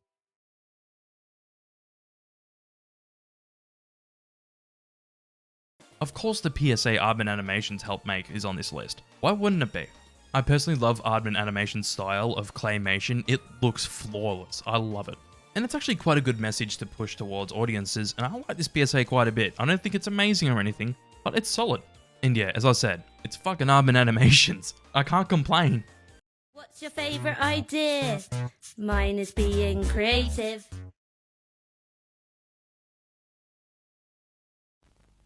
Somewhere in this vast place, there's a small group of islands known as the Faroe Islands. No one knows why, but once a year, large groups of pilot whales return here. The islanders look forward to their visit each year and prepare a special homecoming for them. First of all, they herd the whales into the harbour. Then they harpoon them. And then cut them up with hunting knives while they're still alive. The noise you can hear is the whale screaming as it experiences this horrific death. The more the whales scream, the more the crowd seem to enjoy it. Meat is then distributed to the crowd, and once their freezers are crammed full, the rest is left on the beach to rot.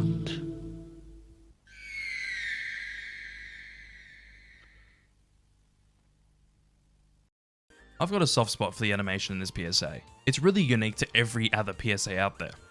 Like, the painting style of animation is really cool. I wish there was a 4K remaster of this PSA. If there is, then I'm definitely getting it. Like, yeah, the animation style in this PSA is so unique to everything else. That's why I like it so much. It's really well done. Also, it does help that Anthony Hopkins narrates the PSA too, because his voice is chef's kiss. His voice is great. What's your favourite idea? Mine is being creative. They broke the law at every turn.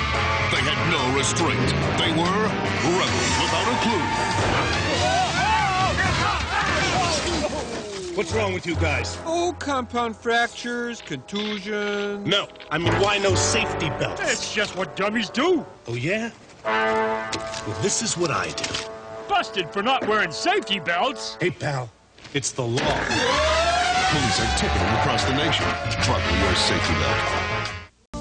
Why don't you come up here, Pumpkin? What are you doing, Larry? Well, Vince, I've asked my pumpkin to sit on my lap to prove a point. And what is that, your Larryness? Even if we fasten our safety belts, even if you hold on tight, even if you were watching the road...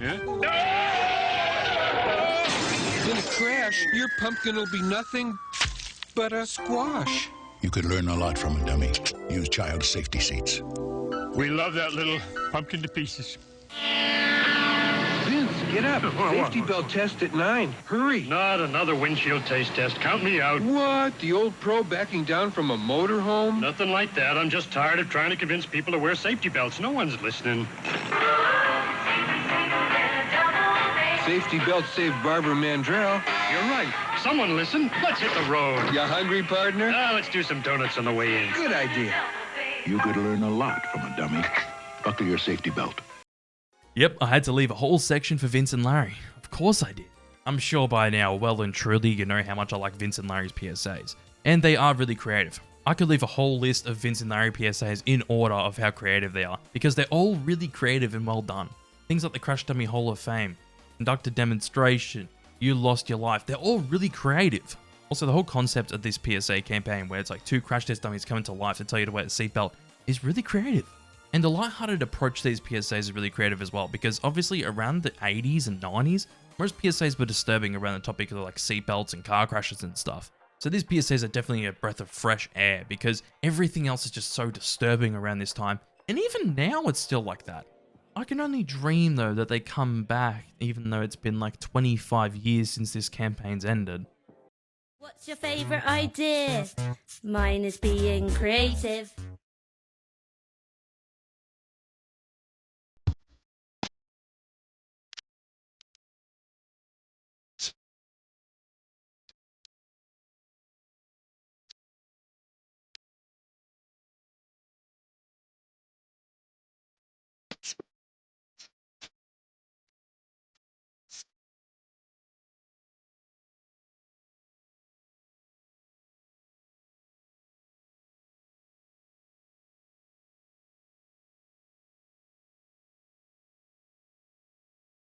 I really like the approach to this PSA where they show what tobacco companies are trying to advertise their cigarettes like and how you'll be cool and stuff when you smoke cigarettes. Even though it isn't really an issue at this time in 2006, it still is really cool. Like the set designs for each scene is really cool, and how it just magically changes scenes like that and something else happens whilst the message is still being delivered to the viewer is really well done. Also, it's creative to represent different tobacco companies, like the first scene it's Marlboro, the second it's Camel cigarettes, and the third scene it's like Cool cigarettes. It's really cool. Also, they do represent what those companies were advertising, like what kind of lifestyle they're advertising when they're selling their cigarettes really well.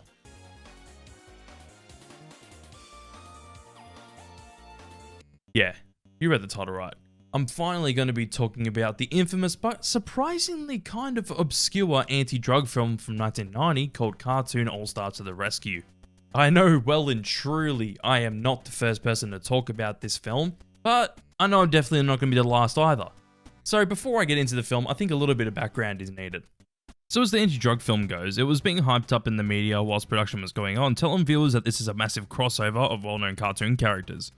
Which it is, but the whole film was made for the purpose of it being an anti-drug film, not like Who Framed Roger Rabbit, which was just a film with many different cartoon characters that came out 2 years before. All the major networks in several different countries, such as the US, Canada, Australia, New Zealand, and Spain, were hyping this thing up and ended up airing in those countries, as well as a few others. But the fascinating thing about this film is look at how many companies are involved in this thing. Like, look at this shit, it's flashing on the screen, there's so many. Also, one thing that I find really interesting is that Roy E. Disney was an executive producer on this. Yes, Walt Disney's brother was an executive producer for this anti-drug film, and Disney's distribution company, Buena Vista Home Video, was the one that distributed the film. Another big company involved with this is McDonald's and their charity company called the Ronald McDonald Children's Charities as they funded the film. There are other things that I can point out, but I think I'll point out those things whilst we're watching the film. And actually, I hadn't seen this film before I decided to work on this video, so what I decided to do is live stream my first reaction to the film, so those clips will be here and there in this video. But anyways, I'm not wasting any more time, let's just get straight into the film. So the film actually starts with a commercial for the Ronald McDonald Children's Charities, and there isn't really much to say about this, besides the fact that this is extremely 90s. But then we get a title card for the film, and then both George and Barbara Bush talk to the viewer about the anti-drug film and how the cartoon characters will tell you how drugs can ruin your life. Funny thing about this is that each country had their own leaders, prime ministers, presidents, etc. talk about the film before it started. For an example, Bob fucking Hawke and his wife talk about it in the Australian version. If you want to know a little fun fact about Bob Hawke, he holds the world record for chugging a yard glass of beer in 11 seconds, which is about 2.5 pints of beer. To say that he's an Aussie icon is an understatement. After that, we finally get to the film where Corey's brother Michael steals her piggy bank as Papa Smurf somehow sees this. I really can't be bothered questioning the logic on this anti-drug cartoon film, but it doesn't make sense. So now the Smurfs pop up out of the book to try and wake Corey up as the other cartoon characters in her room come alive. And who has Alf in a framed photo? Also, hell yeah, Lorenzo Music's here as Garfield. Definitely not the first time Lorenzo Music has been a part of a PSA, as he was the voice of Larry for the Crash Test Dummy PSAs.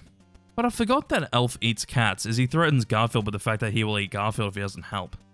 After that, we see Alvin and the Chipmunks come to life out of a vinyl record. Be of service.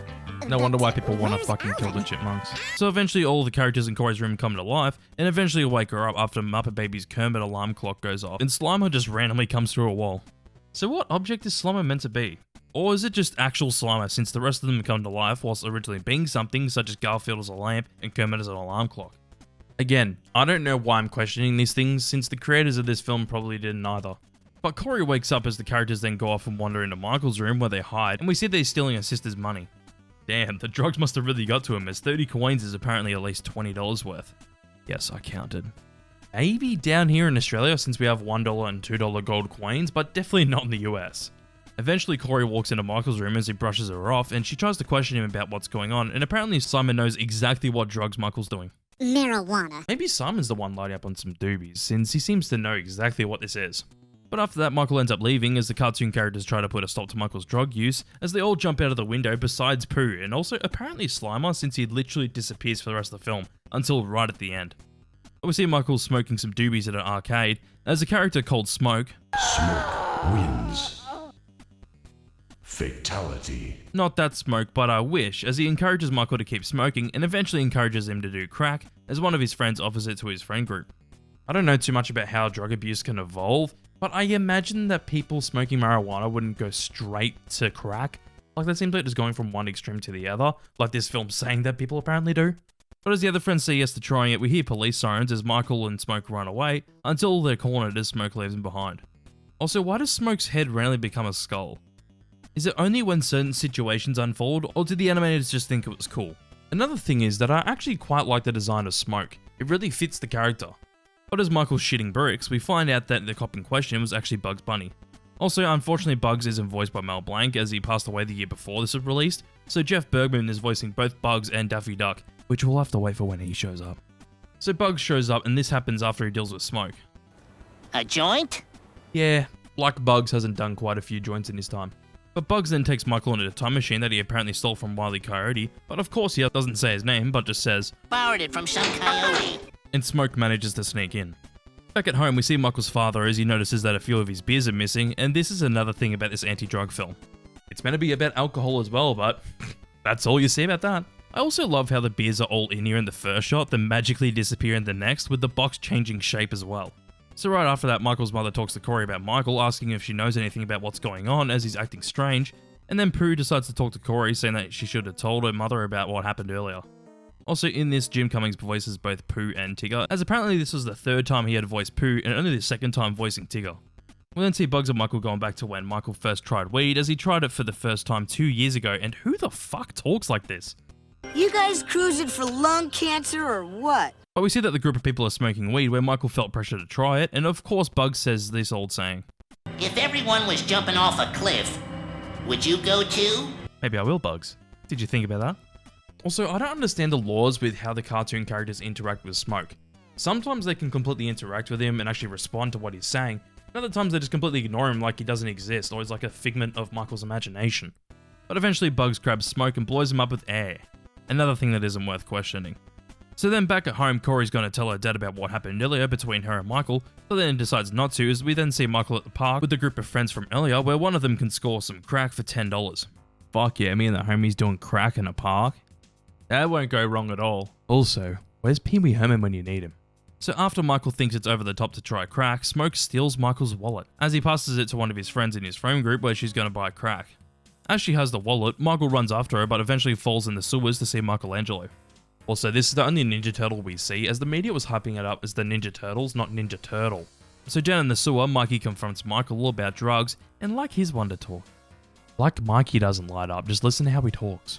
Also, Mikey is animated strangely, like the original animation studio didn't animate him. Turns out that the people that actually animated this is the Australian division of Hanna-Barbera called Southern Star Group, which they're responsible for many different shows, but they're even responsible for Bottle Top Bill and his best friend Corky. I love that show. Maybe it's a topic for another day, so I'm not going to worry about it now. But as Mikey's talking to Michael, he decides to pull a plug in the sewers where Michael gets sucked down the drain and ends up on a roller coaster where Miss Piggy and Kermit are sitting in the front row. So this is meant to be all inside Michael's mind as they ride a roller coaster and see that it has a massive drop where Kermit is explaining what the PSA should just be showing. Show don't tell, guys. But I guess, hey, this is for kids, and I doubt they would have even known what marijuana was until they saw this. But the ride stops where we see that his mind is on autopilot and his brain seems to be breaking down as the Muppet Babies leave him for dead. Well, that's how it looked, but eventually we see that Michael fell down off his skateboard as Michael gains control again where we see Huey, Dewey and Louie from DuckTales standing right in front of him. Now I'm seeing ducks? Oh man, I gotta get off of these drugs. Weed doesn't do that, buddy. Hey, you might have laced your weed with LSD or something. But the ducks aren't happy when they hear about drugs and decide to show him how to say no by singing a song. Oh, this is what you're all talking about, isn't it? Oh, God. Those drugs are so boring. So after the suffering of listening to that song, Michael wakes up from his drug trip. Yeah, as I said, he was on a full-on fucking drug trip. This is all a drug trip. He was hallucinating his fucking mind out. Like, I don't know how you go on a drug trip with marijuana, but I don't know. He then decides to grab his stash when Corey comes in and he ends up hurting her after Michael grabs her arm. Dad. Ow, you're hurting me. What a fucking asshole. Marijuana doesn't make you do that, I'll tell you that right now. I have not seen one person smoke marijuana that's ever done anything like that. Hey, thanks livestream me. Literally took the words out of my mouth. But after that, Michael starts to feel guilty about what he did when Alf pulls Michael into his stash. When he's in his stash, Alf does this. 10-point penalty. Who's that? This makes sense that it was animated by a division of Hanna-Barbera, as it really does look like that ghoul at the end of the Hanna-Barbera PSA. But then Alf tries to make it funny. Not Freddy Krueger. This is you. This is not Freddy Krueger. Doesn't look like Freddy Krueger. What drugs do you want, Alf? So after that, Alf takes Michael to the man in charge, and who is it? Well, of course, it's Smoke, as he's making Michael's decisions about drugs. Right after that, Corey sees Michael's stash, where Smoke tries to persuade her to try marijuana, and whilst that's happening, Michael has so many near-death experiences and is yet another drug trip. We even get 80s style music whilst this is happening.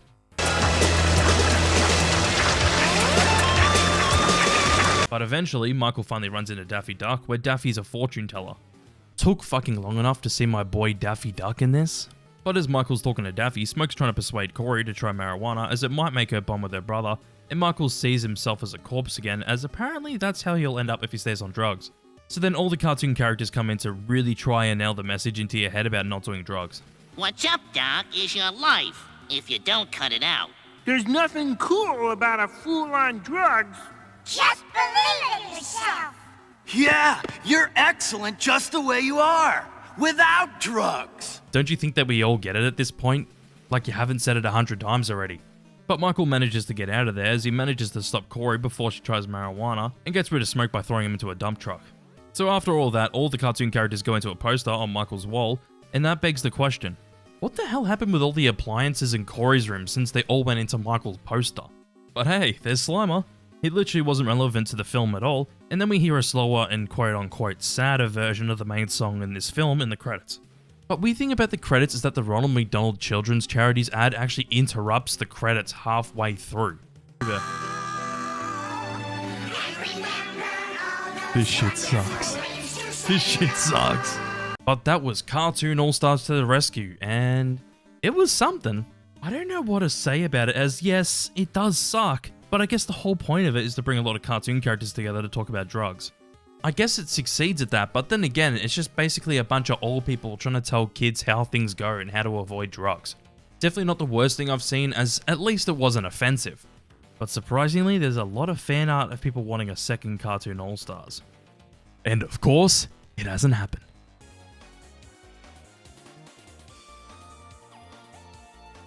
I bet you clicked on this video and you're like, huh? Didn't he already make a top 20 scariest PSA video? The answer is yes. But I wanted to redo this video since my opinions have changed a lot since I made the original top 20 scariest video, which is almost 2 years ago. And also since then, I have seen many more PSAs. Also, I can pray that this top 20 video doesn't get demonetized like the last top 20 scariest one, so he's hoping. So stuff it. Let's just get straight into the top 20 scariest PSAs.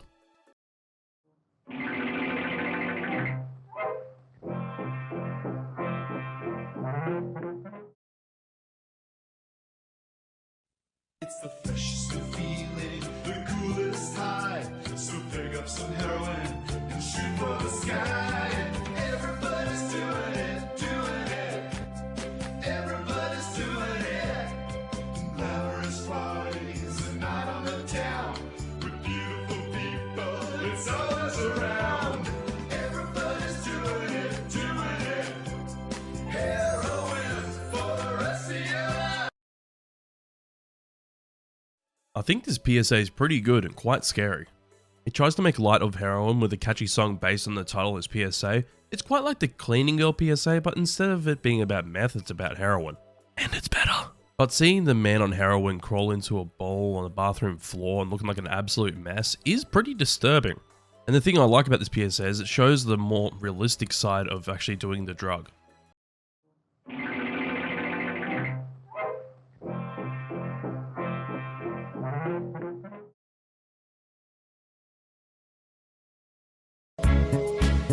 Everybody knows that the dice are loaded.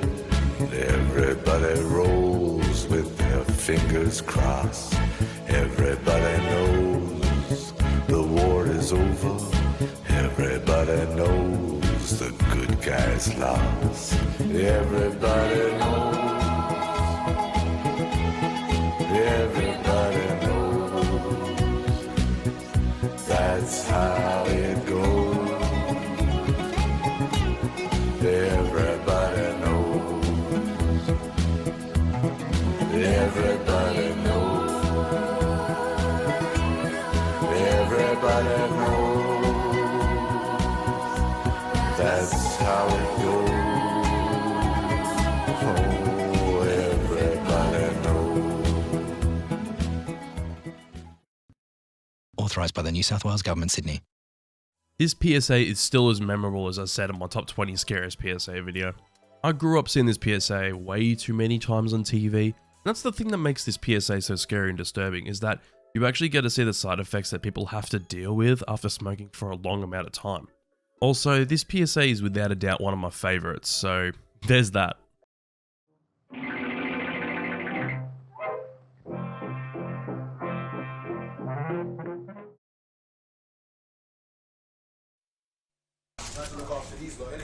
Okay. You're right, Mum. Hi, yeah, you alright? Why, yo? What's up? Hello? Hi. Come on, man, where's my fish fingers? Do you want some? No. I'm going to pick up the kids from school tomorrow. Yeah, if you don't mind. No, blood, that rave yesterday was big, I like. Hey, no, it was serious. Big I bet you any money, Anton flopped the show. He's an idiot, man. He always does the Doesn't Ellen. matter what the occasion, birthday, christenings, my man always finds a way Hey, to I'll tell you flop the show. something though, it was a good thing you man never come because there was a big hype thing going about last night. See, that's why I like having younger brothers and sisters. I stay indoors while the beef stays outside.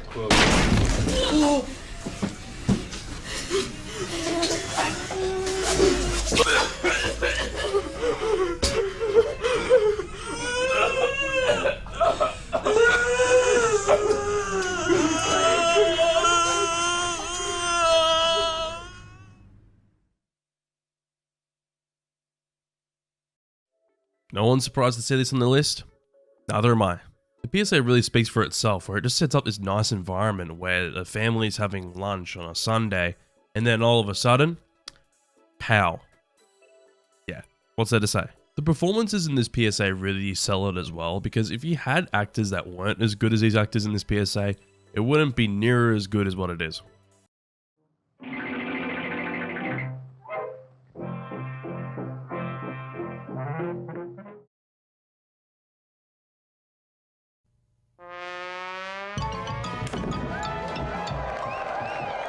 What's this? Hey, you had all day, have you? Hey, you've been sitting all day watching telly? Who's touched my videos? I said, who's messed up my videos? Don't just sit there when I'm talking to you. Yeah. Start bucking your ideas up, son. Okay, I'm telling you. Now what the hell are you up to? Look at the state of this place. Hey, look at the state of it. Look at it.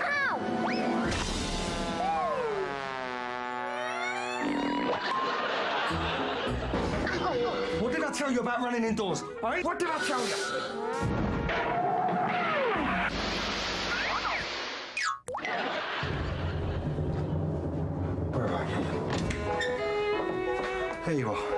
up to? I just asked you what you're up to. Why do you make me do this? You dirty bastard! Get out! Guess it, get caught, you fucking wrong! Get out of here!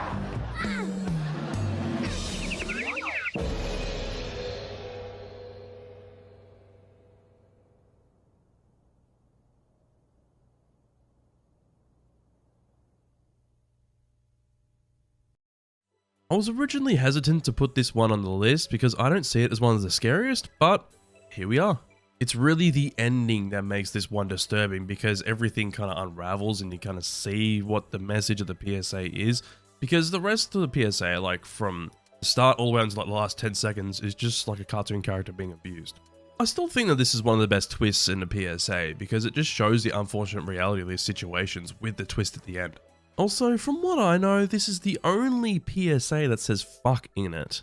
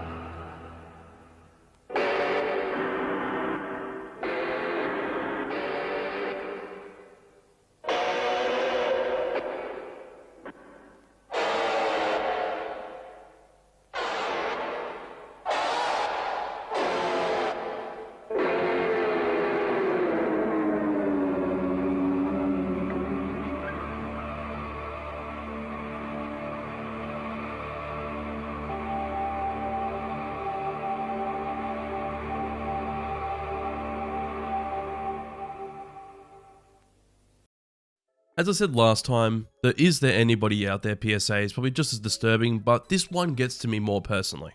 I really do think that this is Samaritan's best PSA, as it really does hit you in the feels, and it is quite disturbing hearing all the distorted guitar noises while she's trying to talk. You obviously have to commend the acting from the actress in this PSA as well, because she does so well in this PSA. It's such an interesting idea to have a woman speaking out distorted guitar noises as a metaphor for people struggling to reach out for help or talk about their issues. It's really well done. I find that to be really damn powerful, and I think it's a top tier PSA.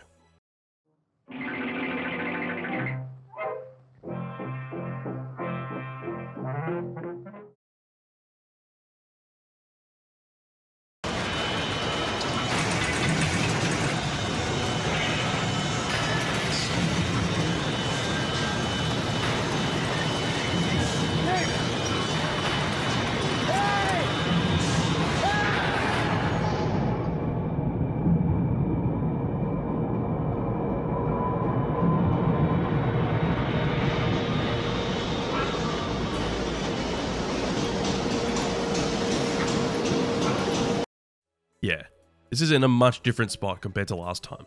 This PSA is scary as it just makes you sit there and watch all the events unravel as this man just gets like pushed into the machine because he's stuck on it. And it's well done. And the fact that it doesn't cut away until his whole arm is in the machine is really smart. I love that this PSA doesn't rely on gore, but that isn't to say that it isn't gruesome, because like seeing his finger bent back like that, it's just gross.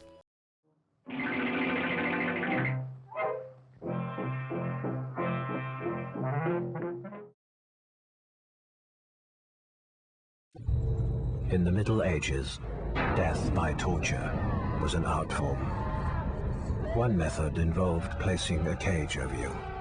Inside, there'd be some rats. Soon, the rats would get hungry, so they'd dine on you. Whatever was left of you would then start to rot. Then, as you're slowly eaten alive, eventually you die. Today, people just take heroin.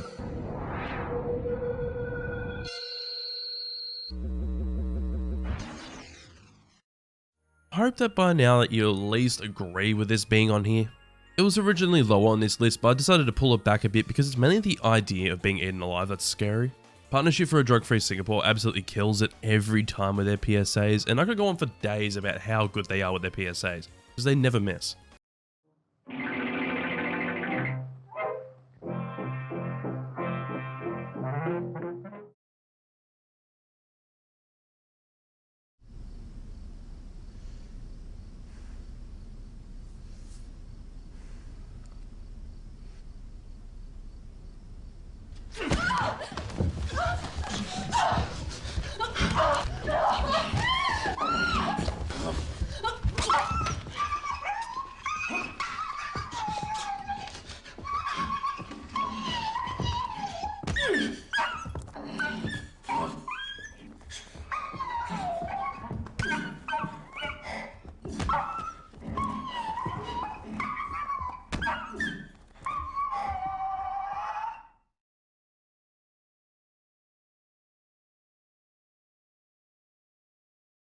Nice, a PSA that slightly traumatized me as a kid. Beautiful. I didn't understand it when I was younger, but honestly watching it now, it's kind of hard to watch. But the PSAs absolutely speaks for itself, as you think it's about domestic violence at first, and the next minute they do the bait and switch where they add the dog crying sound effects, and then you realise it's about animal abuse. But because of that, god damn, it makes it a disturbing PSA. I don't think this PSA is particularly good, as it could have pulled back a little bit, because this PSA aired any time during the day in Australia. But it definitely works at scaring the shit out of the viewer.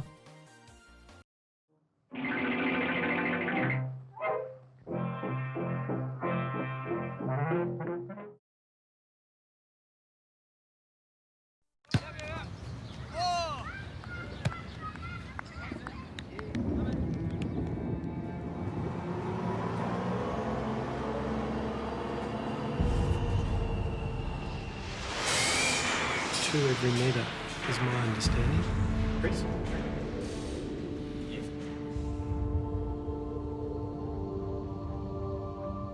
Come on, Dad. There in a minute.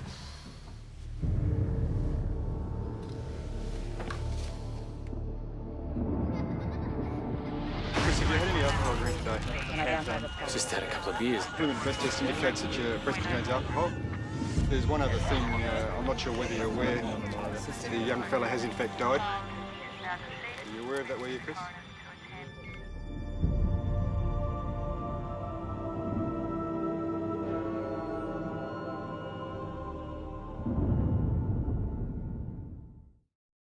Now this is an amazing Australian PSA, and this is yet another one I remember seeing when I was younger. I would probably hold this one up as the best TAC PSA, which Think decided to steal. Besides from that, it's really the whole idea of the PSA of hitting a child in an accident and living with the grief that is scary. And it's so well done in this PSA, from the acting to the visuals, it's awesome.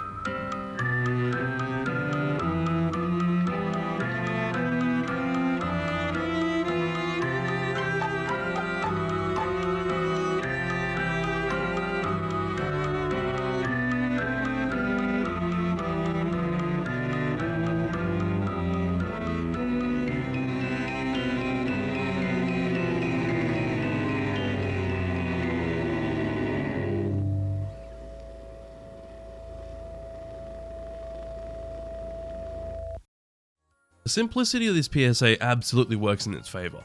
The build up for this PSA, where it starts off nice and lighthearted and then it gets disturbing by the end, actually makes this PSA really damn disturbing for me. It's quite subtle with how it scares the viewer, as it slowly builds up to it until you see the mutilated hand as a shadow instead of seeing the actual gore itself, which I think was a smart idea with this PSA.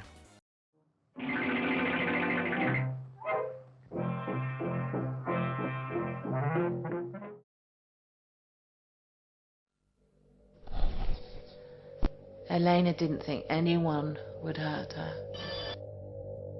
Elena trusted everyone. Maria doesn't trust anyone. Elena wanted to learn English. Maria gets beaten if she says no. Elena worked in a market to support her family. Maria works for nothing. Elena wanted to help people and be a nurse. Maria services up to 40 men a day. Elena used to cry when her father was cross with her. Maria doesn't feel anything anymore. Elena's family thinks she's dead. Help me. I was Elena. I am Maria. Help me. I'm here.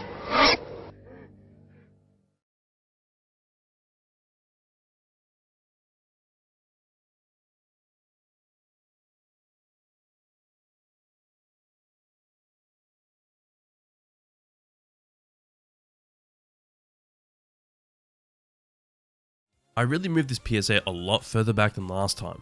As much as I praise this PSA in the last top 20 list, I just don't think it's as disturbing as the other ones that are coming up on this list. All of my points that I had on this PSA are still valid, such as it showing the realistic side of what some people have to deal with and the actress's performance.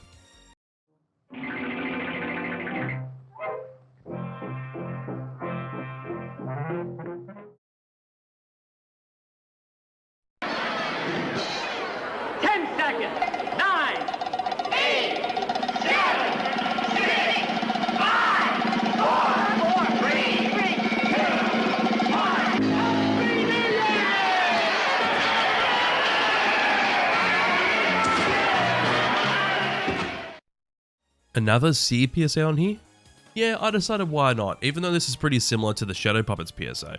It's another PSA that's disturbing because of its simplicity, even though this one shows a bit of the gore because you actually get to see the mutilated hands properly where they just count down from 10. It's just really disturbing stuff and it's quite scary.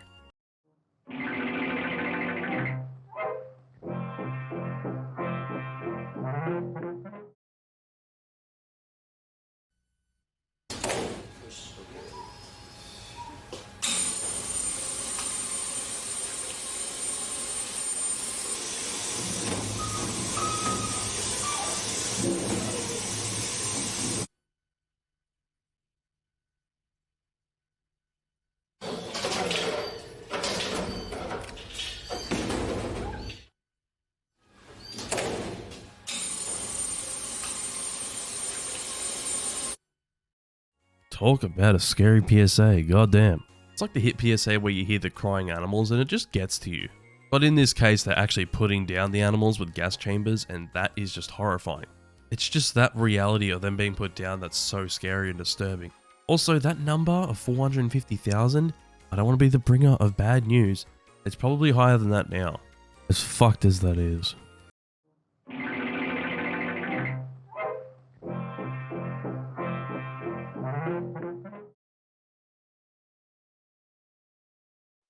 Who can tell me? Hands up. 9 times 8.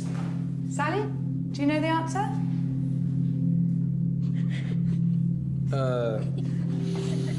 Shush. Do you want to come by my house after school? Nah.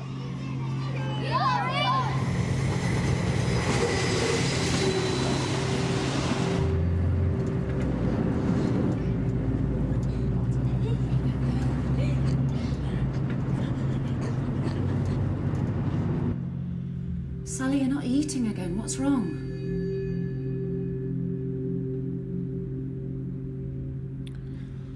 I'm fine. Can I go now?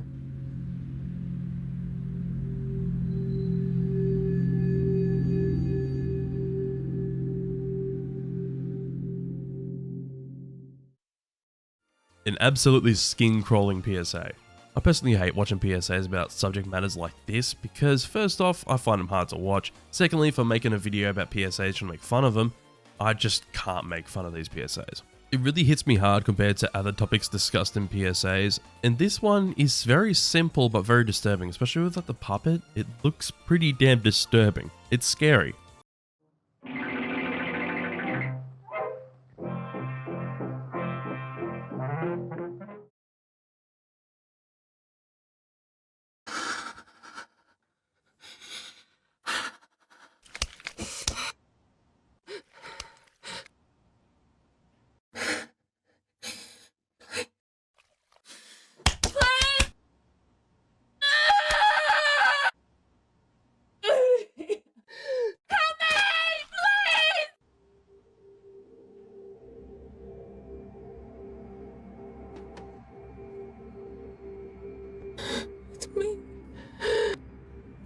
Sarah? Is everything all right?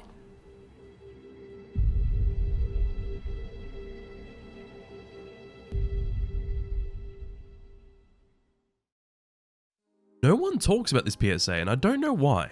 I feel like this PSA is really scary, and the visuals are really disturbing because it shows us what it's like to deal with multiple sclerosis in a really interesting way.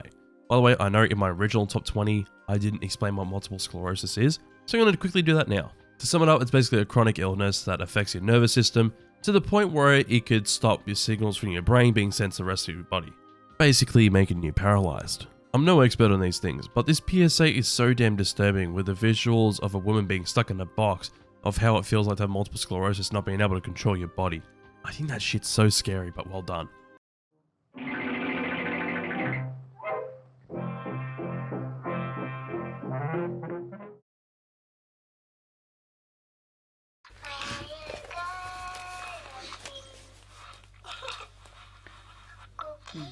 Looks so nice. Hello, Daddy. Hi, Mommy. Come here. Daddy's little girl. Please, Daddy, no. Quiet. Daddy's little girl.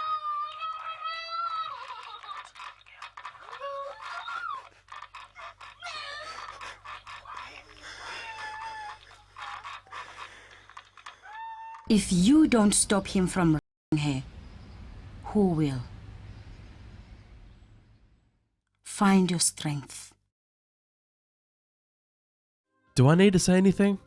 We don't even see what's going on. You just hear the baby crying over the baby monitor, and you see the, I assume to be wife, crying. This probably could have been one lower, but this one doesn't scare me as much as the other PSAs that are coming up.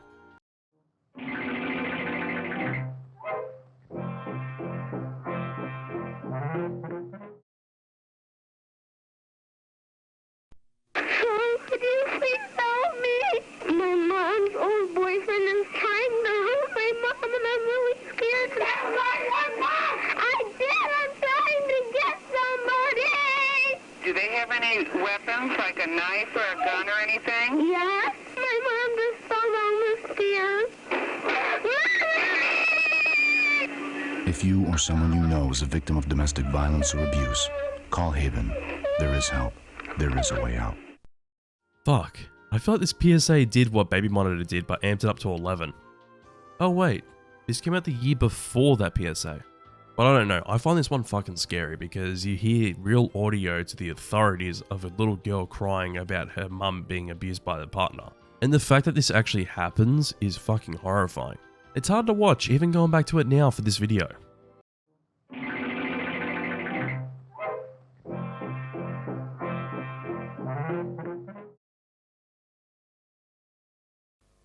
The little girl, she said to me, what are these things that I can see? Each night when I come home from school, when mama calls me in for tea. Oh, every night a baby dies, and every night a mama cries. What makes those men do what they do to make that person black and blue? Tell me there's a heaven. Tell me that it's true. Tell me there's a reason why I'm seeing what I do. Tell me there's a heaven where all those people go.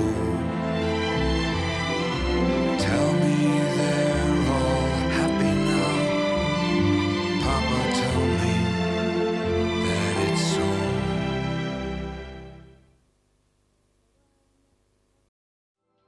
Great.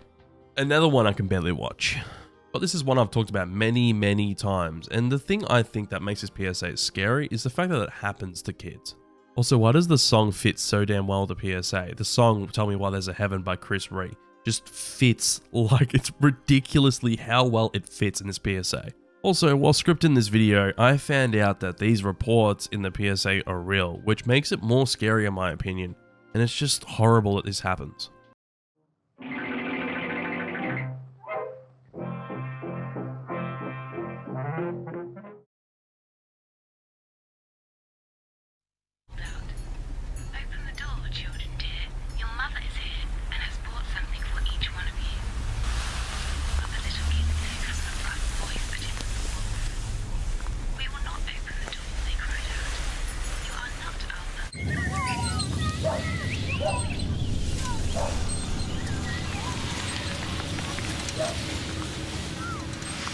Le récit de l'action, voici le fait de la compréhension de pouvoir.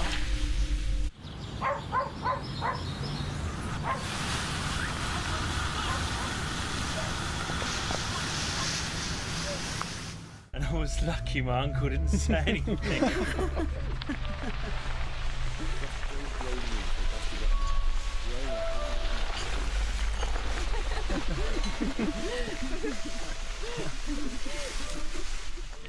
These mountain killings in those areas will get some snow. Everyone else in the world.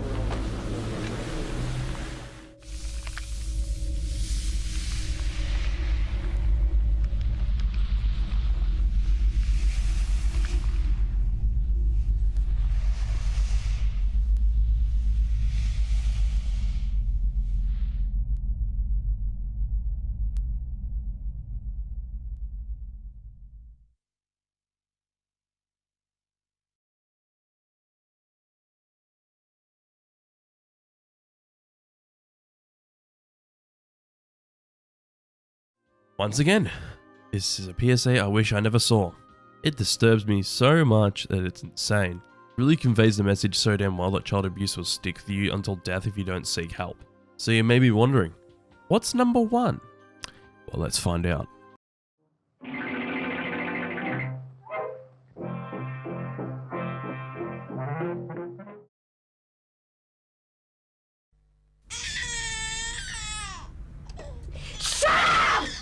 Smash your face against that cot if you don't shut your screaming noise!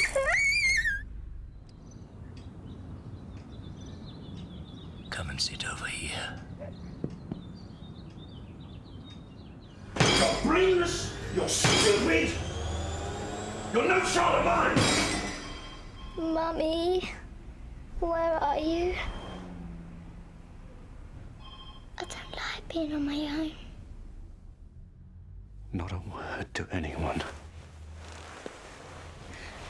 This is going to be our little secret. Sometimes we can't bear to look either, but cruelty to children can be stopped, and with your help, it can be stopped forever. Please support the NSPCC's new Full Stop campaign. I bet you're surprised to see this above Tentacle. I thought this is the combination of the excuses and distress call PSAs where you don't see any of it happening, but you just hear absolutely everything. I honestly see the first frame of this PSA and I can't go through with it. It's not a joke, by the way. This PSA just feels so damn real, like it's happening right before your eyes, and that's what I find so scary about it. Also, I just realized that last time I said that this PSA can't be on this list, all I say to that is bullshit. It's my list, it's fucking going on here.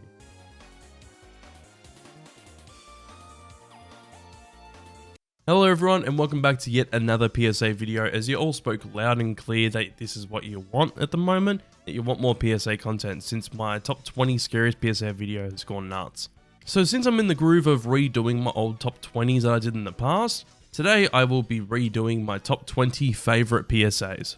What a time to redo this list, since honestly I wasn't that happy with the top 20 favourites video even not long after I uploaded it, as my opinions already changed probably about a week or two after I posted the video. So, you know what? Let's just get straight into the video.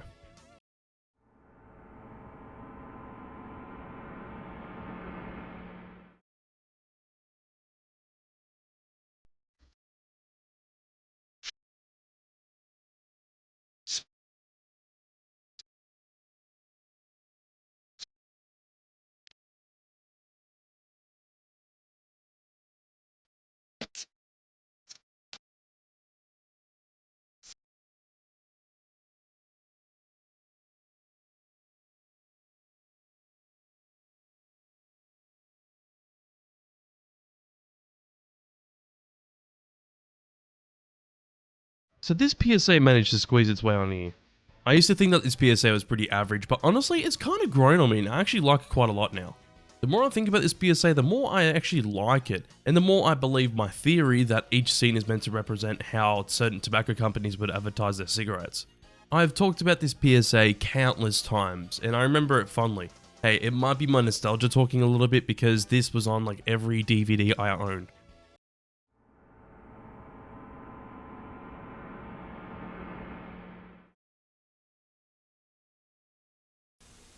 Son, I figured when you were old enough, I'd talk to you about drugs.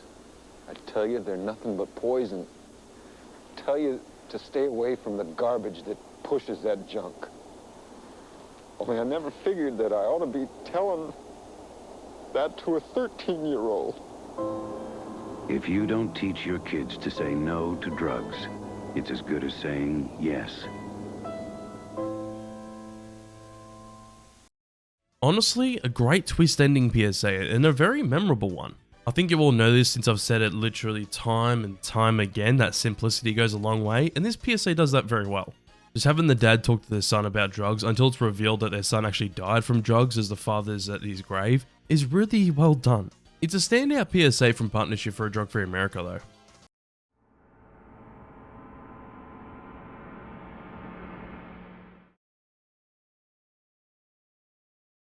Thanks for the lift. You alright? Yeah, all good. Phil, look after yourself, mate.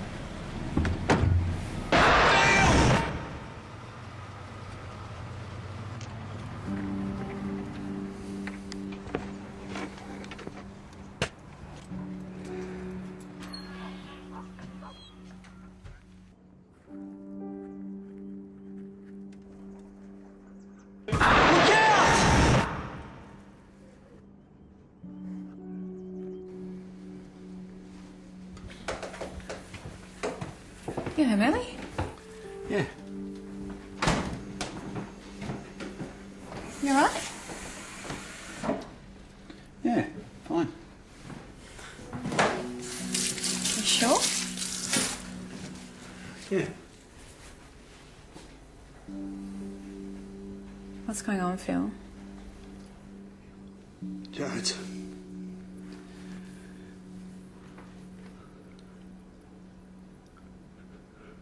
I was almost killed today. What?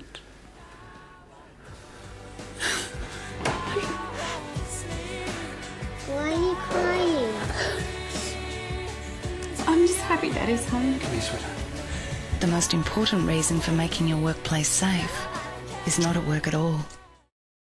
This is a PSA where I believe that it isn't my nostalgia talking. The PSA is just a very simple premise fleshed out into a 1.5 minute long PSA. This is one PSA in a whole campaign, and I do think that this is the best one just by a little bit. They're all really good. For this PSA, at least you do see a little bit of the events with like very brief cuts when the dad gets home from work. You actually get to see a little bit of what happened.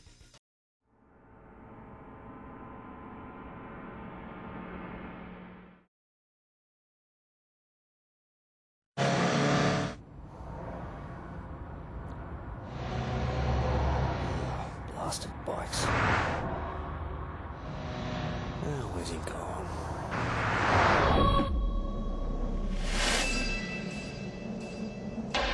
Why not look at it from the motorcyclist's point of view?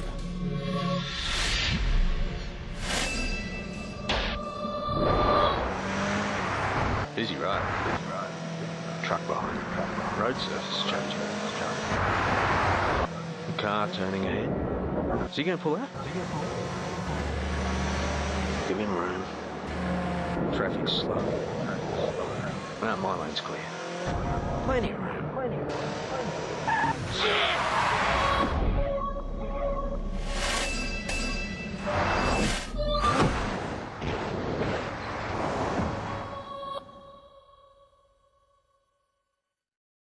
This PSA was ahead of its time.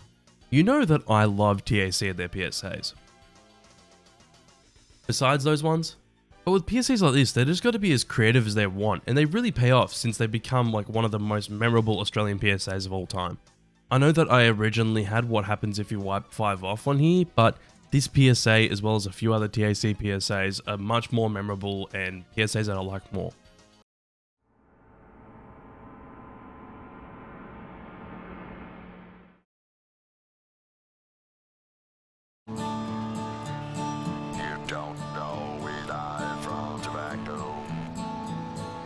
Sometimes you just lose alone. Oh, you don't always die from tobacco. Sometimes they just slip out your tongue, and you won't sing worth a heck with a big hole in your neck, 'cause you don't always die from tobacco. I could sing the whole song in this PSA. It's literally that memorable for me. Oh, you don't always die from tobacco. I think that this PSA is effective whilst also being interesting since this was all set up in public. In my eyes, this is probably the best truth PSA ever made, with close seconds being Unsweetened Truth and 1200. But it's just the execution that makes this one so memorable in my eyes, and I actually really love this PSA.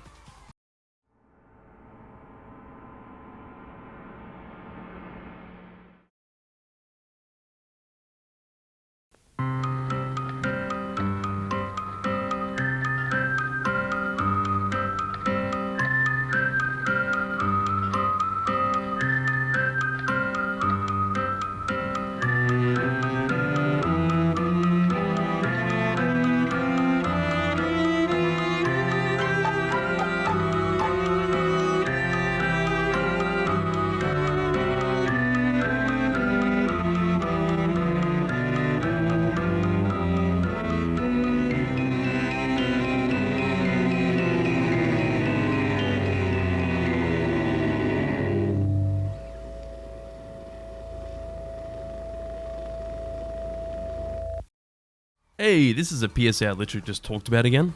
But what's there to say? The simplicity absolutely works in its favour, and it's so memorable and delivers the message in a very well done way. The PSA's always stuck with me because I've always thought that this PSA is great.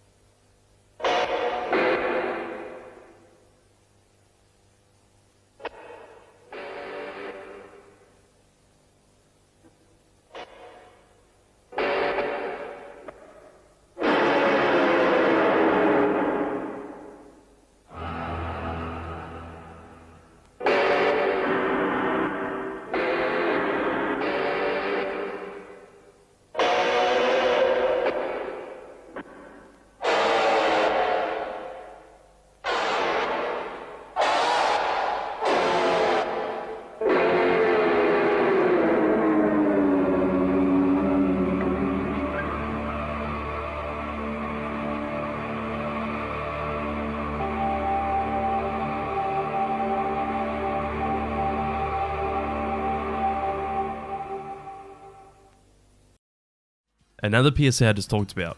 Is there really much to say about this PSA that I haven't said yet? This is probably the millionth time I've talked about this PSA, and what else is there to say? I've said many times that this PSA is simple but effective, and that's what makes it so memorable. And I really like this PSA a lot.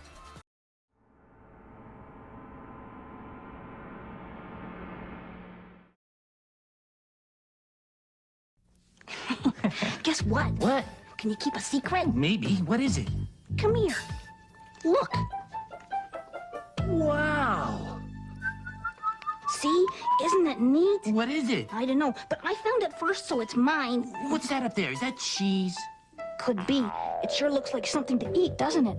I wonder how this works. Hey, don't touch it if you don't know what it is. Why? What's wrong? Well, I'm not sure. I just think that if we don't really know what it is, we shouldn't touch it. It might hurt us. Well, then what should we do? I know that some things are okay, and some things are not. And I think if we don't know, we should ask. Ask who? Somebody who knows about stuff like this. Oh, you mean like Mom or Uncle Fred? Yeah, or somebody else we trust. We don't have to be afraid, but we do have to be careful. Just because somebody leaves something lying around doesn't mean it's okay for us to play with. Well, I found it, so I get to tell first. Hey, wait for me. Race you home. A message from Concerned Children's Advertisers. This PSA is just wholesome, and that's what I like about it. It's actually a light-hearted PSA, and they could have gone the disturbing route with this PSA, but they didn't, and that's what I absolutely respect about this PSA. There aren't many good Canadian PSAs, but I'm glad that there are a few out there because PSAs like this are great. This PSA is mainly catered towards kids with all the puppets and stuff, but it's a great message for kids to know to not touch things without asking a parent. It is a very good PSA.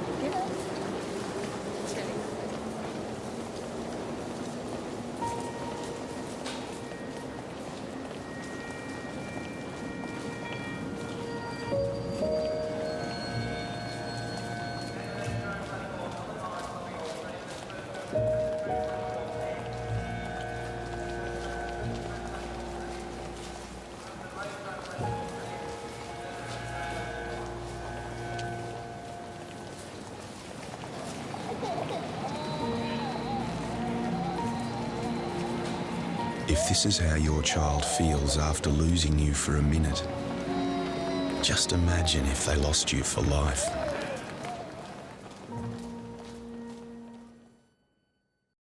One of the most nostalgic for me, and it still gets me. It's so sad, but I find it effective because of that.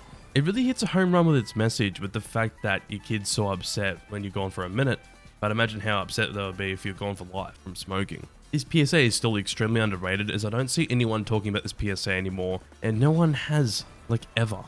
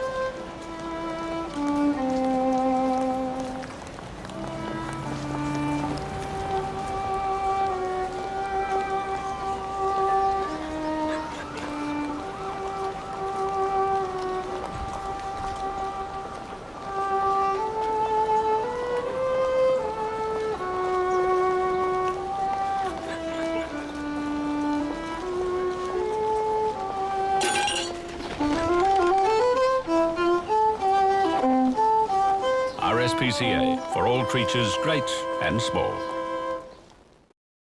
Honestly, this PSA is so good. When I think of a great RSPCA PSA, this is what I think of. And it does start off quite a bit sad, but it does end with a very wholesome ending. Also, this is yet another PSA I saw many times when I was younger, and I'm glad I did, because it's a great PSA.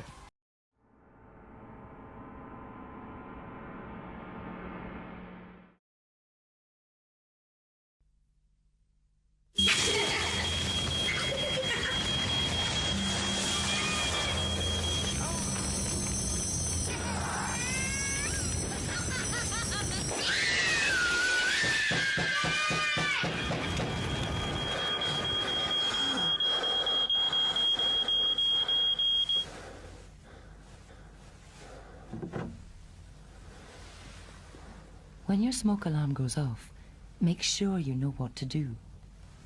Plan your escape now, or you might live to regret it. This is such a sad PSA because it could happen to anyone.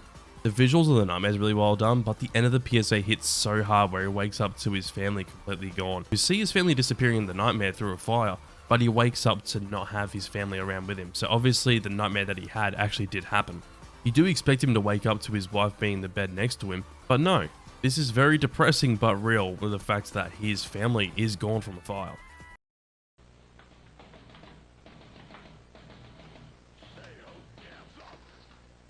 Is this yours? Absolutely. Where'd you get it? And how do I get it? Because I want it.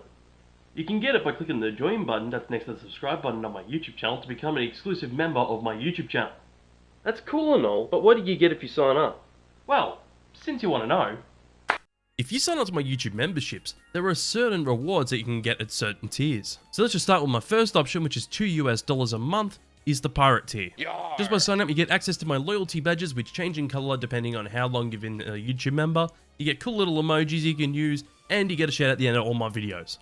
If you want to level up your game a bit, you can go sign up to my pusher tier, which is $5.35 a month. This tier gives you cool things such as early access to new videos, which every time when you get early access to new videos, it'll be at least a day before the public gets to see the video. And also you get the added benefit of getting frequent updates on videos and how I'm going with progress on new videos that are coming out on the channel. So let's go another tier up with the Pee Wee Herman tier at $8 a month, where you can get access to my video scripts and even vote on polls for videos I'll make in the future. This is crack. Lastly, but certainly not least, is the biggest tier is the Pee Wee Herman tier for $16.75 a month if you're a big bowler. So yes, the last tier is for the big ballers that want to support me with the big bucks, and also I should mention with every single tier you get an exclusive Discord role in my server. So for as little as $2 a month, you can sign up to my YouTube memberships by clicking the join button down next to the subscribe button.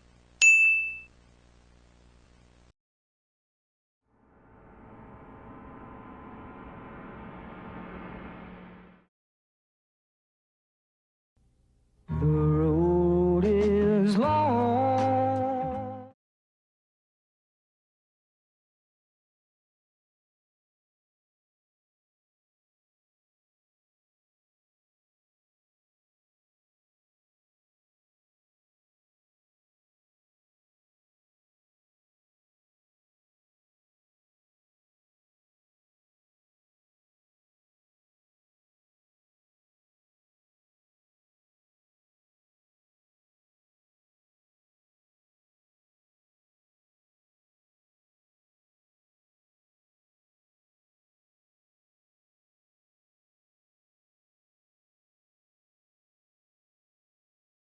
If you try to stop a friend from using drugs, you may not succeed. But at least you tried.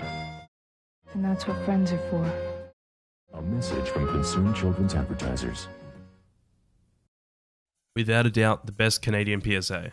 It's unfortunate that there aren't many good Canadian PSAs, but it's even more unfortunate that I can't even play the audio in the PSA because it's probably copyrighted. But let me say this, the PSA has a brilliant message that was honestly ahead of its time and was much better than what other anti-drug PSAs were doing. Everything from the visuals to the music absolutely accompanies the mood of the PSA. Also, if the music does get copyright claimed, the song is He Ain't Heavy, He's My Brother from the Hollies.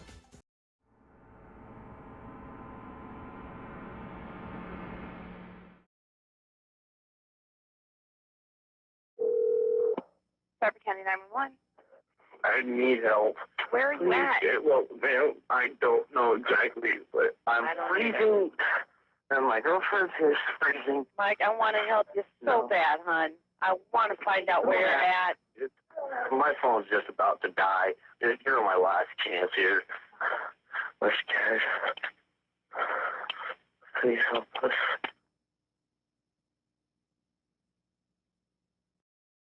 Without a doubt, the best partnership for a drug-free America PSA. It's depressing as all you hear is a real phone call of a couple that got lost in a blizzard whilst high on meth. This actually happened in 2005 where the couple were heading home to their apartment and got caught in the snowstorm. They got caught in the snowstorm because their truck crashed about 23 miles away from their apartment, so they had to walk through the snowstorm. They ended up dying because of it. But the call in this PSA is the last call they made to the authorities before they did end up passing away. And that's really depressing.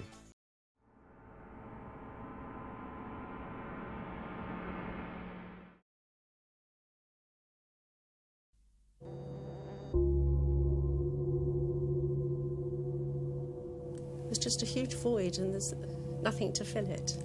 Nothing at all.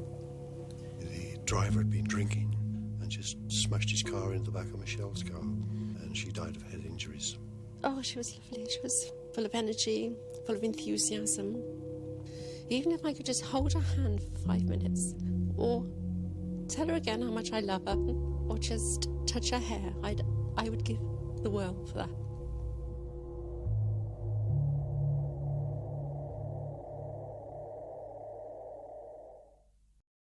Another excellent but depressing PSA. This is another thing that could really happen to you, and it's just depressing and sad because of that. I guess it's so real because it actually did happen. But this is one of my favorites because of the reality of the situation, and they don't shy away from it, as they just let the couple talk about what happened.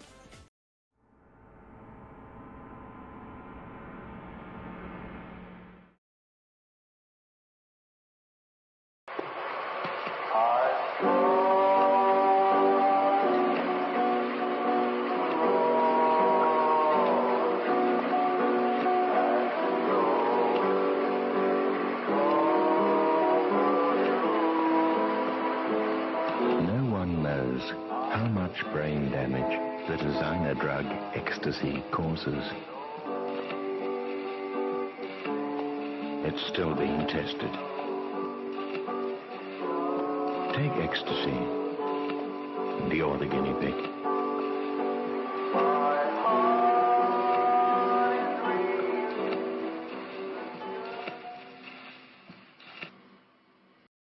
Yeah, this is not number one anymore. I'm still a sucker for this PSA, don't get me wrong, but I've talked this PSA way too many times. It really is a simple but effective PSA. It's disturbing, it's effective, it's very informative to how dangerous ecstasy is. And honestly, I don't have anything else to say about this PSA.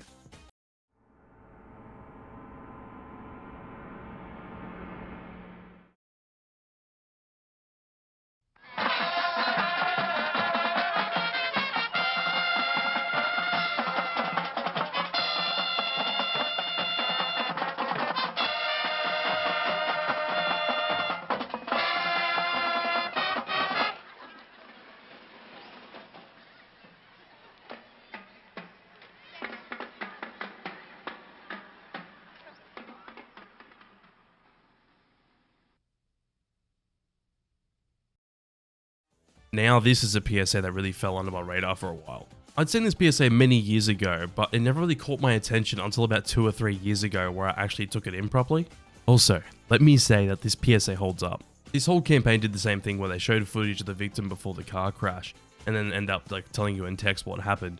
It's really damn effective. And they all did the same thing, but it's just so good. It's a brilliant idea for the PSA campaign, and I really like the twist for this PSA where the victim actually did survive for 11 years and then ended up passing away later on, which I assume to be from the effects of the crash. It's just really depressing.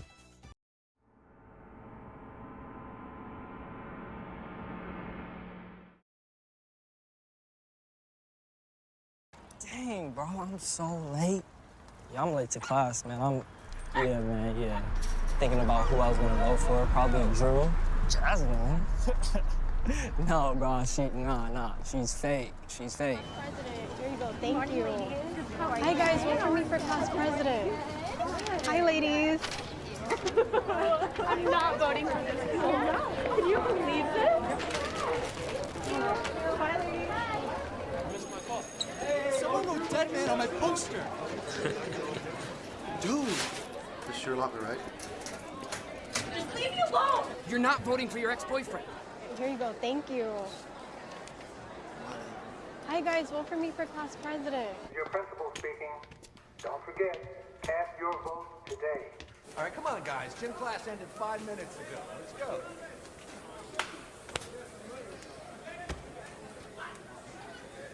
Yo, stupid freak!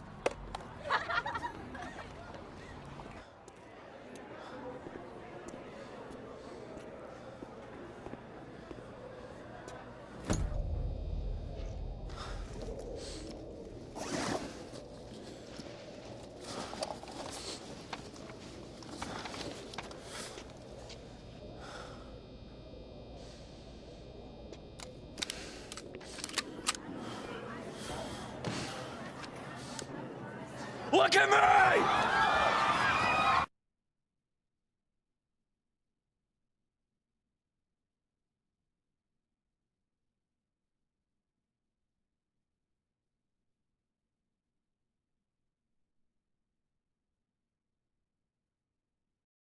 Yay, a touchy subject that I can't really talk about on YouTube because YouTube will automatically age restrict me for talking about this. But let me say this. I love the approach of this PSA, showing the point of view of what I will call a gunner before they snap. The build-up of the events isn't the best, I'm going to admit, but the ending absolutely pays off because it's just so well done.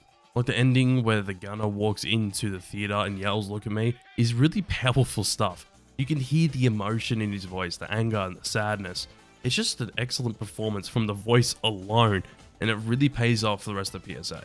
Obviously, this is extremely depressing, and it's even more depressing that this still happens in America.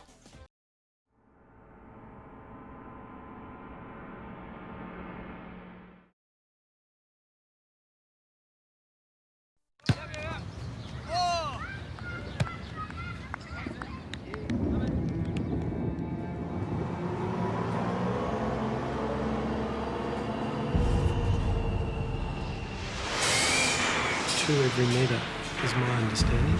Chris?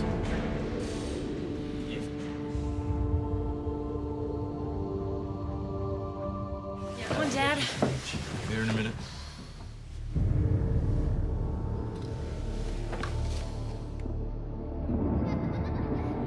Chris, have you had any alcohol drink today? Just had a couple of beers. Fluid breath test indicates that your breath contains alcohol.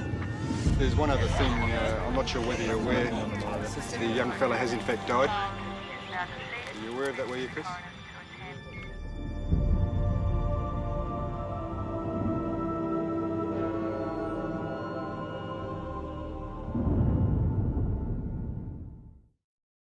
This is another PSA I just talked about, but damn, it's an excellent idea for a PSA. Following a man that caused a car crash where a child passed away and living with the grief by seeing the child everywhere he goes is absolutely excellent and a really well done idea. It's absolutely powerful stuff, and let me say it again, Think thought it was powerful too since they decided to copy the PSA, literally beat for beat, but without the emotion for the main actor. Just a fantastic PSA that I love.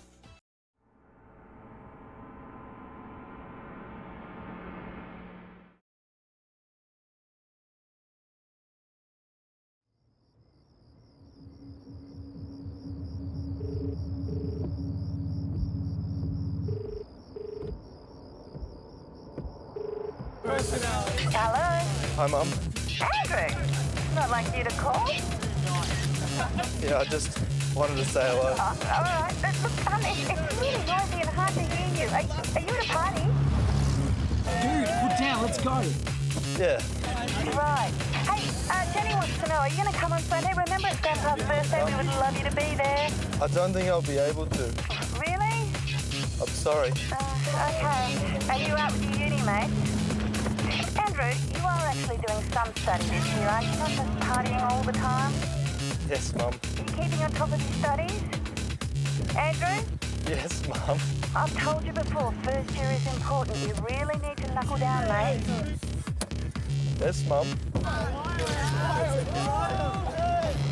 Is Dad there? No, look, it's really hard to hear you, love. He's on his way home. Why? Oh, no reason. Andrew, is something wrong? No, I just wanted to say hi. What's wrong, love? Talk to me. Andrew? There's water in the car. And I love you, Mum. And I love you too, honey. Where are you? Andrew, you're really scaring me.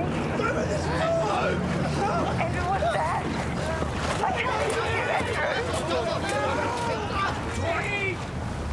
Somebody! Help!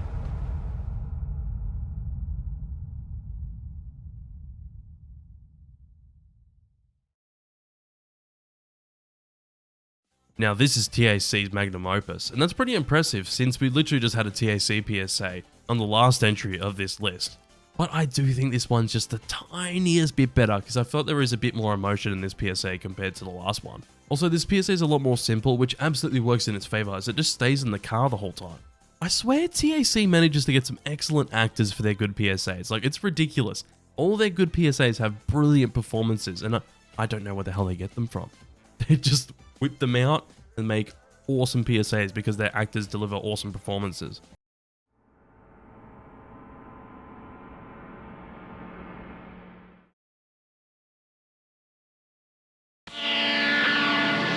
Get up. Safety belt test at 9. Hurry. Not another windshield taste test. Count me out. What? The old pro backing down from a motorhome? Nothing like that. I'm just tired of trying to convince people to wear safety belts. No one's listening. Safety belt saved Barbara Mandrell. You're right. someone listen. Let's hit the road. You hungry, partner? Let's do some donuts on the way in. Good idea. You could learn a lot from a dummy. Buckle your safety belt. We are the dummies crashing on through, busting our heads just for you. My name is Vince. This job makes me sore. If you'd buckle up, I wouldn't do it no more. They call me Larry. I'm a dummy too. When you don't buckle up, the dummy is you. Buckle that belt. Got one thing to say, and we know we're not wrong. When you go for a ride, put your safety belt on. After this joyride, I'm out of the crash dummy business for good. But Vince, it's a great job. Heck, they'd have to pry me away from it. Anybody home? Larry, they do pry you away from it. Oh, yeah. For years, I've been eating steering wheels. For what? To prove how safety belts save lives. But thousands die every year in car accidents because they don't buckle up. Vince, we're dummies. We don't wear safety belts. Larry, you really know how to hurt a guy. Hit it! You could learn a lot from a dummy. Buckle your safety belt. Gosh, Darlene, it sure is amazing how much we have in common. I know, Larry. We both love three-car pileups. We both were built in Buffalo. And we both know wearing safety belts helps save thousands of lives. Yeah, this is fascinating. Don't mind Vince. He's getting over a bad breakup. I know. Janet's picking up the pieces, too. They're in here. I wish they understood it's all worth it to get people to buckle up. Hey, lacerated lovebirds, I sense a major crush. You could learn a lot from a dummy. Buckle your safety belt. Talk about head over heels. Guys have lost more limbs than a tree surgeon. Vince and Larry. I love these guys. They remind me of my husband, always broken in a dead-end job. By getting people to buckle up, they've saved thousands of lives. On the job, what's the first thing that goes through their heads? The steering wheel! Vince and Larry, tell me, how do you want your coffee? Regular or decapitated? Everybody give them a hand. You could learn a lot from a dummy. Buckle your safety belt. Wow. Was anyone surprised?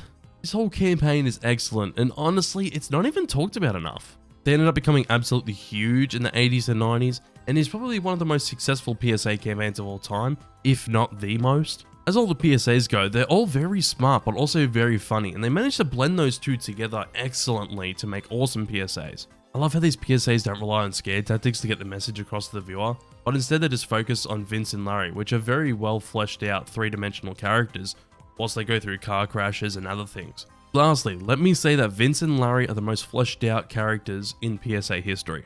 They're absolutely fantastic and work off one another very well. And they're easy to understand too, which is absolutely amazing.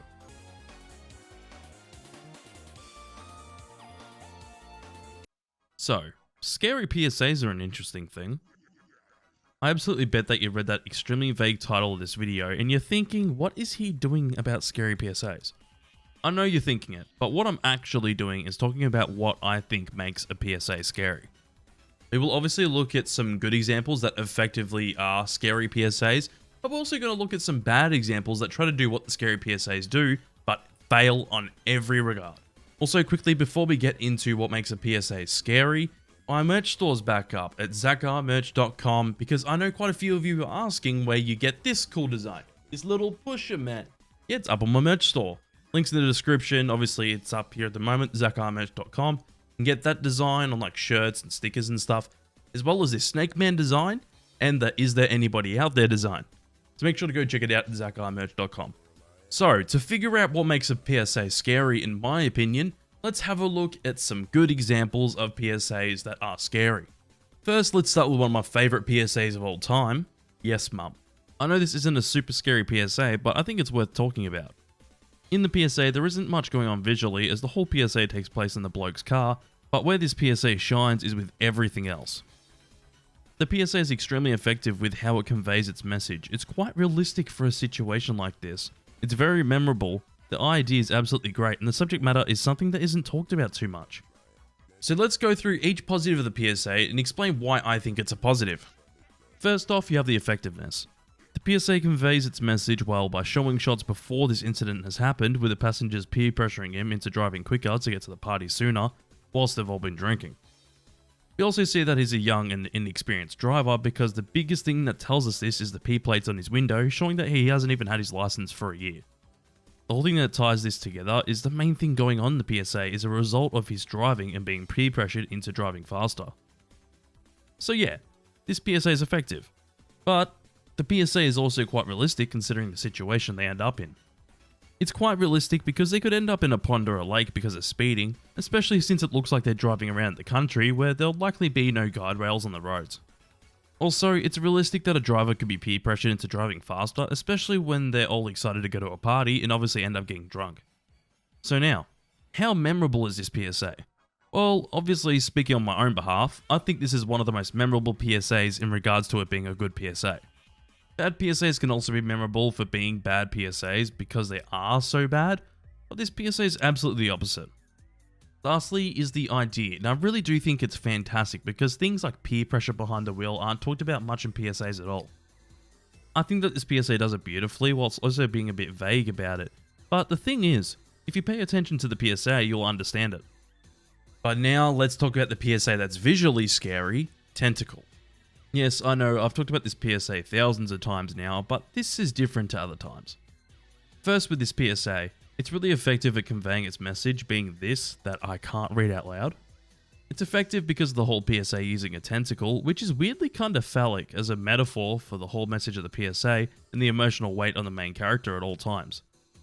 You understand what the PSA is about straight away when you see this thing, and I can't speak for the realism for how it actually feels, but watching the PSA, it does feel like a realistic metaphor for what this PSA is talking about. Also, do I really need to talk about the memorability? The PSA is memorable because it's so disturbing, and that ties into the visuals because the tentacle is really scary. Especially with the implications of what the tentacle actually represents, it makes the tentacle even more scary. So yet again, the idea is really smart because it's a really well done metaphor, and this PSA has some very serious subject matter, and the PSA doesn't shy away from it at all. So now we understand how PSAs can be scary. Now let's look at an example that tries to be a scary PSA but ends up falling flat on its face. Of course, we're talking about the PSA, Shame on You. Well, first off, how effective is this PSA? Well, I think you all know, this PSA is not effective at all. From the sad cover of Sweet Child O' Mine, to kids playing innocently in a forest, to a car flipping and ending them all, it's the opposite of effective. Also, the cover song really takes you out of the PSA. So the kids are playing in the forest, and that's fine and all, but when the car comes around after the bloke was speeding, it looks so fake and ridiculous that it's hilarious.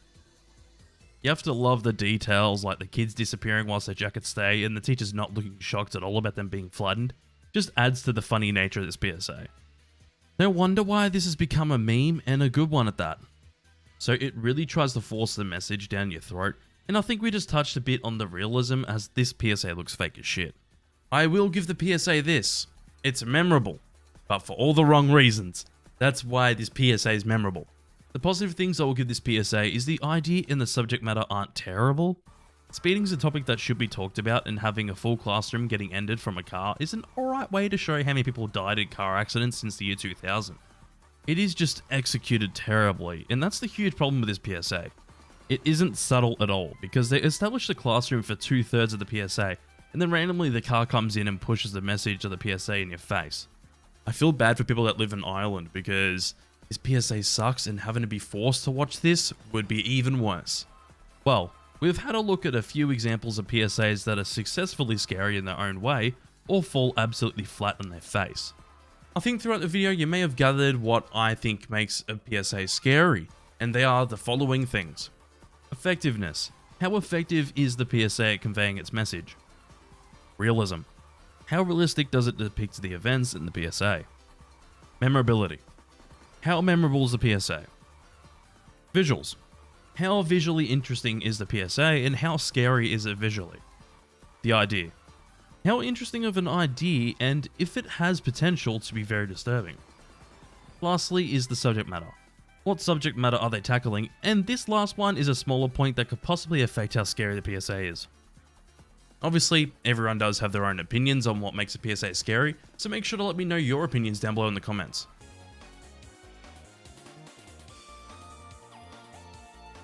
Advertisements. We all hate watching it, but hold the phone. There's advertisements that aren't advertising a product to us, but just telling us about the world's issues and to be better people? No way. Yes way. And this is where the world of PSAs come in. I'm 100% sure that you've seen a few PSAs, if you're aware of it or not, but some of these PSAs are so wild and insane that I have to sit down and review them.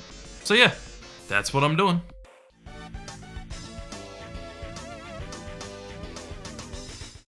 One of the areas still maturing in an adolescent brain is the That's not the voice I expected out of that kid. prefrontal cortex. So when we take drugs, we alter key motivational circuits. Yo, is this kid growing? Also, puberty's hitting this kid like a truck. And also he's got a bit of Bieber fever. Baby, baby, baby, ah. Until we can't totally deal with things like memory, thinking things out, and even learning stuff. The signs are there. Whoa, hold on. So apparently the signs of drug addiction are getting a bit of facial hair, your V-neck shirt changing into an unbuttoned shirt, and just acting like an awkward teen? Well, if my parents look this way, they'll think I'm the biggest druggie around.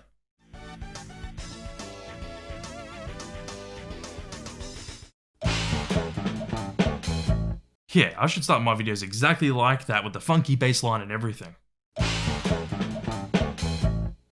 Why get stuck in a dead-end job?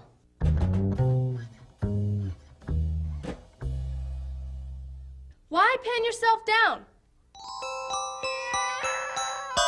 I love how this PSA bullies the viewer with their own life choices. What if they wanted to settle down, or what if they wanted to work in fast food and actually enjoy it? Well, no one enjoys working in fast food, so that one's a lie. Be cool! Stay in school! This dropping out can lock you in. Huh? What? What if they were dropping out to do a trade? They didn't think that far.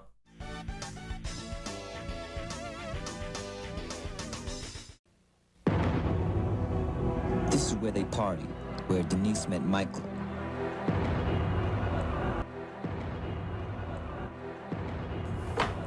What the fuck are you doing?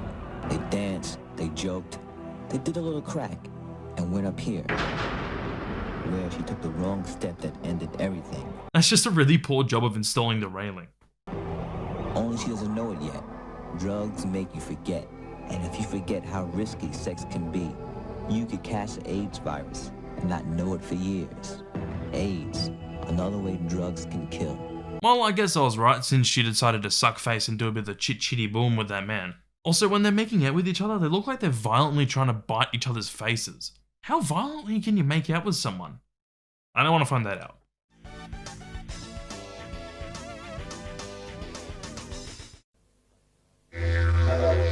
I'm already confused in the first few seconds of this PSA.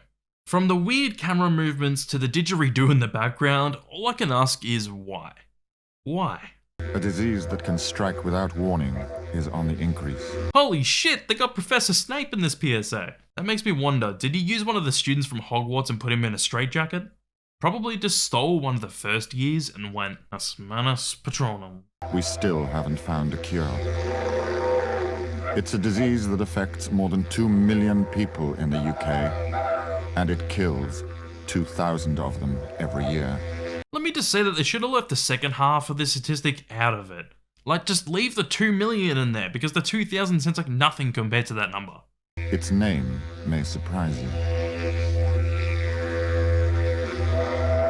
Yeah, so what an interesting way to portray what it's like to have asthma. I can't speak for the accuracy of it, so let's just move on.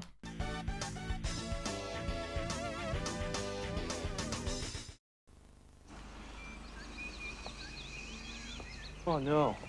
What's the matter? Oh no, Linda's got my keys. Another British PSA. Alright, bruv.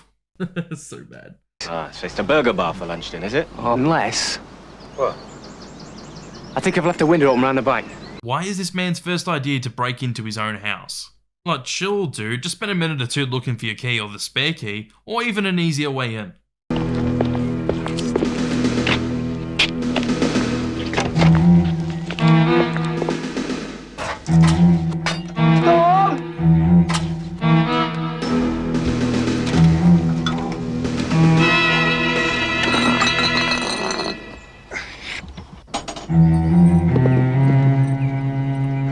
What did I say?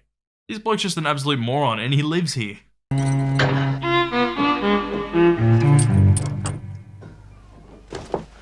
How did you get in? Keys. But we could have been... Oh shit. I love this PSA. It's so silly, but that's what I love about it.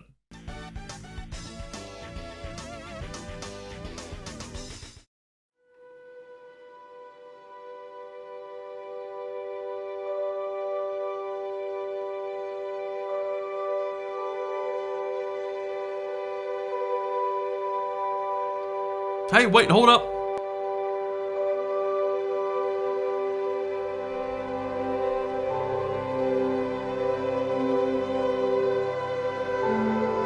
Why is she not looking back? Oh, wait, the title of this PSA is Don't Look Back.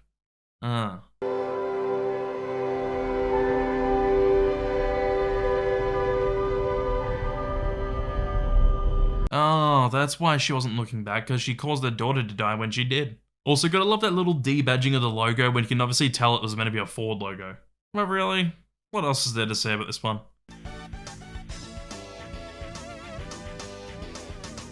What the hell is the title of this PSA?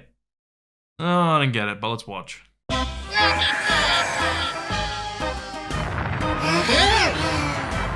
Ah, of course they had to rebrand the volcano bomb. Yeah, I just mean the boys pulling the volcano bomb.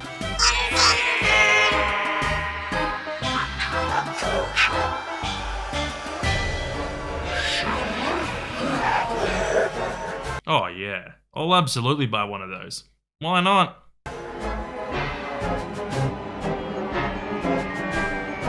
That's the thing I'm wondering about this PSA. Why make a PSA about an idea that came out 43 years ago when this PSA came out?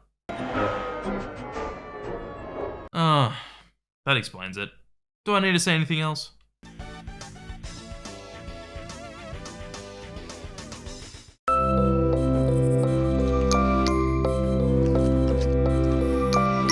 Damn, this kid's the crafty type.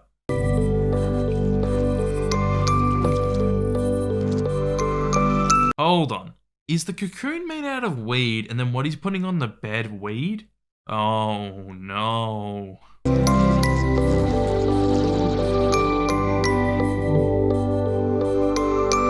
Damn. That man stayed in the cocoon for 30 years. That's impressive. It must have been all the merry jamidge that kept him alive for 30 years without food or water. Marty, you take out the garbage like your father told you? Live above weed. Live above the influence. Yeah, no thanks. But for above the influence, this isn't actually that bad. It's actually kind of funny.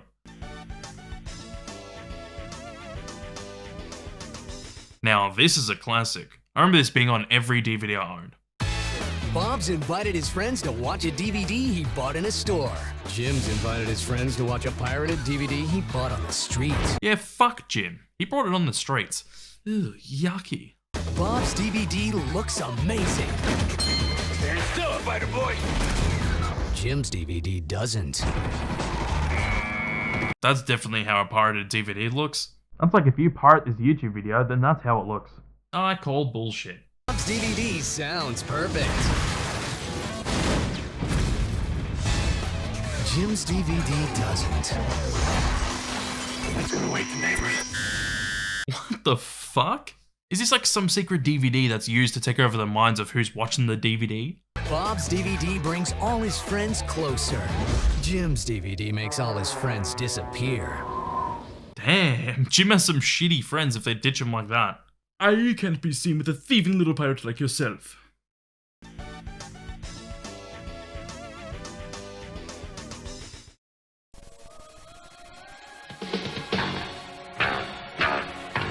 What's with PSAs starting off with a funky bass line? To be fair, this sounds more like something Primus would make. All you need is Les Claypool's vocals over it, and it works.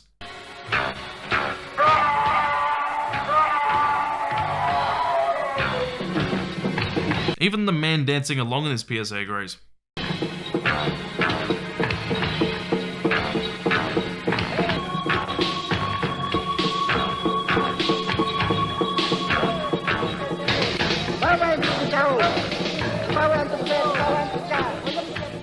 Yeah, this fucking slaps.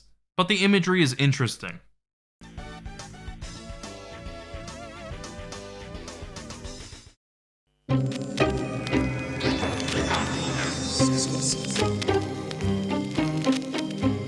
Damn, he's got some moves.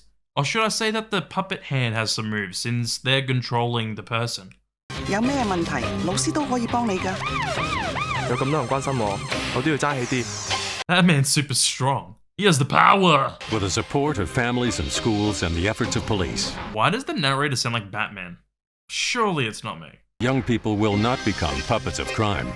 Join us to fight youth crime. Was that fucking Nosferatu in the background? Was he the one controlling him after all? Well, maybe this PSA needs Batman to take down Nosferatu.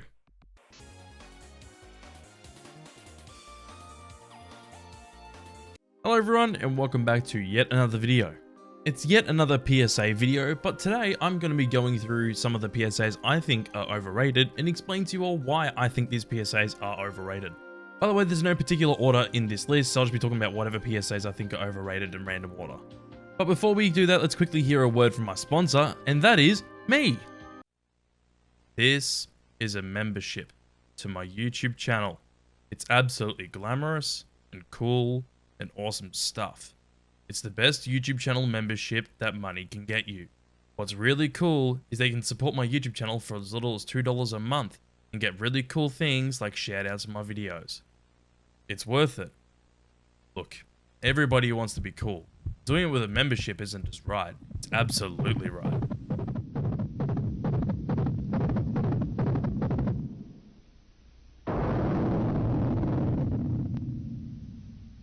Also, whilst at it, please check out my merch store at zakarmerch.com because I got some cool things up there as well.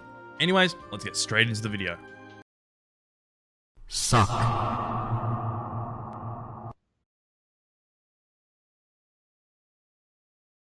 She's got a smile that it seems to me reminds me of childhood memories where everything was as fresh as the bright blue sky. Now and then when I see her face, she takes me away to that special place. And if I stayed too long, I'd probably break down and cry. Oh, sweet child of mine.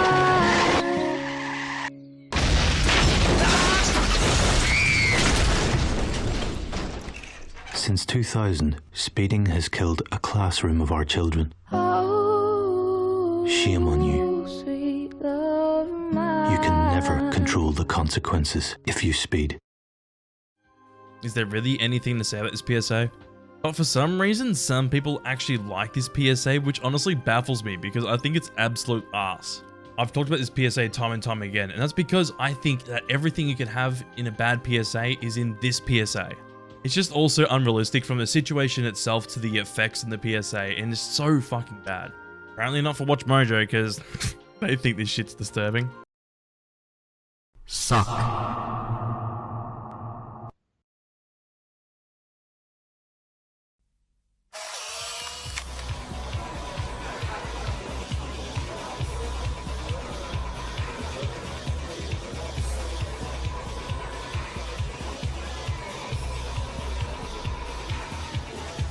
Spots, rotten teeth, depression, anxiety attacks, personality changes, paranoia.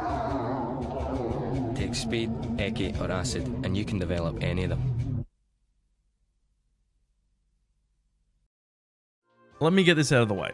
I don't think this PSA is bad, I just think the execution's a bit weak. I love the idea of seeing someone's drug addiction through a photo and seeing how they get worse and worse over time, but this PSA just amps it way too far where it becomes unrealistic. Most of it's good where you actually see the teen get worse and worse, but when it gets to that terrible liquefy job at the end, it sucks. It sucks. I find that unfortunate because I like most of the PSA, it's just the ending that ruins it. But hey, I might be the only one that finds the ending of this PSA funny because it just looks so stupid. Suck.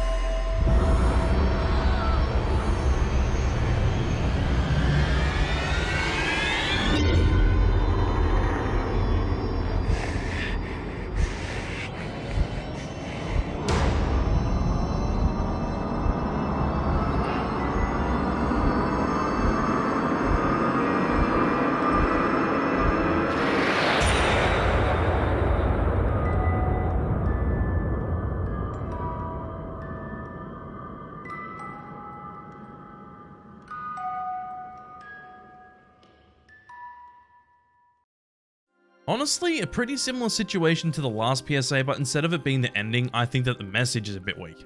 Sure, a message about alcohol abuse is a serious thing, but this PSA having the message of how your children see you when you're drinking is a bit weak. It isn't the best because you don't even see the parents being really abusive at all, besides the one father putting their kid in with the seatbelt being a little bit aggressive.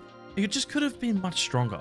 I've said it 1,000 times, but this PSA is a newbie's scariest PSA before they've even dived into the rabbit hole of PSAs to find the more scary PSAs. But if people really dived into the topic, you'd find many, many, many more scary PSAs. Suck.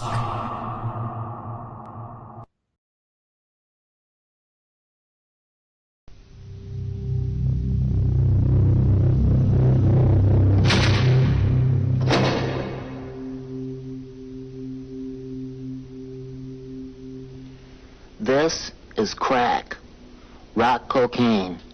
It isn't glamorous or cool or kid stuff. It's the most addictive kind of cocaine, and it can kill you. What's really bad is nobody knows how much it takes. So every time you use it, you risk dying. It isn't worth it. Look, everybody wants to be cool, but doing it with crack isn't just wrong. Could be dead wrong.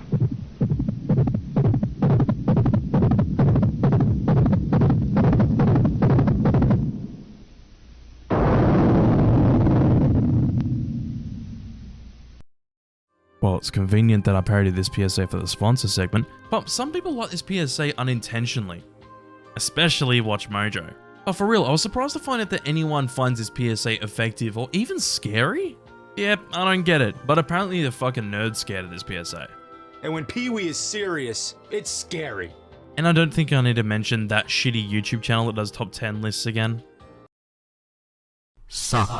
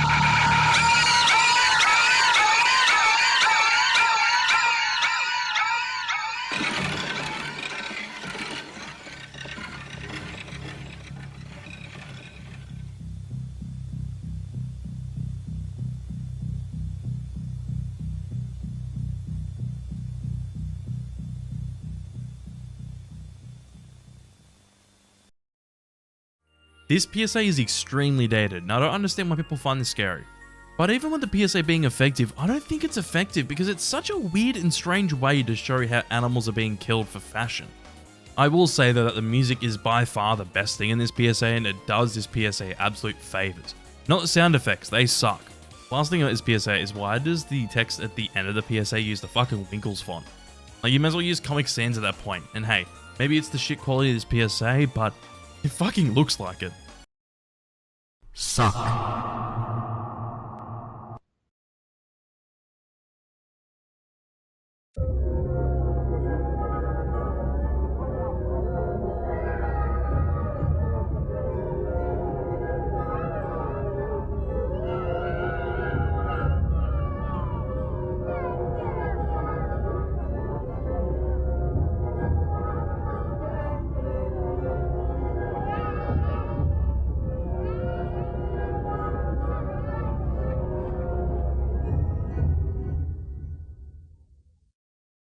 Yeah, I've said before that I think this PSA is overrated, is I just don't find it as scary as other people do, but it's still a good PSA. Sure, the ending of this PSA with all the shoeboxes and stuff is disturbing, but I think other PSAs get even more disturbing than this, so I don't know. I don't have too much to say about this one. I just personally don't like it as much as other people do. Suck.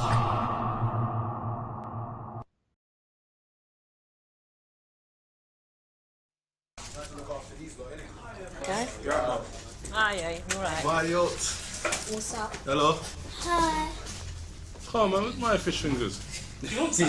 No. Coming to pick up the kids from school tomorrow. Yeah, if you don't mind. Yo, blood, that rave yesterday was big, I like. Hey, no, it was serious. Big one. I bet you any money, Anton flopped the show. Hey, man, idiot, man. Idiot, man. He always does the endless. Doesn't matter what the occasion, birthday, christenings, my man always finds a way Hey, I'll to tell you flop the show. something though, it was a good thing you man never come because there was a big hype thing going about last night. See, that's why I like having younger brothers and sisters. I stay indoors while the beef stays outside.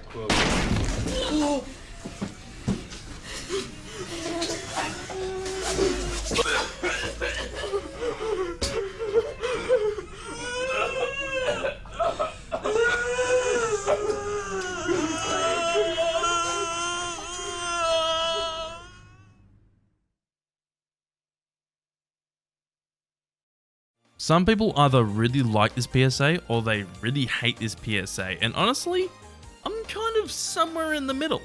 The message is very serious and it should be talked about because gun violence sometimes does go unspoken, but the way this PSA shows that is absolutely nuts. So as a metaphor for not speaking up about this kind of violence, they have their own mother just shoot their son in the back of their head. It honestly seems quite manipulative to the audience to try and get a reaction out of them out of this PSA. Suck.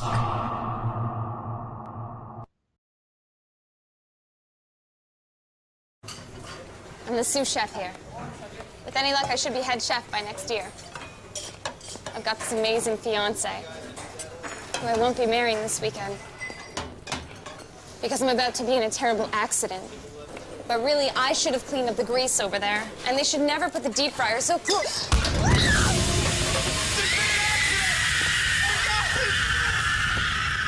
Somebody help me! Another PSA people find scary, but I find hilarious. I really feel this way towards all of WSIB's PSAs besides from window washer and electricity, as those two are actually solid PSAs. But this one seems to be the one that everyone loves out of WSIB's catalogue, and I really don't get it. Personally, the slip is really expected if you just listen to the PSA. Even the first time I watched this, it was expected, but the actual slip itself is so exaggerated. Like, it's to the point that this could be on fucking Adult Swim. Like, it's not just the pot falling on her, she fucking hits a pan that knocks something over and starts lighting shit on fire. It's ridiculous. Suck.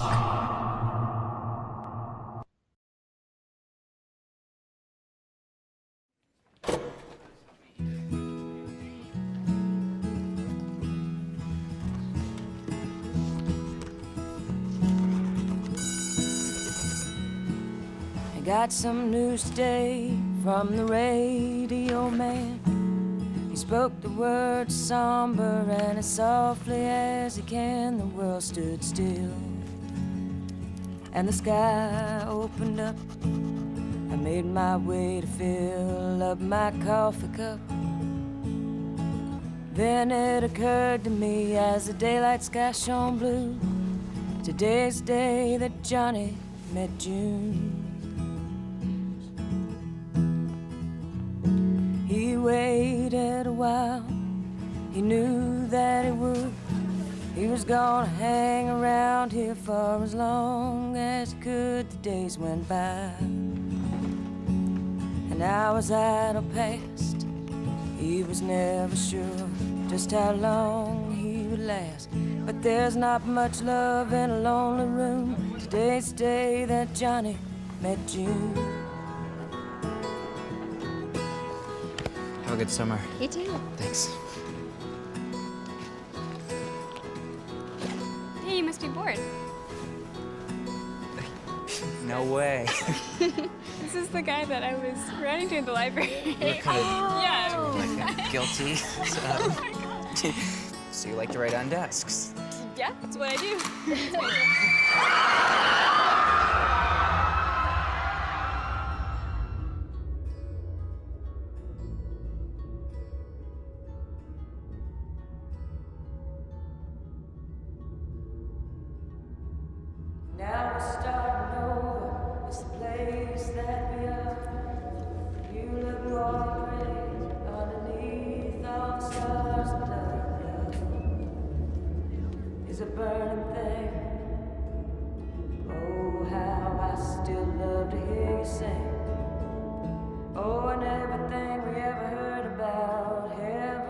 was true. Today's the day that Johnny met June. Today's the day that Johnny met June. Yeah, so this is a PSA from a company that has really good intentions, but I just think this PSA falls flat. It's just that all of the signs in the PSA are so exaggerated and just not realistic at all. For an example, like who the hell watches like gun videos and reads gun magazines at school? Don't get me wrong, people might do it at home, but to do it at school just seems so unrealistic. Also, that selfie with him and the gun like is so bad. Also, hey Mr. Boyd! It's such a shit line, it's funny. Also, I love the stock gun sound effects, just the fucking it's so bad. I will say though, the whole idea of this PSA of showing signs of what someone might be going through to eventually do what they do is a really good idea. I like the idea a lot. It's just the PSA falls flat. Suck.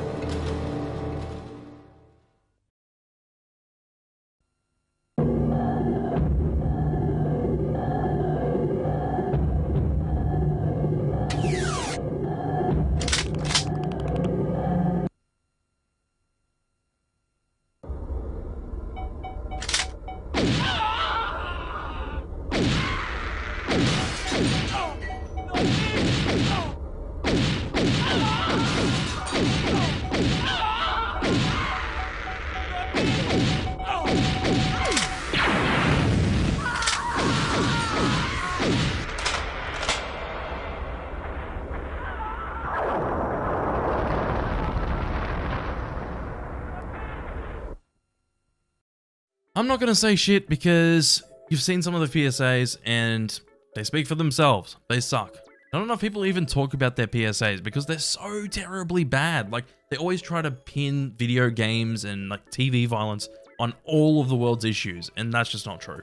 Well, the worst example of this is them blaming a real life tragedy on video games. The obvious example is a mock where they blamed Columbine on video games. Like, the fuck is wrong with you? Suck.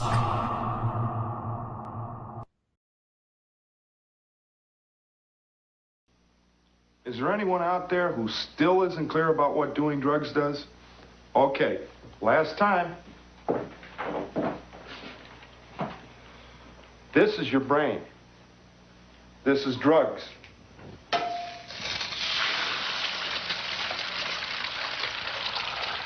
This is your brain on drugs. Any questions? What's there to say? This PSA is extremely iconic, but I definitely think that it's overrated. The PSA itself is just so extremely vague to where it doesn't explain anything, and hey, that's what makes it iconic. But with like the Rachel Lee Cook PSA, they just go fucking nuts.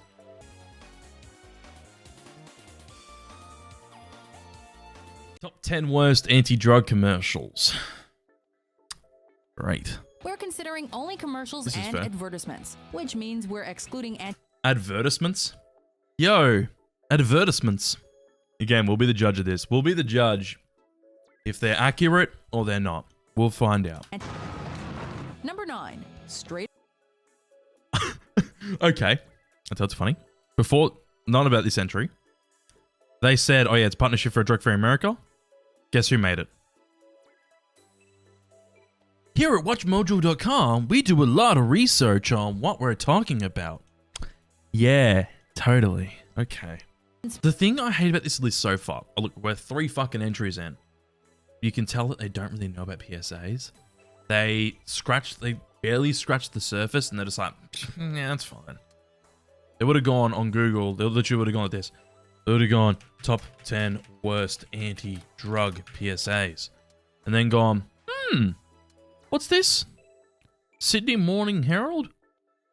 Yeah. Oh, they didn't have this one, but yeah. Oh, straight up. There you go. I'll add that one. Oh, I bet this will be on later too. Oh, they'll add this. They'll add that. I bet that's what they did. I'm about 100. I'm 100% right. I bet. Number 2. I'm not a chick. What did I say? What did I say? I fucking knew it. I knew it. What did I say? I literally said before, you know what? That list, they'll have this one on there. WatchMojo, you looked at like 2 lists. Come on, man. You suck. You're a turkey. Yep. That's the other one. That's the other one. That's the other one that was on the list. I forgot what it was called. That's the other one. It was. It fucking was. You know what I'll say about this PSA? This is going to be controversial. This could have been done well. This is offensive. You're not wrong. You're not wrong, sweetie pie. You're not wrong. This is offensive the way they've done it. But if they were subtle, if they were subtle about it, they subtly mentioned that you become a slave to drugs without having literal fucking slavery shown, it could have been better. Could have been better. You know what? This is one I could possibly agree with. I don't remember seeing this PSA much, but if it is what they're describing, then yeah, I could probably agree with this. Where it's a PSA that basically says that drug users are terrorists. Like, yeah, okay. Okay, it has some plausibility. But yeah, 2 out of 10 already, so that's a good fucking sign. I'll get into some things like that, where they post PSA videos right after I do. And it's a bit of a coincidence, but not yet. These are the ones that came out 7 years ago. We're examining those PSAs that most You put this on disturbing, that's funny. Number 9, bath salts. It's not a fad. Oh, this one's funny. This one's funny. I forgot about this one. I saw it again recently. This one's funny. Vomiting, hallucinations of monsters, and the implication. I can't believe people find it scary. It's so bad. I don't know what to tell you. It's so funny. The faster the speed. Hey, another name they butcher. Perfect. The PSA is just called mess. Like, how fucking hard is that? Are no accidents.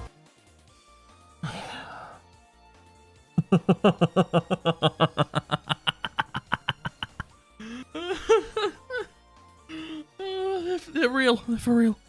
This is so funny. They're saying the whole campaign, which, you know what? There is one. There is one that's good. One. There's one that's good that I would kind of agree with. Of workplace accidents. Oh, they're actually saying Top Chef is the scariest one. Are you fucking kidding? This would have been better if I had Gordon Ramsay in it. The chick falls over. You fucking idiot sandwich! I should have cleaned up the Because she turns into like Freddy Krueger. Never put the deep fryer so close. This PSA gives us chills just thinking about Yeah, she turns into Freddy Krueger. Number 2. Easter eggs. What? I didn't think this could get worse. I didn't think this could get worse. Oh, I'm fucking done. I'm fucking done. I'm fucking done. You heard it here, guys. Shame on you, it's the second most disturbing PSA of all time. My lists are shit. They suck. I'm gonna let WatchMojo take over my channel now. Got our attention now, that's for sure. In order to hammer home the importance of... You got my attention now. You're not wrong, because this is so fucking bad. Try not to laugh challenge. I already fucking lost that. Number 1. Oh, of course. And why did they call it How Do Our Children See Us? It's called Monsters, you fucking idiots. One of the most overrated PSAs of all time. How do our... Do you agree with that list? Nope, not at all. Let me show this. Bit weird. So they uploaded theirs Oh no, not this one. August 18th, 2021. So, I've had videos up until July. July, June. All PSA videos, June. I was uploading all through June and then a bit through July. And then all of a sudden in August, they dropped this video. Bit weird, but okay. That could be one coincidence, but it gets more interesting later on. And knowing is half the battle. Really? Yeah, no, I would not fucking agree with that. Back to school is number 6. I learned it by watching you. Are you fucking serious? Are you fucking serious? Little kids doing drugs, that makes me mad. It turns my stomach. Like, what? Didn't they put this in their worst PSAs and yet now it's on their best? What the fuck? Number 4. You can learn. I love it how they start off by showing the Vince and Larry campaign with the fucking toy ads. Yep. Brilliant. This should be number 1, but you know, whatever. It's fine. Should be number 1, but okay. A lot from a dumb. 2. Keep America beautiful. Overrated. Overrated PSA. Most overrated PSA of all time. PSAs. Crap. Why are they so fucking indecisive? 1 minute's the best, 1 minute's the worst, 1 minute's the best, 1 minute's the worst. Huh? 1. This. Wasn't this on their worst list? I swear to fucking God. This was on their worst list. WatchMojo. Have some consistency, please. My theory where WatchMojo looks up like 1 or 2 articles about the top 10 best, top 10 most disturbing, top 10 worst PSAs. I think it's 100% true. I think it's 100% true. I don't give a fuck what explanation comes out of their ass. I think it's true. I got another one. How about... I got another one. How about make a good fucking list? Yes, they fucking were. So, look at this. June 1st, 2022. Around this time, I was uploading iceberg videos and talking about PSAs that were doing good views. And then all of a sudden, on June 1st, they upload another PSA video. Top 10 weirdest anti-drug campaigns from the 80s and 90s. They should have done this fucking... They should have named that as their first video. Oh yeah, they did too! You're right, I was just reading your message, Sabrina. They censored retro junk, kind of strange. Why? I swear WatchMojo loves this fucking PSA. Like, they love Paul Rubens or something. Like, Paul Rubens pays them to put this PSA in all their videos. Oh yeah, it is. Callum. Callum, sick cunt. Good job. You did better than the other person. One thing I find interesting, this was uploaded April 9th. Let's have a look at this. April 6th, uploaded a Scary PSA video. And then after that, I was uploading PSA videos before then. All throughout that point. Like, Essential Ads Iceberg, that was popping off. There's still PSA videos before this video came out. And I uploaded a video 3 days before them. About top 20 scariest PSAs. And this comes out. So, it could be coincidence. It could be coincidence. But I do reckon it might not just be me that they're looking at. But it seems like a bit of a coincidence that they're just randomly going, boop, you know what? We're going to fucking do this. Number 17, Stranger Danger. Are you fucking serious? Stranger Danger is a disturbing topic. Don't get me wrong, but this one's not disturbing. It's just like the guy pulls up in the car and is like, hey, you want to hop in the car? And then it just like freezes as the narrator fucking talks. That's it. VD is for every... Really? Really? I personally don't find this PSA disturbing at all. It's just a song. VD is for everybody.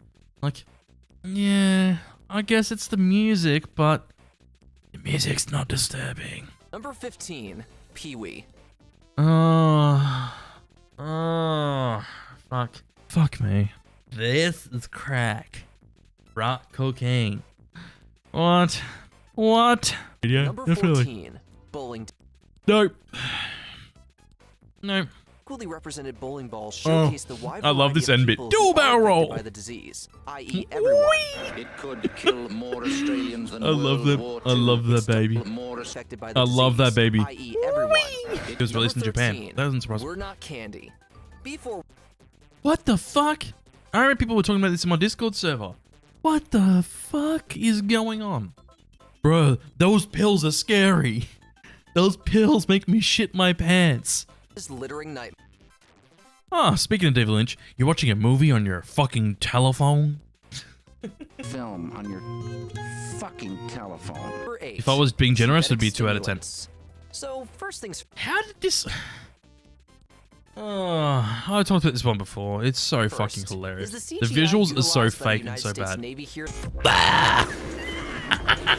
and blown off the side of a building. Ragdoll, I love this. Still, another I love this one as well. campaign saw a Archaeo woman into the take a bench. horrifying Boom. fall from a ladder. There's It's a number mess. 5. They name it properly. Holy shit. Oh my god. But I don't agree. Number 3, Top Chef. Fucking hell, Sabrina. Could you just... I wish you didn't tell me. I wish you didn't tell me. And these lists are made for beginners. Yep. 1,000,000%. 1,000,000%. How the fuck do people think this is, like, scary as fuck? Like, I understand the first time you see it, maybe, you're like, oh, that caught me off guard. That was kind of scary. But after that, I laughed the first time I saw it. Have laughed since. It's like, this is a great comedy skit. This would go on Adult Swim, and it would fit perfectly. And that way, this PSA would be smarter that way too. If it was a skit on Adult Swim, people would be like, ah, that's pretty smart. It's a PSA that over-exaggerates how disturbing PSAs can be. And it's kind of funny because of that. Number 2, Dunkel Ziffer Tentacle. Holy shit! What I agree with, and this... Hold on. This is in the exact same spot I put mine on. Cakes. Yeah, what's number 2? This came out 3 days before their video. What's number 2 on my top 20 scariest PSAs video?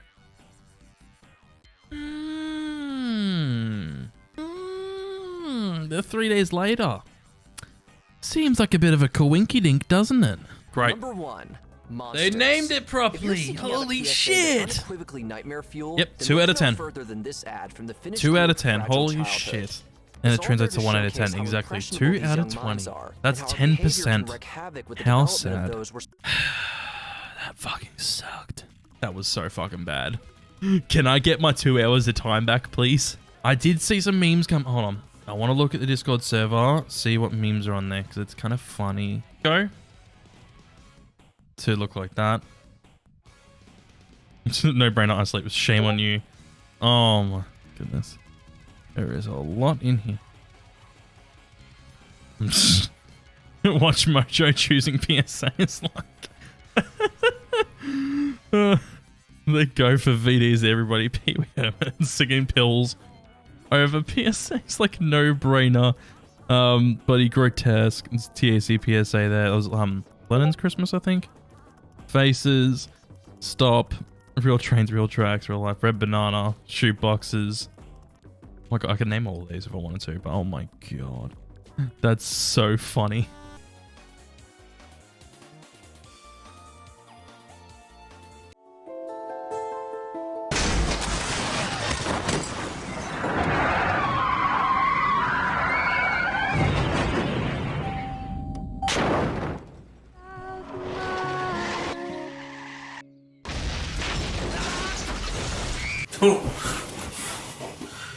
Phew.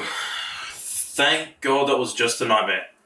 Well, since I had a very convenient nightmare, let's watch some road safety PSAs and laugh at some of them and see how over-exaggerated some of these PSAs are.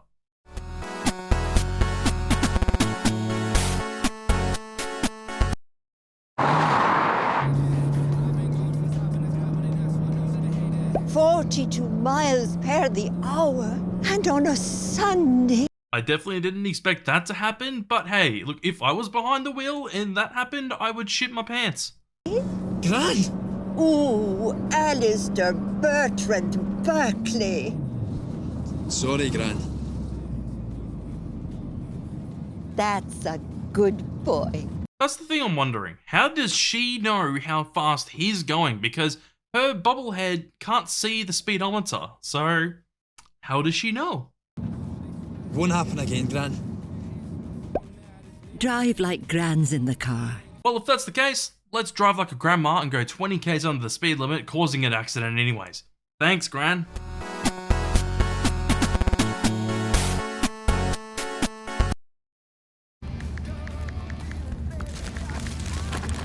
Gran? It's another one of these PSAs. Also, damn, that grandma must be really flexible to get down there. What are you doing here? I'm here because of that. Can you not wait 10 minutes, Jill? Damn, he's a massive nugget. That may be a Scottish thing to call people nuggets, but to me, that sounds really weird. Sorry, Gran. Aye, right, I'm off. Your cousin's on the E9 fiddling with his dating app. You'll be lucky. Boy couldn't pull a door handle. Look at the state of this car. It's a mitten. Drive like Gran. And there she goes. She goes back to her little abyss in the car, just gone. Don't know how she does it.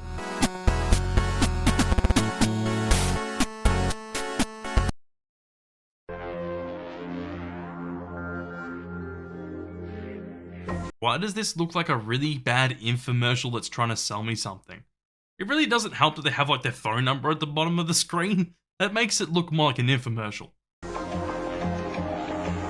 Drowsy driving, it doesn't sound that serious, does it? The effects of drowsiness is actually just as bad as the effects of alcohol. You know, I would beg to differ with that, because if you're feeling drowsy, you can just pull over the side of the road and have a power nap, compared to drinking where you have to wait for the buzz to go away. Never mind. Maybe the biggest issue of driving when you're drowsy is that your car's going to turn into a PS1 rendered car and just flip over.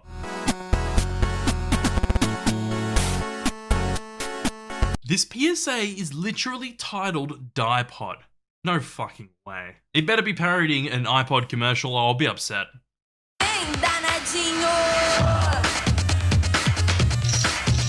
Hell yeah, it's actually parodying an iPod commercial, and it's doing pretty well. The only thing it's missing is Daft Punk's Technologic. Technologic. Buy it, use it, break it, fix it, trash it, change it, now upgrade it. That's better.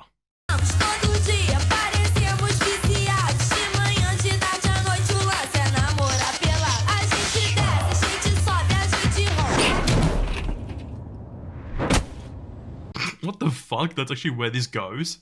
It goes straight into a PNG of a car hitting one of the kids in the PSA. Well, that's how this PSA ends, and it's just wild. I imagine that this PSA came out around the mid-2000s when these iPod commercials were in full swing, but imagine if you're a kid watching TV thinking that this is another iPod commercial until you just see this.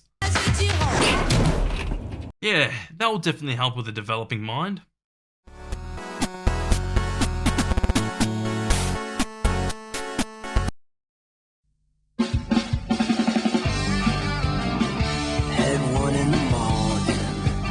Fuck yeah, this song's getting you in the mood to speed. Yeah! I had one at noon, had one at 1:30, maybe a bit too soon. I hate this where they make the slow motion like 4 frames a second. And is the singer in the song singing about how many drinks the drivers had? If so, that's a nice touch. Oh my baby, one more for the road.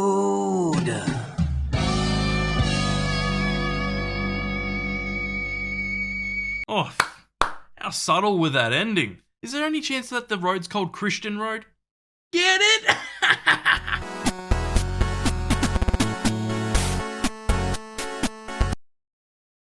คุณยายคะ เดี๋ยวพรุ่งนี้อุ่มจะไปโรงเรียนแล้วอะค่ะ Okay, so this PSA is definitely not from an English-speaking country. แล้วเดี๋ยวจะตามไปค่ะข้ามถนนระวังรถนะลูก A little bit of irony here since she's telling the granddaughter to be careful about the cars on the road. I wonder where that's gonna go.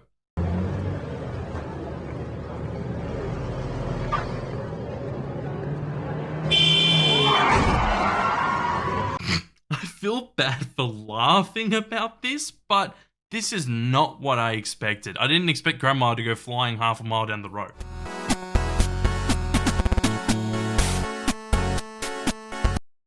Hi, James. My mate Jules fancies you. You can tell in the first few seconds of this that it is British. Oh, let me just get his number.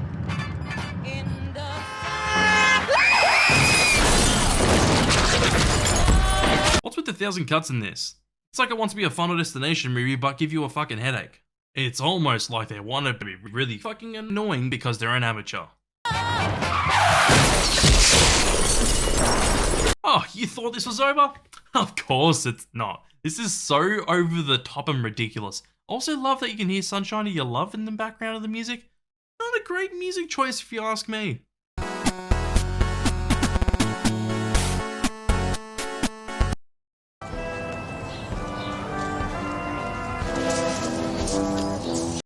So this is an approach you don't see often, actually starting at the funeral.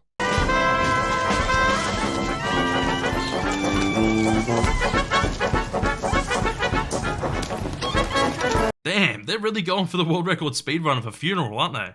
3, 2, 1, go!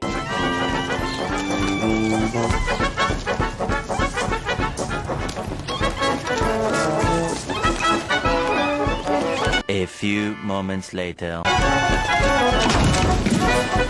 They actually got the world record! Congratulations! I like how they just throw the coffin into the ground as if they're saying, eh, fuck it, he's already dead, just go!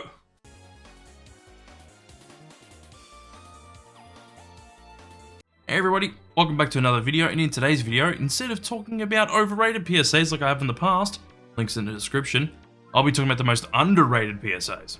I actually don't have any particular order with this list, but I'm not going to waste any time, let's just get straight into it.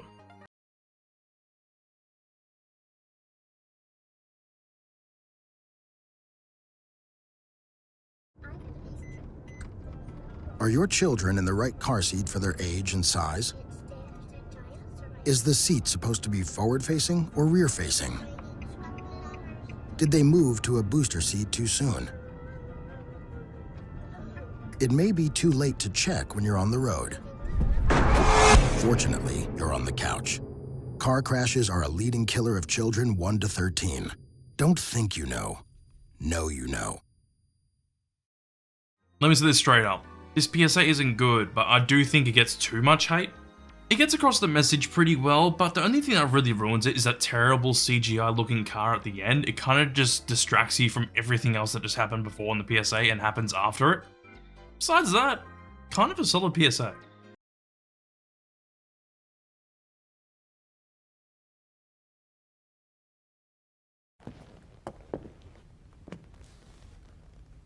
Let me tell you who to blame.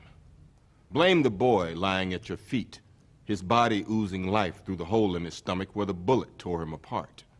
Blame him for challenging you, for not looking away and for not backing down when you pulled out the gun. Blame your mother for bringing you into this world when she was but a kid herself and for dragging you up, not bringing you up. Blame society for not giving you hope. Blame your father for not being there, the man who looked after himself instead of looking after you. Blame the gun in your hand for making you a target, for making you more likely to be picked on. Blame the dead boy, blame your mother, blame society, blame your father, blame the gun, blame anyone but yourself for not being strong enough to put down the gun, to break the cycle.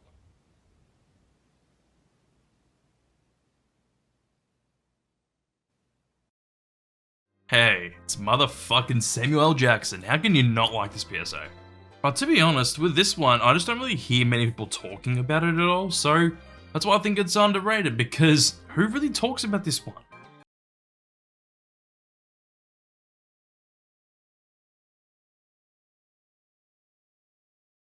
Growing up, just wanted to fit in. There wasn't much to do where I lived.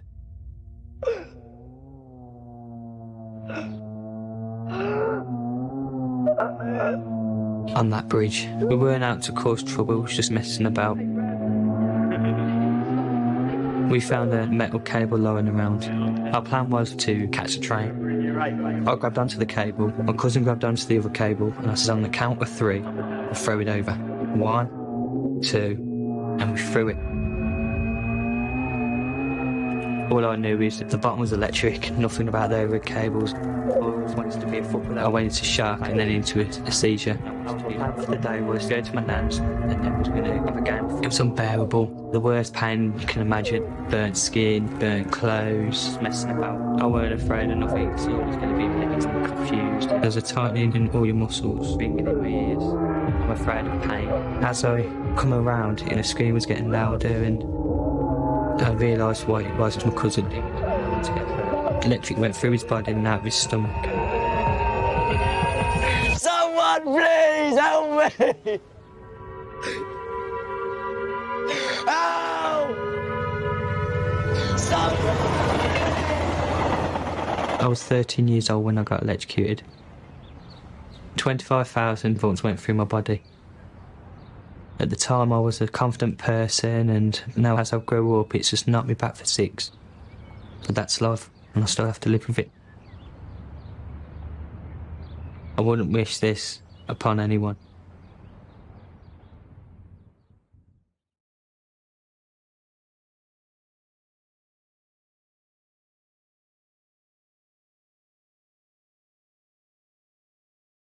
This is one that isn't talked about enough as well, but this PSA is better. The imagery is really disturbing and it doesn't shy away from the message of the PSA, and it does well at that. It actually is very realistic and honest with the viewer, and that's what makes it good. It really works well for what it's trying to achieve, and yeah, that's why I think it's underrated, because no one really talks about it.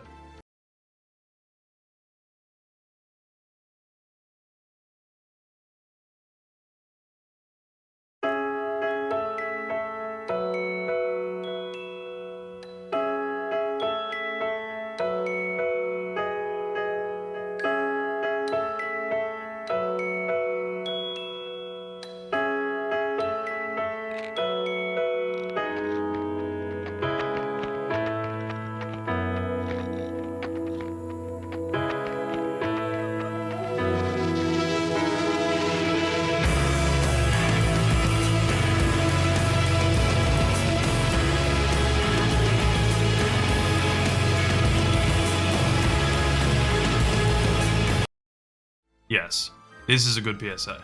It's the twist that really gets you, but it actually makes sense in the PSA too, and that's why this PSA is good. It really makes sense with the whole PSA and how it portrays anorexic people, and it's just really good in that regard. It's one of those PSAs that are just really simple but effective.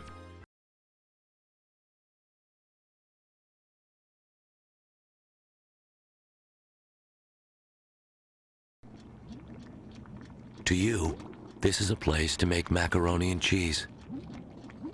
To someone else, it's a way to make a kid sorry for what he did.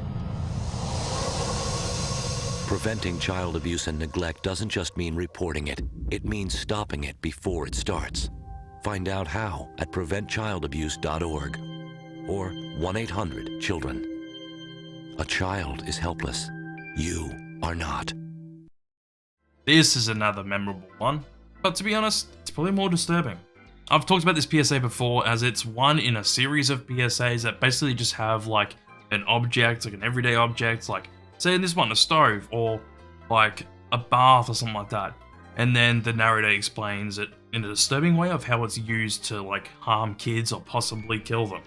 So yeah, they really don't shy away from the message at all and the reality of the situation, but that's why they're effective.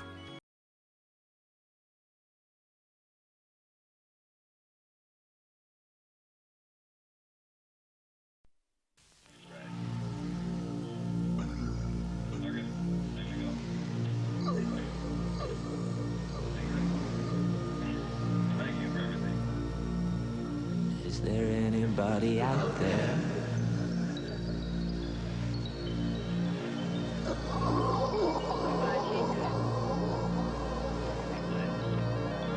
Is there anybody out there?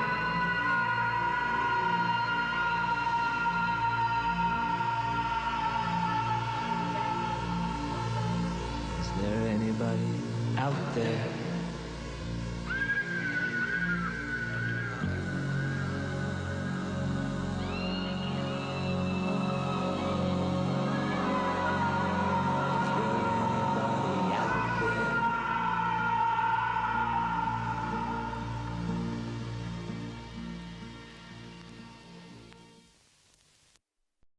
hell yeah, this is underrated. By the way, get stickers on my merch store. But I love this PSA because it is really a great metaphor for people that are struggling to talk about their problems to other people. It's done really damn well, but there is one more PSA that does it better.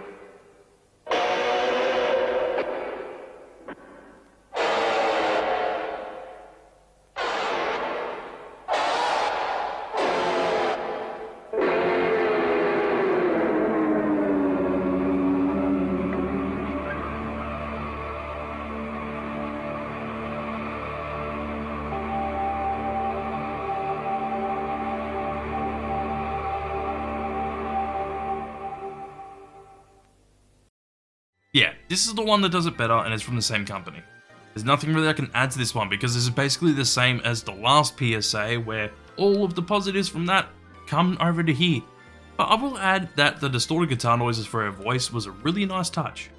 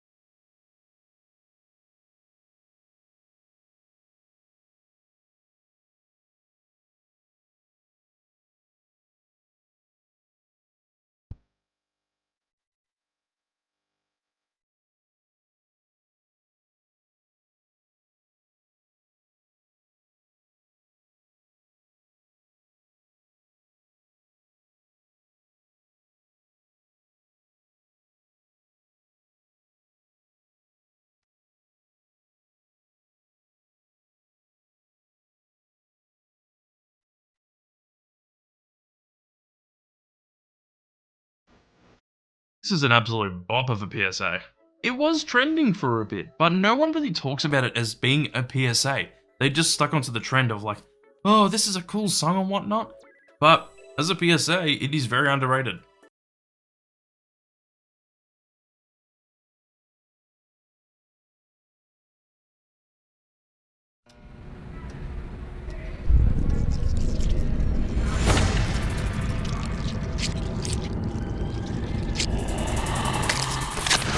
Page 630.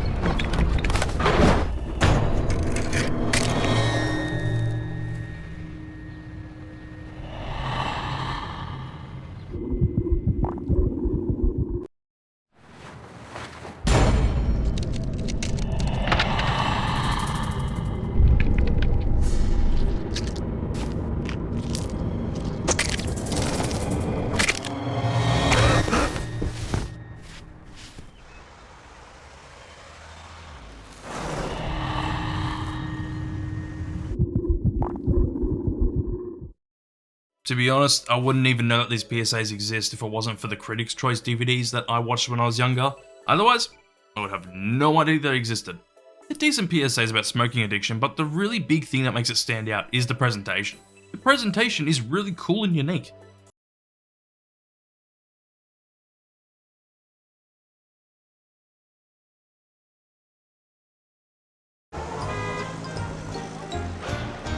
Chocolate, vanilla, cinnamon, apple, honey, and berry blend, strawberry, wildberry, tangerine, mango, raspberry, wintergreen. That's how you make cancer sweet.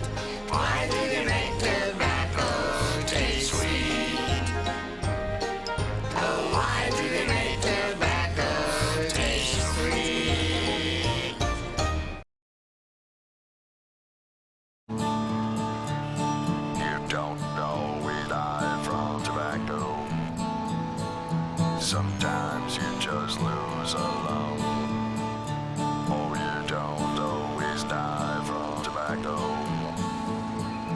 sometimes they just slip out your tongue. And you won't sing worth a heck with a big hole in your neck, 'cause you don't always die from tobacco.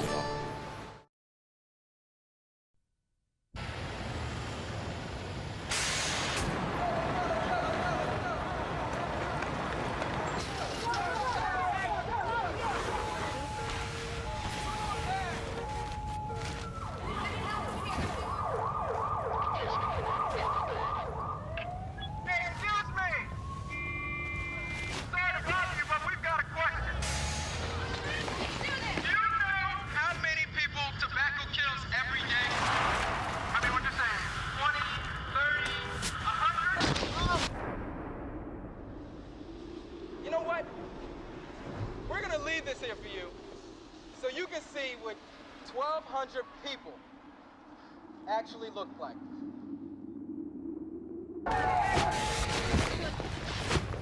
Keep following them up, guys.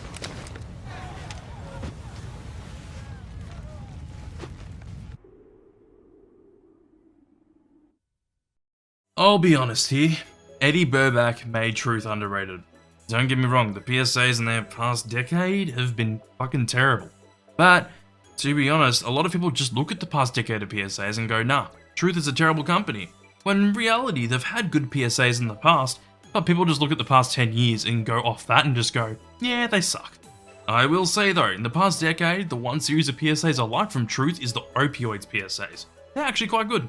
But as I said before, they're really overshadowed by their past 10 years of PSAs because they're such bad quality.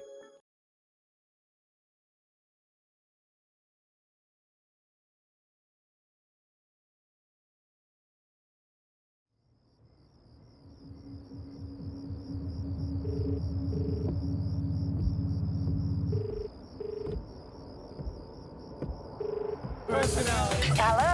Hi, Mum. Andrew? Not like you to call? Yeah, I just wanted to say hello. Alright. Look, it's really noisy and hard to hear you. Are you at a party? Dude, put down, let's go. Yeah. Right. Hey, Jenny wants to know, are you going to come on Sunday? Remember it's Grandpa's birthday, we would love you to be there. I don't think I'll be able to. Really? I'm sorry. Okay. Are you out with your uni mate? Andrew, you are actually doing some study this year, aren't you? Not just partying all the time? Yes, Mum. Are you keeping on top of your studies? Andrew? Yes, Mum. I've told you before, first year is important. You really need to knuckle down, mate. Yes, Mum. Right. Is Dad there? No, look, it's really hard to hear you, love. He's on his way home. Why? Oh, no reason. Andrew, is something wrong? No, I just wanted to say hi. What's wrong, love? Talk to me. Andrew? Water in the car. And I love you, Mum. And I love you too, honey. Where are you? Andrew, you're really scaring me. Andrew, what's that? I can't hear you, Andrew. Somebody! Help!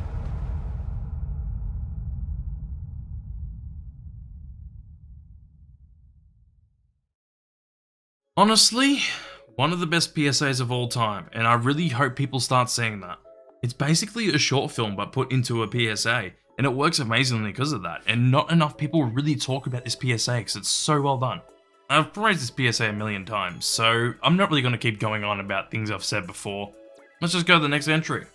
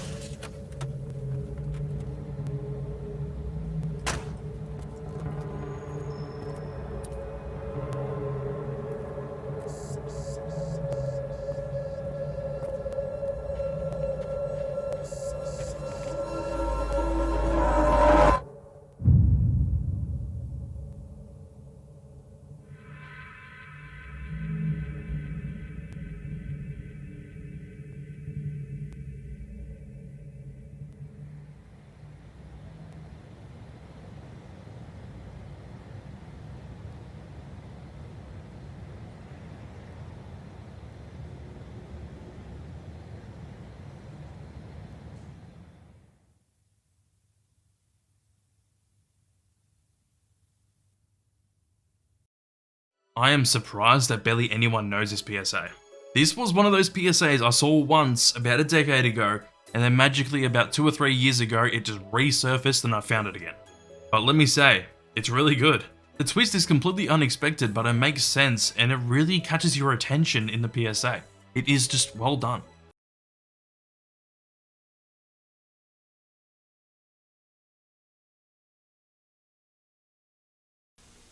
Son, I figured when you were old enough I'd talk to you about drugs. I'd tell you they're nothing but poison. Tell you to stay away from the garbage that pushes that junk. Only I never figured that I ought to be telling that to a 13-year-old. If you don't teach your kids to say no to drugs, it's as good as saying yes. Yeah, a good partnership for a drug-free America PSA. And of course this one isn't talked about much at all. I really don't think many people talk about this PSA, and I do think it is a very solid PSA because it builds up like how the father's talking to their son about drugs and stuff, and then the twist at the end where the son's actually dead is really good.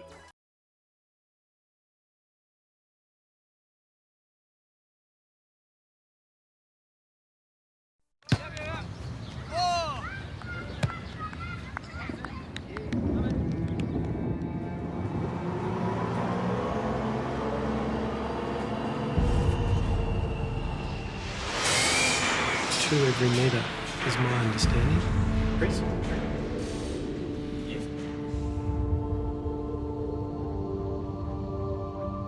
Come on, Dad. Be here in a minute.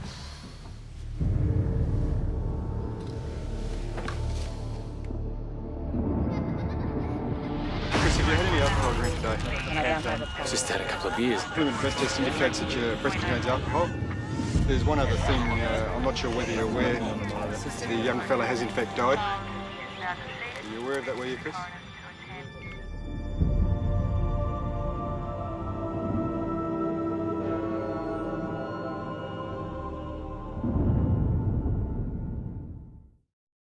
What's there to say? This PSA is slept on and not enough people talk about it, which is unfortunate. Sure, Yes Mum is a better PSA, but they don't talk about this one much because, you know what? The UK company decided to rip it off and do the same thing years later. And they talk about that one instead. But if you ask me, I would prefer this PSA. It is much better in its execution.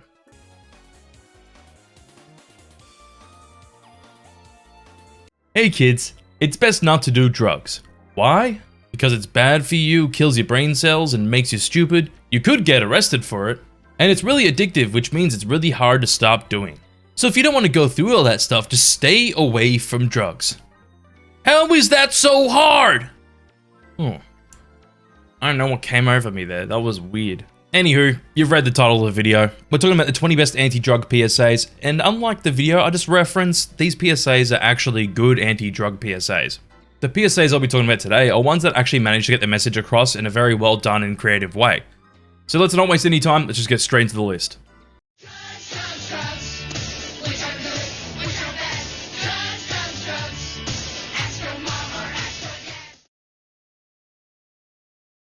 Hey, little dude, send your mama and daddy out of the room. I gotta get you up on this. You know who I am. Snake, dealing in weed, coke, crack, your choice. Take one hit and you'll do anything to cop more. Steal from your mama, lie, cheat on your homeboys. But hey, that's the price you pay when you deal with dudes like me. Now, some folks will tell you that I'm dealing in poison. But hey, do I look like the kind of guy that would do that to a kid like you?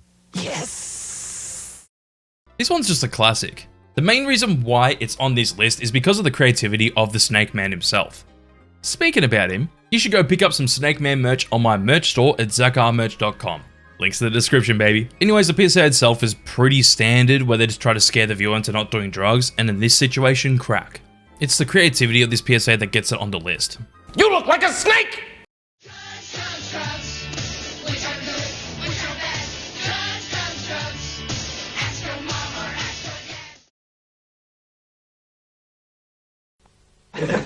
How about we took? What, heroin? Aye, smack. You're only smoking it.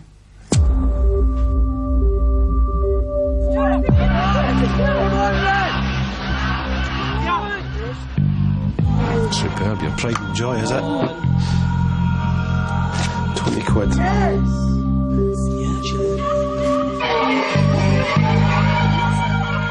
Where are you off to?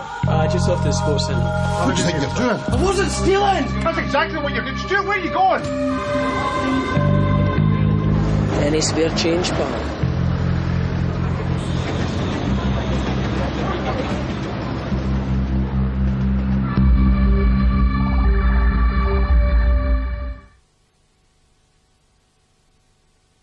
Another PSA that managed to make its way on here just because of the creativity of the PSA itself. The split screen is actually a really cool idea, but let me say the acting is not great at times. But the ending's actually pretty cool, where the two scenarios in the split screens actually cross paths at the end, where one of them's a homeless, like, drug addict, and the other one's just a normal person walking on the streets as they give that homeless person money.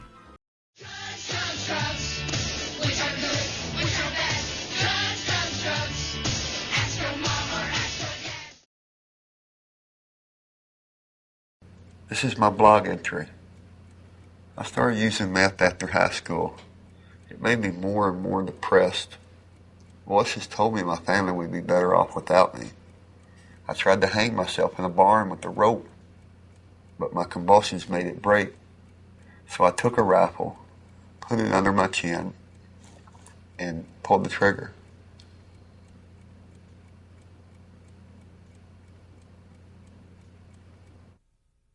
Now this is a depressing PSA, but in the best way possible.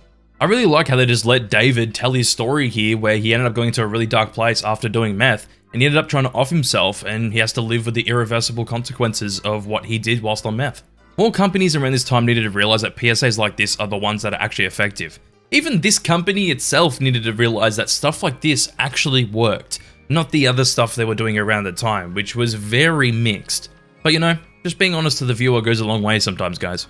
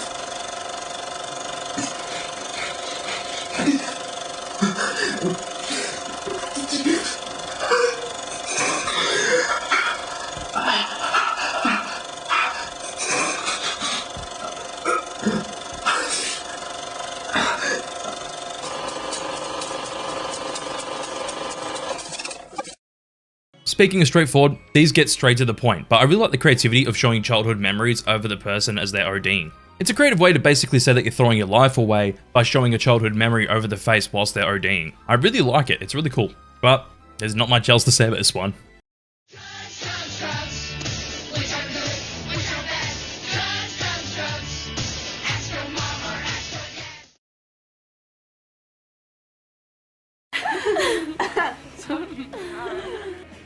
I'm gonna try meth just once.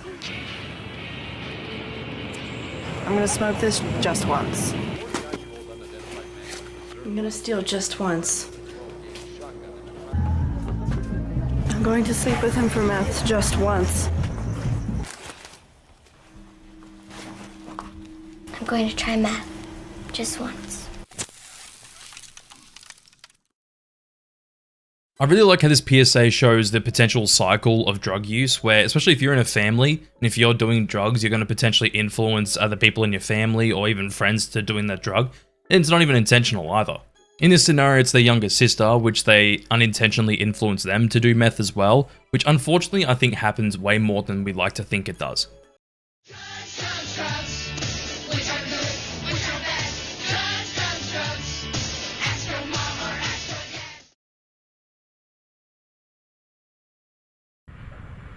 If I had asked, what does meth do to your brain? Does meth make you hear voices?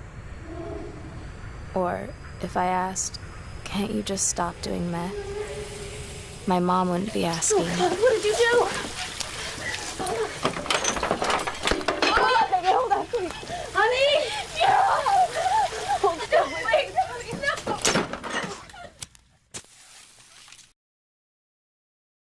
Now this PSA is interesting. I like how it just starts with her face for the first 10 seconds, so when you're watching this PSA in the first 10 seconds, you're already intrigued. You're curious of what's going on.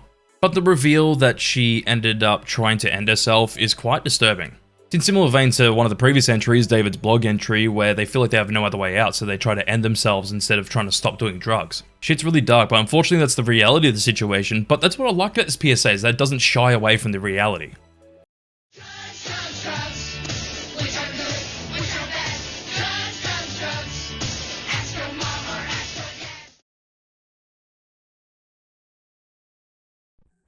Look at me, busy as a bee. Where'd I get all this energy?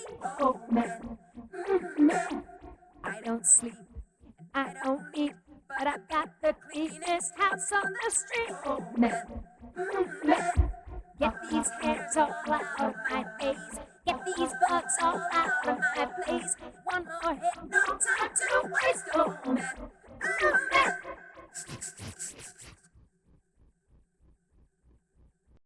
Thank God there's a PSA on here that isn't as dark and depressing as the other ones, thanks to the catchy song. That's what everyone likes about this PSA, is the catchy song. And I'm not gonna lie, this song will stay in your head for a week after hearing it. It is that catchy. But that's what makes this PSA extremely memorable, and there's not really much else to say about this one. I've talked about this one literally a million times.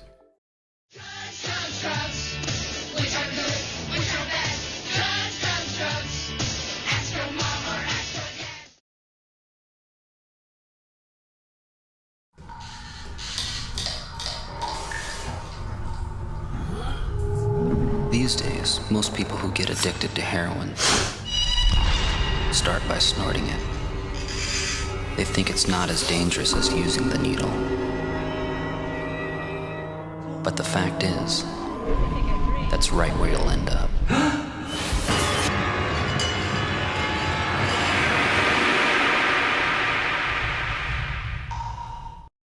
A PSA I've never talked about on this channel?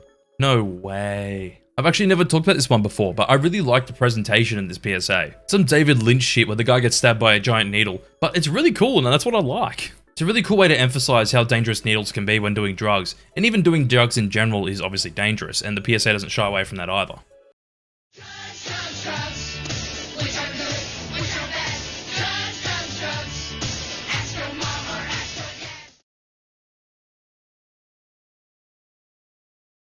It's the freshest of feeling, the coolest high. So pick up some heroin and shoot for the sky.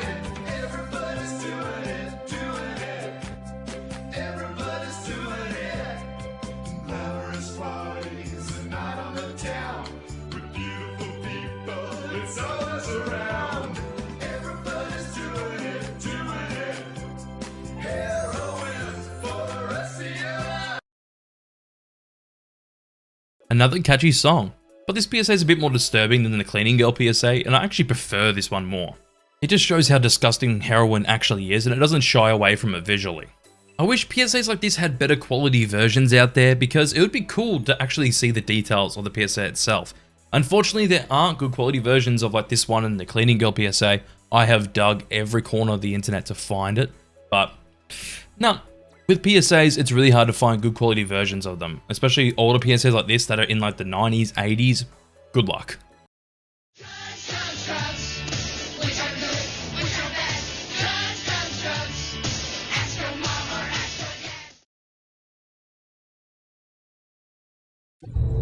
In the Middle Ages, death by torture was an art form.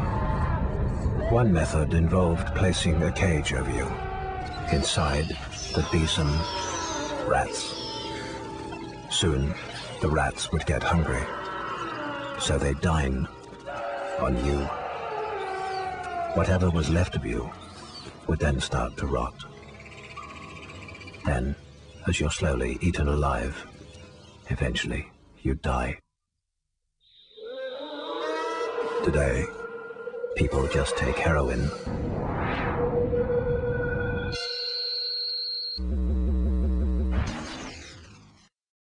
Nice little metaphor here to emphasize how bad heroin is for your body. The visuals really don't shy away from how disturbing this can actually be with the rats eating the man alive, but that's what's so cool about it. It's a really cool contrast between the two things in this PSA, and that's what I like about it.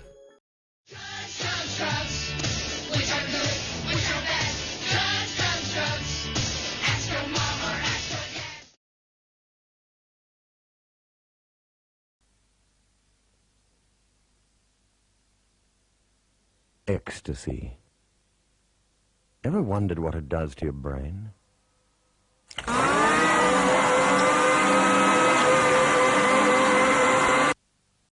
Another PSA from the same company, but this one's really short and sweet. It's only 15 seconds long, so there isn't too much to say about it, but it's so simple, and that's what I like about it. It gets straight to the point. And I feel like short and simple PSAs like this make it so memorable because it has that little amount of time to really make an impression. And I felt this PSA really does make that impression with the brain in the blender.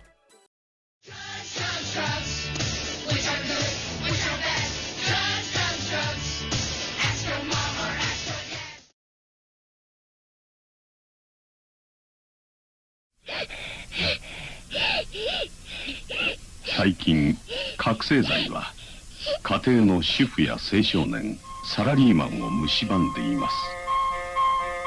興味半分の一本の覚醒剤。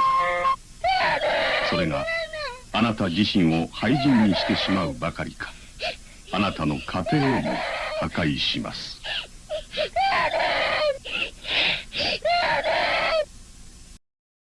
Damn, Japan's come swinging with this PSA.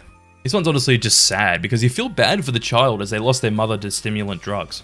Also really like the imagery to emphasize how their mother passed away with just having a spotlight on the child with a black background. It's a really cool way to do it, and I think it works so well in emphasizing that point in this PSA.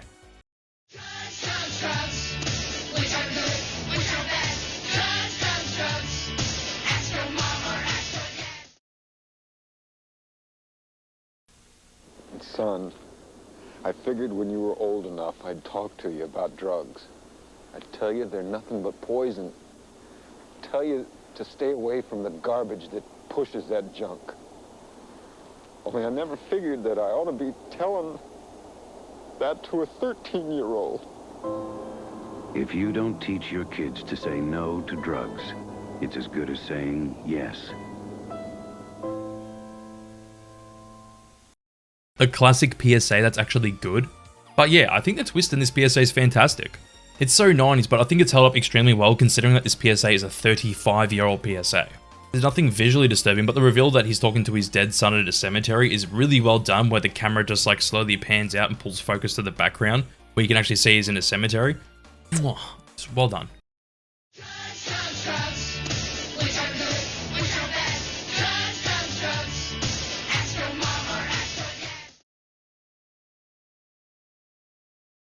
Come on! Wish I'd taken that shortcut through that empty parking lot.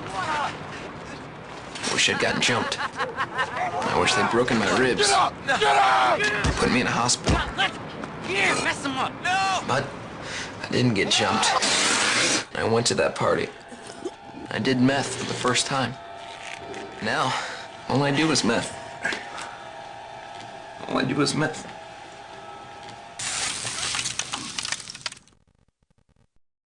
Montana Meth Project are always good at making disgusting PSAs. I mean it in a good way, because this just shows how disgusting they can be, like especially when you see the drug addicted person in the room, it looks disgusting. But that emphasizes how bad these drugs are, where this person would rather get beaten up in an alleyway compared to getting addicted to meth. Like bro, look at this room. This room looks fucking disgusting. You can't tell me it doesn't.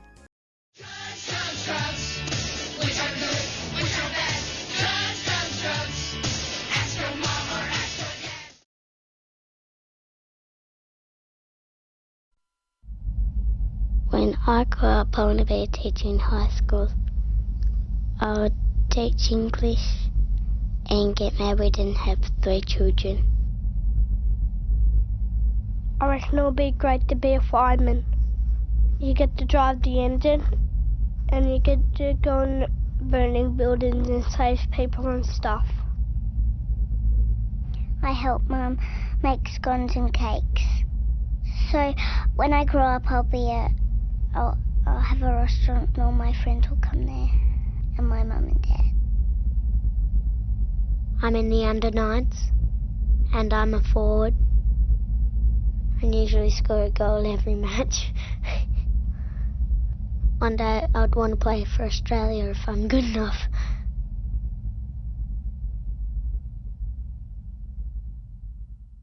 Authorised by the Australian Government, Canberra.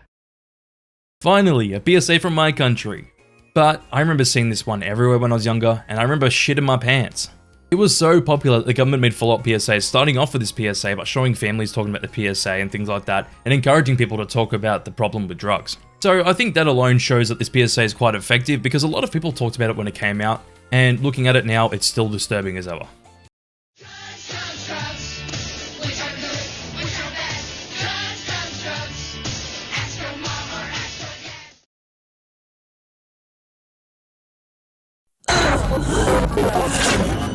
This is where he went into convulsions. This is the emergency room where he nearly died. This is where he smoked it again, right after he got out. This is where he hung himself, because he said he couldn't quit. And this is what I said when he told me he was gonna try meth.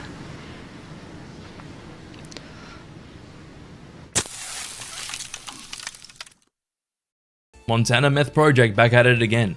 I think all the praises of the Junkie Den PSA apply to this one too, but I like it how it tells the story of a man that got addicted to meth and ended up ending themselves because of it. It's extremely dark stuff, but I think that's what works so well about it, because it's extremely realistic. It's what happens, unfortunately. Talking about that, I love the ending. I know this is one in a few in a campaign that did the same kind of formula as this, but they're all great. I love the ending where it's just like, and this is what I said when they said they're going to try meth and they decided nothing. It is so effective.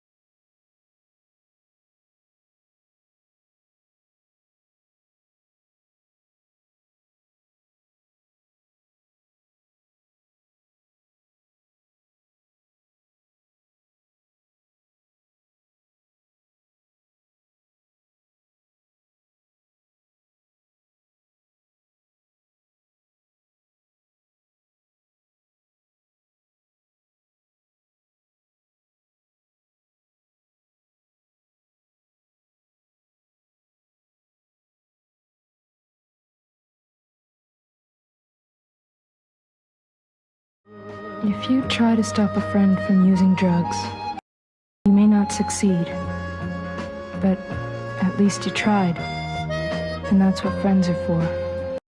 A message from Concerned Children's Advertisers. I've always had a soft spot for this PSA. The message in general is just a really good and positive message where you should be there for your friends no matter what.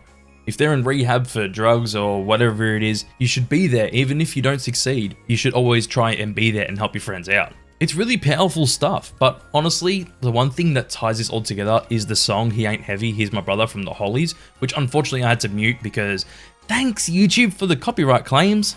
But you should go watch the original version on CCA's YouTube channel. Thank God they've archived their PSAs from the 90s and 2000s.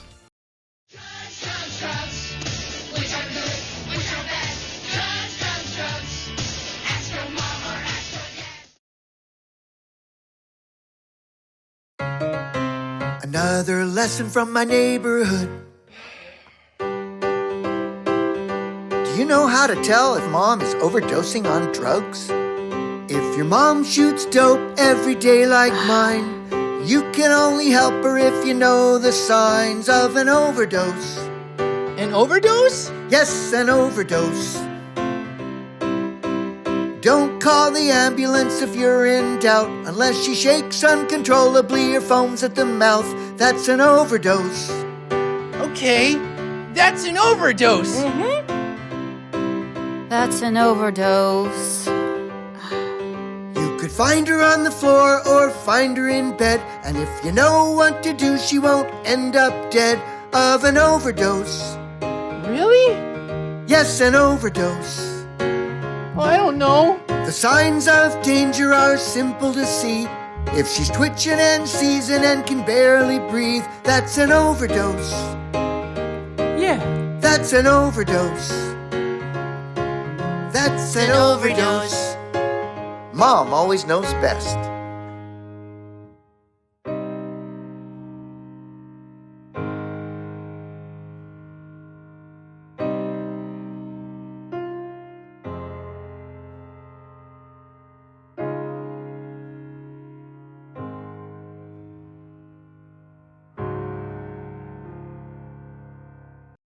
We have an original song this time, and this shit slaps. The presentation and the puppetry is really good, and the ending where it all hits you is actually really sad.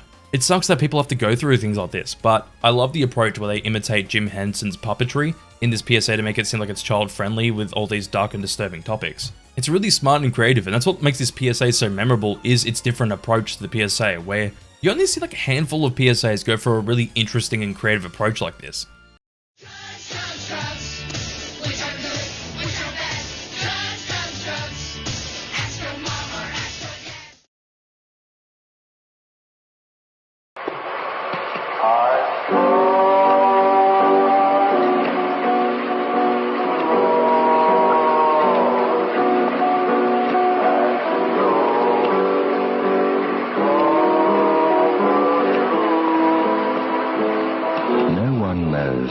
How much brain damage the designer drug ecstasy causes. It's still being tested. Take ecstasy, and you're the guinea pig.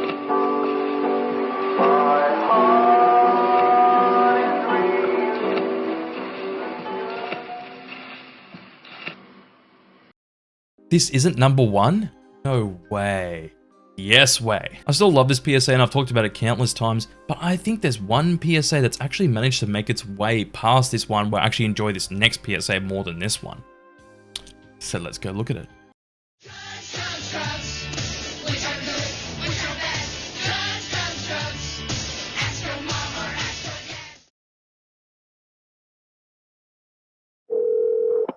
Fairfield County 911. I need help. Where are you at? Well, ma'am, I don't know exactly, but I'm freezing, and my girlfriend is freezing. Mike, I want to help you so bad, hon. I want to find out where you're at. My phone's just about to die. You're my last chance here. We're scared. Please help us. So this is my number one anti-drug PSA now. I've talked about this one many times before where the couple were out in a blizzard and froze to death whilst on meth. Shit is sad and disturbing. Especially when you just see a photo of the couple as you hear the phone call going on and you just have text explaining the situation. Shit's really sad. And this stuff actually happened back in 2005. There's whole articles and videos and stuff about it. If you want to go look into it, go ahead. But you're going to feel quite sad and depressed after it. So that is my top 20 drug PSAs. So if you like the video, you know what to do. Give it a like, comment your thoughts down below, and even consider subscribing. Also, you should become a Patreon or channel member for as little as $1 a month, where you can get your name at the end of my videos and get weekly shoutouts. And for as little as $5 a month, you can get early access to my videos. Speaking of shoutouts, let's get straight to them. Huge thanks to Smugly for supporting my cheeky little funds tier. Massive thanks to Ash Crimson for supporting my channel license tier. And lastly, massive thanks to Fatima and Victoria Huntley for supporting my Big Boss tier.